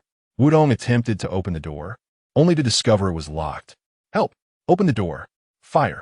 Xie Yunyan echoed, frantically returning inside to salvage the already charred painting, collapsing to the ground in a fit of tears.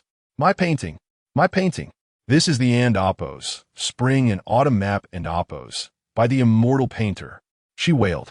Perhaps memories of her past life in despair at the ancestral hall flooded back, for her tears flowed freely. She consoled herself inwardly, believing that crying would expel some of the toxins within her. Thus, she allowed herself to weep uncontrollably, pounding on the locked door. "Someone! Help! Fire!" The flames spread from the study to the main house, engulfing the courtyard in a blaze. Soon, Song Huaizhi and Song Jingyang arrived. Song Jingyang was momentarily stunned, then shouted, "Help! Quickly, extinguish the fire." A servant rushed forward to kick the door open, while the household staff hurriedly fetched water to combat the flames. Song Huaizhi, seated in his wheelchair, wore a grave expression. He hoped for Xie Yunyan and Appo's demise, but also desired her survival to locate the immortal painter for him. A fleeting thought crossed his mind. Such a beautiful woman from the Xie family, untouched by him, would be a great loss if she perished. Yet, whether she lived or died now rested solely on her own fortune. Amidst this turmoil, Xie Yunyan suddenly burst from the courtyard, stumbling before Song Jingyang and Song Huaizhi, tears streaming down her face like rain-soaked blossoms. "Father-in-law, husband, there's a fire. I don't know why it suddenly ignited. I couldn't reach the study in time to save it, and I watched helplessly as the spring and autumn map I had painstakingly sought these past few days was consumed by flames. My brother and I have been at odds over the top scholar issue. He is a person of such integrity, disdainful of cheating candidates. I had already implored him to present this and Appo's, spring and autumn map and Appo's, to the emperor on my behalf. But now, it is all gone. Everything is ruined." In despair, Xie Yunyan threw the charred remnants of the painting to the ground, her face etched with anguish. Song Huaizhi and Song Jingyang were left dumbfounded, especially Song Jingyang, who struggled to swallow, stepping forward to retrieve the tattered piece of artwork, his hands trembling. What is this?" Xie Yunyan wailed in despair. "What shall we do? The emperor already knows about the and Appo's, spring and autumn map and Appo's, which is in the Song residence. It was meant to be presented tomorrow." Song Jingyang felt as if he had been struck on the head with a heavy blow. He stammered, "Why didn't you tell me sooner?" Song Huaizhi, in disbelief, barked, "Xie, do not attempt to deceive me. Could you truly possess such good intentions? Why didn't you inform me earlier?" Xie Yunyan, aggrieved, replied, "I have been confined these past few days, monitored by 4 maids who ignored whatever I said. You saw it yourselves. The courtyard was engulfed in flames, and the door was locked. Song Huaizhi fell silent. Meanwhile, Song Jingyang's fear escalated as he repeatedly asked, "Are you saying the emperor is already aware that the spring and autumn map is in the Song family?" Xie Yunyan nodded. He must know by now. But why did the fire even occur? Indeed, why had the fire ignited? A precious spring and autumn map that could resurrect the Song family had been lost. Song Huaizhi felt as though a lump of cotton had lodged in his throat, momentarily at a loss for words. Regret consumed him, yet he could not blame himself. And instead, he directed his ire at Xie Yunyan. "Are you not the esteemed daughter trained by the great Xie Taifu? How could you be so foolish and ignorant? Such a valuable painting, and you merely watched it burn. Xie Yunyan, do you realize the calamity you have caused?" Song Jingyang was frantic, like an ant on a hot stove. If the emperor inquired tomorrow about the end Appos, spring and autumn map and Appos, being destroyed in the Song residence, would it be a blessing or a curse? Ultimately, it was Song Huaizhi and Appos' decision to confine Xie Yunyan that was to blame. He turned and slapped Song Huaizhi across the face. "Silence. Had you not taken a concubine, causing a rift with your wife, would this calamity have occurred?" Song Huaizhi retorted, "Father, did you not also take a concubine?" Song Jingyang's anger surged. "Unfilial son, do you dare to compare yourself to me? I achieved the top scholar title through earnest effort. This misfortune is of your own making." Meanwhile, the Grand Princess had also learned of the incident. She harbored great disdain for Xie Yunyan, but her primary concern was the Appos, spring and autumn map, and Appos, who was responsible for the Song family and Appos. As final hope being extinguished, the Grand Princess ordered, "Bring someone. Go inside and investigate. Find out how the fire started." Song Huaizhi's heart raced. "Mother, let it go. It was surely an accident." The Grand Princess glared in fury. "How can we let this go? We must investigate thoroughly today." Song Huaizhi thought to himself, "Let them investigate. It will ultimately lead back to Xie Yunyan." He too commanded, "Then let the search commence, and leave no corner unchecked." It was the perfect opportunity for him to discover the whereabouts of the key to the Xie family's dowry storage. Once the fire was extinguished, the servants quickly returned with their findings. Simultaneously, Song Jingyang and the Grand Princess and Appos' people discovered a hairpin. Song Huaizhi and Appos' heart sank. Was that not Aining and Appos' hairpin? Just yesterday, Aining's mother had praised its exquisite plum blossom design. He exclaimed, "Xie, how dare you steal Aining's belongings?" A servant knelt nearby, saying, "Young master." A maid named Hongxing claimed to have seen the second miss of the Xie family carrying a lantern to the young mistress's courtyard. Xie Yunyan narrowed her eyes, a sly smile playing on her lips. "This hairpin was found in the area where the fire raged the most. I have been confined these past few days, and the four maids can attest that I did not leave. How could I have stolen anything? If the household cannot handle this matter properly, we might as well report it to the authorities, or wait for the emperor to personally send someone to investigate the destruction of the Appos, spring and autumn map." And Appos, Song Jingyang trembled again. "What happened to the hairpin will be revealed once we bring Jiang and the second Miss Xie for questioning." Soon, Xie Yunyan and Jiang Ning were summoned. Xie Yunyan knelt, swearing that she had not set the fire, her odes flowing freely, proclaiming her innocence with fervor, while Jiang, teary-eyed, implored, "Song Lang, what has happened? After you left today, I did not step outside, remaining indoors to sew." The crowd watched intently, unable to discern which of the two was lying. Xie Yunyan cast a glance at Dan Yang, who immediately emerged gracefully. With a demure demeanor, she spoke softly, "Master, Your Highness the Princess, esteemed young master. Today I visited the residence of Aunt Jiang and Miss Xie, but at that time, neither of them was present in the house." Chapter 54. A dog bites another dog. Dan Yang was acutely aware that her current position within the Song family and the well-being of her child were solely due to the life-saving grace of Xie Yunyan. Naturally, she considered herself to be in Xie Yunyan's service, willing to comply with any request made by her. Thus, she gently remarked, at the time of the fire, "I had gone to deliver some items. A few days ago, I had prepared some handkerchief for Miss Xie and Aunt Jiang, but upon entering, I found both of them absent. The Grand Princess glared at Dan Yang with disdain, exclaiming, "How dare you speak here, you wretched creature?"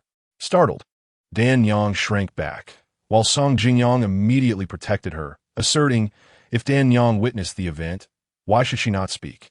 I trust her. Xie and Jiang, where were you both at that time? Do you have any witnesses? Xie Yunyan promptly suggested, why not examine the footprints? The ground is still covered in dust from the water. Perhaps there are traces left behind. Xie Yunyan was momentarily taken aback, and Jiang bit her lip, realizing she had just been investigating the various storerooms of the estate. This matter was too sensitive to disclose. This Xie family truly was full of despicable individuals. Jiang rushed to Song Huaizhi's side, pleading, Song Lang, you know a Ning and Amp, Oppo's character. How could she possibly set a fire? She is terrified of flames. This must be a deliberate frame-up. If I had really started the fire, would I have left my hairpin behind without noticing? And Ning is fully aware that the young mistress does not favor her. She is prepared for any punishment, but she will never admit to something she did not do. Xie Yunyan knelt down, swearing, I have done nothing wrong. If I set the fire, may I meet a terrible end, struck by lightning. The two of them exchanged accusations. Song Huaizhi sat in his wheelchair, pained as he embraced Jiang Ning, scolding Xie Yunyan, Xie, your heart is truly malicious. How can you prove that this was not your scheme to frame a Ning? Moreover, you are unscathed, having merely lost a painting of uncertain authenticity. Why are you being so petty? Do you not feel embarrassed? The fire was clearly instigated by him, yet he managed to assert himself with such audacity. Xie Yunyan replied with a cool smile, if that is the case, then let us report this to the authorities. Should the emperor inquire about the painting in the future, at least there will be an explanation. Such a matter is hardly suitable for reporting. The prince, Song Jingyang, interjected, enough. Let us not quarrel. This situation stems from someone's foul intentions within the household. Regardless of who set the fire, it remains a family matter, and thus, we should handle it ourselves. As Xie and Jiang could not clarify their whereabouts at that moment, they accepted the blame, advising them to sincerely apologize to Huai and Amp, Oppo's wife, and let the matter rest. This statement sounded remarkably generous. However, Xie Yunyan and Oppo's smile turned icy. Is it truly so simple to let it go? There are but two options. Either compensate me for the loss of this painting, 5,000 taels of silver, or I shall report this to the authorities. Song Huaizhi nearly fainted. He was already required to submit 3,000 taels of the fine and had yet to gather the amount. Now an additional 5,000 was demanded. Seeing Xie Yunyan's resolute stance, Song Jingyang felt overwhelmed, while Song Huaizhi and the Grand Princess were about to retaliate against Xie Yunyan, but were restrained by Song Jingyang. It would be best to resolve this matter swiftly. Ultimately, Song Jingyang declared, let Xie and Jiang jointly repay the amount. If you lack the silver, write an IOU. Xie Yunyan would not comply. She set a deadline by the second watch tonight. I expect either the 5,000 taels in compensation or a report to the authorities. Alternatively, if the 5,000 taels are waived, let my husband take action to discipline these two unruly individuals, with each receiving 20 slaps to offset the compensation. What do you think? Xie Yunyan and Jiang were taken aback. Song Huaizhi gripped the handles of his wheelchair tightly. Xie Yunyan, you are being excessively cruel. Xie Yunyan merely shook her head with a smile. Very well.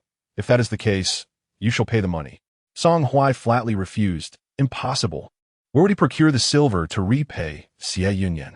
In the end, the situation remained stagnant, prompting Song Jingyang to remind, Huaizhi, if this escalates by tomorrow, how will you handle it?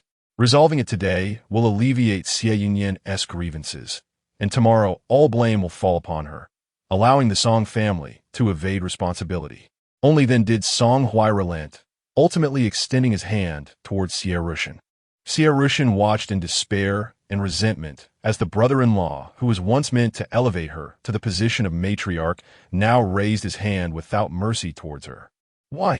Did not Song Huaizhi also harbor feelings for her? Even if he had a strike, why not first target Jiang? Tears glimmered in her eyes as she fixed her resolute gaze upon Song Huaizhi. Do you truly intend to hit me? Do you dare believe I would expose your instigation of the fire? Song Huai hesitated, then turned to Jiang Ning.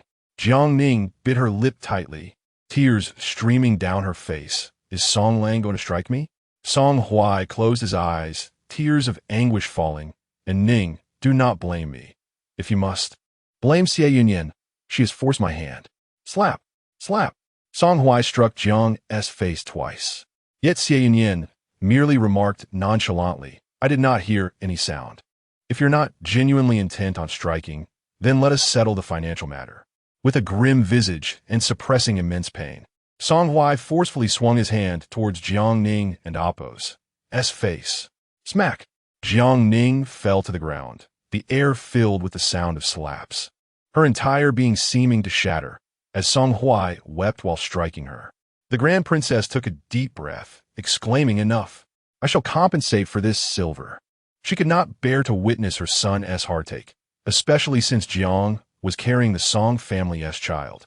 Xie Yunyan inwardly rejoiced, for she had awaited this proclamation. After all, Song Huai had already struck Jiang Ning.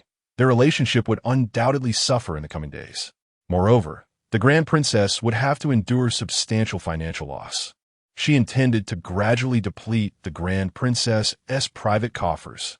In her past life, the Grand Princess had drained her resources. In this life, she would exact double the retribution. Soon, the Grand Princess and Xie Yunyan arrived at her quarters. At this juncture, the Grand Princess had already discerned that this Xie family had never truly aligned with them. For the loss of that painting, I shall compensate you with 4,000 taels. 4Y has also struck Jiang a few times, as you have witnessed. Furthermore, since you possess the lower volume of spring and autumn, you must know the painter. Find a way to contact the painter and have him create another piece for the emperor. Xie Yunyan maintained her composure, stating, A painting from the artist is worth several thousand taels and is difficult to procure. She is a reclusive individual and never presents herself before the public. I do have a way to contact her, but she forbids me from revealing her whereabouts, or she shall never return to the capital. To my knowledge, the painter is set to leave the capital shortly. If my mother-in-law desires a painting, it would require additional silver. The Grand Princess, in a precarious position and eager to appease the emperor, immediately inquired, How much more? Xie Yunyan replied coolly, If you wish for it at random without knowing when it will arrive, it will be 5,000 taels. If you wish to receive it within 3 days, it will be 7,000 taels. The Grand Princess inhaled sharply. 7,000 taels. Chapter 55. Miss Xie has become a fool. Xie Yin advised. Indeed, it is far too expensive. Why bother, mother? Perhaps we should let it go. However, at present, aside from using the paintings of the esteemed painter to curry favor with the emperor, the Grand Princess found herself at a loss for better alternatives. Her expression shifted as she grasped Xie Yunyan's hand. Good child, you shall pay for it. Xie Yunyan looked at her helplessly. Mother, you cannot fathom the stature of this painter. He has garnered the acquaintance of countless influential figures due to his exceptional artistry. Should this painting be purchased by you while I foot the bill, it would surely displease him, and he would refuse to paint. The Grand Princess's countenance darkened as she pondered, ultimately resolving to make a painful decision. Then I shall give you 7,000 taels, and you must have him complete the painting within a day. In no time, the Grand Princess opened her private treasury, her heart aching to the point of instability. Over the years, she had managed her finances through various means, and with the rewards bestowed upon her by the emperor and the empress dowager, her total assets dwindled to merely 20,000 taels. Now she had to part with 7,000 taels for the painting, in addition to a compensation of 4,000 taels. Yet, to please the emperor, she had no choice but to proceed. After all, Xie Yunyan, that ungrateful wretch, refused to lend a helping hand. The Grand Princess realized she could not remain passive. She needed to devise a plan. The Xie family could no longer be tolerated. In the end, Xie Yunyan assured her that the painter would be instructed to deliver the painting promptly. Subsequently, she ordered a chest filled with gold and silver items, along with silver notes and ingots, to be taken back to her quarters. The area that had been scorched by fire was hastily repaired overnight.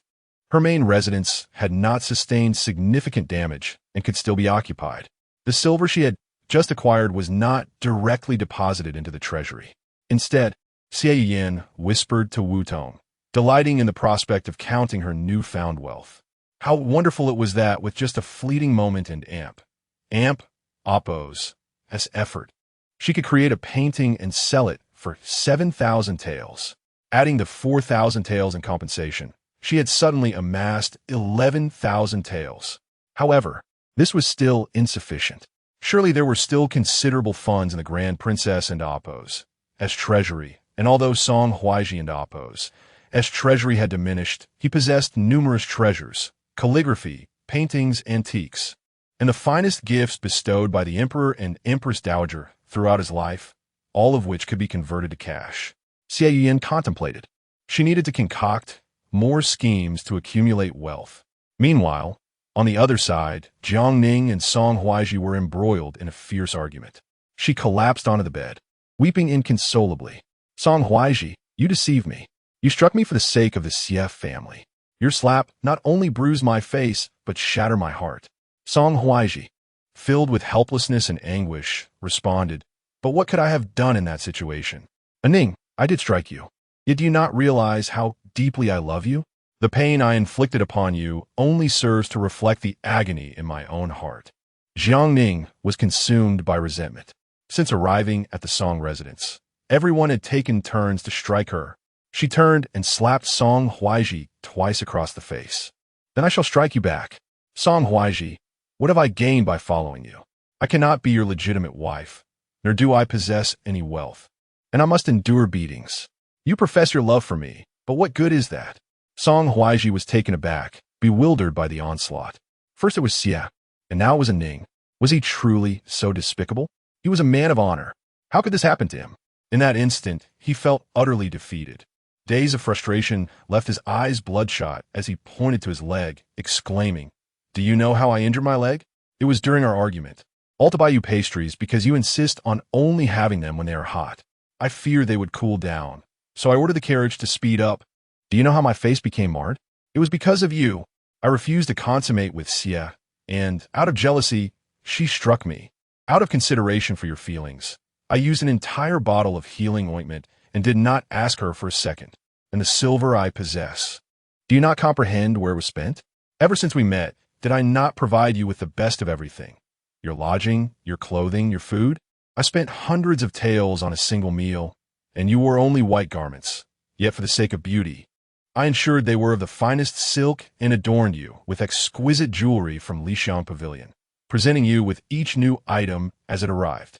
Did you think all of this was unrelated to you? Your proclamations of love seemed to leave me to suffer in silence, without action. Jiang Ning's eyes widened, tears streaming down her face, her heart brimming with indignation. You chose this willingly. Count how many times you have professed your love. I stated I would not be a concubine, and you agreed. Yet here I am, reduced to being your lowly concubine. Even though the people from my hometown are quite progressive, which woman would wish to be caught in such a compromising position with a man? Have you ever considered my reputation? Today, you struck me for the sake of Xie. Will you also cause my demise tomorrow? I must have been blind to follow such a pretentious man. Pretentious? This struck a nerve in Song Huaizhi, his face flushing as he gritted his teeth, trembling as he pointed outside. Fine, fine. If you look down upon me, then seek out a true scholar. It is I who am unworthy of loving you. Go find someone deserving of your affection. Jiang Ning stood and began to leave. Song Huaizhi attempted to follow, only to find his injured leg still weak. As he rose and took a step forward, the pain caused him to stumble and fall to the ground, angrily striking the earth twice.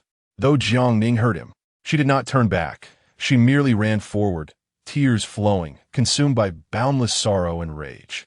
At that moment, she understood that being a woman carrying a child was no easy endeavor. Being a concubine meant one could not stand with conviction. The so-called love had become a farce. Yet Song Huaizhi had promised countless times to resolve matters with Xie, to bestow her dowry upon Jiang Ning, and to marry her as his legitimate wife. Jiang Ning did not wish to return to her humble abode, yet she had nowhere else to go. In her confusion, Xie Ro-chun suddenly appeared. Xie Ro-chun looked upon her with glee. Jiang Yunyan, Did you not boast of being the favored one of Song Lang? How is it that you now weep so pitifully? Indeed, today your Song Lang would rather strike you than me. Tell me, who does he truly care for? All the resentment within Jiang Ning erupted at that moment. Gritting her teeth, she knew that while the CF family had powerful backing, she had no ties with them any longer.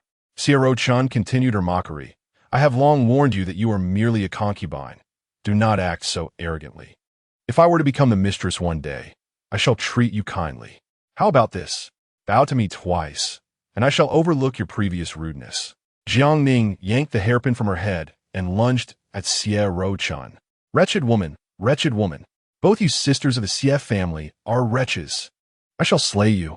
In the instant Jiang Ning charged forward, Xie Chun also retaliated, engaging in a scuffle.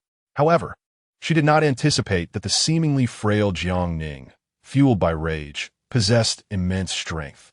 In just a few exchanges, she pushed Xie Chun against the rocky outcrop behind her. The hairpin did not pierce Xie Chun and Appo's body, but her head struck the hard stone with a resounding thud. Blood gushed forth, and Xie Chun and Appo's eyes widened as she murmured, You dare kill me. My father is. Soon, her voice faded. Jiang Ning, paralyzed with fear, felt her legs turn to jelly as she murmured, You insulted me first. I did not push you. It was self-defense. Yes, self-defense. She fled for her life. A night of silence ensued. Song Huaizhi lay in bed, eyes wide open, his gaze red and pained beyond description. His life now felt utterly ruined. A Ning had turned away from him, despising him. Xie Yunyan struck him upon sight. The CF family refused to assist him and even sought to harm him. His father cared only for concubine Dan, while his mother was powerless against the emperor. He closed his eyes and struck his injured leg in frustration, muttering, No, I cannot surrender. The CF family seeks to force me to love her, but I will never succumb to such an emotion. The Princess of Chong suffered a loss of 11,000 taels, plagued by countless nightmares throughout the night, awakening repeatedly, unable to find solace in sleep. Ultimately, she devised a swift means to recover her fortune, allowing her to finally rest. As for Jiang Ning, after injuring Xie Yunyan, she was so frightened that she retreated to a secluded courtyard, lying on a damp and narrow bed, lost in a daze for the entire night. Only Xie Yunyan enjoyed a restful slumber that night, having effortlessly earned 11,000 taels of silver. The Song family, fearing to offend the esteemed painter, dare not confine her any longer. Early in the morning, upon rising, Xie Yunyan savored a delightful breakfast, rich in flavor and aroma, before commencing her preparations for the day. She intended to venture out. However, just before she departed, a servant reported, Miss Xie fell yesterday, striking the back of her head. Her maid, distracted by play, left her by the rockery all night. Though she awoke this morning with only a minor injury, she seems quite dazed and incoherent, even wetting herself, appearing almost foolish. The Princess of Chong stated that Miss Xie had not been formally recognized as a concubine and could only be regarded as your sister, leaving the matter for you to handle. Xie Yunyan nearly burst into laughter. So, the scheming Xie Yunyan, who had covertly harmed her in her past life and had been entangled with Song Huaizhi, had become a fool. Glancing at the splendid morning outside, she casually remarked, Understood. Arrange for a carriage to take her to the estate to find Aunt Sue. Justice may be delayed, but it is not forgotten. Rising to her feet, she basked in the bright morning light, her presence radiant and striking. Such days were truly delightful. Next, she would continue to extract wealth from the Song family and set a trap, delivering a dagger into Song Huaizhi and Appo's hands to pierce the heart of someone he cherished would surely be exhilarating. As Xie Yunyan stepped into the courtyard, she spotted Song Huaizhi approaching in a wheelchair, his chin adorned with a stubbly beard, his eyes shadowed and voice harsh. Xie, are you not to treat my face? Where is the ointment? Must I inquire before you deem it necessary to assist? As a wife, is this how you attend to your husband? With his face marred and lacking funds for external treatment, he could only turn to Xie Yunyan for help. Chapter 56. Your brother will soon die. Xie Yunyan almost burst into laughter, looking at him with disdain. You are so shameless. What use is there in treating your face? The ointment costs 1,000 taels a bottle. If you want it, I can give you a discount. 900 taels will suffice. Song Huaizhi was so enraged that he nearly leapt up. Unfortunately, his leg hurt too much for him to jump. Before he could unleash his frustration, Xie Yunyan had already turned on her heel and left, completely ignoring him. Song Huaizhi glared at Xie Yunyan's retreating figure, cursing her under his breath, yet feeling utterly powerless. He could only remind himself that Xie was merely sulking out of jealousy, and that her inability to win his affection was the root of her behavior. Regardless, Xie would never be able to break free from him. In their dynasty, no woman could initiate a divorce. If she were to be cast off, it would likely be a lifetime before she could remarry. With this thought, his heart felt considerably lighter. Clenching his fists, Song Huaizhi and Amp, Appo's gaze narrowed. The Song family had reached a critical juncture, where many matters required early planning. Since the Xie family opposed him, he would ally himself with the fifth prince. In a matter of days, Xie Minglang would face trouble. After Xie Yunyan left, she purchased numerous expensive items, including tonics and jewelry, which she sent to the Xie family. Upon her return, the Xie family was naturally overjoyed. Her father quickly sent someone to fetch her favorite pastries, while her brother presented her with a newly acquired wolf hairbrush. Ever since concubine Su and Xie Rushan departed from the Xie family, Ruan's health had significantly improved. After taking the medicine Xie Yunyan had prepared for her, she was now able to get out of bed and move around, her cheeks blooming with color. Seeing her daughter, Ruan was filled with mixed emotions. Grasping Xie Yunyan and Amp, Appo's hand, she said, "Yunyan, you don't know how I once regarded myself as a burden, but now I have so many hopes. I still need to manage your brother's marriage, and I must return to your grandmother's side a few more times. If you have children in the future, I will need to make clothes for my little grandson." Ruan was still unaware of the matters concerning the Song family, and Xie Yunyan didn't intend to enlighten her. Instead, she smiled and replied, "Mother, you will surely get better." Ruan chided her, "Look at you, returning home and buying so many things." After a girl is married, it is different from when she is still in her maidenhood. If the eldest princess hears of this, she might not be pleased. Xie Yunyan smiled brightly. "These are all my own funds. They have nothing to do with them. If they are unhappy, they can just stew in it." She then turned to Xie Minglang, "Brother, have you been able to connect with the daughter of the Liang family?"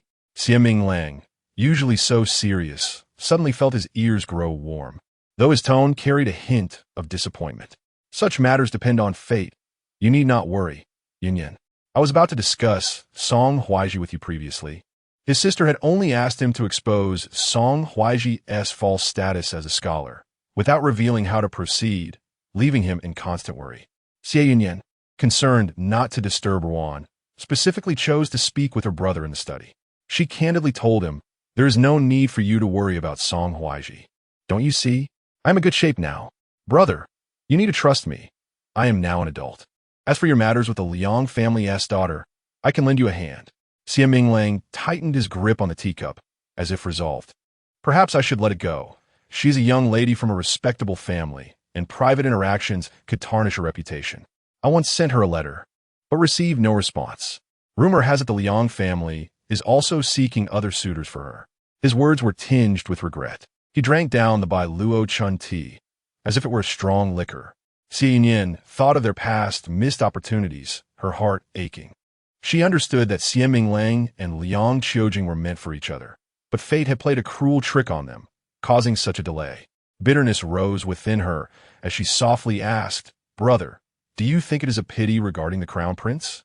Xie Minglang felt a pang in his heart at her sudden mention of the crown prince, and his discomfort deepened. At one time, the crown prince was indeed very fond of you. He did many things to protect you. Enough of the past, he continued. I recently received news that someone found the crown prince's pouch in Nanxing. I must go and search for his body. Xie Yunyan abruptly lifted her head. "Brother, do not go. The fifth prince is full of schemes. This is likely an attempt to draw you into his traps. I have seen the fifth prince visiting Song Huaizhi. They were certainly conspiring about something, and it can't be anything good. You must be cautious. I know you share a deep bond with the crown prince, but trust me, he is blessed and will surely be safe." Hope ignited in Xie Minglang's eyes. "Really? How do you know this?" Xie Yunyan felt conflicted. She wanted to share the news with her brother. However, the more people who knew, the greater the danger, regardless of who it was. She could not decide for the crown prince. Besides, he was currently undergoing critical treatment, and his health was still uncertain. In the end, she could only say, "I dreamt of the crown prince, and he assured me he would return. I thought perhaps he's not dead." Xie Minglang lowered his gaze, falling silent. Yet his heart felt a sense of relief. At 3 years old, he had been the crown prince's companion in study. Their bond was closer than that of brothers. If something had befallen the crown prince, he would gladly take his place. Even though everyone believed the crown prince to be dead, he had never truly accepted it, always feeling that the carefree Lin Heng would never die in such a careless manner. For this reason, he had secretly prepared some forces. Should the day come when the crown prince needed assistance, he would certainly lend his full support. Furthermore, if he discovered who was responsible for the crown prince's misfortune, he would exact his revenge without hesitation. For reasons unknown, upon seeing his sister in this state, he suddenly felt that Yunyan must know something but was unable to speak of it. To shift the topic, Xie Yunyan stood up. "Brother, I know you have feelings for the Liang family's eldest daughter. Good things often come after trials. I am willing to help you, if you will allow it." Xie Minglang was taken aback, a hint of bashfulness coloring his handsome face. "But if she is unwilling, wouldn't that be an intrusion? I do have feelings for her, but this would be improper." What a rigidly emotional man. Xie Yunyan shook her head, realizing it was futile to expect her brother to agree. She would have to take matters into her own hands. That day, after dining at the Xie family, Xie Yunyan quickly departed. Instead of returning directly to the Song family, she made a detour to a tea house. Liang Qiujing frequented this establishment. Upon her arrival, Xie Yunyan effortlessly located the private room next to Liang Qiujing's. After sitting for a short while, she heard a faint sigh from next door. "Miss, why the sigh? You have read Master Xie's letter many times, yet you do not intend to reply. Do you like him or not?" After a moment of silence, Liang Qiujing softly replied, "In the past, concubine Su of the Xie family spread rumors that Xie Minglang was cruel and no one in the capital wished to marry their daughters to him. Now that concubine Su has fallen from grace, those rumors have been dispelled. However, the scar on my forehead has become more pronounced in recent days. It seems to be growing larger and is becoming harder to conceal. Master Xie is so handsome. What beautiful girl would not want him? I dread to think of the expression on his face when he lifts the veil and sees my scar." As she spoke, her voice trembled. "How can I burden such a fine man? From now on, do not mention him to me. When I feel troubled, I will quietly come to this tea house and sit. If I happen to see him here with his colleagues, just a glance would be a blessing for me." Chapter 57. What are you proud of in your empty room? Upon hearing Liang Qiujing and Amp, Appo's words, Xie Yunyan couldn't and Amp, Appo's, he helped but feel a sense of melancholy. Liang Qiujing, the illegitimate daughter of the Liang family, was raised by her stepmother with utmost care, never treating the legitimate daughter left by the late husband harshly. Instead, she taught Liang Qiujing to be a reserved and enduring individual. Despite possessing remarkable talent and beauty, Liang Qiujing bore a scar on her forehead from an incident last year when a legitimate daughter, Liang Ruochu, pushed her, causing her to collide with a table. However, Liang Ruochu never acknowledged her wrongdoing and instead mocked Liang Qiujing for the scar, which only deepened Liang Qiujing and Amp, Appo's insecurities. Compounded by the machinations of concubine Su, Liang Qiujing and Amp, Appo's engagement to Xie Minglang faced numerous obstacles. Xie Yunyan knew that in her past life, her brother and sister-in-law had lived blissfully after their marriage. Had it not been for Liang Qiujing's tragic fate, which severely impacted Xie Minglang, he would not have been so easily swayed by Song Huaizhi. In this life, she vowed to do everything in her power to safeguard her brother's happiness. As Xie Yunyan contemplated how to strike up a conversation with Liang Qiujing in the adjacent private room, a sharp, mocking voice suddenly pierced the air. "Oh, who do we have here? It's our family's ugly duckling. Liang Qiujing, what are you doing here? Staring at that hideous scar. Are you not embarrassed enough? You've brought shame upon the Liang family." Liang Qiujing stood up in a fluster, her head bowed. "Elder sister, I just came out for tea." Liang Ruochu, all decked out in finery, raised her brows in disdain and retorted, "Tea? Is there not enough tea at home for you?" I think you just want to flaunt yourself. Always looking to attract men.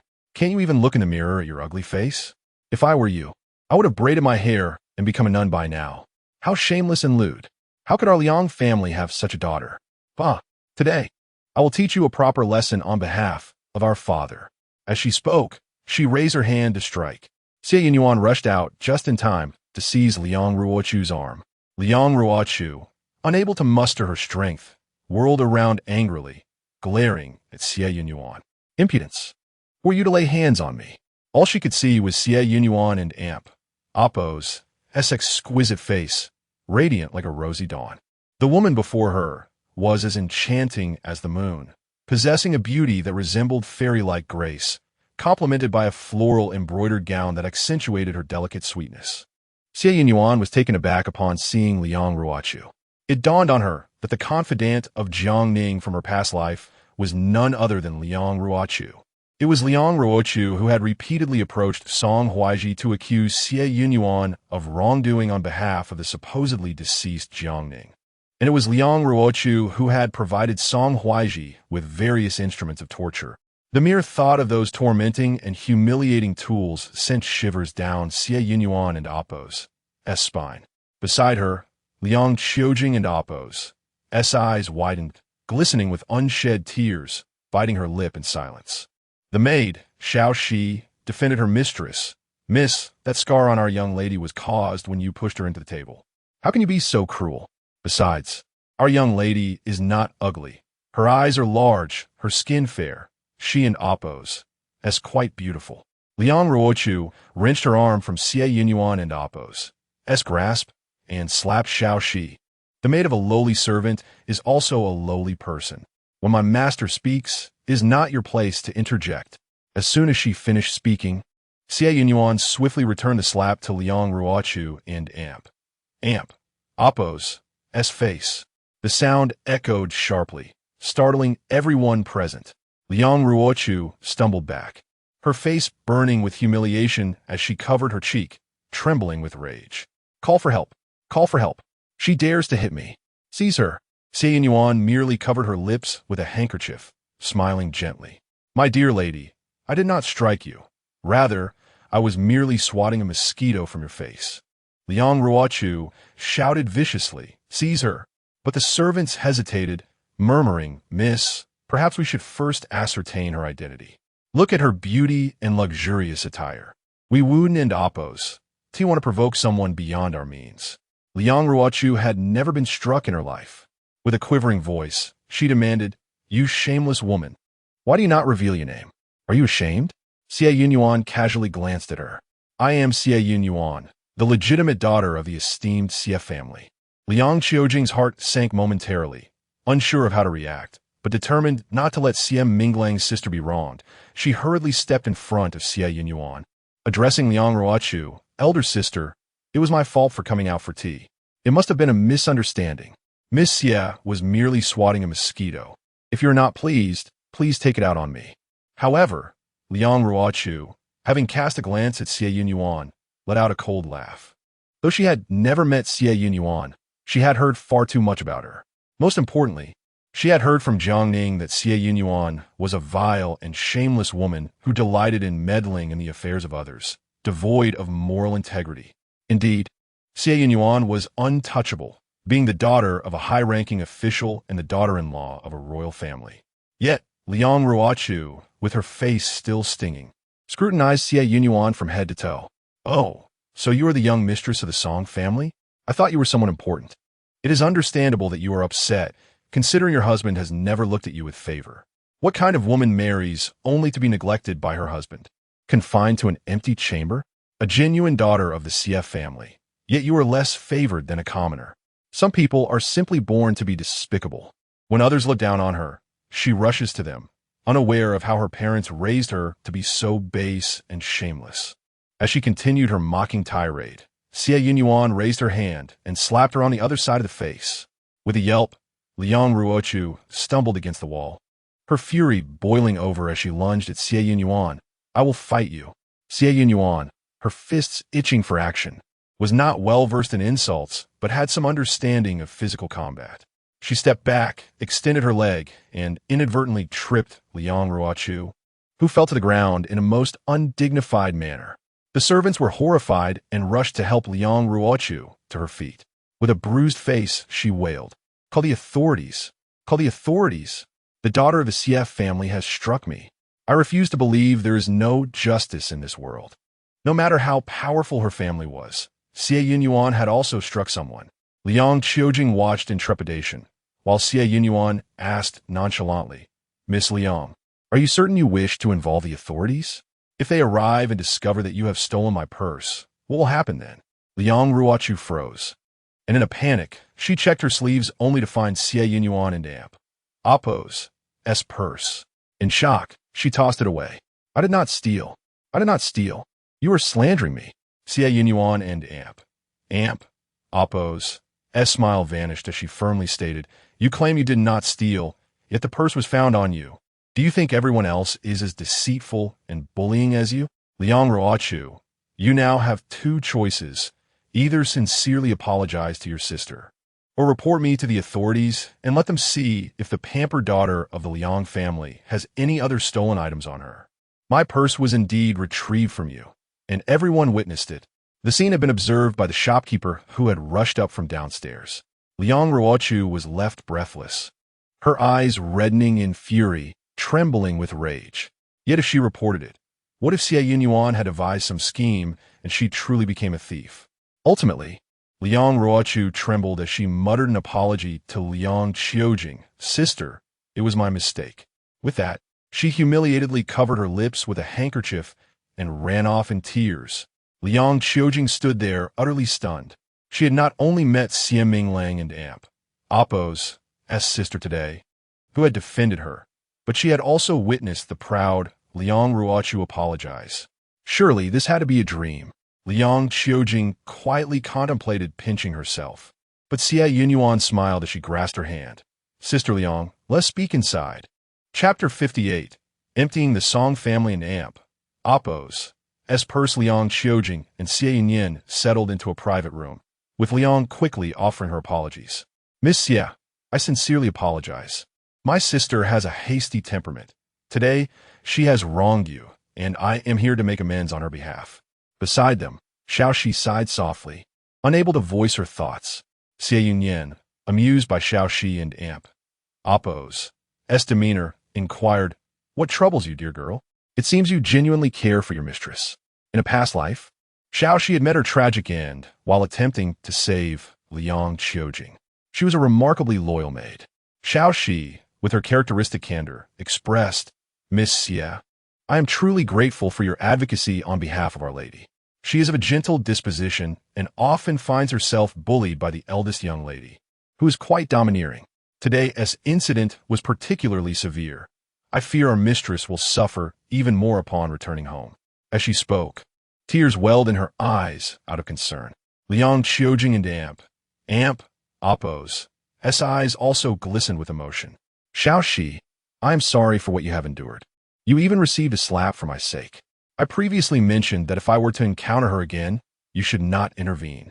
I would bear the brunt of it myself." Xiaoxi and Amp Appo's frustration grew. Xie Yunyan, exasperated yet gentle, took Liang Qiujing and Amp Appo's hand. "You are but a few months my senior. I shall call you sister. What Xiaoxi says is true. No one comes into this world to be trampled upon. Why should we endure her tyranny? Do you truly believe that resisting her would spark any self-reflection in her? It will not. Villains only escalate their cruelty. I stood up for you today, Liang's sister, and you might guess my intentions. My brother holds you in high regard. Would you consider accepting his proposal?" Liang Qiujing's face flushed crimson as she lowered her gaze, biting her lip in silence. Xiaoxi, brimming with excitement, urged, "Mistress, say yes. You must say yes." Yet, Liang Qiujing whispered shyly, "I have a scar on my forehead." Xie Yunyan smiled warmly. "My brother will not care about such trifles as scars. Liang's sister, your beauty is far too radiant to be diminished by a mere blemish. Besides, I am confident I can assist you in treating it." Liang Qiujing and Amp Appo's spirits lifted, her eyes sparkling with hope. Xie Yunyan carefully examined the scar on her forehead and produced a vial of ointment. Take this and apply it 3 times a day. Within 5 days, the scar will fade, and before your wedding, it will surely vanish. Just do not disclose that it was I who provided the ointment. Simply say it came from a reclusive physician. Liang Xiaojing expressed her deep gratitude. Miss Xie, I cannot thank you enough. Allow me to compensate you. However, Xie Yunyan leaned in and whispered, discuss the payment with my brother. I require none. Just tell me, will you accept the role of my sister-in-law? Liang Xiaojing and Amp. Oppose. Ears flushed with embarrassment as she smiled shyly. Xie Yunyan recognized her acceptance and turned to pat Xiao Shi on the head. Fear not, dear girl, henceforth. Liang Ruochu shall think twice before daring to bully your mistress again. After a while of conversation, Xie Yunyan returned to the Xie residence, where she recounted the day and Oppose events to Xie Minglang, who was astonished and began pacing. You mean to say I should visit today? But it end Oppose, already late. Is that not improper? Yet, considering the possibility of Liang Qiujing facing further bullying, Xie Minglang could not remain idle. I shall change and head directly to the Liang estate. I will first discuss official matters with him and then broach the subject. Meanwhile, upon returning home, Liang Qiujing was promptly confronted by Liang Ruochu, who was furious. Just as she raised her hand to strike, a servant arrived with a message. Second miss, Lord Xie is in discussion with the master regarding official business. The master requests that you bring him tea. Liang Ruochu hesitated, but Liang Qiujing and Oppose. Heart softened, and she hurried to deliver the tea. Later that evening, when Liang Ruochu intended to berate her sister again, she was summoned by their father for a scolding. Are you aware that your bullying of your sister has reached Lord Xie's ears? Even he knows that your sister's scar was inflicted by you. Absurd. Do not presume that my leniency permits you to act with impunity. Lord Xie wishes to court Qiujing. You will behave yourself and not lay a finger on her. Liang Ruochu seethed with rage, wishing to strike Liang Qiujing dead, yet was powerless to act. She returned to her room, shattering several porcelain vases in frustration, vowing that both Liang Qiujing and Xie Yunyan would pay dearly for this. Meanwhile, at the Xie household, seeing her brother take immediate action, Xie Yunyan felt a sense of relief before returning to the Song residence. Upon entering her chamber, she sensed something amiss and called for someone to inquire. Madam, today it seems a thief attempted to enter the residence. The young master has ordered a thorough investigation. This was clearly aimed at her dowry vault key. Xie Yunyan had anticipated such a situation and was unperturbed. She had already sent her completed paintings to the Grand Princess. Coincidentally, she encountered Jiang Ning and Song Huaizhi dining with the Grand Princess. Following a fierce argument with Song Huaizhi, Jiang Ning, having injured Xie Rushan, felt anxious as she feared an incident before her planned demise. Thus, she feigned illness, and Song Huaizhi, concerned for the child she carried, hastily reconciled with her. At this moment, Song Huaizhi and Jiang Ning appeared as a loving couple, attending to the Grand Princess. Upon seeing Xie Yunyan, the Grand Princess fumed, recalling the substantial sum of 11,000 taels she had lost. Fortunately, the paintings had arrived. She opened them for inspection, and the artwork by the immortal painter was indeed breathtaking. Delivering such a gift to the emperor would surely delight him. The Grand Princess ordered the paintings to be stored carefully before commanding, Xie, come and attend to my meal. Jiang, now that you are with child, sit down and eat. Since Xie Yunyan had not dined at the Xie residence that afternoon and returned to the Song household just in time for dinner, she had yet to eat. Song Huaizhi, with a hint of smugness, thought to himself that his mother had a way of keeping Xie in check. It was fitting that Jiang Ning sat comfortably while Xie stood to serve. Jiang Ning wore a smile, harboring no overt hatred towards Xie Yunyan until the latter had slapped her through Song Huaizhi's intervention. Now, she yearned for revenge against Xie Yunyan. When Xie Yunyan remained unmoving, the Grand Princess slammed her chopsticks down. What is this? Do you believe I am unworthy of your service? From that day forth, not only would Xie Yunyan serve her meals, but she would also be tasked with massaging her back, kneading her shoulders, and fanning her. The notion of a mother-in-law subduing a daughter-in-law was not a novel concept. Historically, no daughter-in-law had ever bested her mother-in-law. Yet, Xie Yunyan merely smiled serenely. It is not that I refuse to serve, but I recently learned of a physician with remarkable remedies for headaches. The only issue is that the medicine is exceedingly expensive, 200 taels for a single pill, totaling 2,000 for 10. Given that Her Majesty has been suffering from recurring headaches lately, it would be ideal to procure these pills for her. The Grand Princess, aware of the Empress Dowager's distress, redirected her focus. You truly know a physician who can cure headaches? How can it be said that your family deserves credit for treating the Empress Dowager? Xie Yunyan hesitated, but I would need to seek funds for my family. The Grand Princess slammed her hand on the table. To treat my mother. You require your family to provide funds? I shall cover the 1,000 taels. Bring the doctor to me. I will interrogate him thoroughly.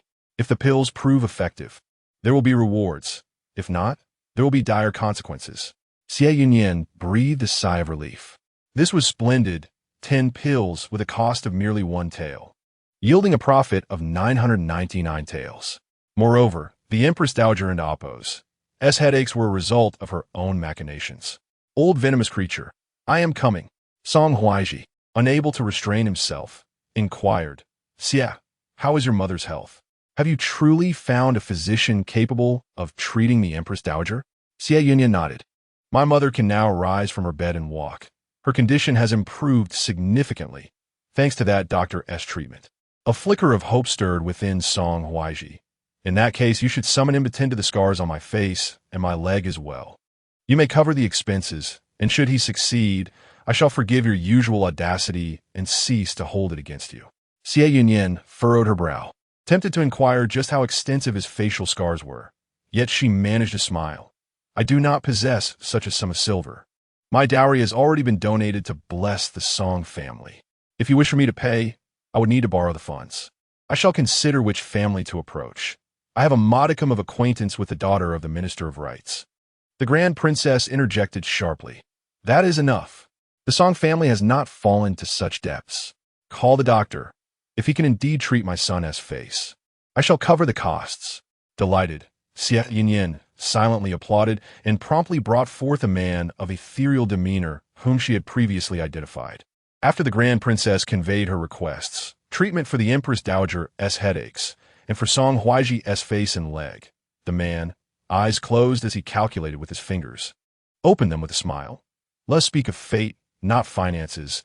The fortune is 4,000 taels, and we have a deal. The Grand Princess nearly slid from her seat in shock. 4,000.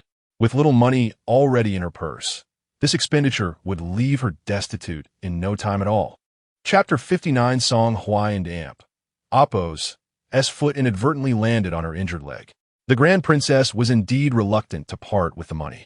As she hesitated, Song Huai's cold gaze pierced through to Xie Yunyan.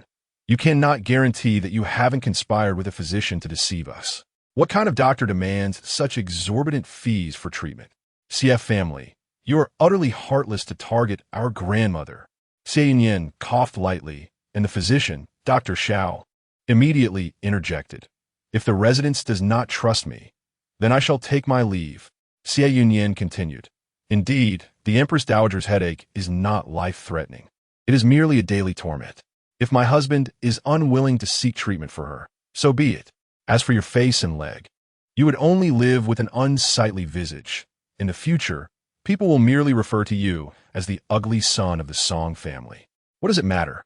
And as for your leg, being a cripple ISN and Appo's, 'tis so dreadful, is it? Dr. Xiao, your journey here has been arduous, and though the medicine is costly due to its intricate preparation, please sell it to those in need. Surely my husband will find a doctor capable of healing him. Song Huai gritted his teeth. When had he ever claimed he wouldn't seek treatment? It was merely a matter of finances. The Xie family was unwilling to provide assistance, and instead offered cold remarks. If this doctor left, he would truly find it impossible to locate another, as all the renowned physicians in the capital had already seen him, and none had remedies. Ultimately, Song Huai cast a pleading glance at the Grand Princess, who, with a heavy heart, relented. Very well, I shall bear the cost, but you must guarantee that he can be cured. Dr. Xiao smiled. While I cannot promise a complete recovery, I can assure an 80% improvement. For instance, the scars on young Master Song and Amp, Appo's face will diminish. though it will not revert entirely to its former state. His leg can be treated to allow him to walk unaided, though some residual effects will remain. Xie Yunyan secretly laughed. How could she allow Song Huai to return to his former self? Yet, achieving this level of improvement was already remarkable.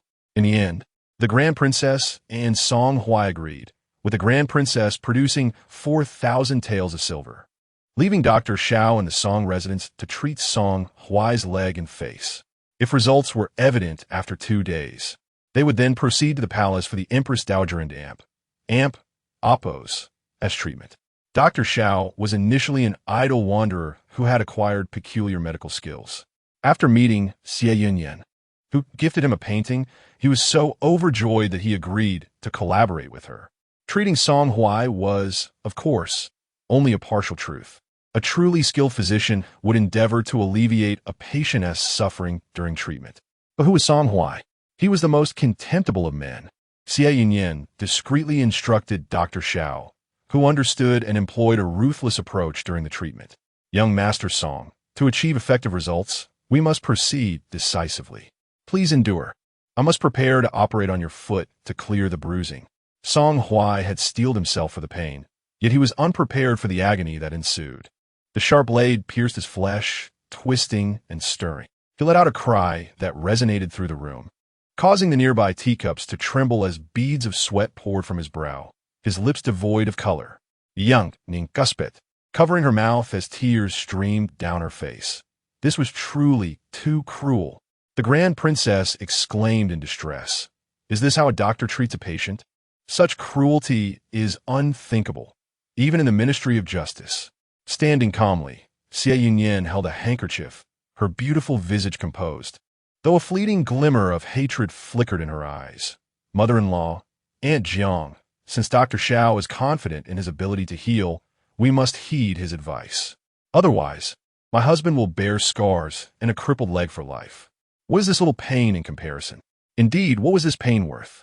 In a previous life, Song Huai had pushed her down the stairs, refusing to summon a doctor for her treatment, imprisoning her in the ancestral hall, trampling on her festering leg.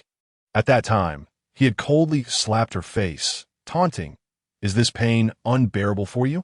Xia, you are deeply sinful. Death would be a mercy. You must descend into the depths of hell, enduring torment to atone for the life you took from a Ning."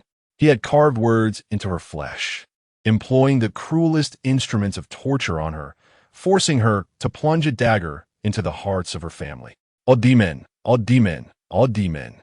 Xie Yunyan smiled sweetly, advising, Dr. Xiao, perhaps you should inquire whether my husband feels pain? If he does, we may as well cease treatment. After all, it is merely a matter of being somewhat unsightly and limping, is it not? Yet, as Song Huai neared the brink of unconsciousness, he lifted his gaze to Jiang Ning, his voice hoarse, and Ning I will surely heal. I will transform back into the Song you loved.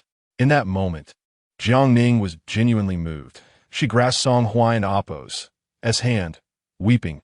Song, I believe in you. Dr. Xiao exchanged a knowing glance with Xie Yunyan, and once more, the blade plunged into Song Huai's ankle, twisting within, blood gushing forth. Song Huai abruptly lifted his head, pain causing his eyes to widen as his body slumped, unconscious. Jiang Ning cried out in despair, Song, do not frighten Ning. The Grand Princess trembled, calling out, Quickly, someone save my son. Both women wept, their vision blurred with tears, while Xie Yunyan stood by, discreetly covering her mouth with her handkerchief, gently coughing. It turned out they were both capable of feeling, both capable of pain. In a previous life, when Song Huai had humiliated her, these two women had neither cared nor intervened, instead encouraging him to escalate his cruelty. At that time, she had believed them to be inherently cold-hearted. As Xie Yunyan departed the courtyard of Song Huai's study, she could hardly suppress her smile. What a delight! Having collected the money, inflicted pain upon Song Huai, and witnessed the sorrow of Jiang Ning and the Grand Princess, today was indeed a splendid day. Returning to her chamber, Wudong handed her a note passed by the hidden guard. The note clearly detailed the recent condition of the Crown Prince. He was well upon waking. He was indeed in a much better state than before the treatment, and had even eaten a bowl of porridge that morning. She had not sought Lin Hingyue for 3 days. In truth, she could have visited him. Xie Yunyan burned the note in the fire, her tranquil expression tinged with a hint of distraction. Some matters had deviated from her expectations. She had initially believed that using the fated couple to expel the toxins from the crown prince would be a painful ordeal. Who would have guessed that an unexpected twist occurred midway, causing her to be jabbed by his bone, and he had tenderly kissed her earlobe for a considerable time. Thinking of this, Xie Yunyan inhaled deeply, feeling a wave of discomfort wash over her. She could only fervently remind herself that it was all a misunderstanding, a situation that had necessitated such actions. She would treat him once more in 2 days. At this very moment, Lin Hengyue was laboriously practicing walking in his room, leaning on a crutch. Born with a strong will, he felt his body improving and yearned to stand unaided, even if it meant walking with a crutch. He would be satisfied. Yang Er and the others, witnessing him stumble repeatedly, felt a pang of sympathy, but ultimately, Lin Hengyue insisted on their departure. Alone in the room, he tirelessly practiced walking with the crutch, falling repeatedly for a full 2 hours, until at last, a hazy silhouette was seen moving across the paper window, managing to lean on the crutch for a few steps. Yang Er and the others rushed in, elated. "My lord, you can stand and walk. Just now I counted. You walked 20 steps. Miss Xie is truly a miraculous physician." Lin Hengyue, drenched in sweat, heard the mention of Miss Xie, and his lips pressed together, his gaze dimming. Perhaps it was because he found himself in the lowest ebb of life. He felt so fragile that he could not even suppress his longing. In the past, as the crown prince, even when he yearned for her, he could restrain himself, stealing only a glance at her. Yet now, he found himself utterly incapable of doing so. He yearned for her, wished to embrace her, to hold close the only person in this world who could bring him warmth, a yin. Lin Hengyue could no longer restrain himself and inquired, "Miss Xie, did you mention coming today?" Yang Er paused, for indeed, Miss Xie had not made such a statement. That night, Lin Hengyue found himself awake well into the early hours, attending to various letters and responding to a few. Outside, the moonlight grew increasingly luminous. A phrase echoed in his mind. 1,000 miles of pure light share the same glow. Alas, now he found himself separated from her by merely a few courtyards. Yet the distance felt greater than 1,000 miles.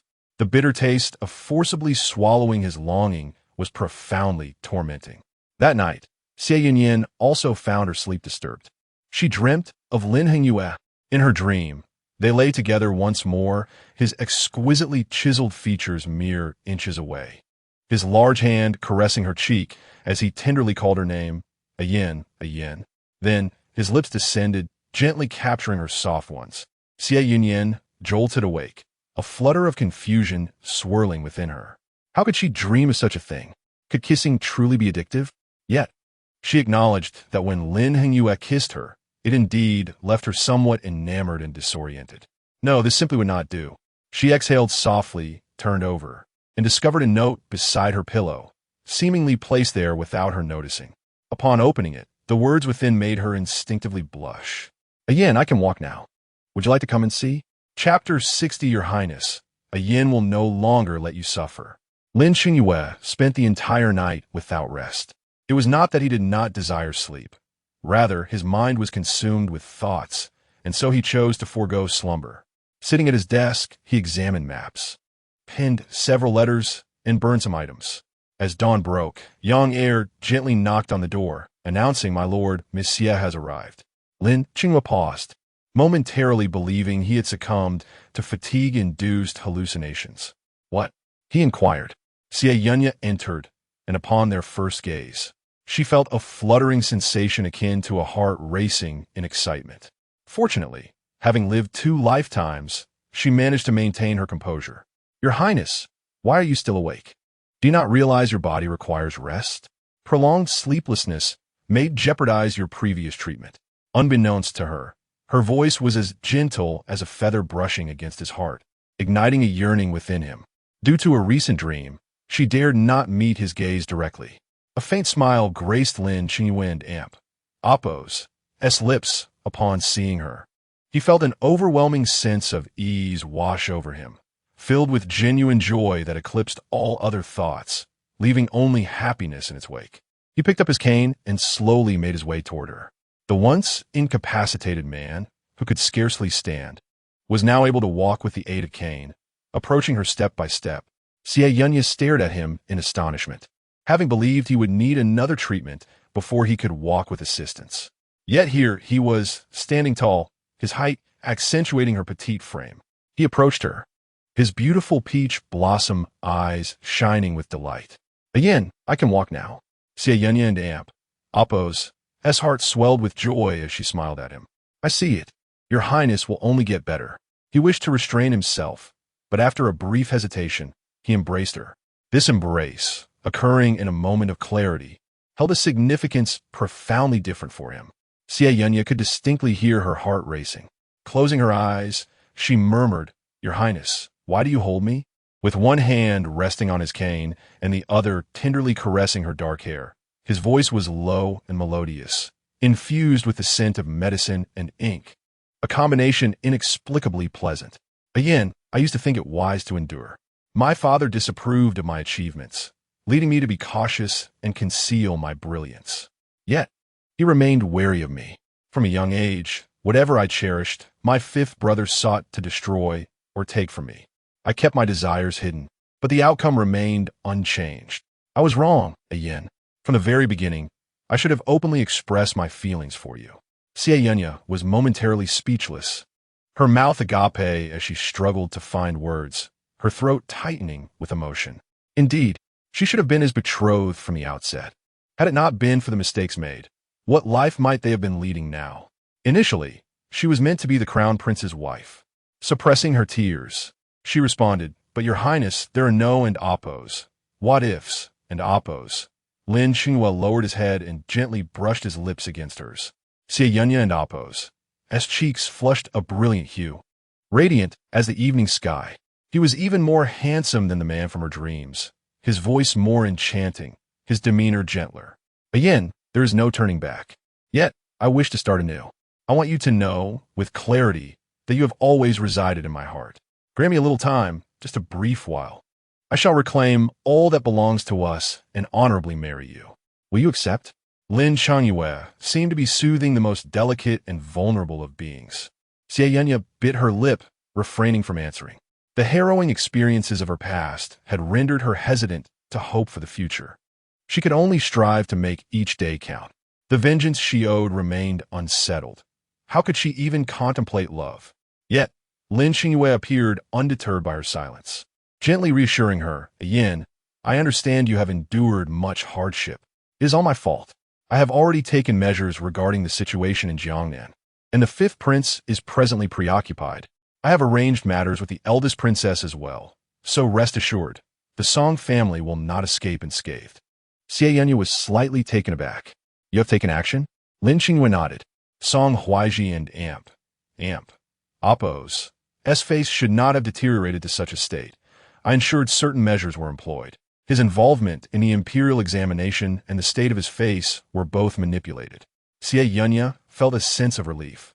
Yet her heart sank further when Lin Xingyue continued. I have also uncovered some information regarding the Empress Dowager. It seems she harbors significant animosity toward Madame Xie. This likely connects to your grandfather's past. Each word he spoke astonished Xie Yunyan. Despite his frail condition, he had accomplished so much, not only for himself, but for her as well. Lin Changyue walked with her to the desk and showed her the plans he had devised. This is for next month in Appo's autumn hunt. The eldest princess will likely attend, and if they insist on bringing you along, you must be cautious. I will have my secret guards accompany you. As he meticulously advised her, the clarity and wisdom in his words left Xie Yunyan in awe, her eyes reflecting admiration. Had it not been for his dire health, constantly on the brink of fainting, unable to oversee everything, he would have undoubtedly reclaimed his rightful domain by now. Xie Yunyan resolved firmly, Your Highness, I will ensure your recovery, if you adhere to your medication and undergo a few more treatments. That ill-fated pair will surely help purge most of the toxins from your body. However, Lin Xingyue fell silent for a moment, gently brushing his finger against her small nose. Beyond that, is there no other remedy? Your complexion has evidently deteriorated.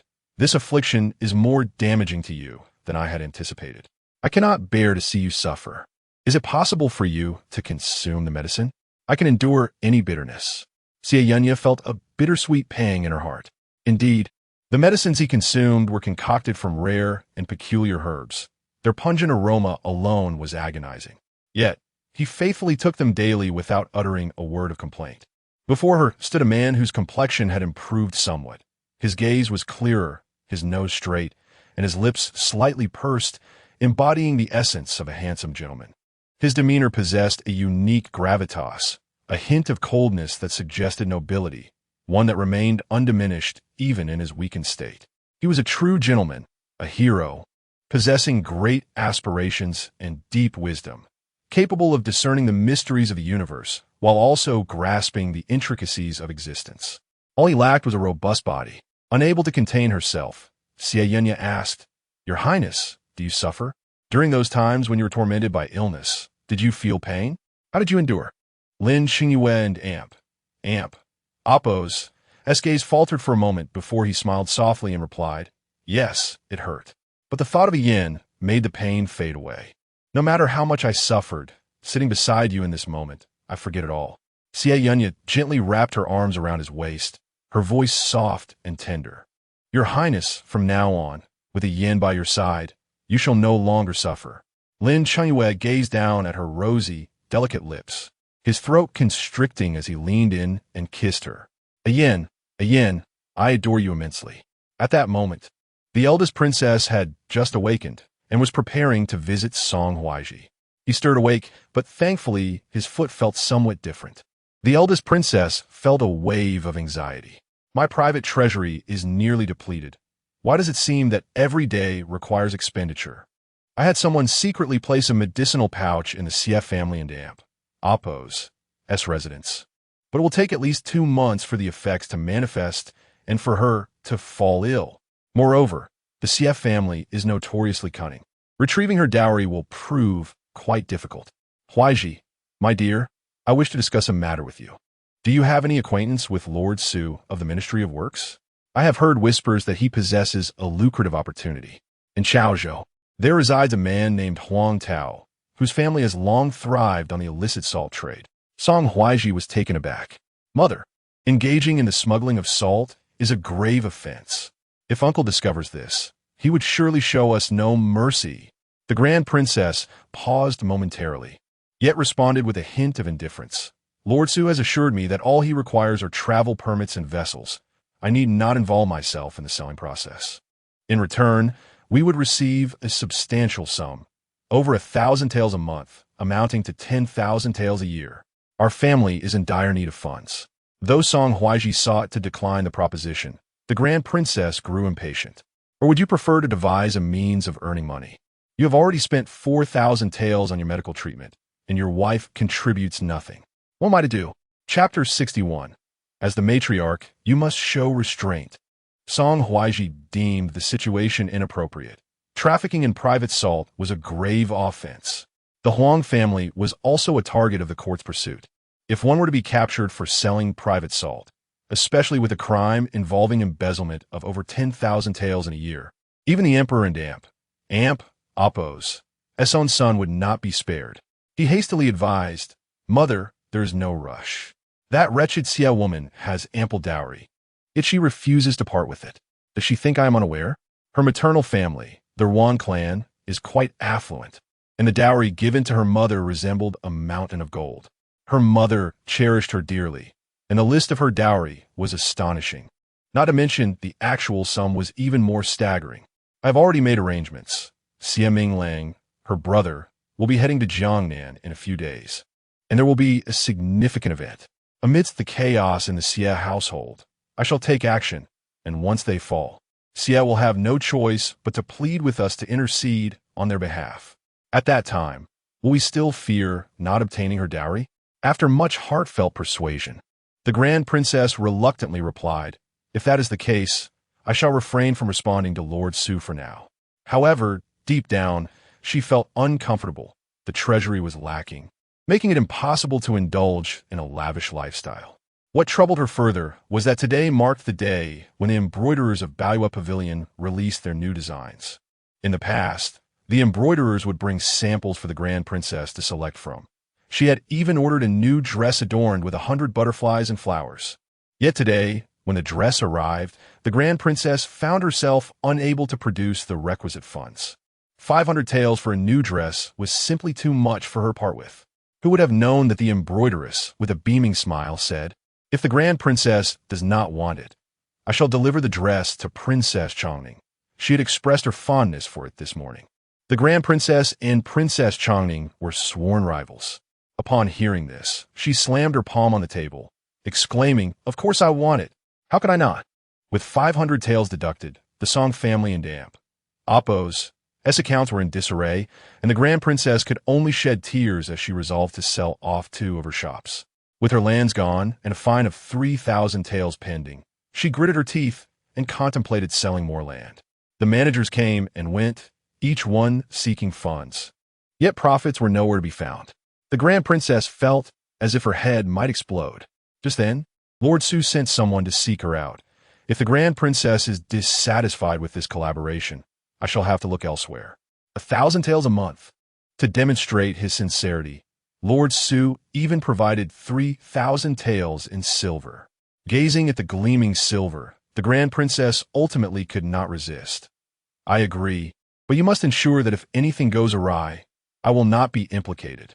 Yet, driven by greed, she ultimately forgot that once aboard a pirate ship, it was not so easy to disembark. For several days, Xie Yunyan felt utterly at ease. Like the blossoms of spring, she radiated sweetness and beauty. This delight stemmed from a series of joyous happenings. The Xie and Liang families had aligned their fates, and Xie Minglang had formally proposed with a grand goose in hand. This marriage was a certainty. Her mother and aunt, Oppo's, health improved significantly with this news, and yesterday she even cooked red bean cakes to send to her. Song Huaizhi had suffered excruciating pain from treating his facial scars and leg injuries, and each time Xie Yunyan witnessed his suffering, she felt a secret thrill. What embarrassed her most was that every visit to the crown prince resulted in a kiss. She was uncertain whether the efficacy of her medicinal treatment played a role, but his strength had grown, holding her tightly as he kissed her breathlessly without relent. Kissing, as it turned out, was a curious thing. She had initially resisted it vehemently, but had unwittingly begun to find pleasure in it. However, another matter caught Xie Yunyan and Amp, Oppo's, attention. Wudong whispered to her, a few days ago, "The Grand Princess lost an item said to be a jade ruby bestowed by the Emperor. It has vanished mysteriously. The servants who entered her chambers have all been punished. Yet no one could explain its disappearance. Some say." Her fury rendered her speechless. "What do they say?" Xie Yunyan inquired. Wudong glared, though no one stated it outright. "I overheard the servants in the Grand Princess's quarters whispering that she would no longer pursue the matter," indicating she knew who in the household was most fond of jade. Can you believe that? ISN and Oppo's. It blatantly offensive? Almost everyone in the capital knows that the legitimate daughter of the Xie family has a penchant for jade.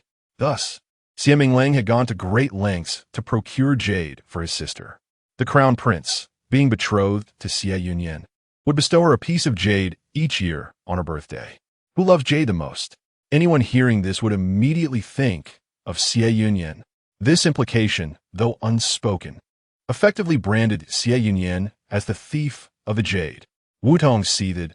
"If this rumor spreads, how will you maintain your dignity? How can the Grand Princess act in such a manner? It would be far better to speak plainly and investigate the matter thoroughly. Let there be clarity. If they were aware that you possess 10 jade, their eyes would surely pop out." Xie Yunyan chuckled at her indignation. "Why are you so furious? There is no need for anger. Her intent is to provoke me, and I shall not give her the satisfaction. This thief behind the scenes will not have stolen just one item. Just wait, I will unearth the thief myself, and the rumors will crumble." That afternoon, Xie Yunyan had something brought back, and it spread throughout the Song household. The young mistress had acquired an extraordinary treasure. Jiang Ning was attending to Song Huaizhi by his bedside, working tirelessly to prove her devotion. Yet resentment brewed within her. Why was it she who served? while the legitimate wife remained absent. She loved Song Huaizhi, not as a servant. Fortunately, Song Huaizhi reassured her, in a few days once my leg has healed, I will take you to a poetry gathering, and everyone will know that my heart belongs to you. It will be akin to a resounding slap in Xie and Appo's face. Jiangning and Appo's heart softened upon hearing this. Yet the news from the maid only fueled her discomfort. The young mistress had received a remarkable treasure, reportedly from the west, bamboo inlaid with jade that produced melodious sounds in the wind and glowed at night. It bore the unique fragrance of western bamboo, which lingered for years. Most importantly, the shadow of this bamboo jade could even tell the time. Such a splendid object, it must be worth a fortune. Jiangning felt a pang of envy. If only she could seize this treasure for herself. Seeing her envious gaze, Song Huaizhi immediately embraced her. Rest assured, Ning, such a fine treasure. How could Xie be worthy of it? As the matriarch, you should embody magnanimity. Selfishness is the greatest folly. As one expecting, you deserve to possess the bamboo jade. I shall have it moved to your chamber. Jiangning was overjoyed, her eyes sparkling with excitement. Song Lang, truly? But Xie would likely be unwilling to part with it. Perhaps it is better to let it be. How can Ning compare to her? Chapter 62. If this continues, I shall leave you. To express his affection for Jiangning, Song Huaizhi ordered someone to retrieve the bamboo inlaid jade. When he selected Xie Yunyan for the task, he disregarded her servants and took the bamboo inlaid jade directly. Upon presenting it to Jiangning, her eyes sparkled with joy, radiating pure delight. She resembled a naive and lively little girl, her eyes crescent-shaped with laughter as she embraced him and kissed him. Song Lang, you are truly wonderful to me. This bamboo inlaid jade carries the refreshing fragrance of bamboo. It is absolutely delightful. Not to mention how exquisitely it is crafted. Surely it must have cost a fortune. If I were to store this in my space and escape to the south in the future, I could surely sell it for a handsome price. Seeing her so enamored with the bamboo inlaid jade, Song Huaizhi gazed at her with a smile, saying, Ning, as long as you cherish it, I shall procure anything for you. You deserve all the finest things in this world. The two could not help but embrace, sharing a tender kiss. Thanks to Dr. Xiao and Appo's medicine, Song Huaizhi and Appo's complexion had improved considerably, no longer looking so ghastly. He held Jiangning close, kissing her with an intensity that was hard to part from. In their moment of passion, they exchanged playful banter. I love you more than you love me. My love for you is as enduring as the sea and as unyielding as the mountains. It shall never cease. Even in my next several lifetimes, I shall love you. However, Jiangning, blushing, interrupted him, saying, Song Lang, I am a child. We cannot proceed further. Song Huaizhi playfully pinched her little nose, ready to respond when suddenly, Xie Yunyan stormed in with an air of fury. Song Huaizhi, why did you steal my bamboo inlaid jade? Seeing Xie Yunyan and Appo's wrath, the maids outside discreetly gathered to watch. Song Huaizhi cast a dismissive glance at her, while Jiangning instinctively curled closer into his embrace, whispering, She is so fierce. I am quite frightened. Song Huaizhi quickly shielded Jiangning, treating Xie Yunyan as though she were a formidable beast. Witnessing the overly theatrical display of affection between the couple made Xie Yunyan feel nauseated. Yet, her purpose today was to expose their theft of the bamboo inlaid jade to the world. Thus, she pointed an accusatory finger at Song Huaizhi and demanded, Have you read all your books into a dog and Appo's belly? Do you not know that taking without asking is theft? Do you have any idea how much effort I expended to find this? I searched for 3 whole years and spent 5,000 taels of silver on this one-of-a-kind piece. This bamboo inlaid jade is not just visually appealing. It carries the fragrance of bamboo and medicinal herbs, soothing the spirit and enhancing beauty. How dare you take it without my permission? Seeing how much Xie Yunyan valued it, Jiangning and Appo's desire only intensified. With teary eyes, she nestled in Song Huaizhi and Appo's arms and sobbed, If sister is angry, let her scold me. How could she berate Song Lang? Hearing this, Song Huaizhi was deeply moved and immediately shouted at Xie Yunyan, Enough. As my legitimate wife, Do you lack such a measure of tolerance? A Ning is with my child and needs this precious item. What harm is there in letting her have it? If she desires your possession, it is a mark of respect. Xie, if you do not relinquish this bamboo inlaid jade to a Ning today, I shall divorce you. Fuming with rage, Xie Yunyan stormed into Song Huaizhi's quarters, shattering all the vases and ornaments in sight before tearing down paintings from the walls and ripping them apart. Crash! Smash! The room was filled with the sound of chaos as she vented her fury, then turned to Song Huaizhi, cursing, "You scoundrel! If you dare to take my belongings, I shall not let you off lightly. You must return the bamboo inlaid jade to my room before nightfall. Otherwise, I will tear your roof off." With that, she stormed out. The more Xie Yunyan acted this way, the more Jiang Ning felt that the bamboo inlaid jade was indeed a treasure. She was determined to possess it. That night, Jiang Ning fell ill and could not rise from her bed. Given her condition, the Song family was exceedingly cautious. Ultimately, it was the Grand Princess who reprimanded Xie Yunyan, stating, "It is merely a trinket. Is not the child of the Song family more important? You shall not cause any more disturbances. You are the legitimate wife. What harm is there in rewarding the concubine with a few items?" Xie Yunyan could only swallow her indignation and acquiesce. Yet, inwardly she chuckled. This item, with its unique fragrance, would serve as compelling evidence when tracking down the stolen goods in the future. After all, the entire Song family could testify that the bamboo inlaid jade had indeed come into Jiang Ning and Appo's possession. Witnessing Xie Yunyan begrudgingly surrender the bamboo inlaid jade, Jiang Ning felt a surge of pride, and her bond with Song Huaizhi deepened. In a few days, both Song Huaizhi and Appo's leg and face had nearly healed. Allowing him to walk carefully, he resolved to take Jiang Ning into the palace with him to present medicine, art, and poetry, while simultaneously showcasing their affection to thoroughly embarrass Xie Yunyan. Chapter 63. Schemes in the palace. Early in the morning, Xie Yunyan rose to prepare herself. For today, she would enter the palace. It would be a pity to miss such a lively occasion. Before dawn, she was summoned from her slumber.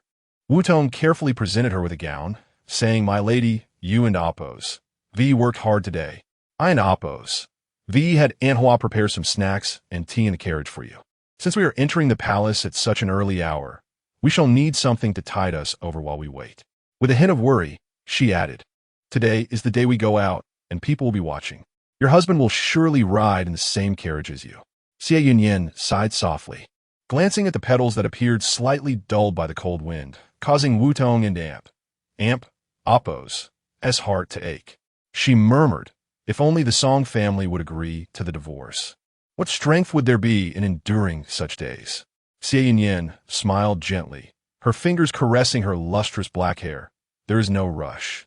A divorce is indeed on the horizon, but I have yet to accomplish what I must." Once ready, Xie Yunyan refrained from indulging in a hearty breakfast or drinking water, fearing discomfort upon arrival at the palace. As she lifted the carriage curtain, she saw that the carriage was already occupied by Song Huaizhi and Jiang Ning. Today, Song Huaizhi had made himself presentable. The scar on his face was still visible, but it faded significantly compared to before.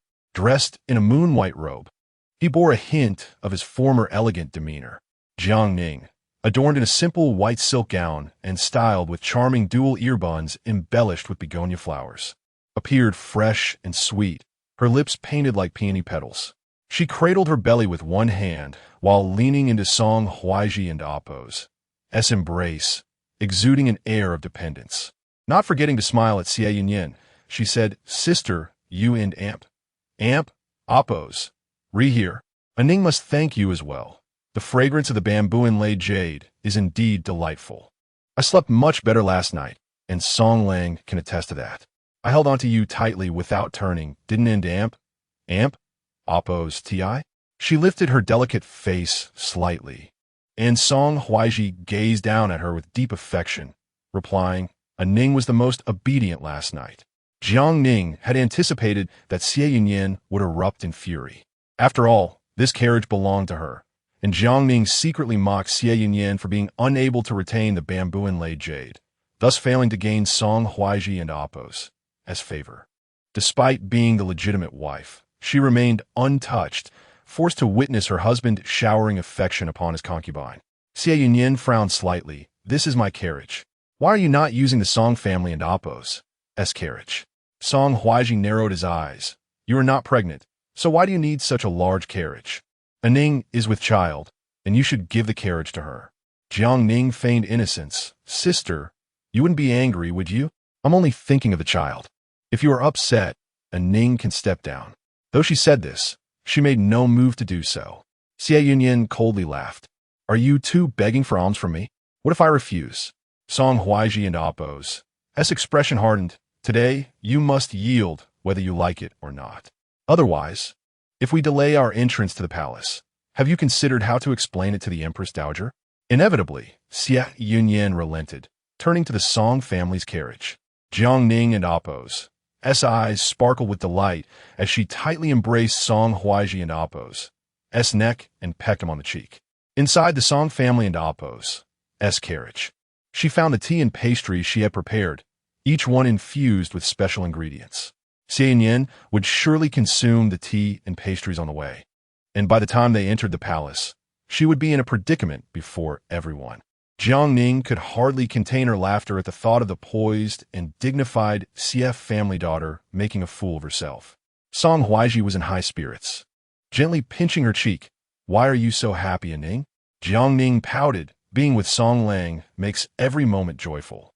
He picked up a piece of butterfly jade cake and fed it to her. The Xie family is known for its extravagance. They spend a fortune on pastries every month. Try this and see if it suits your taste. The pastries appeared exquisite, and being fed by Song Huaizhi only added to their allure. As she reveled in her triumph of having not only taken Xie Yunyan and Appo's carriage and pastries, but also claimed Song Huaizhi for herself, Jiang Ning felt a surge of pride. Who cares about those ancient noblewomen? They pale in comparison to a modern woman with progressive thoughts. In a coy tone, she said, Song Lang, I want you to feed me. Song Huaizhi chuckled indulgently, taking a bite of the pastry and feeding it to her, as the two laughed joyfully within the carriage. Meanwhile, Xie Yunyan quietly observed the pastries and tea on the table, letting out a cold laugh. Jiang Ning and Appo's little schemes had already reached her ears. Otherwise, she would not have easily relinquished the pastries. Wudong took out a small flask and some pastries from her pocket. My lady, please eat this. The journey proceeded smoothly until they navigated the intricate palace gates and entered the Empress Dowager and Appo's Sinang Palace. Today, the Empress Dowager had invited several noble young ladies and gentlemen, most of whom had familial ties to the royal family, along with a few renowned scholars from the capital. They gathered to compose poems, hoping to brighten the Empress Dowager's mood. The emperor graced the event with his presence as well. However, before the poetry meeting commenced, many were already observing the Song family and Appo's situation. Although Song Huaizhi moved with some difficulty, he held his concubine Jiang Ning and Appo's hand tightly, accepting the scrutiny of those around them with composure.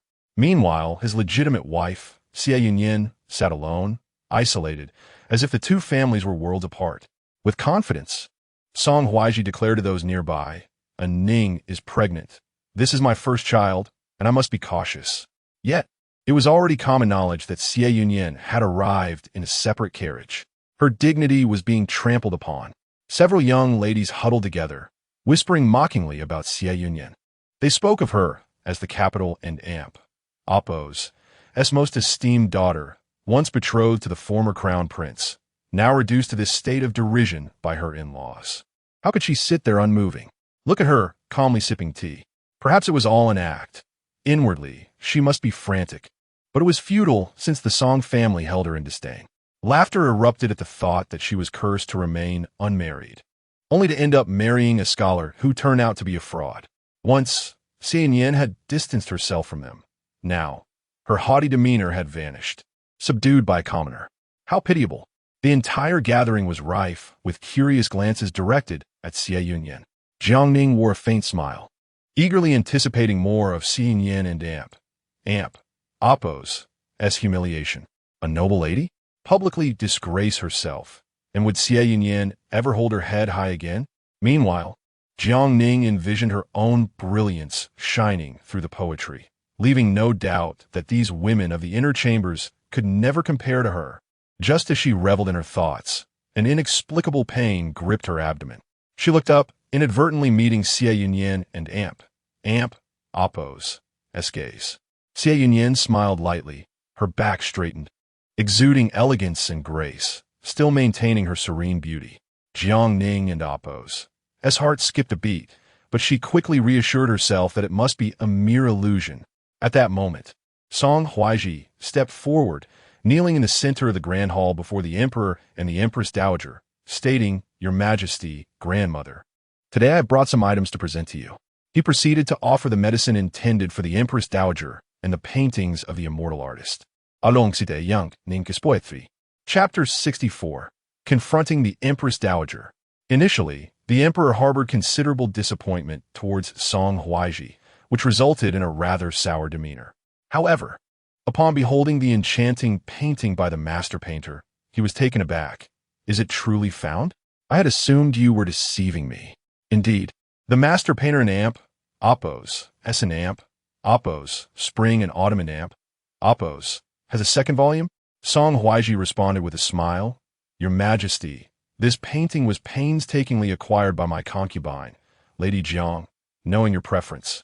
She hastily presented it to the palace. Furthermore, aware of your grandmother's recent struggles with sleep, Lady Jiang diligently sought out a renowned physician. This doctor treated my leg injury and remarkably reduced the scar on my face. His medical skills are truly exceptional. My mother and I have spent some silver to procure medicinal pills from Dr. Xiao to alleviate the grandmother and Oppo's sleeping troubles." The emperor and Oppo's smile deepened. "Huaizhi, I knew you were a good child. Which Jiang are you speaking of?" With pride and joy, Song Huaizhi gestured towards Jiang Ning. However, Jiang Ning felt an unsettling discomfort in her abdomen, a sensation growing increasingly acute. Yet, she believed she could endure it for the moment. So she bravely approached and knelt beside Song Huaizhi, her smile sweet and innocent. "This humble girl, Jiang, greets your Majesty, the Empress Dowager, wishing you both long-lasting peace and prosperity." With her graceful and delicate appearance, she evoked a sense of pity. Yet, the Empress Dowager harbored disdain for such beguiling charms.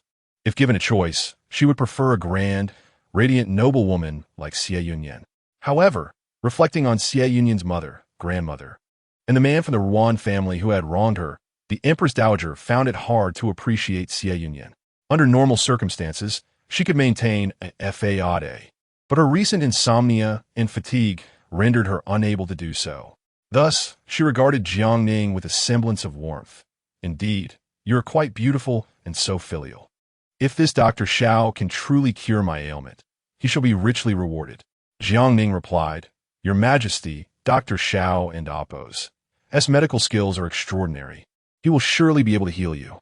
The emperor, now intrigued, declared, "Let this doctor examine the Empress Dowager and Oppo's pulse." Dr. Xiao complied and stepped forward. Xie Yunyan sat quietly, occasionally casting glances at the Empress Dowager. Observing her benevolent visage, how could she possibly be so ruthless towards the Reborn family? It was merely because her grandfather had once disdained the Empress Dowager.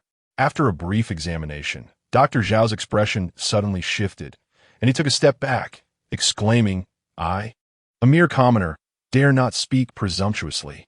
The Empress Dowager demanded, "What do you mean?" The emperor, equally puzzled, urged, "Speak freely. I will spare your life." Taking a deep breath, Dr. Xiao responded, "I can only confide in your Majesty." The emperor glanced at the Empress Dowager, whose heart sank. "This doctor is likely a charlatan. Guards, take him away and execute him. A fraud deserves the gravest punishment." Both Song Huaizhi and Jiang Ning became anxious. "Dr. Xiao, Warren and Oppo's, are you confident in your diagnosis?" Dr. Xiao, visibly apprehensive, retorted, "What can I do? I'm not a deity, a person who has consumed opium for years. How can I save her? The Empress Dowager requires at least 3 pipes of opium daily. It is a wonder she can sleep at all." The Empress Dowager and Oppo's mind buzzed as she trembled. Pointing at him, "Impudent! Outrageous. Cease your nonsensical babble. Guards, drag him out for execution. Opium is a forbidden substance, notorious for its destructive nature, capable of leading one to ruin and plunging an entire court into chaos. A past emperor had lost a significant battle due to his soldiers being poisoned with opium-laced water, resulting in the loss of 50,000 troops. Consequently, the previous emperor had strictly prohibited the consumption of opium, punishing offenders with immediate execution or, at the very least, exile. This action re-established order within the court. Now, the Empress Dowager was secretly indulging in opium? The Emperor's gaze turned stern as he scrutinized the Empress Dowager, leaving the entire palace in shock. Whispers arose. Didn't Song Huaizhi and his concubine claim this doctor was exceptional? Could it be that what he said is true? Jiang and Amp, Appo's heart raced with trepidation. What was happening? The Emperor and Amp, Appo's expression grew increasingly grave as the Empress Dowager slammed her fist on the table, interrogating Jiang. You, a lowly creature. Whose daughter are you? Where did you find this doctor? You are slandering me. I shall see this matter investigated thoroughly. Turning to the Emperor with reddened eyes, she implored, Your Majesty, I share a bond with you and your mother, and for the sake of your empire, I would never touch such a substance. Now, someone is intentionally sowing discord between us. Do you truly believe it? I am innocent. If you don't believe me, then investigate. At that moment, Xie Yunyan stood forth. Song Huaizhi and Amp, Appo's eyes brightened, and he quickly cast a pleading glance her way, hoping she would speak in their favor. After all, in the past, the Emperor and Empress Dowager had treated Xie Yunyan favorably for the sake of the Crown Prince. However, Xie Yunyan merely stated, Your Majesty, Empress Dowager, this matter pertains to the royal reputation.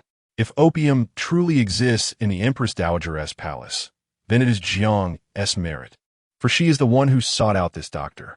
If there is none, then someone is deliberately attempting to drive a wedge between the Empress Dowager and you, Your Majesty, and they must be punished. This issue must be resolved today, otherwise rumors will persist. I beseech Your Majesty to uncover the truth. With tears in her eyes, Jiang appeared innocent, but it was not I who found the doctor. Song Huaizhi hastily interrupted her. Yes, investigate. It is imperative. He genuinely did not understand why Ning was acting so impulsively. At this moment, admitting that she did not find the doctor would imply confessing to treason. Jiang shot a resentful glare at Xie Yunyan, her abdominal pain intensifying. The Emperor, his expression grave, raised his hand decisively. An investigation is necessary. Guards, go to Xinang Palace and search for the Empress Dowager and Amp, Appo's innocence. The Empress Dowager sat in her chair, her gaze heavily fixed upon Jiang, causing Jiang to tremble. The prayer beads in her hands began to move slowly. An investigation, if it were truly to be conducted, she would be at odds with the decades of palace intrigue she had endured. Yet Xie Yunyan secretly smiled. The maid Lu, who had been expelled by the Empress Dowager, had provided her with leads, and the Crown Prince and Appo's side had also shared information regarding Xinang Palace. Xie Minglang had even preemptively informed the royal guards. Today's investigation would not be a simple one. Chapter 65. It must be the Xie clan and Appo's deception against the child. The Emperor and Appo's envoy swiftly conducted a thorough search of the Xinang Palace. Upon returning, he knelt before the Emperor and reported, Your Majesty, we have searched the Xinang Palace. Before he could finish, the Empress Dowager coldly interjected, Surely this proves my innocence, does it not? Your Majesty, the palace has become increasingly lawless. Anyone can come in and slander me. If you believe I am too old, I shall refrain from appearing before you henceforth.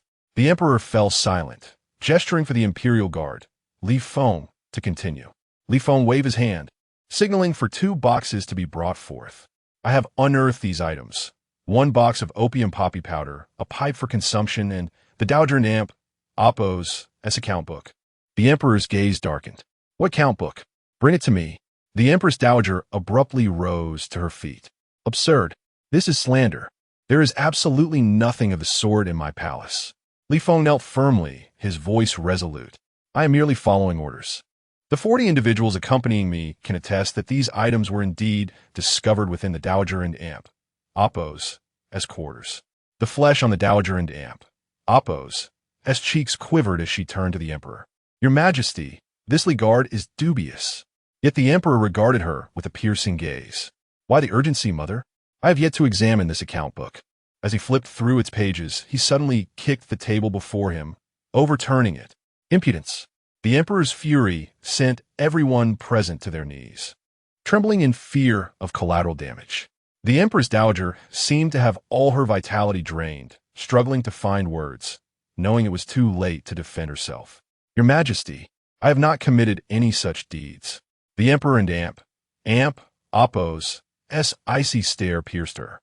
You have not? Then who has been befriending treasonous ministers, accepting bribes, and advocating for traitors before me? Who do these poppies belong to? Do you dare swear before the spirit of the late Emperor that you are not responsible? Tears brimmed in the Dowager and Amp, Appo's, eyes as she realized how easily her carefully hidden evidence had been uncovered. No, it couldn't an Amp, Appo's, TB, when old Madame Lu left the palace. She had arranged for her to be poisoned, ensuring her demise within 3 days. Before she could contemplate further, the Emperor bellowed. The Dowager is of advanced age and seems to have lost her senses. Henceforth, she shall not leave the Sinang palace. Those around her who failed to advise her shall be executed. Escort the Dowager back to her chambers. The account book revealed a staggering sum of 80,000 taels of gold. How much harm had the Dowager caused by colluding with those treasonous ministers? The Dowager trembled. Your Majesty, I am your biological mother. You cannot treat me this way. What grave sin have I committed? Do you not fear retribution? Have you forgotten how the crown prince met his end? The Emperor's cold gaze silenced her, and immediately guards dragged the Dowager from the great hall. The princess, terrified, attempted to intervene. Your Majesty, mother did not mean it. The Emperor sneered. Sister, perhaps you should join the Dowager in her confinement? The princess instantly fell silent. Jiang Ning, pale with fear, realized her usual boldness and disregard for etiquette meant nothing in the presence of the Emperor. Even the Dowager faced dire consequences for offending him. As she endured her stomach pains, she fervently wished for the dreadful poetry gathering to conclude swiftly. Meanwhile, Song Huaizhi's heart raced. He could scarcely fathom how events had escalated to this point. Why had Dr. Xiao felt compelled to reveal the Dowager's secret? After all, Dr. Xiao was recruited by the Xie clan. He instinctively glanced at Xie Yunyan, who knelt among the crowd, her demeanor serene and composed, appearing as though she were an observer to the turmoil around her. A peculiar sensation stirred within Song Huaizhi. Could it be? Impossible. The Xie clan lacked the audacity to infiltrate the Dowager and Appo's palace. Xie Yunyan reveled in the sight of the Dowager and Appo's disgrace. In her previous life, the Dowager had used concubine Su as a pawn, leading to the downfall of the Xie family, culminating in her mother and Appo's agonizing death. This time, the Dowager would experience the suffocating grip of despair. But this was merely the beginning. Today, the revelation of the account book had taken her by surprise. It seemed likely that the crown prince had orchestrated this. Before she could ponder further, the Emperor's piercing gaze fell upon Jiang Ning. Jiang, you specifically sought Dr. Xiao to expose the secrets of the harem. Speak. What reward do you desire? His tone suggested no intention of rewarding her. Rather, it felt like an inquiry into her fate. Jiang Ning and Appo's stomach pain intensified, and in her fright, she knelt, her mind blank and trembling. I do not dare. Song Huaizhi quickly interjected. Your Majesty, this is merely a coincidence. Jiang does not seek reward. Today was intended for poetry, but an unexpected event has disrupted your enjoyment. However, both Huaizhi and Jiang have prepared new poems for you, and we hope they may ease your troubles. The Emperor raised his hand. Indeed, today was meant for poetry. This is but a minor interruption. Let's all take our seats. Everyone breathed a sigh of relief. Song Huaizhi mused that the Dowager and Appo's fate was sealed, and they would surely refrain from speaking further. Yet, he still wished to seize the moment for a Ning to shine and garner the Emperor and Appo's praise. Thus, he smiled and said, Jiang, did you not compose poetry to present to the Emperor? Jiang Ning and Amp, Oppo's face turned ashen, her stomach ached, and her anxiety heightened. She stammered, I. Suddenly, an odd noise erupted in the hall. Those nearest to Jiang quickly covered their noses with their sleeves, struggling to suppress their laughter. Xie Yunyan maintained her calm demeanor. Had she not been vigilant, the one to suffer embarrassment in the great hall would have been her. Those who seek to harm others will ultimately face retribution. Song Huaizhi stared at Jiang Ning in disbelief. From the moment he met her, he had perceived her as a celestial being, pure and ethereal, never expecting her to disgrace herself in such a manner. Jiang Ning finally realized she had fallen into Xie Yunyan and Oppo's trap. She understood that if she waited any longer, it would not merely be a matter of releasing flatulence. For her own safety, she blurted out, "Someone has drugged me. Someone has poisoned me." With that, she fainted. Song Huaizhi panicked and rushed to catch her. "A Ning! A Ning!" The great hall buzzed with hushed whispers, and the emperor narrowed his eyes. "What is happening? Investigate this matter thoroughly." Thus, the poetry gathering ultimately failed to proceed smoothly. So many events had transpired that no one dared speak of them within the palace. But once outside, laughter erupted. What a sensational scandal! The dowager had betrayed the emperor, and the supposedly innocent concubine, favored by Song Huaizhi, had publicly embarrassed herself. The Song family faced utter disgrace, and the princess, furious and dizzy, was carried back home. After Jiang Ning fainted, the imperial physician examined her and discovered her pregnancy was unstable and required preservation. Furthermore, it was confirmed that she had indeed been administered an excessive dose of laxatives. This laxative not only caused her public humiliation, but also posed a risk of miscarriage. Song Huaizhi clenched his fists, seething with rage. This must be the doing of the Xie clan. The pastries in that carriage were prepared by her. She surely knew we would ride in her carriage, and, out of jealousy for your pregnancy, poison the delicacies. Ning, do not worry. I will request the emperor to investigate thoroughly. We shall ensure justice is served upon the Xie clan. Chapter 66. I shall break your insolent mouth. At long last, Jiang Ning comprehended the truth.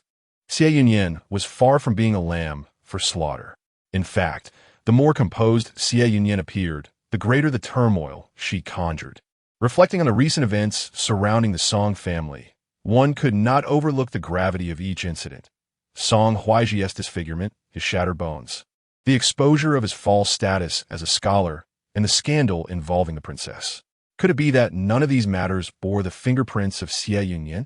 Even today, Dr. Xiao sent shivers down one's spine, since the Xie family had anticipated her attempts to poison the pastries and turn the tables. One could only wonder what further schemes they might unleash.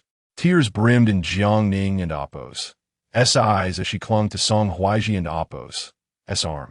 Song Lang, there is no need for further commotion. Today's events have already brought shame upon the Song family. If we escalate this, the emperor may find us even more distasteful. It is my fault. I have prevented you from consummating your marriage with the Xie family due to my own shortcomings. Perhaps she acted out of loneliness. After we return home, a gentle reprimand from you will suffice. We should leave now. She needed to prepare to secure all the assets the Song family could claim into her own possession.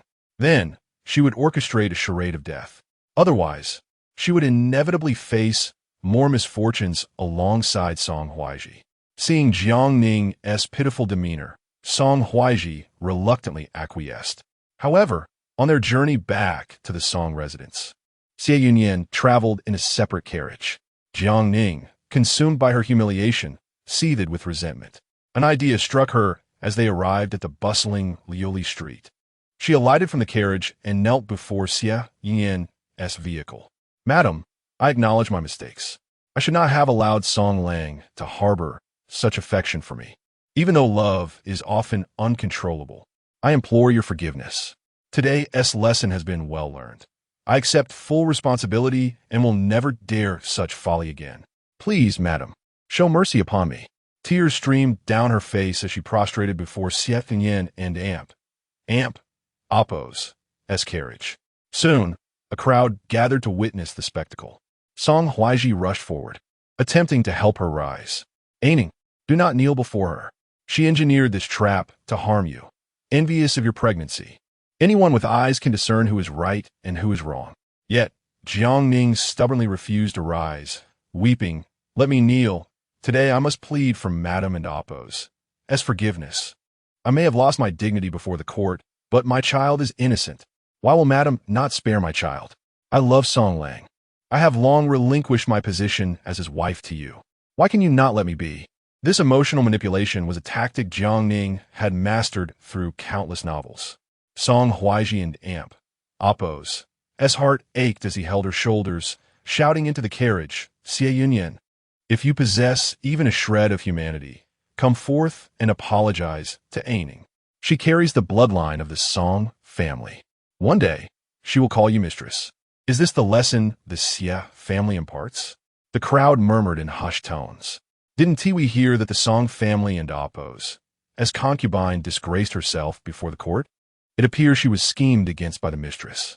Is the Xie family and Apo's legitimate daughter truly so heartless?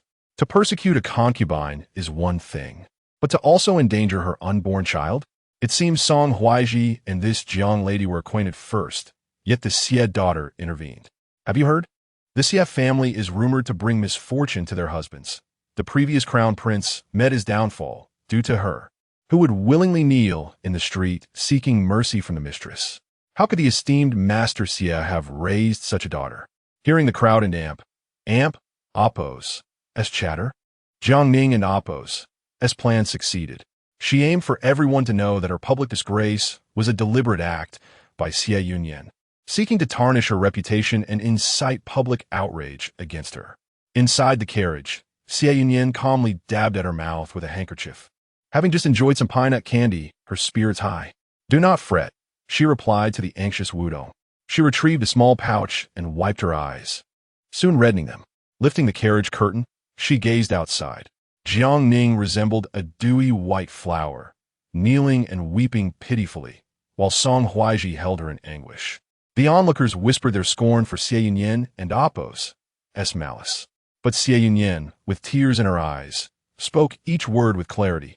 "May I ask, who among you would dare claim a concubine has the right to enter the palace, to seize the mistress and Apo's carriage and sit with her man, while the mistress rides in another carriage? You accuse me of plotting against you. Yet why is it that the carriage I brought from the Xie family is the one you occupy? Initially, the Song family was forced to accept you as a concubine following the scandal at the royal tomb. I had hoped for compassion between you and my husband, and considered elevating you to a proper wife. Yet, she appeared infinitely sorrowful, struggling to contain her tears. You share a profound bond with him, so much so that you disregard my status as the rightful wife, humiliating me in public. I do not hold this against you, but I beseech you both. May I have my carriage back? It was crafted for me by my grandfather. He ventured alone to the western regions for peace talks and never returned. This carriage is his sole legacy to me. If my grandfather were to know that his granddaughter's carriage was occupied by the son of the Song family and a concubine, would he not think me utterly inept and ungrateful?"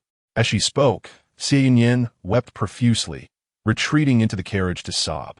The crowd fell silent, their attention drawn to the fact that the carriage occupied by Song Huaizhi and Jiangning bore the Xie family insignia. Jiangning was taken aback, her eyes darting. "I was permitted to sit here due to my condition. It was the Madame and Apo's kindness." Wudong, unable to contain her anger, shouted, "Jiang concubine, ask yourself honestly, did the Madame truly allow you to sit here? But did you climb in uninvited? What concubine, even with child, would dare to sit in the mistress's carriage?" Jiangning was momentarily speechless, reduced to tears. "Did the Madame permit you to insult me thus? Does she truly despise me?" Song Huaizhi, infuriated, snapped at Wudong, "You insolent maid! Who granted you permission to speak?" Clearly, the Xie family offered this carriage willingly. Before he could finish, a foot unexpectedly kicked him in the face. "You worthless scum! I shall shatter your insolent mouth." Chapter 67. Publicly beating the scoundrel Song. Recently, Du Zikong has become a favored figure before the emperor. He has accompanied Xie Minglang on several official tasks, demonstrating keen intelligence and resourcefulness. even resolving a case that had been unsolved for 3 years. Through his association with Xie Minglang, Du Zikong gradually learned some details about Xie Yunyan. He vividly recalls the day when Xie Yunyan unexpectedly summoned him, illuminating a clear path for him. She appeared like a celestial being, veiled, with captivating eyes that sparkled like clear water, exuding a delightful fragrance, and her skin was tender and fair, as exquisite as the moon, leaving an indelible impression on him. Over the years, Du Zikong has been engrossed in his studies, never allowing feelings for any woman to surface. Yet now, he is acutely aware that he has encountered the finest woman in the world. Despite the mountains and rivers that separate them, he fervently hopes for her happiness. She deserves all the goodness this world has to offer. Du Zikong has also heard about Song Huaizhi and Apos, as preferential treatment of his concubine and the harsh treatment of Xie Yunyan, which has incited a deep resentment within him, wishing he had the opportunity to teach Song Huaizhi a lesson. Today, upon seeing this scoundrel Song publicly weeping while oppressing Miss Xie, Du Zikong could hardly contain himself and nearly kicked Song Huaizhi and Apos' mouth askew. Having read extensively, Du Zikong and Apos' words were as sharp as they were eloquent. What a coincidence, Brother Song. On that day, you stole my work and became the top scholar. Although you were detained by the authorities for a day, you never offered me an apology. Today, it is my misfortune to have my foot inadvertently placed upon your mouth. You wouldn't Apos' mind, would you? After all, that filthy mouth of yours deserves a good thrashing. With blood oozing from his gums, Song Huaizhi glared at Du Zikong. Filled with hatred, you brute, how dare you lay hands on me? I am still the emperor and Apos' nephew. Were you a mere nobody? Guards, seize him. Du Zikong, hands clasped behind his back and dressed in official robes, retorted, I am currently serving in the Ministry of Personnel. Pray tell, where do you hold your position? Song the scoundrel? Tsk. Indeed you are the emperor and Apos' nephew, a prince and Apos' son, indulge in the opulence of the world since childhood. While we common folk are writing in the dirt with twigs, you are using the finest ink and paper, adorned in luxurious robes. Learning from the most renowned teachers in the capital. The emperor harbors great hopes for you. Yet what have you offered in return? You possess royal blood. Yet your education has taught you nothing but theft and deceit, vanity, hypocrisy, foolishness, arrogance. A scholar ought to discern right from wrong and understand the greater principles of life.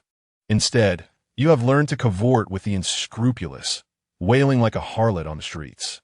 To claim you are a son of the Song family is to bring shame upon them. You cannot manage your own affairs in the inner courtyard, nor can you alleviate the emperor and Apos' burdens in state matters. The money you squandered over the years could have nurtured countless capable individuals for the court, bringing hope to those languishing in hunger, poverty, and illness.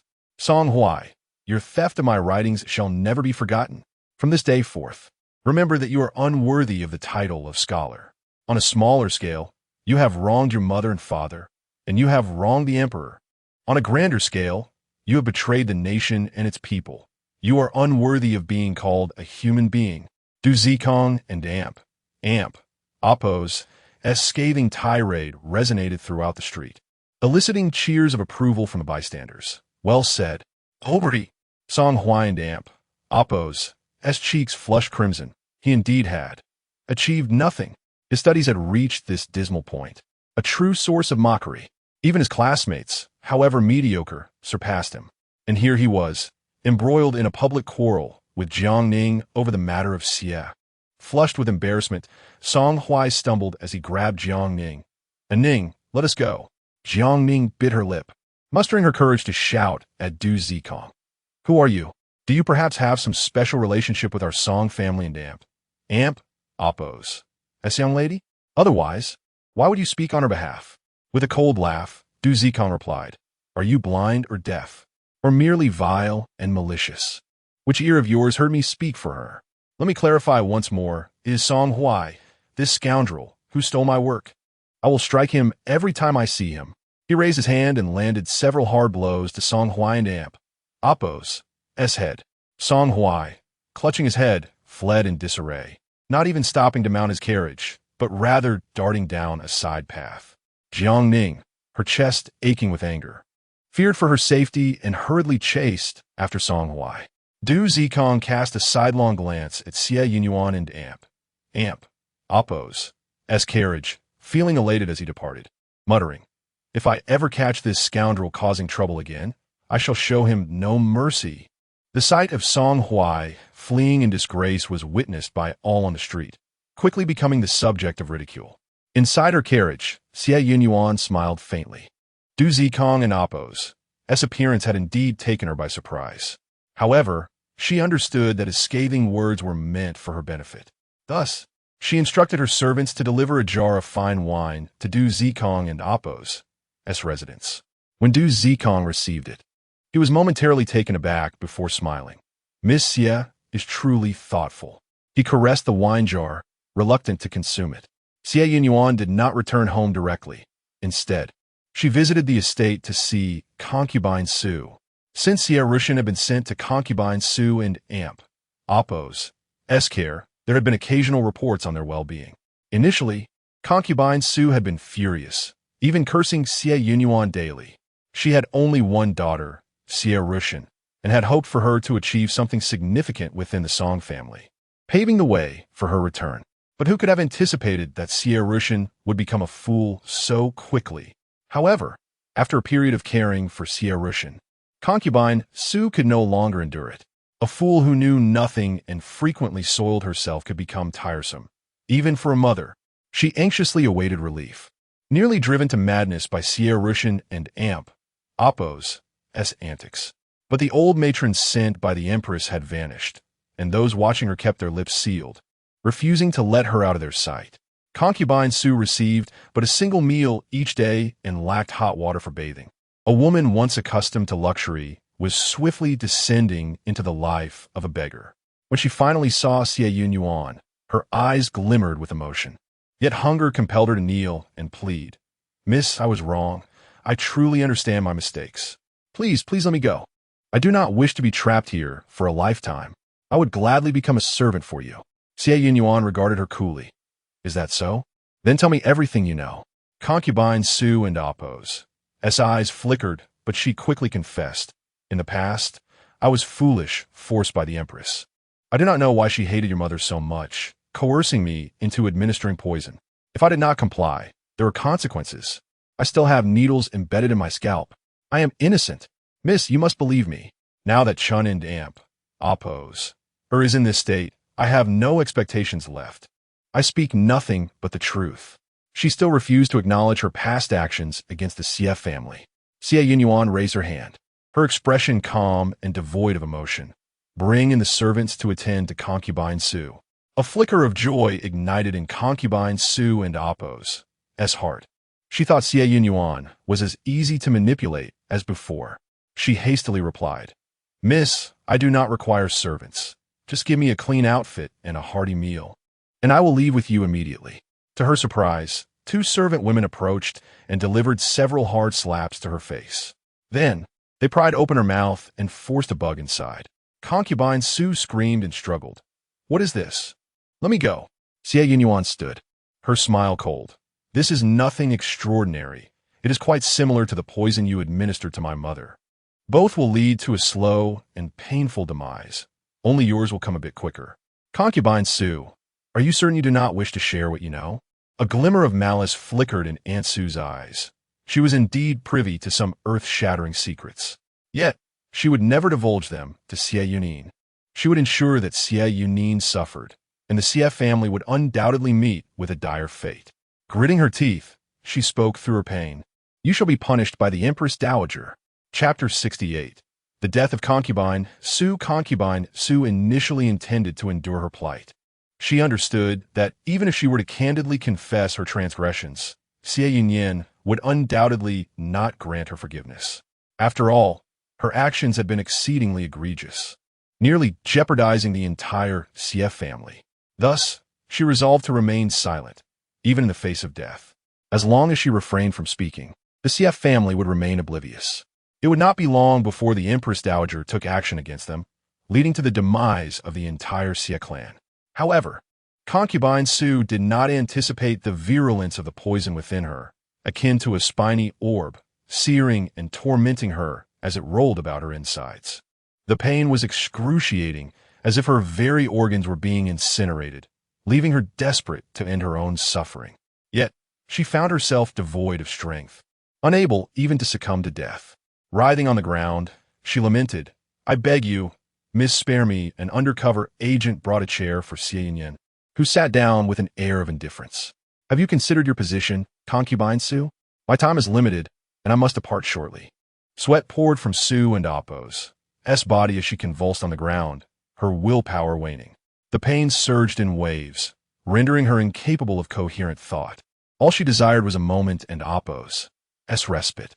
Tears streamed down her face as she uttered, "It was I was envious of the madam. The Empress Dowager compelled me to poison her, and I added a potion to prolong her suffering. She was meant to die this year. I feigned affection towards you all to gain favor, because I wished to become the madam. I no longer wanted to be a concubine. I yearned to be the madam." As another wave of agony struck her, her bones felt as if they were being crushed. Concubine Su and Appo's eyes widened in horror. She had never envisioned such suffering could exist in this world. Xie Yunyan regarded her coldly. Death was a terrifying prospect. An existence where one could neither seek life nor embrace death was profoundly torturous. Had it not been for concubine Su in her previous life, her mother would not have endured such torment. Were it not for concubine Su, her father and brother would not have assumed she wished to sever ties with her family, nor would they have remained ignorant of her suffering at the hands of Song Huaizhi. Therefore, what did concubine Su and Appo's pain truly signify? Xie Yunyan extracted an antidote, sighing softly. "Since you refuse to consume it, so be it. I have matters to attend to, and shall take my leave." With a hoarse voice, concubine Su clawed at the ground as another wave of excruciating pain washed over her, causing her to spit blood. With great difficulty, she finally said, I will tell you the Empress Dowager has buried incriminating evidence within the Xie household, evidence of collusion with the Whitehead sect, the Fifth Prince. He is the Empress Dowager's own blood." At this revelation, she suddenly began to bleed from her orifices. Xie Yunyan rushed forward, only to discover that concubine Su had already been afflicted by another poison.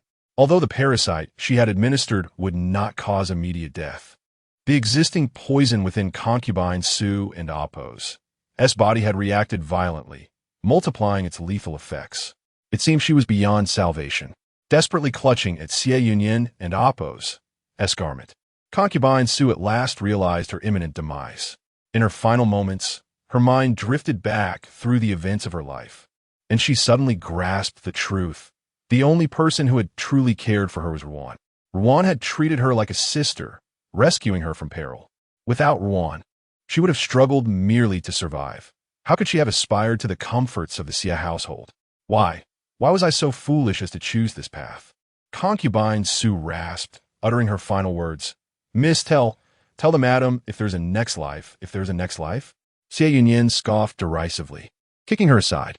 "If there's a next life, may you remember to keep your distance from us, even as a mere beast."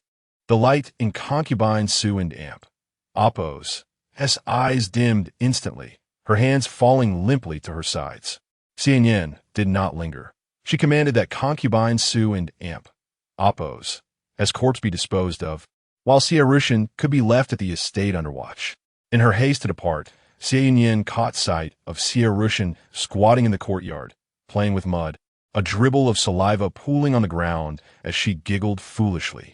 Once Xie Yunyan and Appo's silhouette vanished, Xie Yunyan gazed at the mud, laughing vacantly. Death all dead. Let them die. At the Song residence, the Grand Princess was suffering from a severe headache. After a brief respite, she was informed that Song Huaizhi had been assaulted in the street. Upon learning that he had confronted Xie Yunyan and Appo's carriage alongside Jiang Ning, demanding an apology, her headache intensified. Did Huaizhi still fail to comprehend the prevailing circumstances? Jiang was of no noble lineage and had already disgraced herself in the court. Even if she bore a son, he would be a source of mockery. With the Empress Dowager embroiled in scandal, the emperor would show her no mercy. Who knew when she would be able to emerge again? What hope did the Song family have? To rely on their tenuous connection to royalty was merely a child into Appo's fantasy. The prince consort engaged only in frivolities, composing poetry and pursuing pleasures, utterly devoid of ambition. Huaizhi had once been able to rely on Xie Yunyan to establish his position within the court, but now his reputation lay in ruins, leaving the Song family bereft of hope. No, the Song family must have some semblance of a hope. The Grand Princess summoned Song Huaizhi.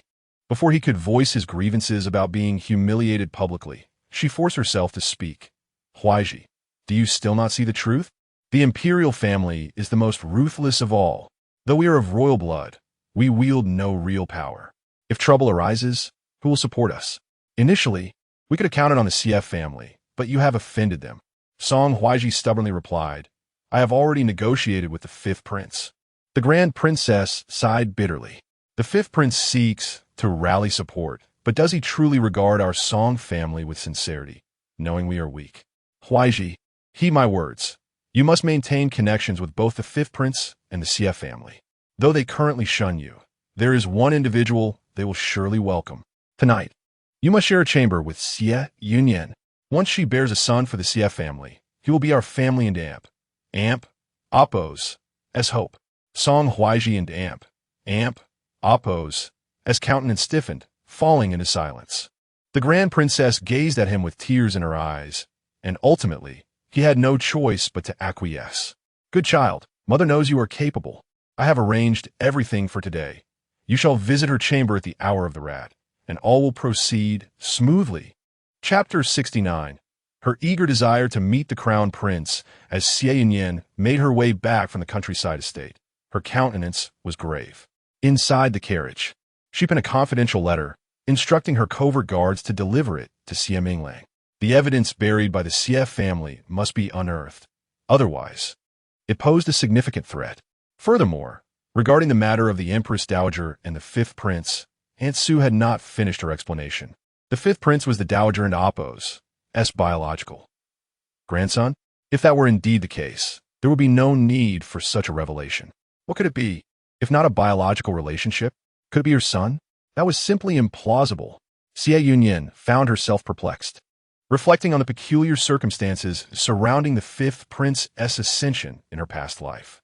The emperor, strong and robust, had suddenly succumbed to a grave illness, while the dowager and several ministers were at his side, ultimately announcing his last edict.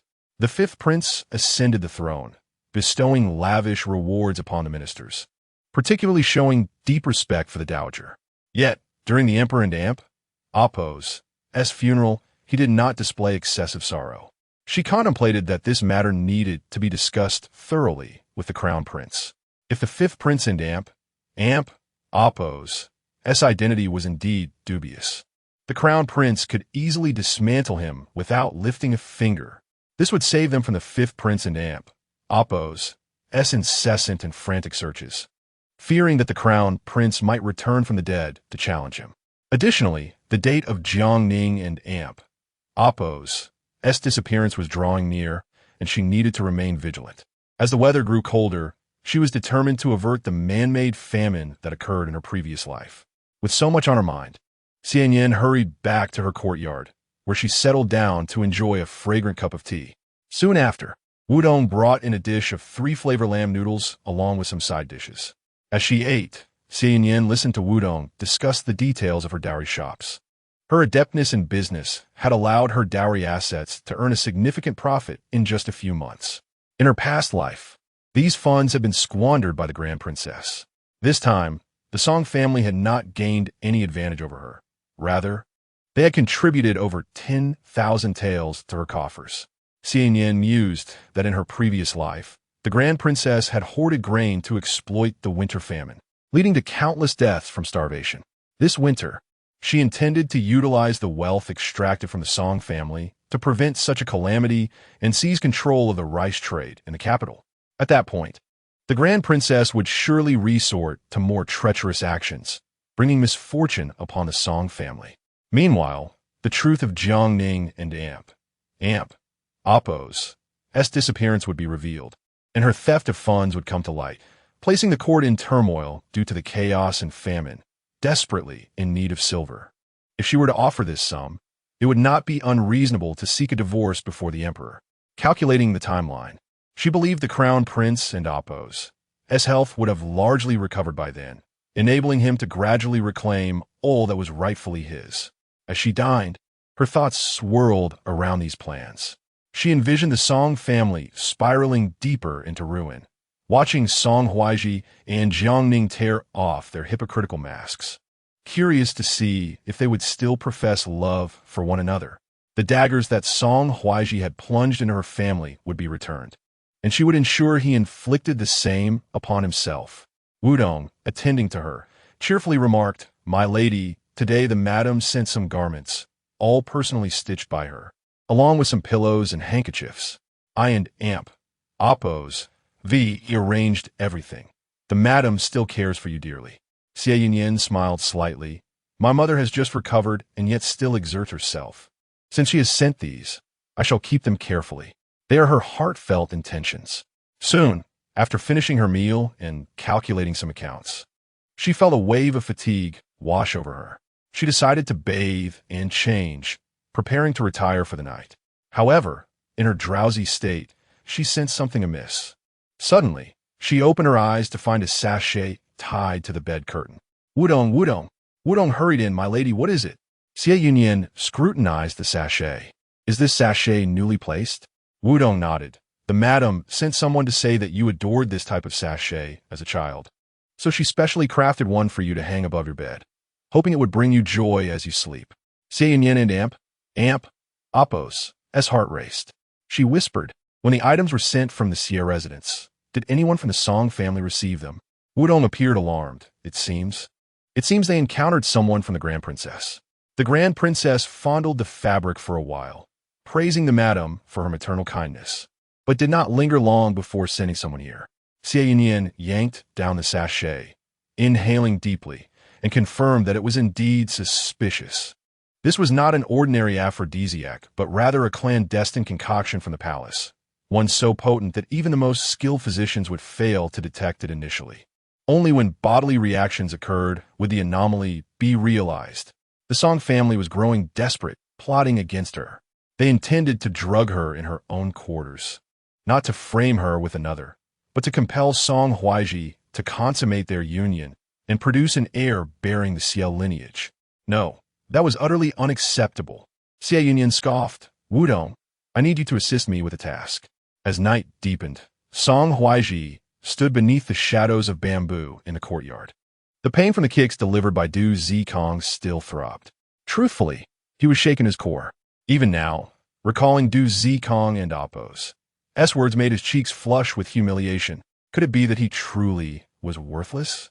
After years of study, how could he be devoid of merit? Yet, he had indeed failed to accomplish anything noteworthy. He had not achieved remarkable results in the imperial examinations, and since meeting Jiangning, he found himself preoccupied with love. Some had advised him. Jiangning claimed it was envy from others. He had sacrificed so much for Jiangning. Had it not been for her, he would have long since consummated his marriage with Xie Yunyan, thus avoiding all this turmoil. Fortunately, it was not too late. Ning was with child, and there might be an opportunity to raise her as a proper wife. As for Xie Yunyan, he would reluctantly share a bed with her. With this thought, Song Huaizhi closed his eyes, a pained expression crossing his face. He had never been a scoundrel. Life had been too pragmatic, forcing him to take this path. Yet, the image of Xie's delicate, creamy skin, her tender, rosy lips, and her undeniably enchanting visage filled his mind, and he inhaled deeply. Perhaps tonight would not be a total loss. He deceived Jiangning into believing he was occupied with official business in the study, urging her to sleep first, while he loitered in the study, waiting for the bell to announce the hour of the rat. Meanwhile, the Grand Princess was in a state of agony, anxiously awaiting the same hour for Huaizhi and Apos' plans to unfold. As she waited, she complained and fumed. "Where's the prince? Summon him to see me. This palace suffers from a debilitating headache. I am nearly dying, and he is still with that wretched Aunt Dan." Was and Apos' he instructed to deal with that harlot? Her personal maid quickly approached, speaking cautiously. "Princess, Aunt Dan is exceptionally cautious. She refused to consume the tainted food I sent. I will devise another plan in the coming days. The Grand Princess was beside herself with rage. Summon the prince. Hurry, bring him here. Drag that seductress Chun Danqing before me. I demand her personal service. But before she could finish her tirade, Prince Song Jingyang burst in, brandishing a sword. Here I am. Your Highness, what a grand display of authority you have. Ha ha, over 20 years ago, you forced me to break off my engagement with Dan Yang, and now, after all these years, you torment her and still seek her demise. At this moment, she lies poisoned, and the child within her is lost. You wretched woman, prepare to pay with your life. Having indulged in drink, Song Jingyang was somewhat delirious, wildly waving his sword in the Grand Princess's chamber, sending everyone into a panic. Immediately, someone rushed to find Song Huaizhi, exclaiming, Young master, it an oppose. Bad. Your father is going to kill your mother. From a distance, Xie Yunyan heard the commotion and finally felt at ease. At that moment, her cheeks flushed, and despite attempting various methods, she could not suppress the heat surging within her. Instead, her thoughts spiraled into a chaotic yearning to see Lin Hengyue. After downing 3 cups of cold water, she found herself tormented beyond endurance and could only rise to call out. Sun Yu, the shadow guard, promptly leaped down from the tiles. In a mere moment, Xie Yunyan appeared at the door of Lin Hengyue and Appo's chamber. Yang Er expressed his surprise. Miss Xie, what brings you here at this hour? Xie Yunyan, wrapped in a silk scarf, spoke softly. I have some urgent matters to discuss with your master. He must be burning the midnight oil over his documents. I shall check in on him. She was in such distress that, trembling, she pushed the door open, leaving Yang Er unable to intervene in time. Upon entering and seeing the man sitting with his back to her in the bath, Xie Yunyan momentarily froze. Yang Er and Appo's quavering voice came too late. Miss Xie, my master is bathing. Xie Yunyan took a deep breath and closed the door. Yet, she was so overwhelmed that tears threatened to spill. A commotion arose from within the room, and shortly thereafter, Lin Hengyue and Appo's deep and melodious voice called out, Come in. Chapter 70. Waiting for you to leave me behind, Yang Er instinctively believed that his master was calling for him. After all, although the crown prince had been recovering well in recent days, relying on a cane for support, he had not yet fully regained his independence. Thus, it was likely that he needed assistance.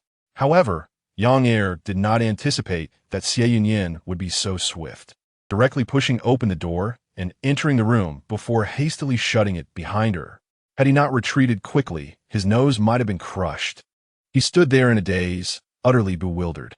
Where exactly was he supposed to be? Lin Hengyue was acutely aware that Xie Yunyan would never come to find him at such a late hour unless there was an urgent matter at hand. Therefore, he had not even taken the time to dry off. He simply pulled himself up from the edge of the bathtub, wrapped himself in 2 layers of clothing, and allowed Xie Yunyan to enter. Indeed, her gaze was somewhat unfocused and fervent, and her cheeks flushed. She approached him, her steps hurried and somewhat peculiar. Lin Hengyue's heart tightened. Ian, who has wronged you? Xie Yunyan stepped forward, throwing her arms around his neck and kissing him fervently. At that moment, her mind was consumed with thoughts of Lin Hengyue and Appo's lips. She longed to kiss him, to feel his handsome features, his throat, everything about him. Lin Hengyue and Appo's eyes widened in shock. He had not expected Xie Yunyan to kiss him so boldly. The girl was clumsy in her eagerness, almost in tears, her eyes brimming with tears as she clung to his neck and cried, You kiss me too. Lin Hengyue grasped the back of her head, pulling her down gently. How could he bear to see her in such a state? It was an overwhelming assault, and only when he realized she was beginning to tug at his clothing did he comprehend that she had been wronged. His heart ached for her. He held her hands tightly. Ian, I cannot allow you to be bullied like this.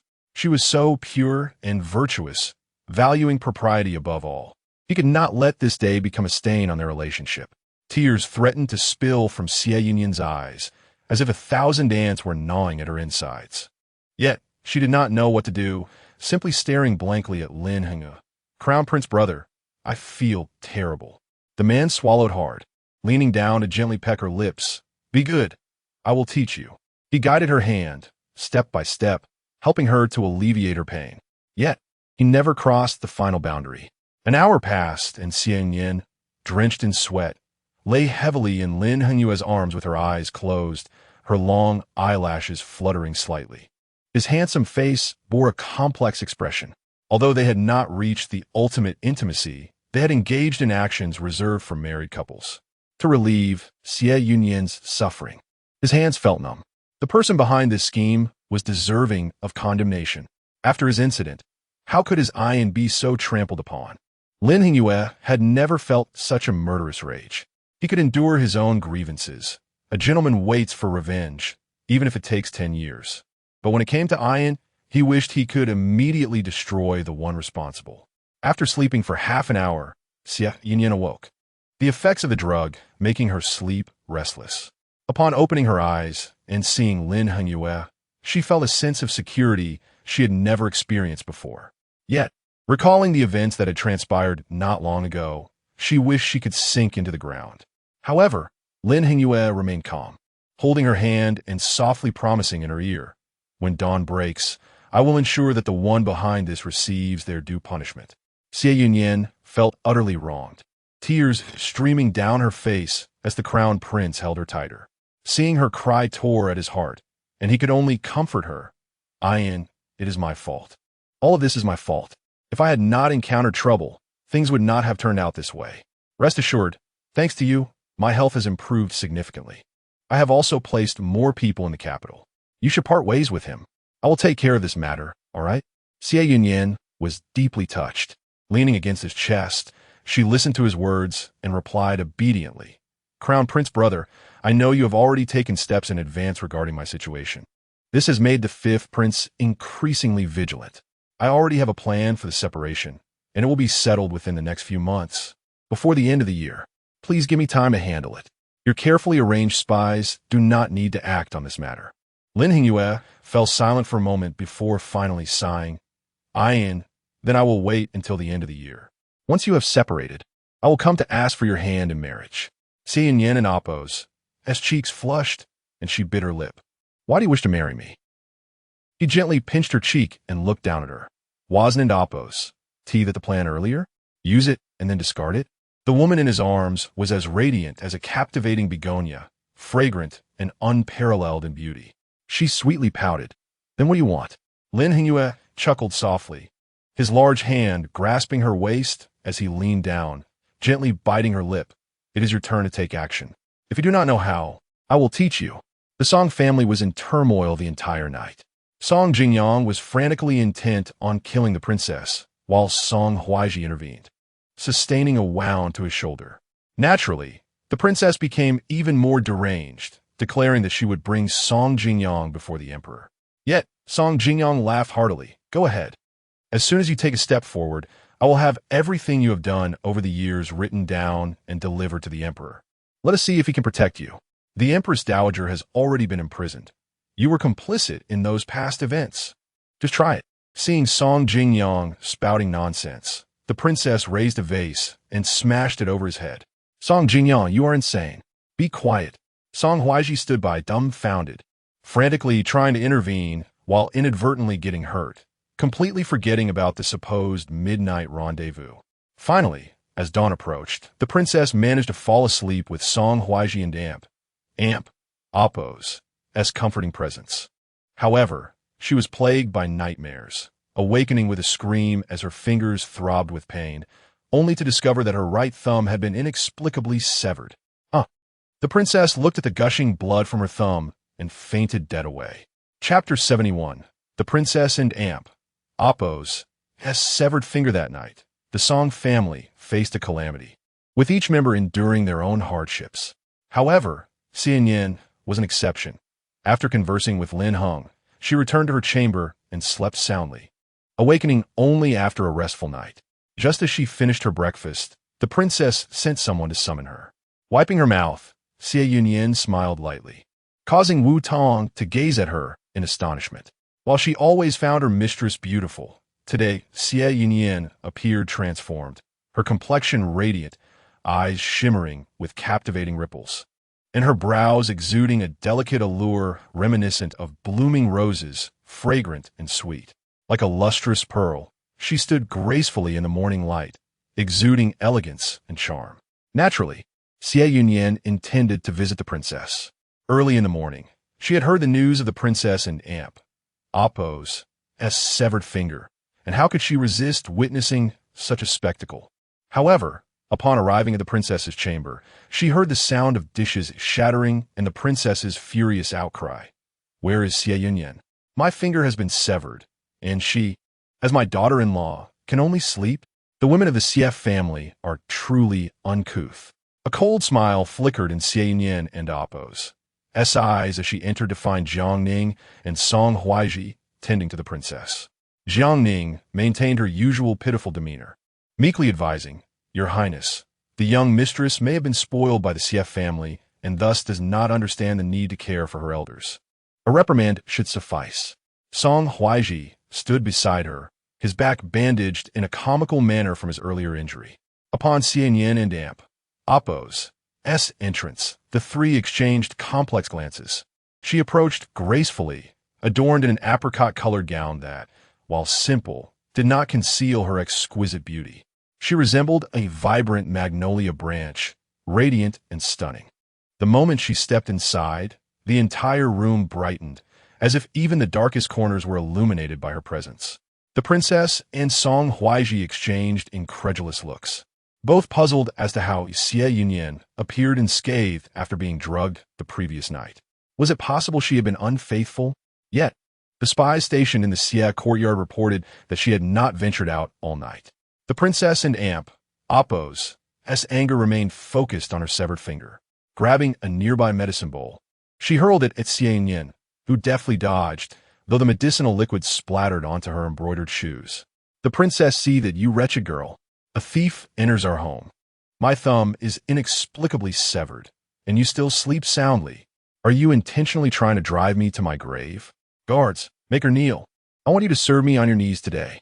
Xie Yunyan chuckled softly. "I had a clever plan to reattach your severed finger, but since you despise me so much, I shall let it be." The princess, taken aback, had already summoned several physicians that morning, all of whom had been unable to assist. Jiang Ning, sensing the tension, quickly reminded, "Your Highness, that Dr. Xiao was recommended by her." Xie Yunyan interjected coldly, "Indeed, Dr. Xiao was my recommendation, but did he not fail to heal my husband's face and leg? He dared not lie before the emperor and truthfully reported the Empress Dowager's condition, further proving Dr. Xiao's remarkable skills." Following the incident with the Empress Dowager, the emperor had retained Dr. Xiao at the Imperial Medical Office, and the princess now dared not summon him hastily. Caught between the pain of her severed finger and her rising anxiety, she finally conceded, "If you can truly reattach my finger, I shall spare you. But know that if you dare to play tricks, I have countless ways to punish you." Xie Yunyan replied calmly, "I would not dream of it." In her heart, she mused, "You may act as you wish, but I shall play my own game."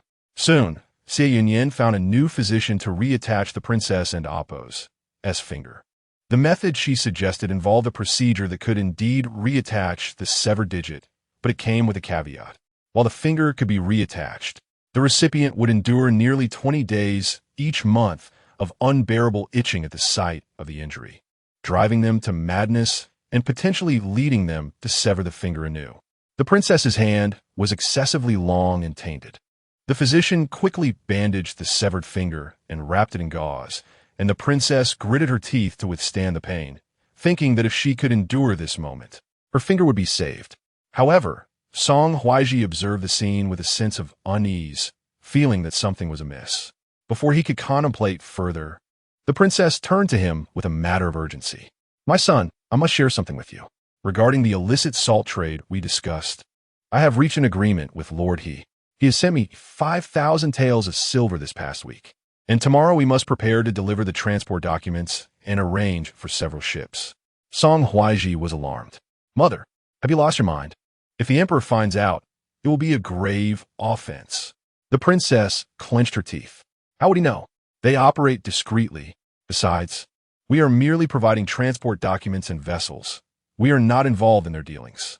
This will be our last collaboration with them. After the winter, I will have other means of earning, but I need capital now, and this is the only way. Still reeling from shock, Song Huaizhi attempted to dissuade her, but she grasped his hand firmly. Do you not realize how dire our situation is? The Xie family refuses to part with the dowry, and our attempts to reclaim it have failed repeatedly. Can we really allow our grand estate to diminish and become a laughingstock? The emperor has grown cold towards us and will not bestow any more silver. My private treasury is nearly empty. If you have a better way to earn money or can endure the ridicule of austerity, I shall heed your advice. Ask yourself, with winter approaching, are you willing to wear inferior clothing this season? Song Huaizhi hesitated, his expression complicated.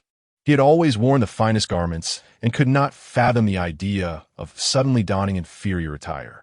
However, in the end, he reluctantly nodded. Mother, I shall only do this once.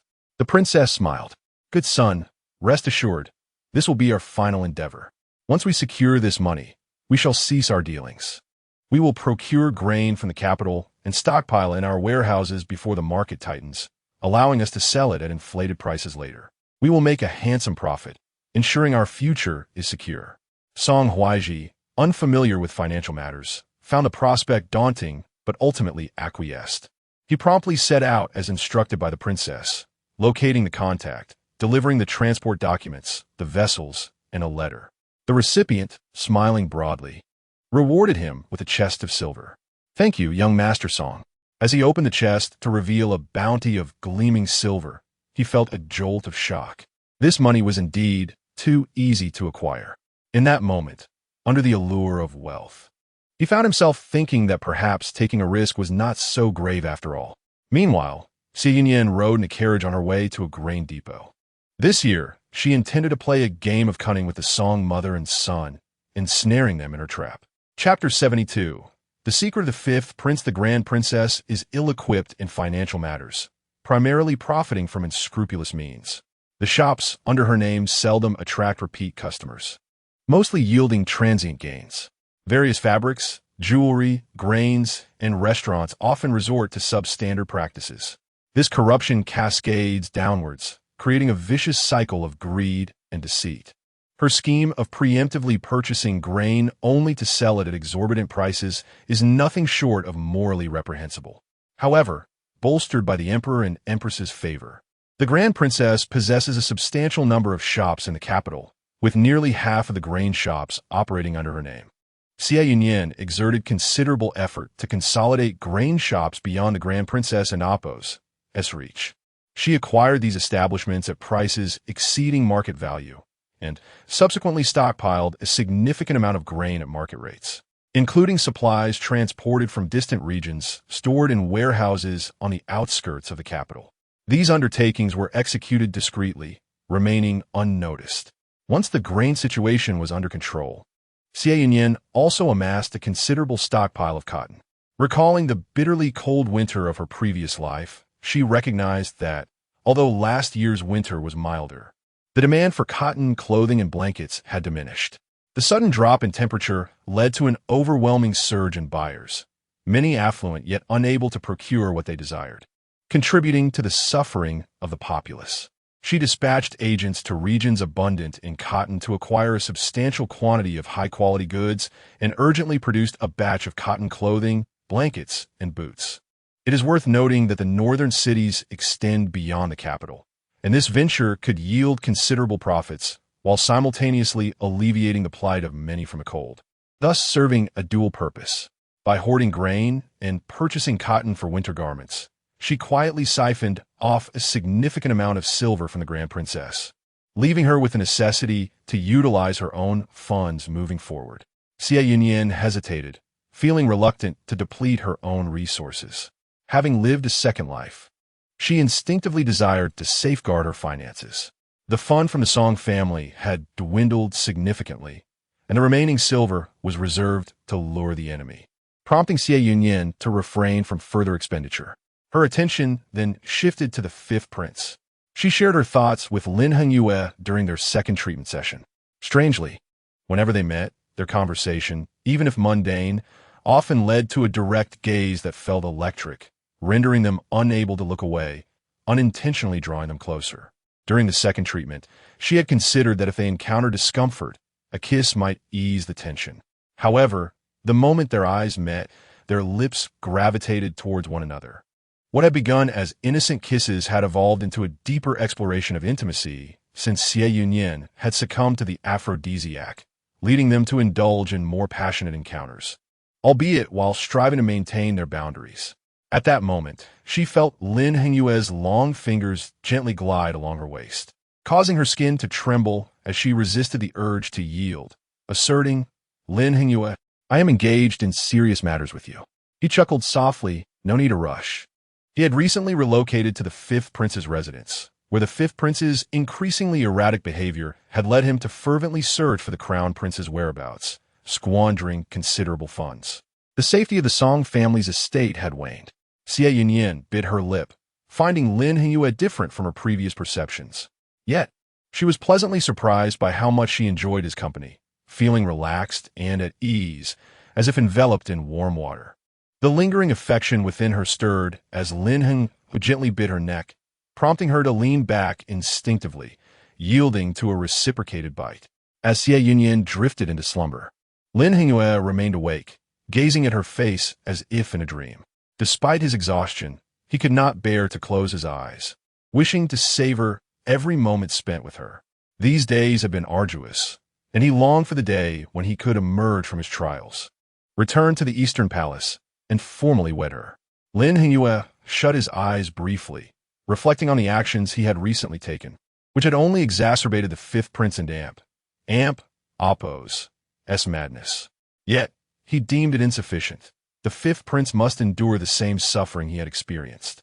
When Xie Yunyan opened her eyes, she found Lin Hengyue still watching her. She murmured, leaning comfortably against him, "Aren't and Appo's, you tired? After this second treatment, you will feel fatigued as your body has expended much energy and requires rest. During this time, you must sleep and eat well. Additionally, I will administer acupuncture to expedite the elimination of toxins from your system, allowing you to walk without crutches." Lin Hengyue observed her slightly pale complexion, fully aware of her sacrifices on his behalf. His voice, tinged with a hoarse undertone, urged, "You must also take care of yourself. We both need to nurture our health. For in 6 months, we shall wed." Xie Yunyan and Appo's cheeks flushed with embarrassment as she swiftly shifted the topic to the Fifth Prince.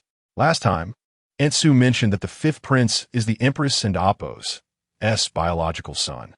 Did you piece together what she left unsaid?" The Crown Prince nodded. "Indeed, it sparked some thoughts. I am 4 years older than the Fifth Prince. Recently, I had someone inquire into the matter. When I was 4, the Empress was absent from the palace, staying at the Taiyang Mountain Palace, secluded and surrounded only by a small entourage of guards and maids. Upon her return to the palace the following year, she dismissed her 4 wet nurses, 3 of whom died, while 1 went missing." Xie Yunyan's heart raced at this revelation. Could it be that the Fifth Prince was indeed the Empress's son? Had she given birth during her time in seclusion? Such a notion seemed preposterous. The Crown Prince shared her incredulity. This matter requires further investigation. Nonetheless, the Empress dotes on the Fifth Prince. Her affection for me is merely superficial, while her genuine love resides with him, as she often held him close during his childhood. Xie Yunyan and Appo's eyes widened in astonishment. Is that truly the case? Chapter 73. Do you have any information regarding the Crown Prince, Xie? Upon mentioning the Fifth Prince, Lin Hengyue's expression grew somewhat distracted. The primary reason he ascended to the position of Crown Prince was not merely due to his age. Rather, it was his exceptional talents that shone brightly from a young age. Many attributed his abilities to innate talent. Yet Lin Hengyue understood that his initial motivation was to garner the attention of his father and grandmother. From a tender age, the Fifth Prince had confided in him that, while the Empress and the Emperor publicly bestowed similar gifts upon both, privately, the Emperor and Empress would reward the Fifth Prince with even more extravagant treasures. Consequently, as he matured, the Fifth Prince exhibited an extravagant lifestyle, lavishly spending without restraint, his daily existence characterized by opulence, where spending a fortune was no exaggeration. However, Lin Changyue recognized that the fifth prince lacked any business acumen. His luxurious life stemmed not from his earnings, but from the bountiful gifts bestowed upon him by their father and grandmother. Even after Lin Changyue became the crown prince, the regulations surrounding him were inherently superior to those of the fifth prince. Yet the fifth prince, with his mountains of gold and silver, continued to subtly overstep his bounds. Listening to the crown prince and Appo's description of the fifth prince, Xie Yunyan unconsciously toyed with the silk handkerchief in her delicate, fair fingers. Since the fifth prince possessed such wealth, why not seize a little for herself? Lin Changyue pinched her cheek playfully. If you desire silver, I have plenty to spare. It was originally intended as a dowry for you, but it can be yours directly now. Xie Yunyan curled her lips into a smile. Absolutely not.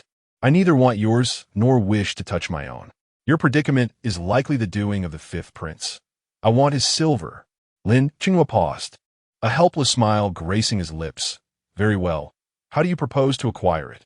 Xie Yunyan whispered a few words in his ear, and Lin Changyue's eyes sparkled with intrigue, sensing that Yin was becoming increasingly unreserved in his presence. Her true nature was not that of a demure young lady, but rather that of a charming, mischievous little fox. Xie Yunyan swiftly devised a plan to extract money from the fifth prince and Appo's as pockets. Meanwhile, the fifth prince had been growing increasingly erratic, having turned the entire capital upside down in his search. When he reached the Song family's residence, he thoroughly rummaged through the western garden once again. The fifth prince witnessed a room filled with medicine and the remnants of writing on the table. From the faint ink stains left behind, he instinctively suspected Lin Changyue. No, such ink stains could only belong to him. The fifth prince and Appo's expression darkened, but those around him advised, Your Highness. The former crown prince did indeed write with great speed and force, often leaving marks on the table, yet he was gravely injured and perished. Even if he were saved, he would certainly be bedridden. How could he have penned anything? This writing must belong to someone else. Did the Song family not say this was the son of the duke? The fifth prince narrowed his eyes. I do not mistake. This bed also bears signs of disturbance. Lin Changyue, upon rising each morning, would lean against the right side of the bed to read for an hour, leaving friction marks. At this, everyone fell silent. Could it be that the crown prince truly did not perish? Had he resided in the Song family's western garden for a time? The more the fifth prince pondered, the more enraged he became. He had expended considerable effort and resources, even subconsciously entering the western garden and pushing open the door. He had seen a couple entangled in the covers, and he had not dared to look further. Could that person have been Lin Changyue? The fifth prince frantically confronted the grand princess and the duke. Where has that relative of yours in the western garden gone? Seeing the fifth prince's aggressive demeanor, the grand princess was displeased. Are you questioning me, Your Highness? He is merely a distant relative. He claimed he was unwell and wished to return home to await death. Should I have kept him here? The fifth prince inhaled deeply. When did he leave? Where's his home? I must ascertain the identity of the person who recently resided in the Song family's western garden. Was it the former crown prince Lin Changyue? As soon as he finished speaking, Song Huaizhi suddenly felt a strange sensation. Could the person in the western garden have been the former crown prince? What about Xie Yunyan? Hadn't Xie Yunyan once told him she saw Xie Yunyan embracing someone through the window paper? Was that not mere nonsense? Noticing Song Huaizhi and Appo's gaze shift towards Xie Yunyan, the fifth prince followed suit, marching over to fix his intense gaze upon her. Lady Song, do you know the whereabouts of the former crown prince Lin Changyue?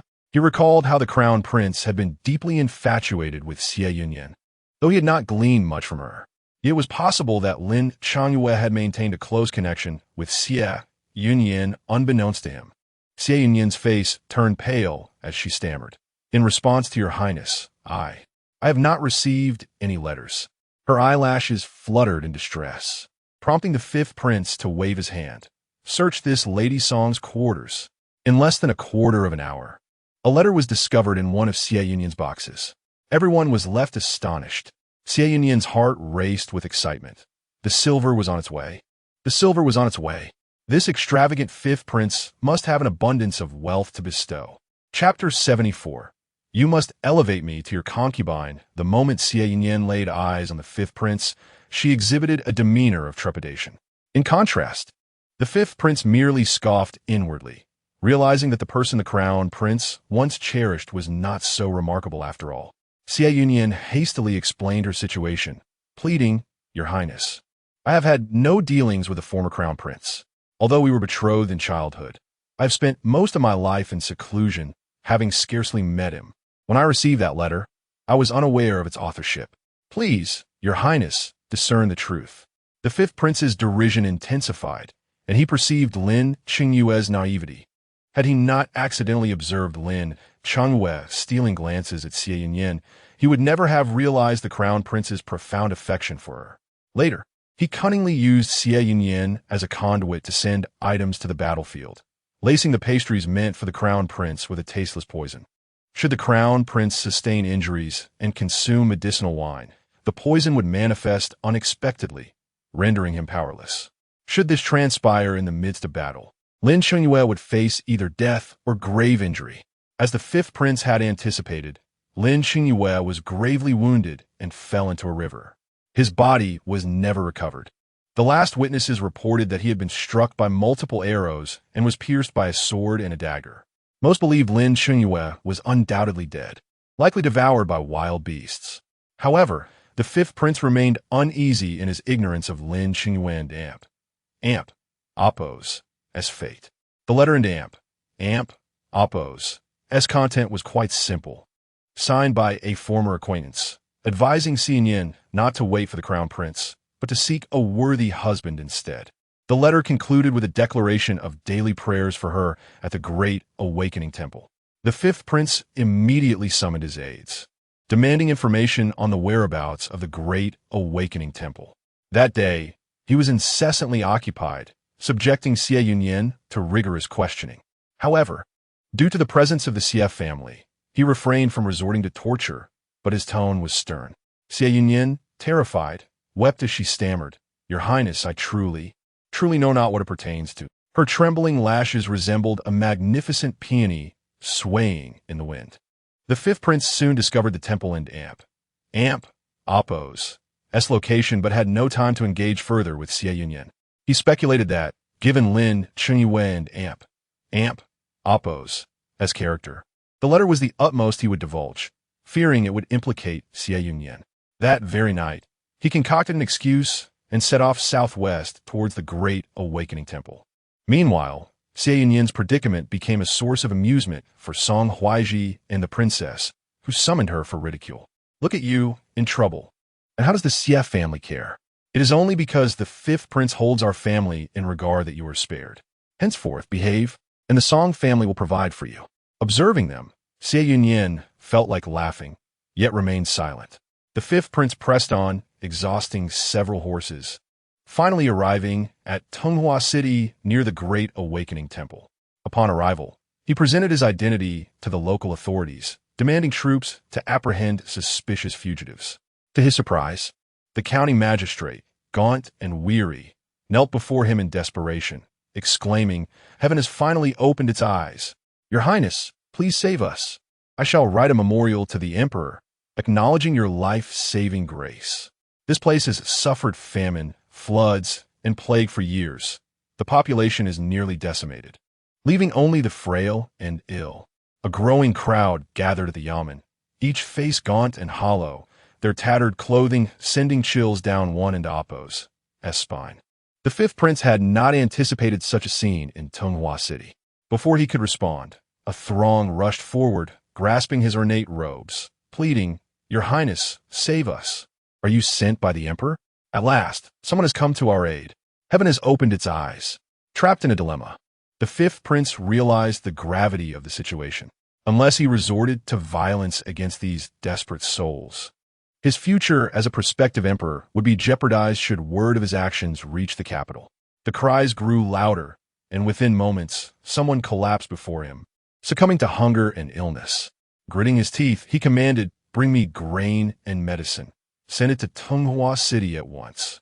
We must aid the afflicted." However, his men soon discovered that the surrounding areas were equally impoverished, with few sellers of grain. Just as he was at his wit's end, a caravan of merchants appeared, offering grain and medicine. His confidant quickly approached to negotiate a purchase. The merchant, however, demanded an exorbitant price, claiming, "Our goods have already been secured with a deposit. If we breach the contract, we must repay triple the deposit. Unless you cover our losses, we cannot sell to you." What should have cost a mere 1,000 taels suddenly escalated to 5,000.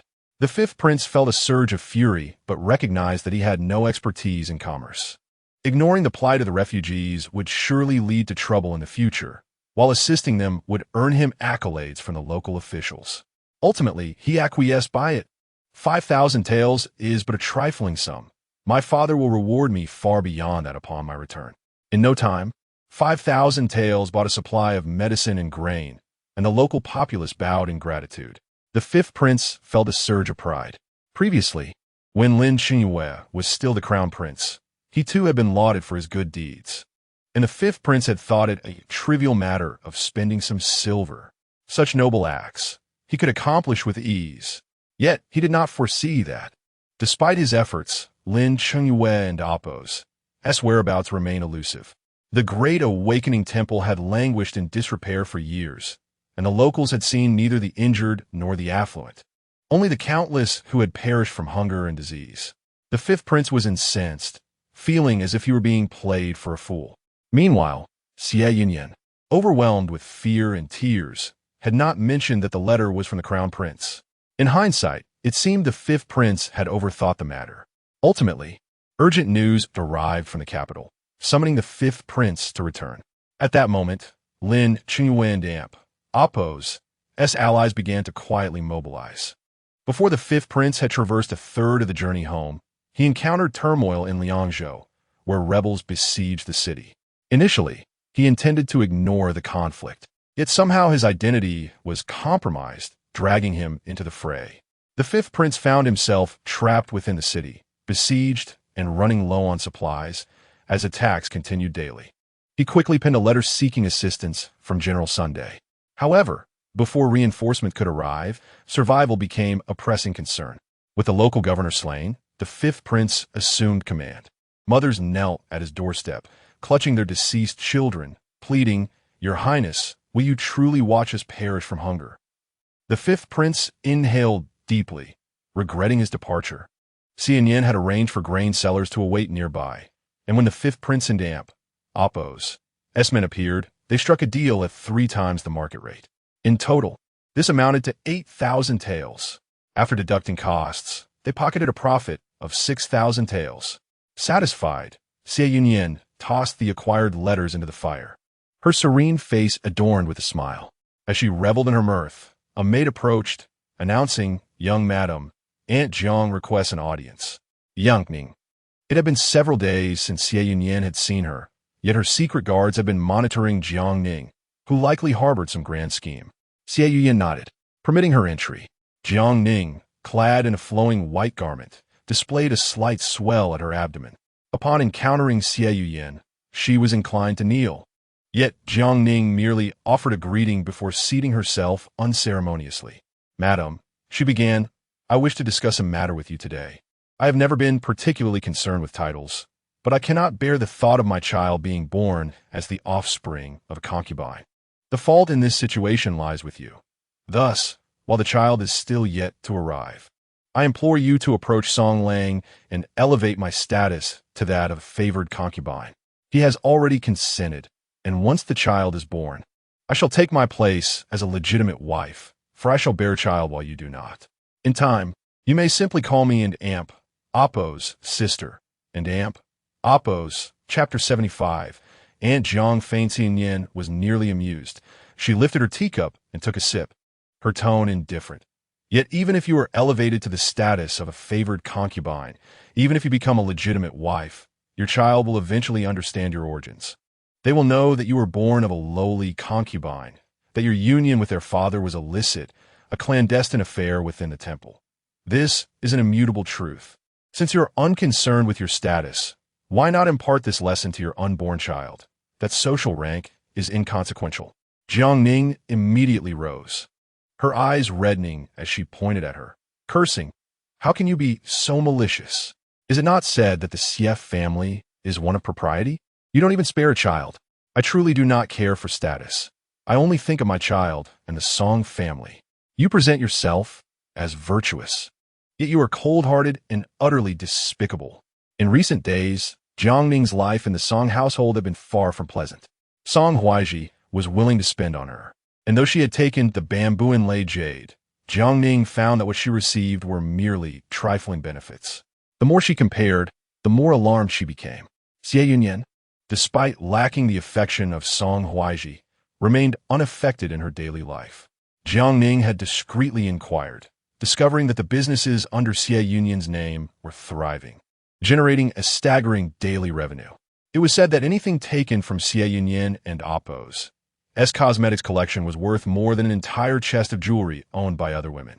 After observing for a while, Jiangning noted that Xie Yunyan and Appo's adornments appeared simple, and some designs bore resemblance to one another, as if she possessed only a handful of pieces.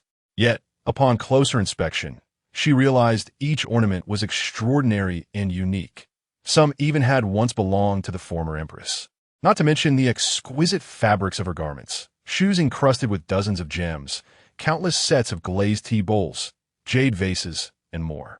Further investigation revealed that even the writing materials Xie Yunyan used were of the highest quality. Just how wealthy was the Xie family? And what dowry had they bestowed upon her? Jiangning clenched her fists in quiet determination. Before she departed, she must seize Xie Yunyan and Appo's dowry to take with her. Today, her intent was to provoke Xie Yunyan.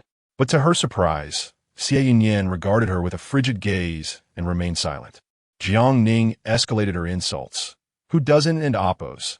To know that you would harm even your own sister? Was and Appo's. Xie you're doing?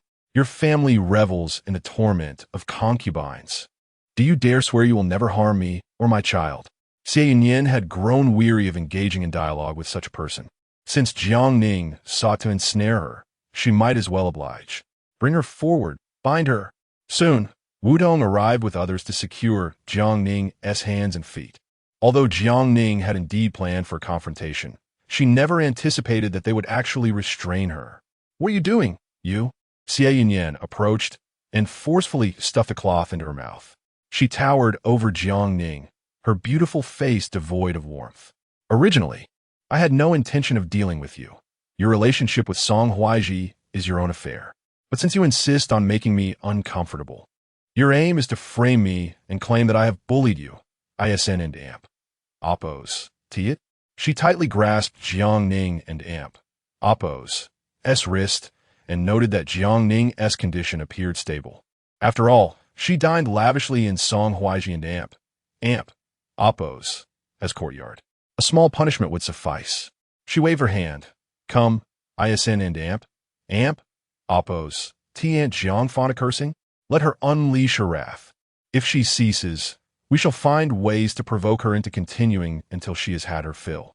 Only then will we release her. Before long, Jiangning was dragged into a room where Xie Yunyan and Appo's servants forced her to sit in a chair. A cage was brought forth before Jiangning, within which slithered a patterned snake. The serpent writhed, attempting to strike at the nearest person, its head bobbing as if eager to escape and bite Jiangning.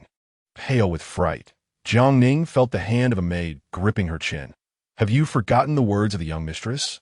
If you enjoy cursing, direct your ire at this creature. If your insults fall short or are insufficient, then you shall face the snake and Appo's penalty. The snake and Appo's flickering tongue was utterly terrifying. Jiangning felt faint, yet under duress, she could only stammer out curses. But how could she dare to curse Xie Yunyan? She could only berate herself. It is I who engaged in illicit union.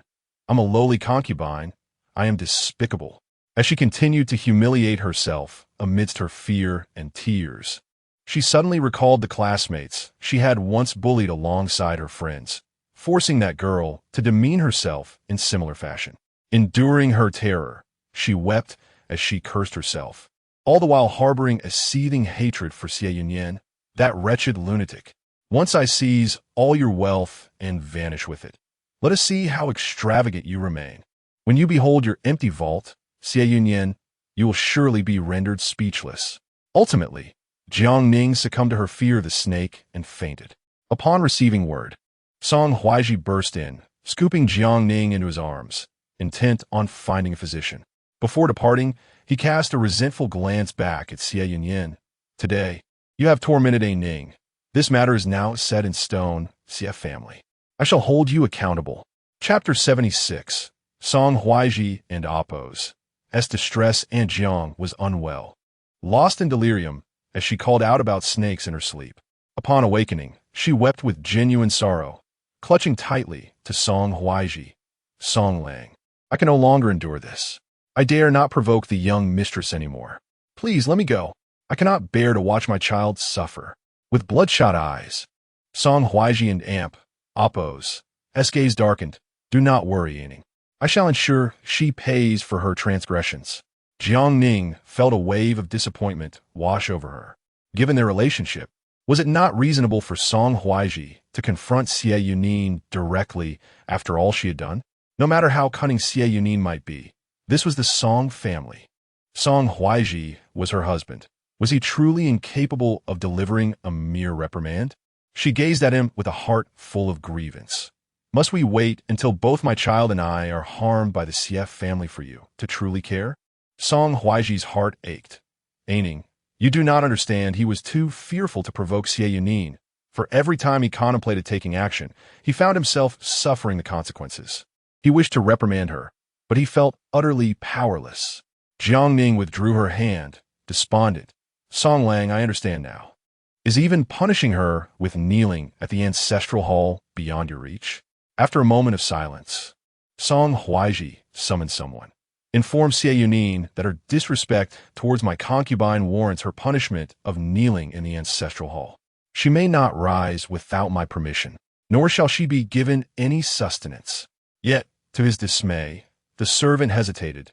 Young master, but the young mistress likely will not heed your command.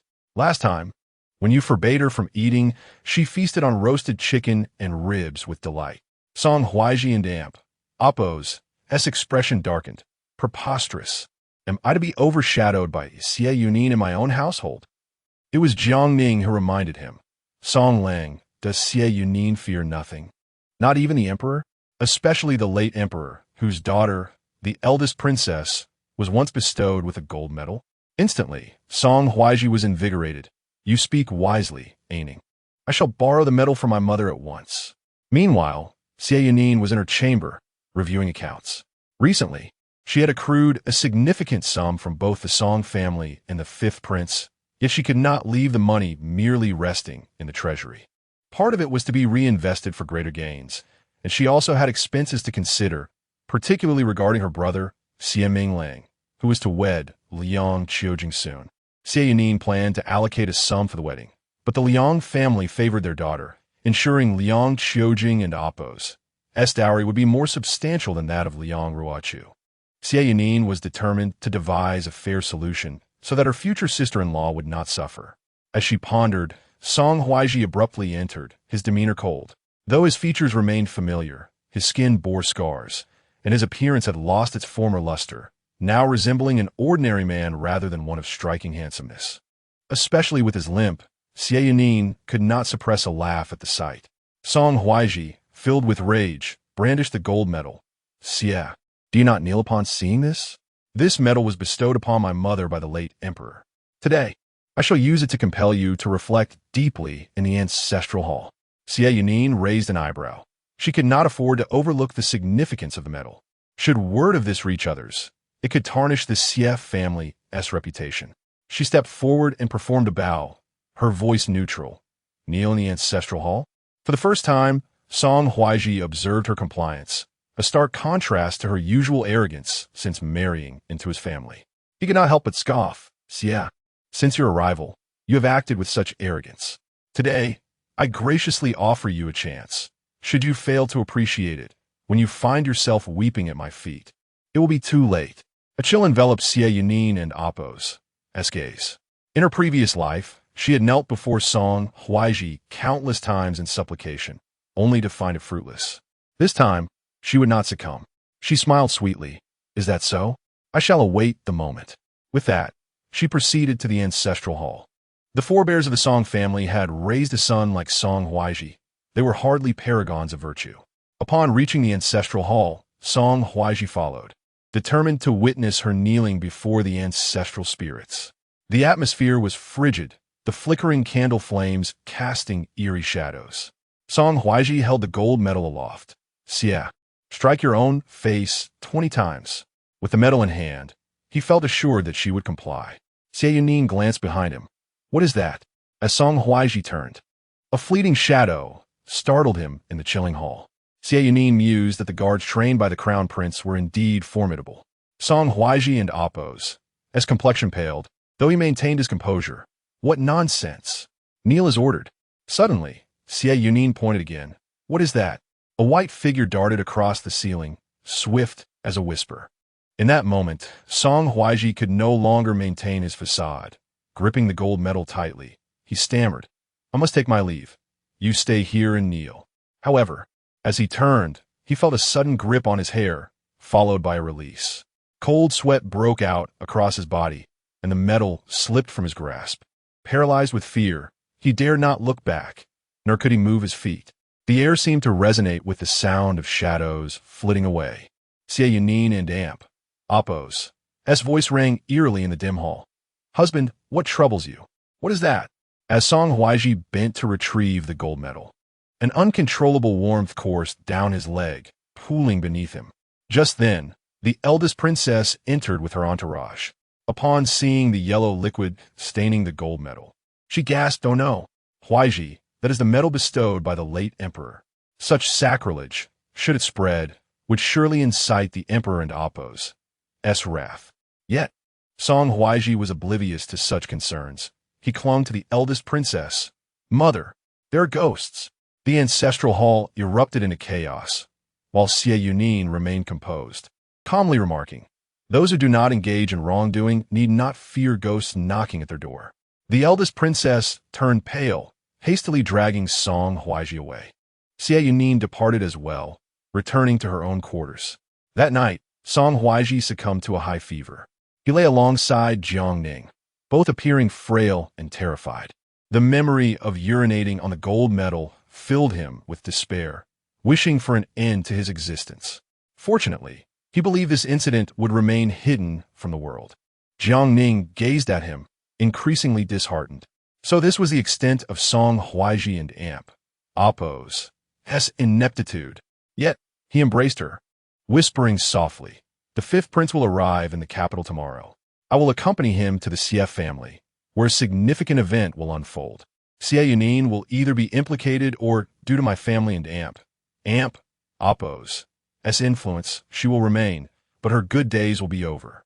The Xie family has committed a grave offense.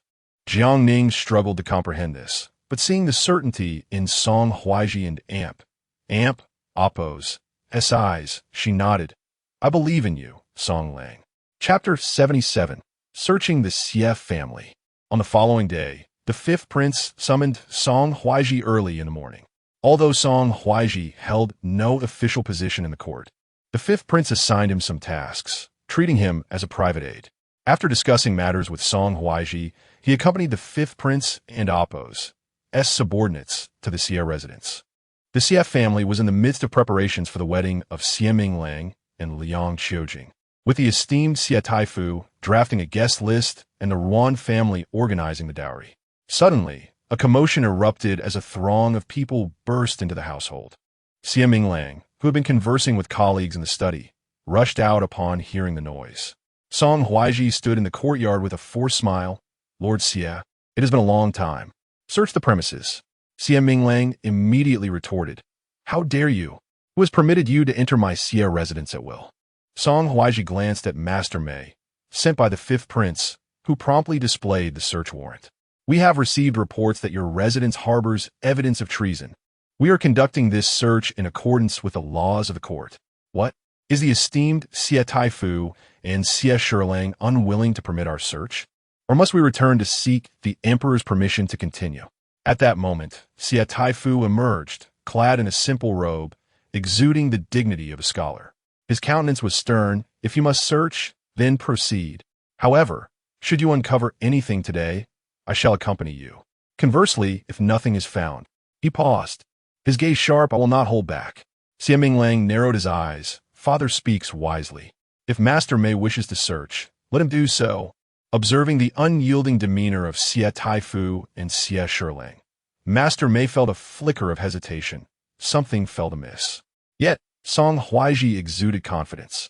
His initial agreement to the Emperor and Appo's marriage proposal stemmed from the need to comply, as well as the Xie family and Appo's standing in the court, particularly Xie Taifu and Appo's influence among the literati and virtuous officials of the capital.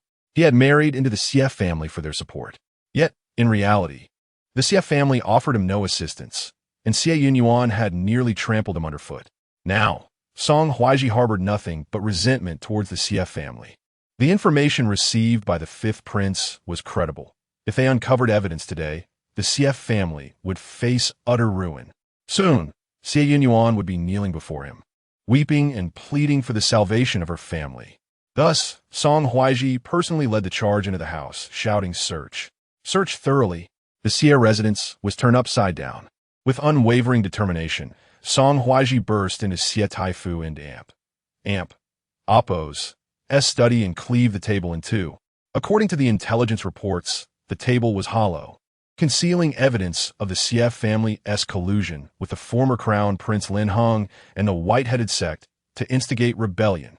Indeed, when the table was smashed open, a scroll of sheepskin was revealed. Song Huaizhi's heart raced as he reached for it, but Xie Taifu barked, "Stop! You cannot touch that." Unfazed, Song Huaizhi retorted, "Why can I not?" He seized the scroll, unrolling it for a cursory glance before freezing in shock. Impossible, this cannot be.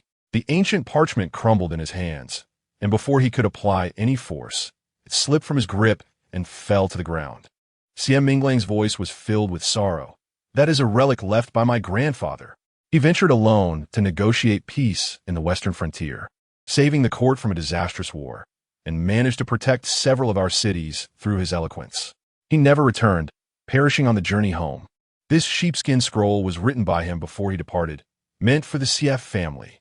It bore only 2 lines: "If the nation thrives, life and death are of no concern."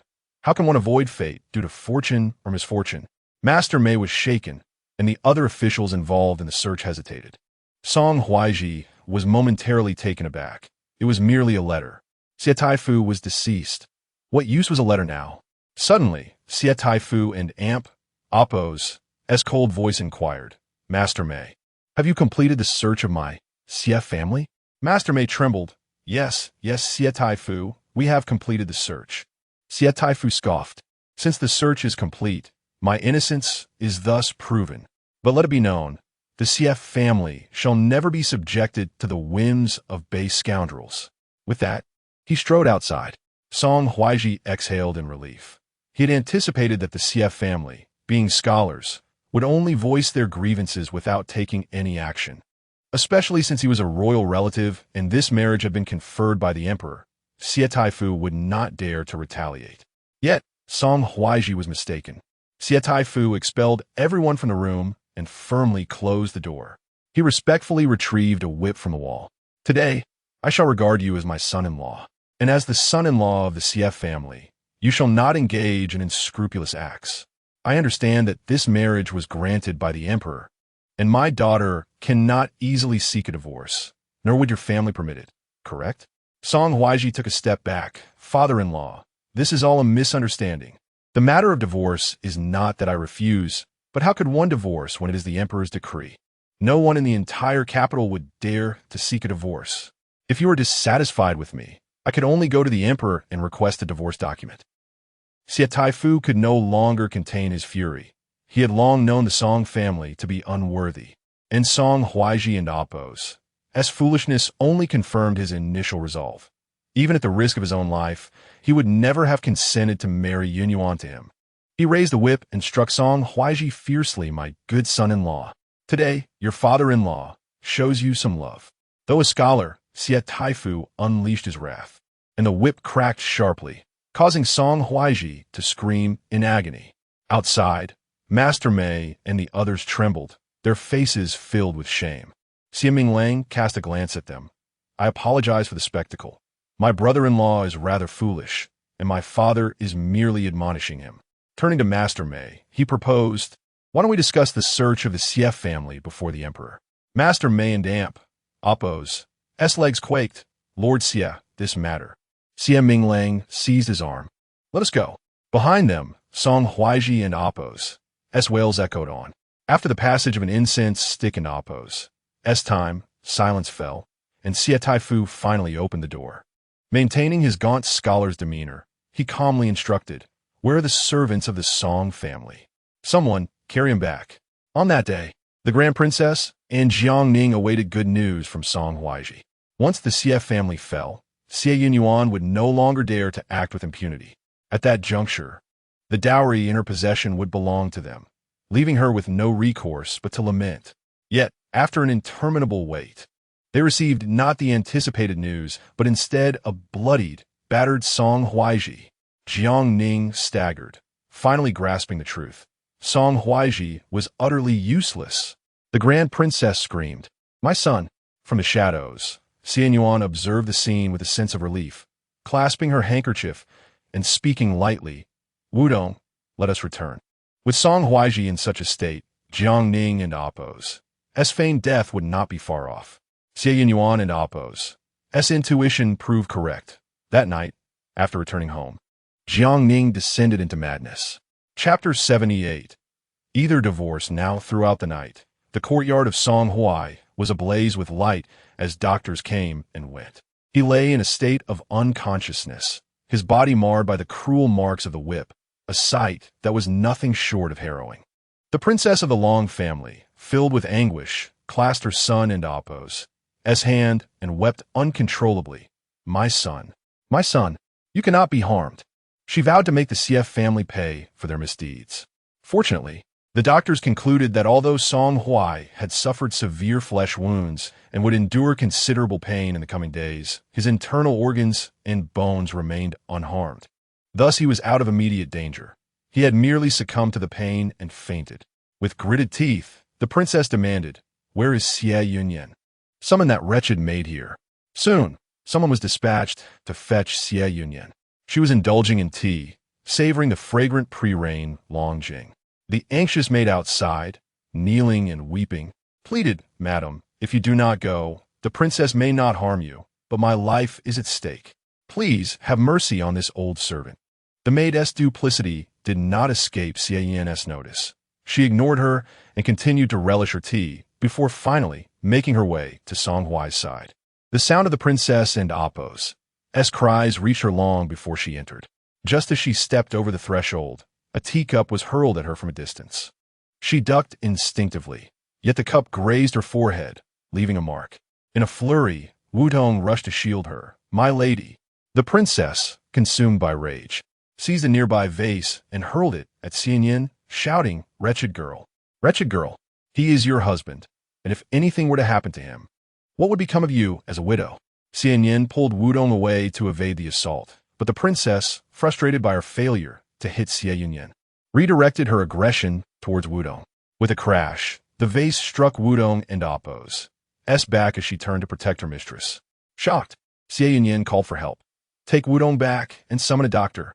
She was desperate to leave, but the princess and Appo's fury erupted. My son lies here unconscious, and you dare not even cast a glance at him. You, a mere servant from the Xie family, rush off to attend to your maid instead. Xie Yunyan, as a wife, you have sunk to such depths that it is not an exaggeration to speak of divorce.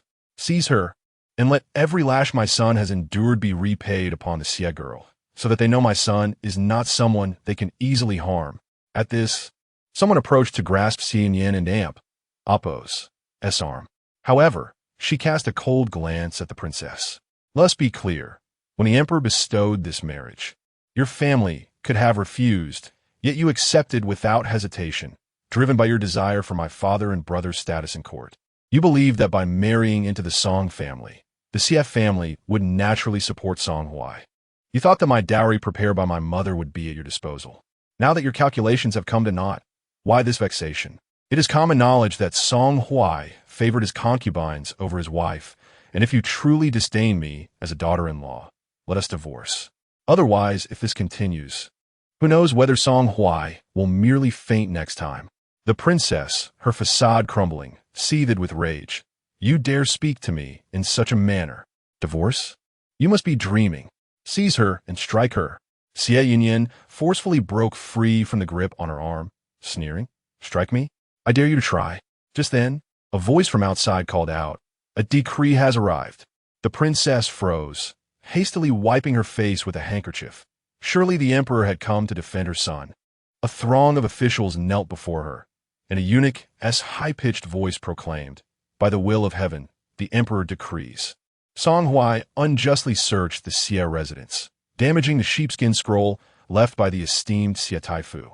His Majesty is deeply pained and orders Song Huai to bear the burden of his transgressions. Furthermore, the Xie lady is dignified and virtuous, possessing both grace and wisdom. Thus, she is bestowed a box of golden flowers, 2 rolls of cloud shadow silk, and a pair of jade bracelets. The princess nearly collapsed from anger. She had anticipated that the emperor would grant her gifts to appease her frustrations, yet all of it was bestowed upon Xie Yunyan. Xie Yunyan joyfully accepted the imperial gifts, while the princess could only slip a handful of silver to the eunuch to inquire, Li Gonggong, what is the meaning of this? Li Gonggong, wary of offending the princess, replied in hushed tones. After Xie Taifu entered the palace to retire, Xie Minglang approached the emperor to confess his failure to safeguard the precious scroll. Xie Taifu was a person of significant importance to His Majesty. Surely the princess is aware of this? Song Huai has indeed overstepped this time. The emperor is quite irate, and the 5th prince has also faced consequences, even though the 5th prince saved many during this expedition. All his merits have vanished due to this incident. The princess was taken aback. Her initial determination to enter the palace and seek justice for her son now quelled by fear. She dared not further chastise Xie Yunyan, only harboring silent resentment. For 2 consecutive days, she remained by Song Huai and Appo's side, tending to him without rest. Even the prince consort, concerned, set aside his affairs to await Song Huai and Appo's awakening. Meanwhile, as the Song family faced turmoil, Jiang Ning secluded herself in her chamber, gently caressing her abdomen. She had never anticipated that Song Huai would prove so inept. Once hailed as the top scholar and the most handsome man in the capital, he had now become a mere joke, lacking both wealth and influence. With her newfound power, how could she endure such indignities? It would be wiser to depart early and pursue a more fulfilling life. Xiao Hong remained silent beside her, and Jiang Ning coughed lightly. Have you arranged everything as instructed? In these 2 days, it is imperative that everyone witnesses Xie Yunyan bullying me, solidifying her image as a malicious character. Then we will set a great fire. Do you understand? She had already acquired the keys to the Song family and Appo's treasury from Song Huai, relocating the necessary items. She had also secured the keys to the princess and Appo's treasury, yet regrettably, the contents were not as plentiful as she had hoped. Before her departure, she would take all that she could. Jiang Ning felt a twinge of disappointment. She had searched extensively, but could not locate Xie Yunyan's treasury, fearing she might leave empty-handed. Xiao Hong, filled with trepidation, spoke hesitantly. Madam Jiang, must I go? After spending so long in the Song household, I find that I truly wish to side with Xie Yunyan. I have realized that apart from the young mistress, there is not a single sane person in the entire Song family. Chapter 79. Aunt Jiang falls into the water. Jiang Ning's plan was rushed. She knew that venturing alone was impossible, and she needed Xiao Hong to assist her. Thus, Jiang Ning fervently persuaded, Xiao Hong, if you remain in this household, you will likely end up as a mere servant for life, and your children will inherit the same fate. Is this the life you desire? If you accompany me, we could establish 2 shops in Jiangnan, with me managing the accounts in the background while you flourish as the proprietress. Woon and Amp, Appo's, tea to be splendid? The climate in Jiangnan is delightful, the scenery picturesque. If you fancy scholars, you may marry one, and if you prefer handsome men, you may choose accordingly. With money in our hands, what kind of life cannot we lead? Why must you resign yourself to servitude? Xiao Hong was deeply moved by Jiang Ning and Appo's words. If the future truly unfolded as Jiang Ning described, it would indeed be quite wonderful. Jiang Ning envisioned her grand ambitions in Jiangnan, relishing the thought of a blissful life. She rose and declared, "Let us go. It is time for dinner, and our plans for today remain unfinished." Xiao Hong could only follow her closely. After being struck by a vase, Wu Tong was ordered by Xie Yunyan to be carried back for a checkup. Fortunately, her injuries were superficial. However, due to the immense strength of the princess, her bones still ached. To alleviate Xie Yunyan's worries, Wu Tong softly reassured, "Mistress, I am fine. Do not let your anger towards the princess affect you. You are now the daughter-in-law of the Song family, and life is already challenging." Xie Yunyan pinched her ear, saying, "Look at you. Your smile is more pitiful than your tears. Did I not tell you that I would protect myself? Who allowed you to rush in? But rest assured, I will help you recover from this incident." She then turned to inquire, "Is the medicine ready?" Another maid hurriedly replied, "Mistress, I will check." However, it was not long before Ying and Appo's returned, her face flushed with anger. "Mistress, Sister Wu Tong and Appo's medicine was prepared, but Xiao Hong, who serves Aunt Jiang, insisted on using the pot meant for Sister Wu Tong and Appo's medicine to brew a tonic for Aunt Jiang." In the ensuing argument, Sister Wu Tong and Appo's medicine was spilled.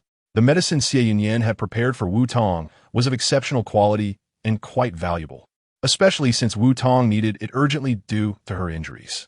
This Jiang Ning was intentionally provoking Xie Yunyan. Was she not trying to incite Xie Yunyan to take action against her? Xie Yunyan ordered, "Prepare another bowl. Let's brew it right here in our courtyard." Soon, the new medicine was ready.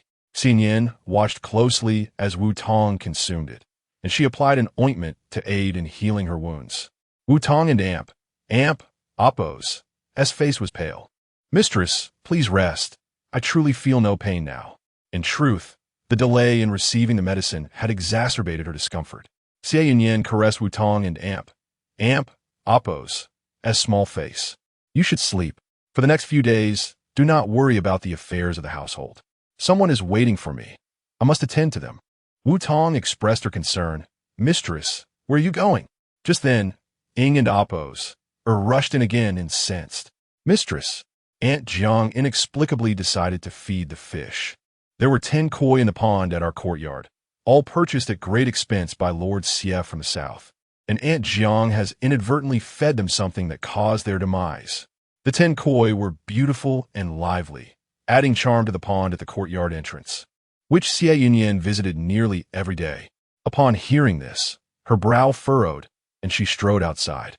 Xie Yunyan brought the brew tonic with her, specially prepared for Jiang Ning. While it was indeed beneficial for the fetus, it was extremely bitter, leaving an indelible impression. Before long, Xie Yunyan reached the courtyard entrance, where she found Jiang Ning seated beside the pond, her innocent demeanor cloaked in white. These koi are bearers of good fortune. Their demise will shield Song Lang from disaster. Surely, the young mistress would not be unwilling to part with them? With a gentle smile, she tossed poison crumbs into the pond.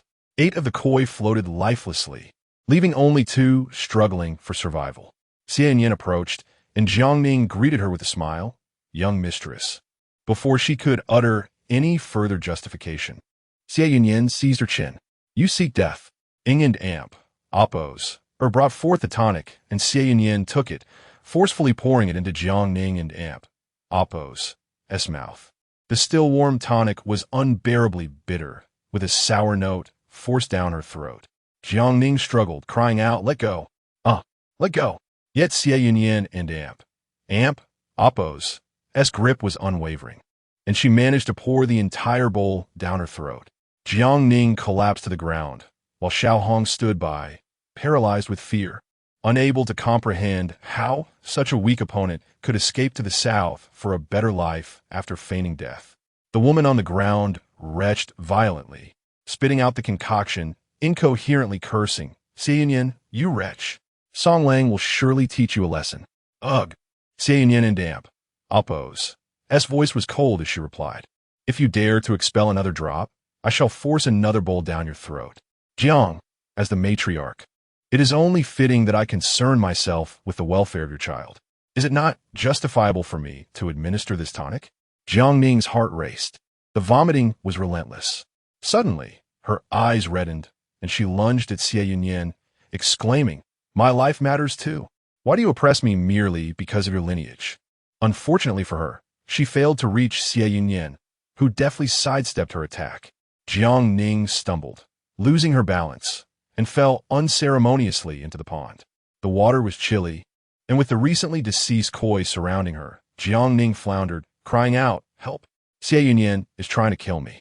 Xie Yunyan coldly observed her thrashing in the water, only issuing the command to rescue her once Jiang Ning appeared to be nearing exhaustion. This time, Jiang Ning faced the consequences of her actions thoroughly, emerging from the water to retch again. The experience of choking on water, combined with the bitter herbal concoction, left her feeling as if she were on the brink of death. Yet, as Xie Yunyan turned to leave, Jiang Ning gritted her teeth and managed a smile. Xie, you will regret this. Xie Yunyan dismissed her with indifference, returning to her own quarters. That night, Jiang Ning was drenched and had been force-fed medicine, prompting her maid to quickly report to the princess. However, the princess herself was not faring well. Her thumb, now reattached, throbbed incessantly, and Song Huaizhi had yet to awaken. The matter of the smuggled salt had resurfaced, with threats implied in the discussions of renewed collaboration. The princess, overwhelmed with frustration, agreed to the illicit collaboration once again, leaving Jiang Ning and Appo's affairs unattended. She merely dispatched a physician to tend to Jiang Ning, promising to deal with Xie Yunyan later. Lying in bed, Jiang Ning and Appo's face was ashen, and with no one else in the room, she grasped Xiao Hong and Appo's hand, instructing, Have the two corpses been prepared? Aside from you, only two others serve me. Their families have been settled. I need nothing more than their testimony that it was Xie Yunyan who tormented me, causing the fire in my courtyard. Tonight, at midnight, the blaze shall ignite. Yet, as she thought of her initial feelings for Song Huaizhi, tears involuntarily streamed down her face. In truth, he must have loved her, and all blame lay with that wretched Xie Yunyan. Chapter 80. Aunt Jiang perished in flames. Xie Yunyan, who cherished her solitude, particularly despised disturbances, especially since she occasionally visited Lin Hengyue in the evenings. Thus, not only were maids and servants stationed at her door, but there were also hidden guards keeping watch. That night, she once again ventured to Lin Hengyue and Appo's side during the stillness of the night. The fifth prince, in his pursuit of the crown prince, had squandered over 10,000 taels of silver on his recent outing, only to return and be reprimanded by the emperor for the search of the Xie family, leaving him even more indignant.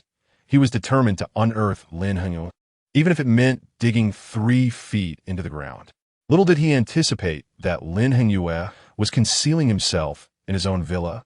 This marked the third occasion Xie Yunyan treated Lin Hengyue.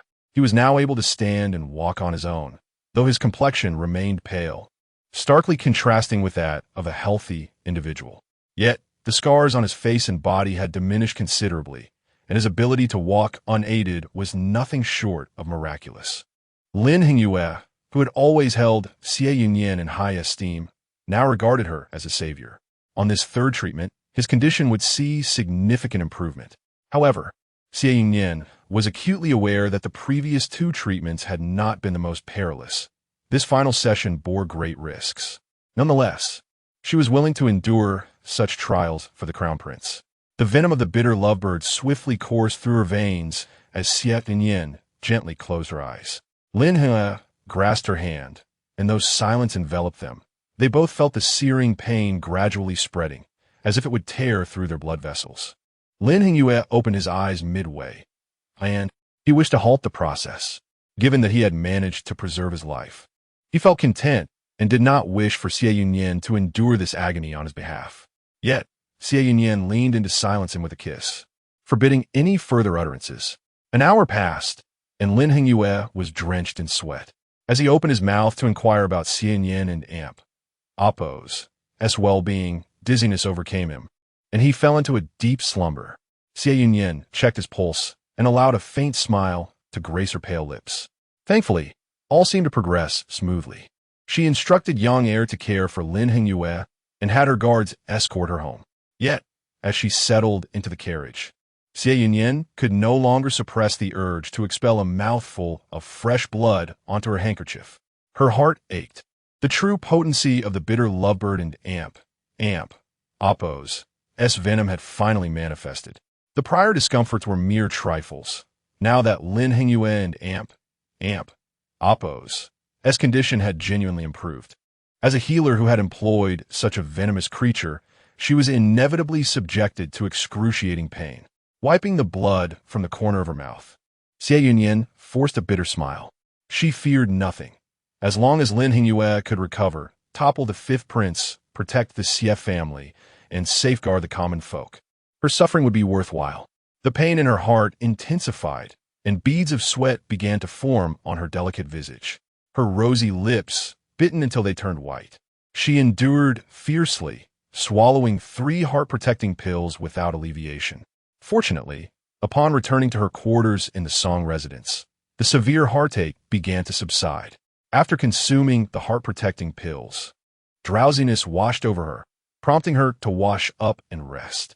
She fell into a deep slumber, oblivious to the sounds outside. In the Jiang courtyard, a maid was dispatched to call for Xie Yunyan at her door. "Young madam, Aunt Jiang is in distress. Please come at once." The maid, named Green Willow, was uncertain why Aunt Jiang insisted on saying she was in distress rather than simply saying there was a flood. Nevertheless, she called out, unaware that none in Xie Yunyan's courtyard had any fondness for Aunt Jiang. What trouble could Aunt Jiang possibly be in at such a late hour? Why not seek the young master instead of the young madam? Our young madam has retired for the night and was quite upset after being reprimanded by Aunt Jiang earlier. She does not wish to see her now. We kindly ask Aunt Jiang to be still.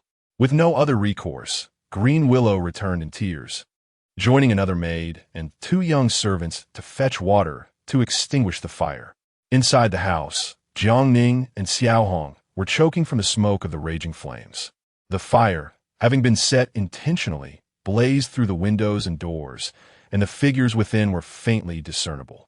Gazing at the towering inferno that scorched her face, Jiang Ning could not hold back her tears. She caressed her abdomen, recalling her desire to genuinely love Song Huaizhi. In those days, he was like a jade among men, unparalleled in elegance and charm, tall and handsome, and renowned as a top scholar, being the emperor and Appo's beloved nephew. Jiang Ning had believed that as long as they were in love, they could overcome anything. The only one to suffer would be Xie Yunyan, a victim of traditional education and Appo's poison. Yet, little did she know that everything had changed. Did she still love Song Huaizhi? She was uncertain, only feeling an overwhelming sense of injustice. Why should loving Song Huaizhi mean becoming a despised concubine? She was determined to carve out her own destiny. Jiang Ning cried out desperately into the night, "Tell Song Lang, Aining will forever love him. Do not blame me. Do not blame me. For it is you who have forced my hand." Jiang Ning had taken nearly everything from the Song family. From the grand treasury of the princess to every item in the Song family's storeroom. Even the bedding and clothing of the servants had been seized. Additionally, she had collected all valuables and antiques, anything of worth, from the Song household. Regardless of the Song family and Appo's current plight, a starving camel is still larger than a horse. Jiang Ning and Appo's space had suddenly become abundant. After escaping the inferno of Chuanxue Pavilion with Xiao Hong, Jiang Ning donned the garments of 2 corpses she had prepared in advance and fled without a backward glance. They hastily made their way to the riverside ferry on the western edge of the capital, disguising themselves and boarding a boat. As the river flowed swiftly behind them, Jiang Ning and Appo's face radiated with joy. Gripping Xiao Hong and Appo's hand, she exclaimed, "No wonder so many people choose to flee. Escaping truly feels exhilarating. Breathing is so much easier now. We shall no longer endure the humiliation inflicted by that wretched Xie." Xiao Hong trembled in fear. "Annie, is it truly safe for us 2 women?" We not only lack a place to shelter, but also must worry about our safety." Jiangning dismissively huffed. "Do not fret. I am here. And I warn you, do not call me Annie again. From now on, refer to me as sister. To the outside world, we shall simply be known as the Wang sisters." As they conversed, a sudden commotion erupted on the boat. A squad of officers boarded, barking orders. "Behave yourselves. You lot. Who among you possesses a jade pendant? Show it to us. A noble has lost a jade pendant, and should we discover who stole it, your head shall roll." Jiangning frowned slightly, while Xiaohong shrank beside her. "Sister, this seems perilous." But Jiangning was unperturbed. She indeed possessed a jade pendant. However, this pendant had been given to her by her adoptive mother, Zhou Mama, who insisted she keep it close, claiming it was priceless and could serve as protection in times of danger. Such a valuable item was not something she would relinquish easily. Jiangning discreetly placed the pendant into her space, calmly submitting to the inspection. Soon, the officers found nothing amiss and departed. The boatman sighed. They conduct these checks regularly. You may not know, but General Qi and Appo's household is searching for their missing daughter. Jiangning and Appo's heart skipped a beat. She instinctively wanted to ask about the appearance of the jade pendant, but quickly recalled that her pendant had been pilfered from Xie Yunyan. How could it possibly be connected to General Qi? Chapter 81. I will avenge Ning by killing the Xie clan. As the night passed, the cargo ship had already departed from the capital, heading straight for Jiangnan. Jiangning, like a magician, produced some buns, porridge, and roasted chicken that she had stealthily taken from the kitchen the previous day, sharing them with Xiaohong as provisions while they hid in the cabin. Xiaohong, with a face full of delight, feasted contentedly, but Jiangning had not anticipated that things would not unfold as smoothly as she had envisioned. She became seasick. With a child in her womb, the nausea from the rocking of the ship made her feel utterly miserable, and she clung to the ship and Appo's edge, retching violently. It was not only impossible for her to eat anything. Even standing became a challenge, and the experience was truly unbearable. Jiangning reassured herself that once they reached Jiangnan, everything would be well again. Meanwhile, the entire Song family was in an uproar. Early in the morning, the Grand Princess was consumed with an insatiable itch in her thumb, wishing fervently to sever it. In her chamber, she erupted in fury. "Bring Xie Yunyan here. Did she not assure me that my finger would heal?" Beside her, the matron, who had endured a sleepless night, appeared pale and weary. "Your Highness, the Xie family did say your finger would heal, but they also mentioned that it might occasionally itch. They advised that if the itch became unbearable, releasing a bit of blood could alleviate it. There is no other remedy." The Grand Princess, tormented to her limits, had no choice but to summon a small knife to carefully let out some blood. However, she was of noble birth, unaccustomed to such hardships from a young age. Her heart was in turmoil, a tempest of fury and concern for Song Huaizhi's injury. Before the Grand Princess could utter a word, a throng of kneeling servants outside cried out, "Your Highness, we have been robbed. Please intercede on our behalf. This morning, I went to the storeroom to fetch ginseng for your soup, only to find it completely empty. Everything is gone. This thief deserves death. Your Highness, the kitchen has been stripped bare. Not a grain of rice remains. Moreover, when I went to clean the Prince Consort and Appo's study, I discovered that not a single painting or ornament was left behind. Your Highness, the residence of Concubine Jiang has caught fire. Concubine Jiang, she is dead." At this moment, the Grand Princess could no longer bear the pain in her finger. Trembling with rage, she rushed into the courtyard, shocked to see the crowd of servants. "What nonsense are you spouting? The house is guarded by servants. How could a thief possibly make off with so many items? Did no one raise an alarm? What were the night watchmen doing?" She refused to believe it, yet upon hastily inspecting several rooms, she nearly fainted. The servants spoke the truth. The Song residence was desolate. In every room, nearly all movable possessions had vanished. The finer tables and chairs were gone. It was as if she had encountered a ghost. How could such large items be moved without a whisper of sound? In a state of panic, the Grand Princess inquired, "Where is the Prince Consort?" Just then, Prince Consort Song Jingyang rushed in, breathless. Your Highness, We have indeed been robbed. Over half of the belongings in my room are missing. What is happening? How could we be robbed? We must report this to the authorities immediately. The Grand Princess struggled to catch her breath as she turned to another servant. Where is your young master? Where is he? The servant, kneeling in distress, replied. After the young master awoke, he heard that the residence of concubine Jiang had flooded, and upon realizing her absence, he rushed there in a frenzy. But, the Grand Princess screamed, disregarding the servant's hesitation. But what? Speak.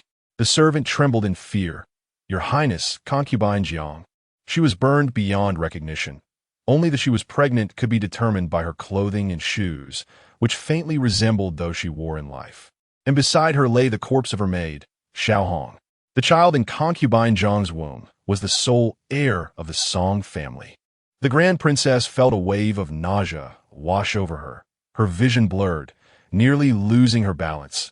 Yet she steadied her quivering voice. Take me to your young master. He is gravely injured and needs proper care. My son is precious. He cannot be taken to a place of death. Let me there. The fire at Chunxua Pavilion had been extinguished, and when Song Huaizhi was carried in, he immediately spotted two corpses draped in white cloth at the entrance of the courtyard, with Jiangning's two maidservants kneeling beside them, weeping. A sharp pang of grief struck his heart, yet he could scarcely believe it. He rushed forward to unveil the shrouds. The onlookers recoiled in shock, covering their eyes in horror. Only Song Huaizhi approached cautiously, examining Jiangning and Appo's char garments, scrutinizing her disfigured face. Upon noticing her slightly rounded belly, he suddenly looked up, despair consuming him as he cried out, "Ning!" He was in such agony that he seemed like a caged beast, his eyes bloodshot as he violently coughed up a mouthful of blood. When the Grand Princess arrived, the sight that met her eyes was heart-wrenching. Song Huaizhi clung to the lifeless body, his wails echoing like thunder, as if he might perish from the anguish of his heart. The Grand Princess wept alongside him. Huaizhi, please, mourn in peace. Concubine Jiang has departed. Let her rest. Song Huaizhi wept bitterly, his tears falling like rain, helplessly gazing at the Grand Princess. Mother, last night I was rendered unconscious by the old man of the Xie family. Ning and Appo's courtyard caught fire. She had sent someone to seek help from the Xie family, yet they stood idly by, refusing to intervene. They are to blame for my Ning and her unborn child's demise. Mother, this cannot be the work of anyone but the Xie family. It was she who forced Ning to reside in that remote and dilapidated Chunxua Pavilion. Mother, I must kill this venomous woman. For Ning's sake, I demand retribution. He suddenly drew a dagger, his eyes ablaze with hatred. The Grand Princess sobbed even more sorrowfully. My son, the Xie family deserves punishment. But if you kill her, will you not also be condemned? You are the very essence of your mother's life. You must endure and survive. The Xie family is but a fleeting presence. Let her die slowly, suffering in front of Jiang's ancestral tablet. Shall we? Chapter 82. The Song family has been plundered. The Grand Princess consoled Song Huaizhi, who was weeping inconsolably over the ashes before him, clutching the lifeless body of Jiangning. As he felt the excruciating pain in his fingers, the servants approached one by one, lamenting the loss of various possessions. Her heart ached with despair, and she longed to say to Song Huaizhi, Huaizhi, let go of Jiang. Our home has been robbed. Yet, he seemed driven to madness, crying out in anguish. Mother, allow me one more embrace. I have wronged her. I have betrayed her. The child that perished within her is of our Song lineage. The Grand Princess sighed, turning her attention to addressing the matter of the theft. Alert the authorities. We must report this immediately. The prince consort shouted in fury, and the Grand Princess opened her mouth to speak, but remained silent. She wished to report the incident, yet her previous dealings in illicit salt had garnered her a significant amount of silver, which she could not dare to reveal. However, if she chose not to report it, the authorities would undoubtedly investigate, and she would receive no assistance in recovering her lost wealth. Feeling utterly helpless, the Grand Princess began her inspection. The storerooms were entirely bare, both the public and her private treasury stripped of all contents. Even the kitchen, study, and any room that could have been looted stood empty.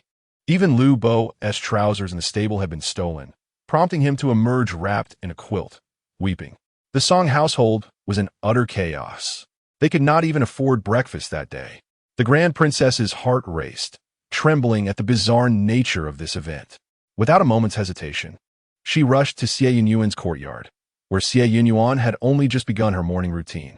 Observing the well-kept environment of the Xie residence, with vases and paintings intact, the Grand Princess's brows furrowed in anger as she instinctively pointed at Xie Yunyan and accused, "Xie, is there any connection between you and the theft at my home?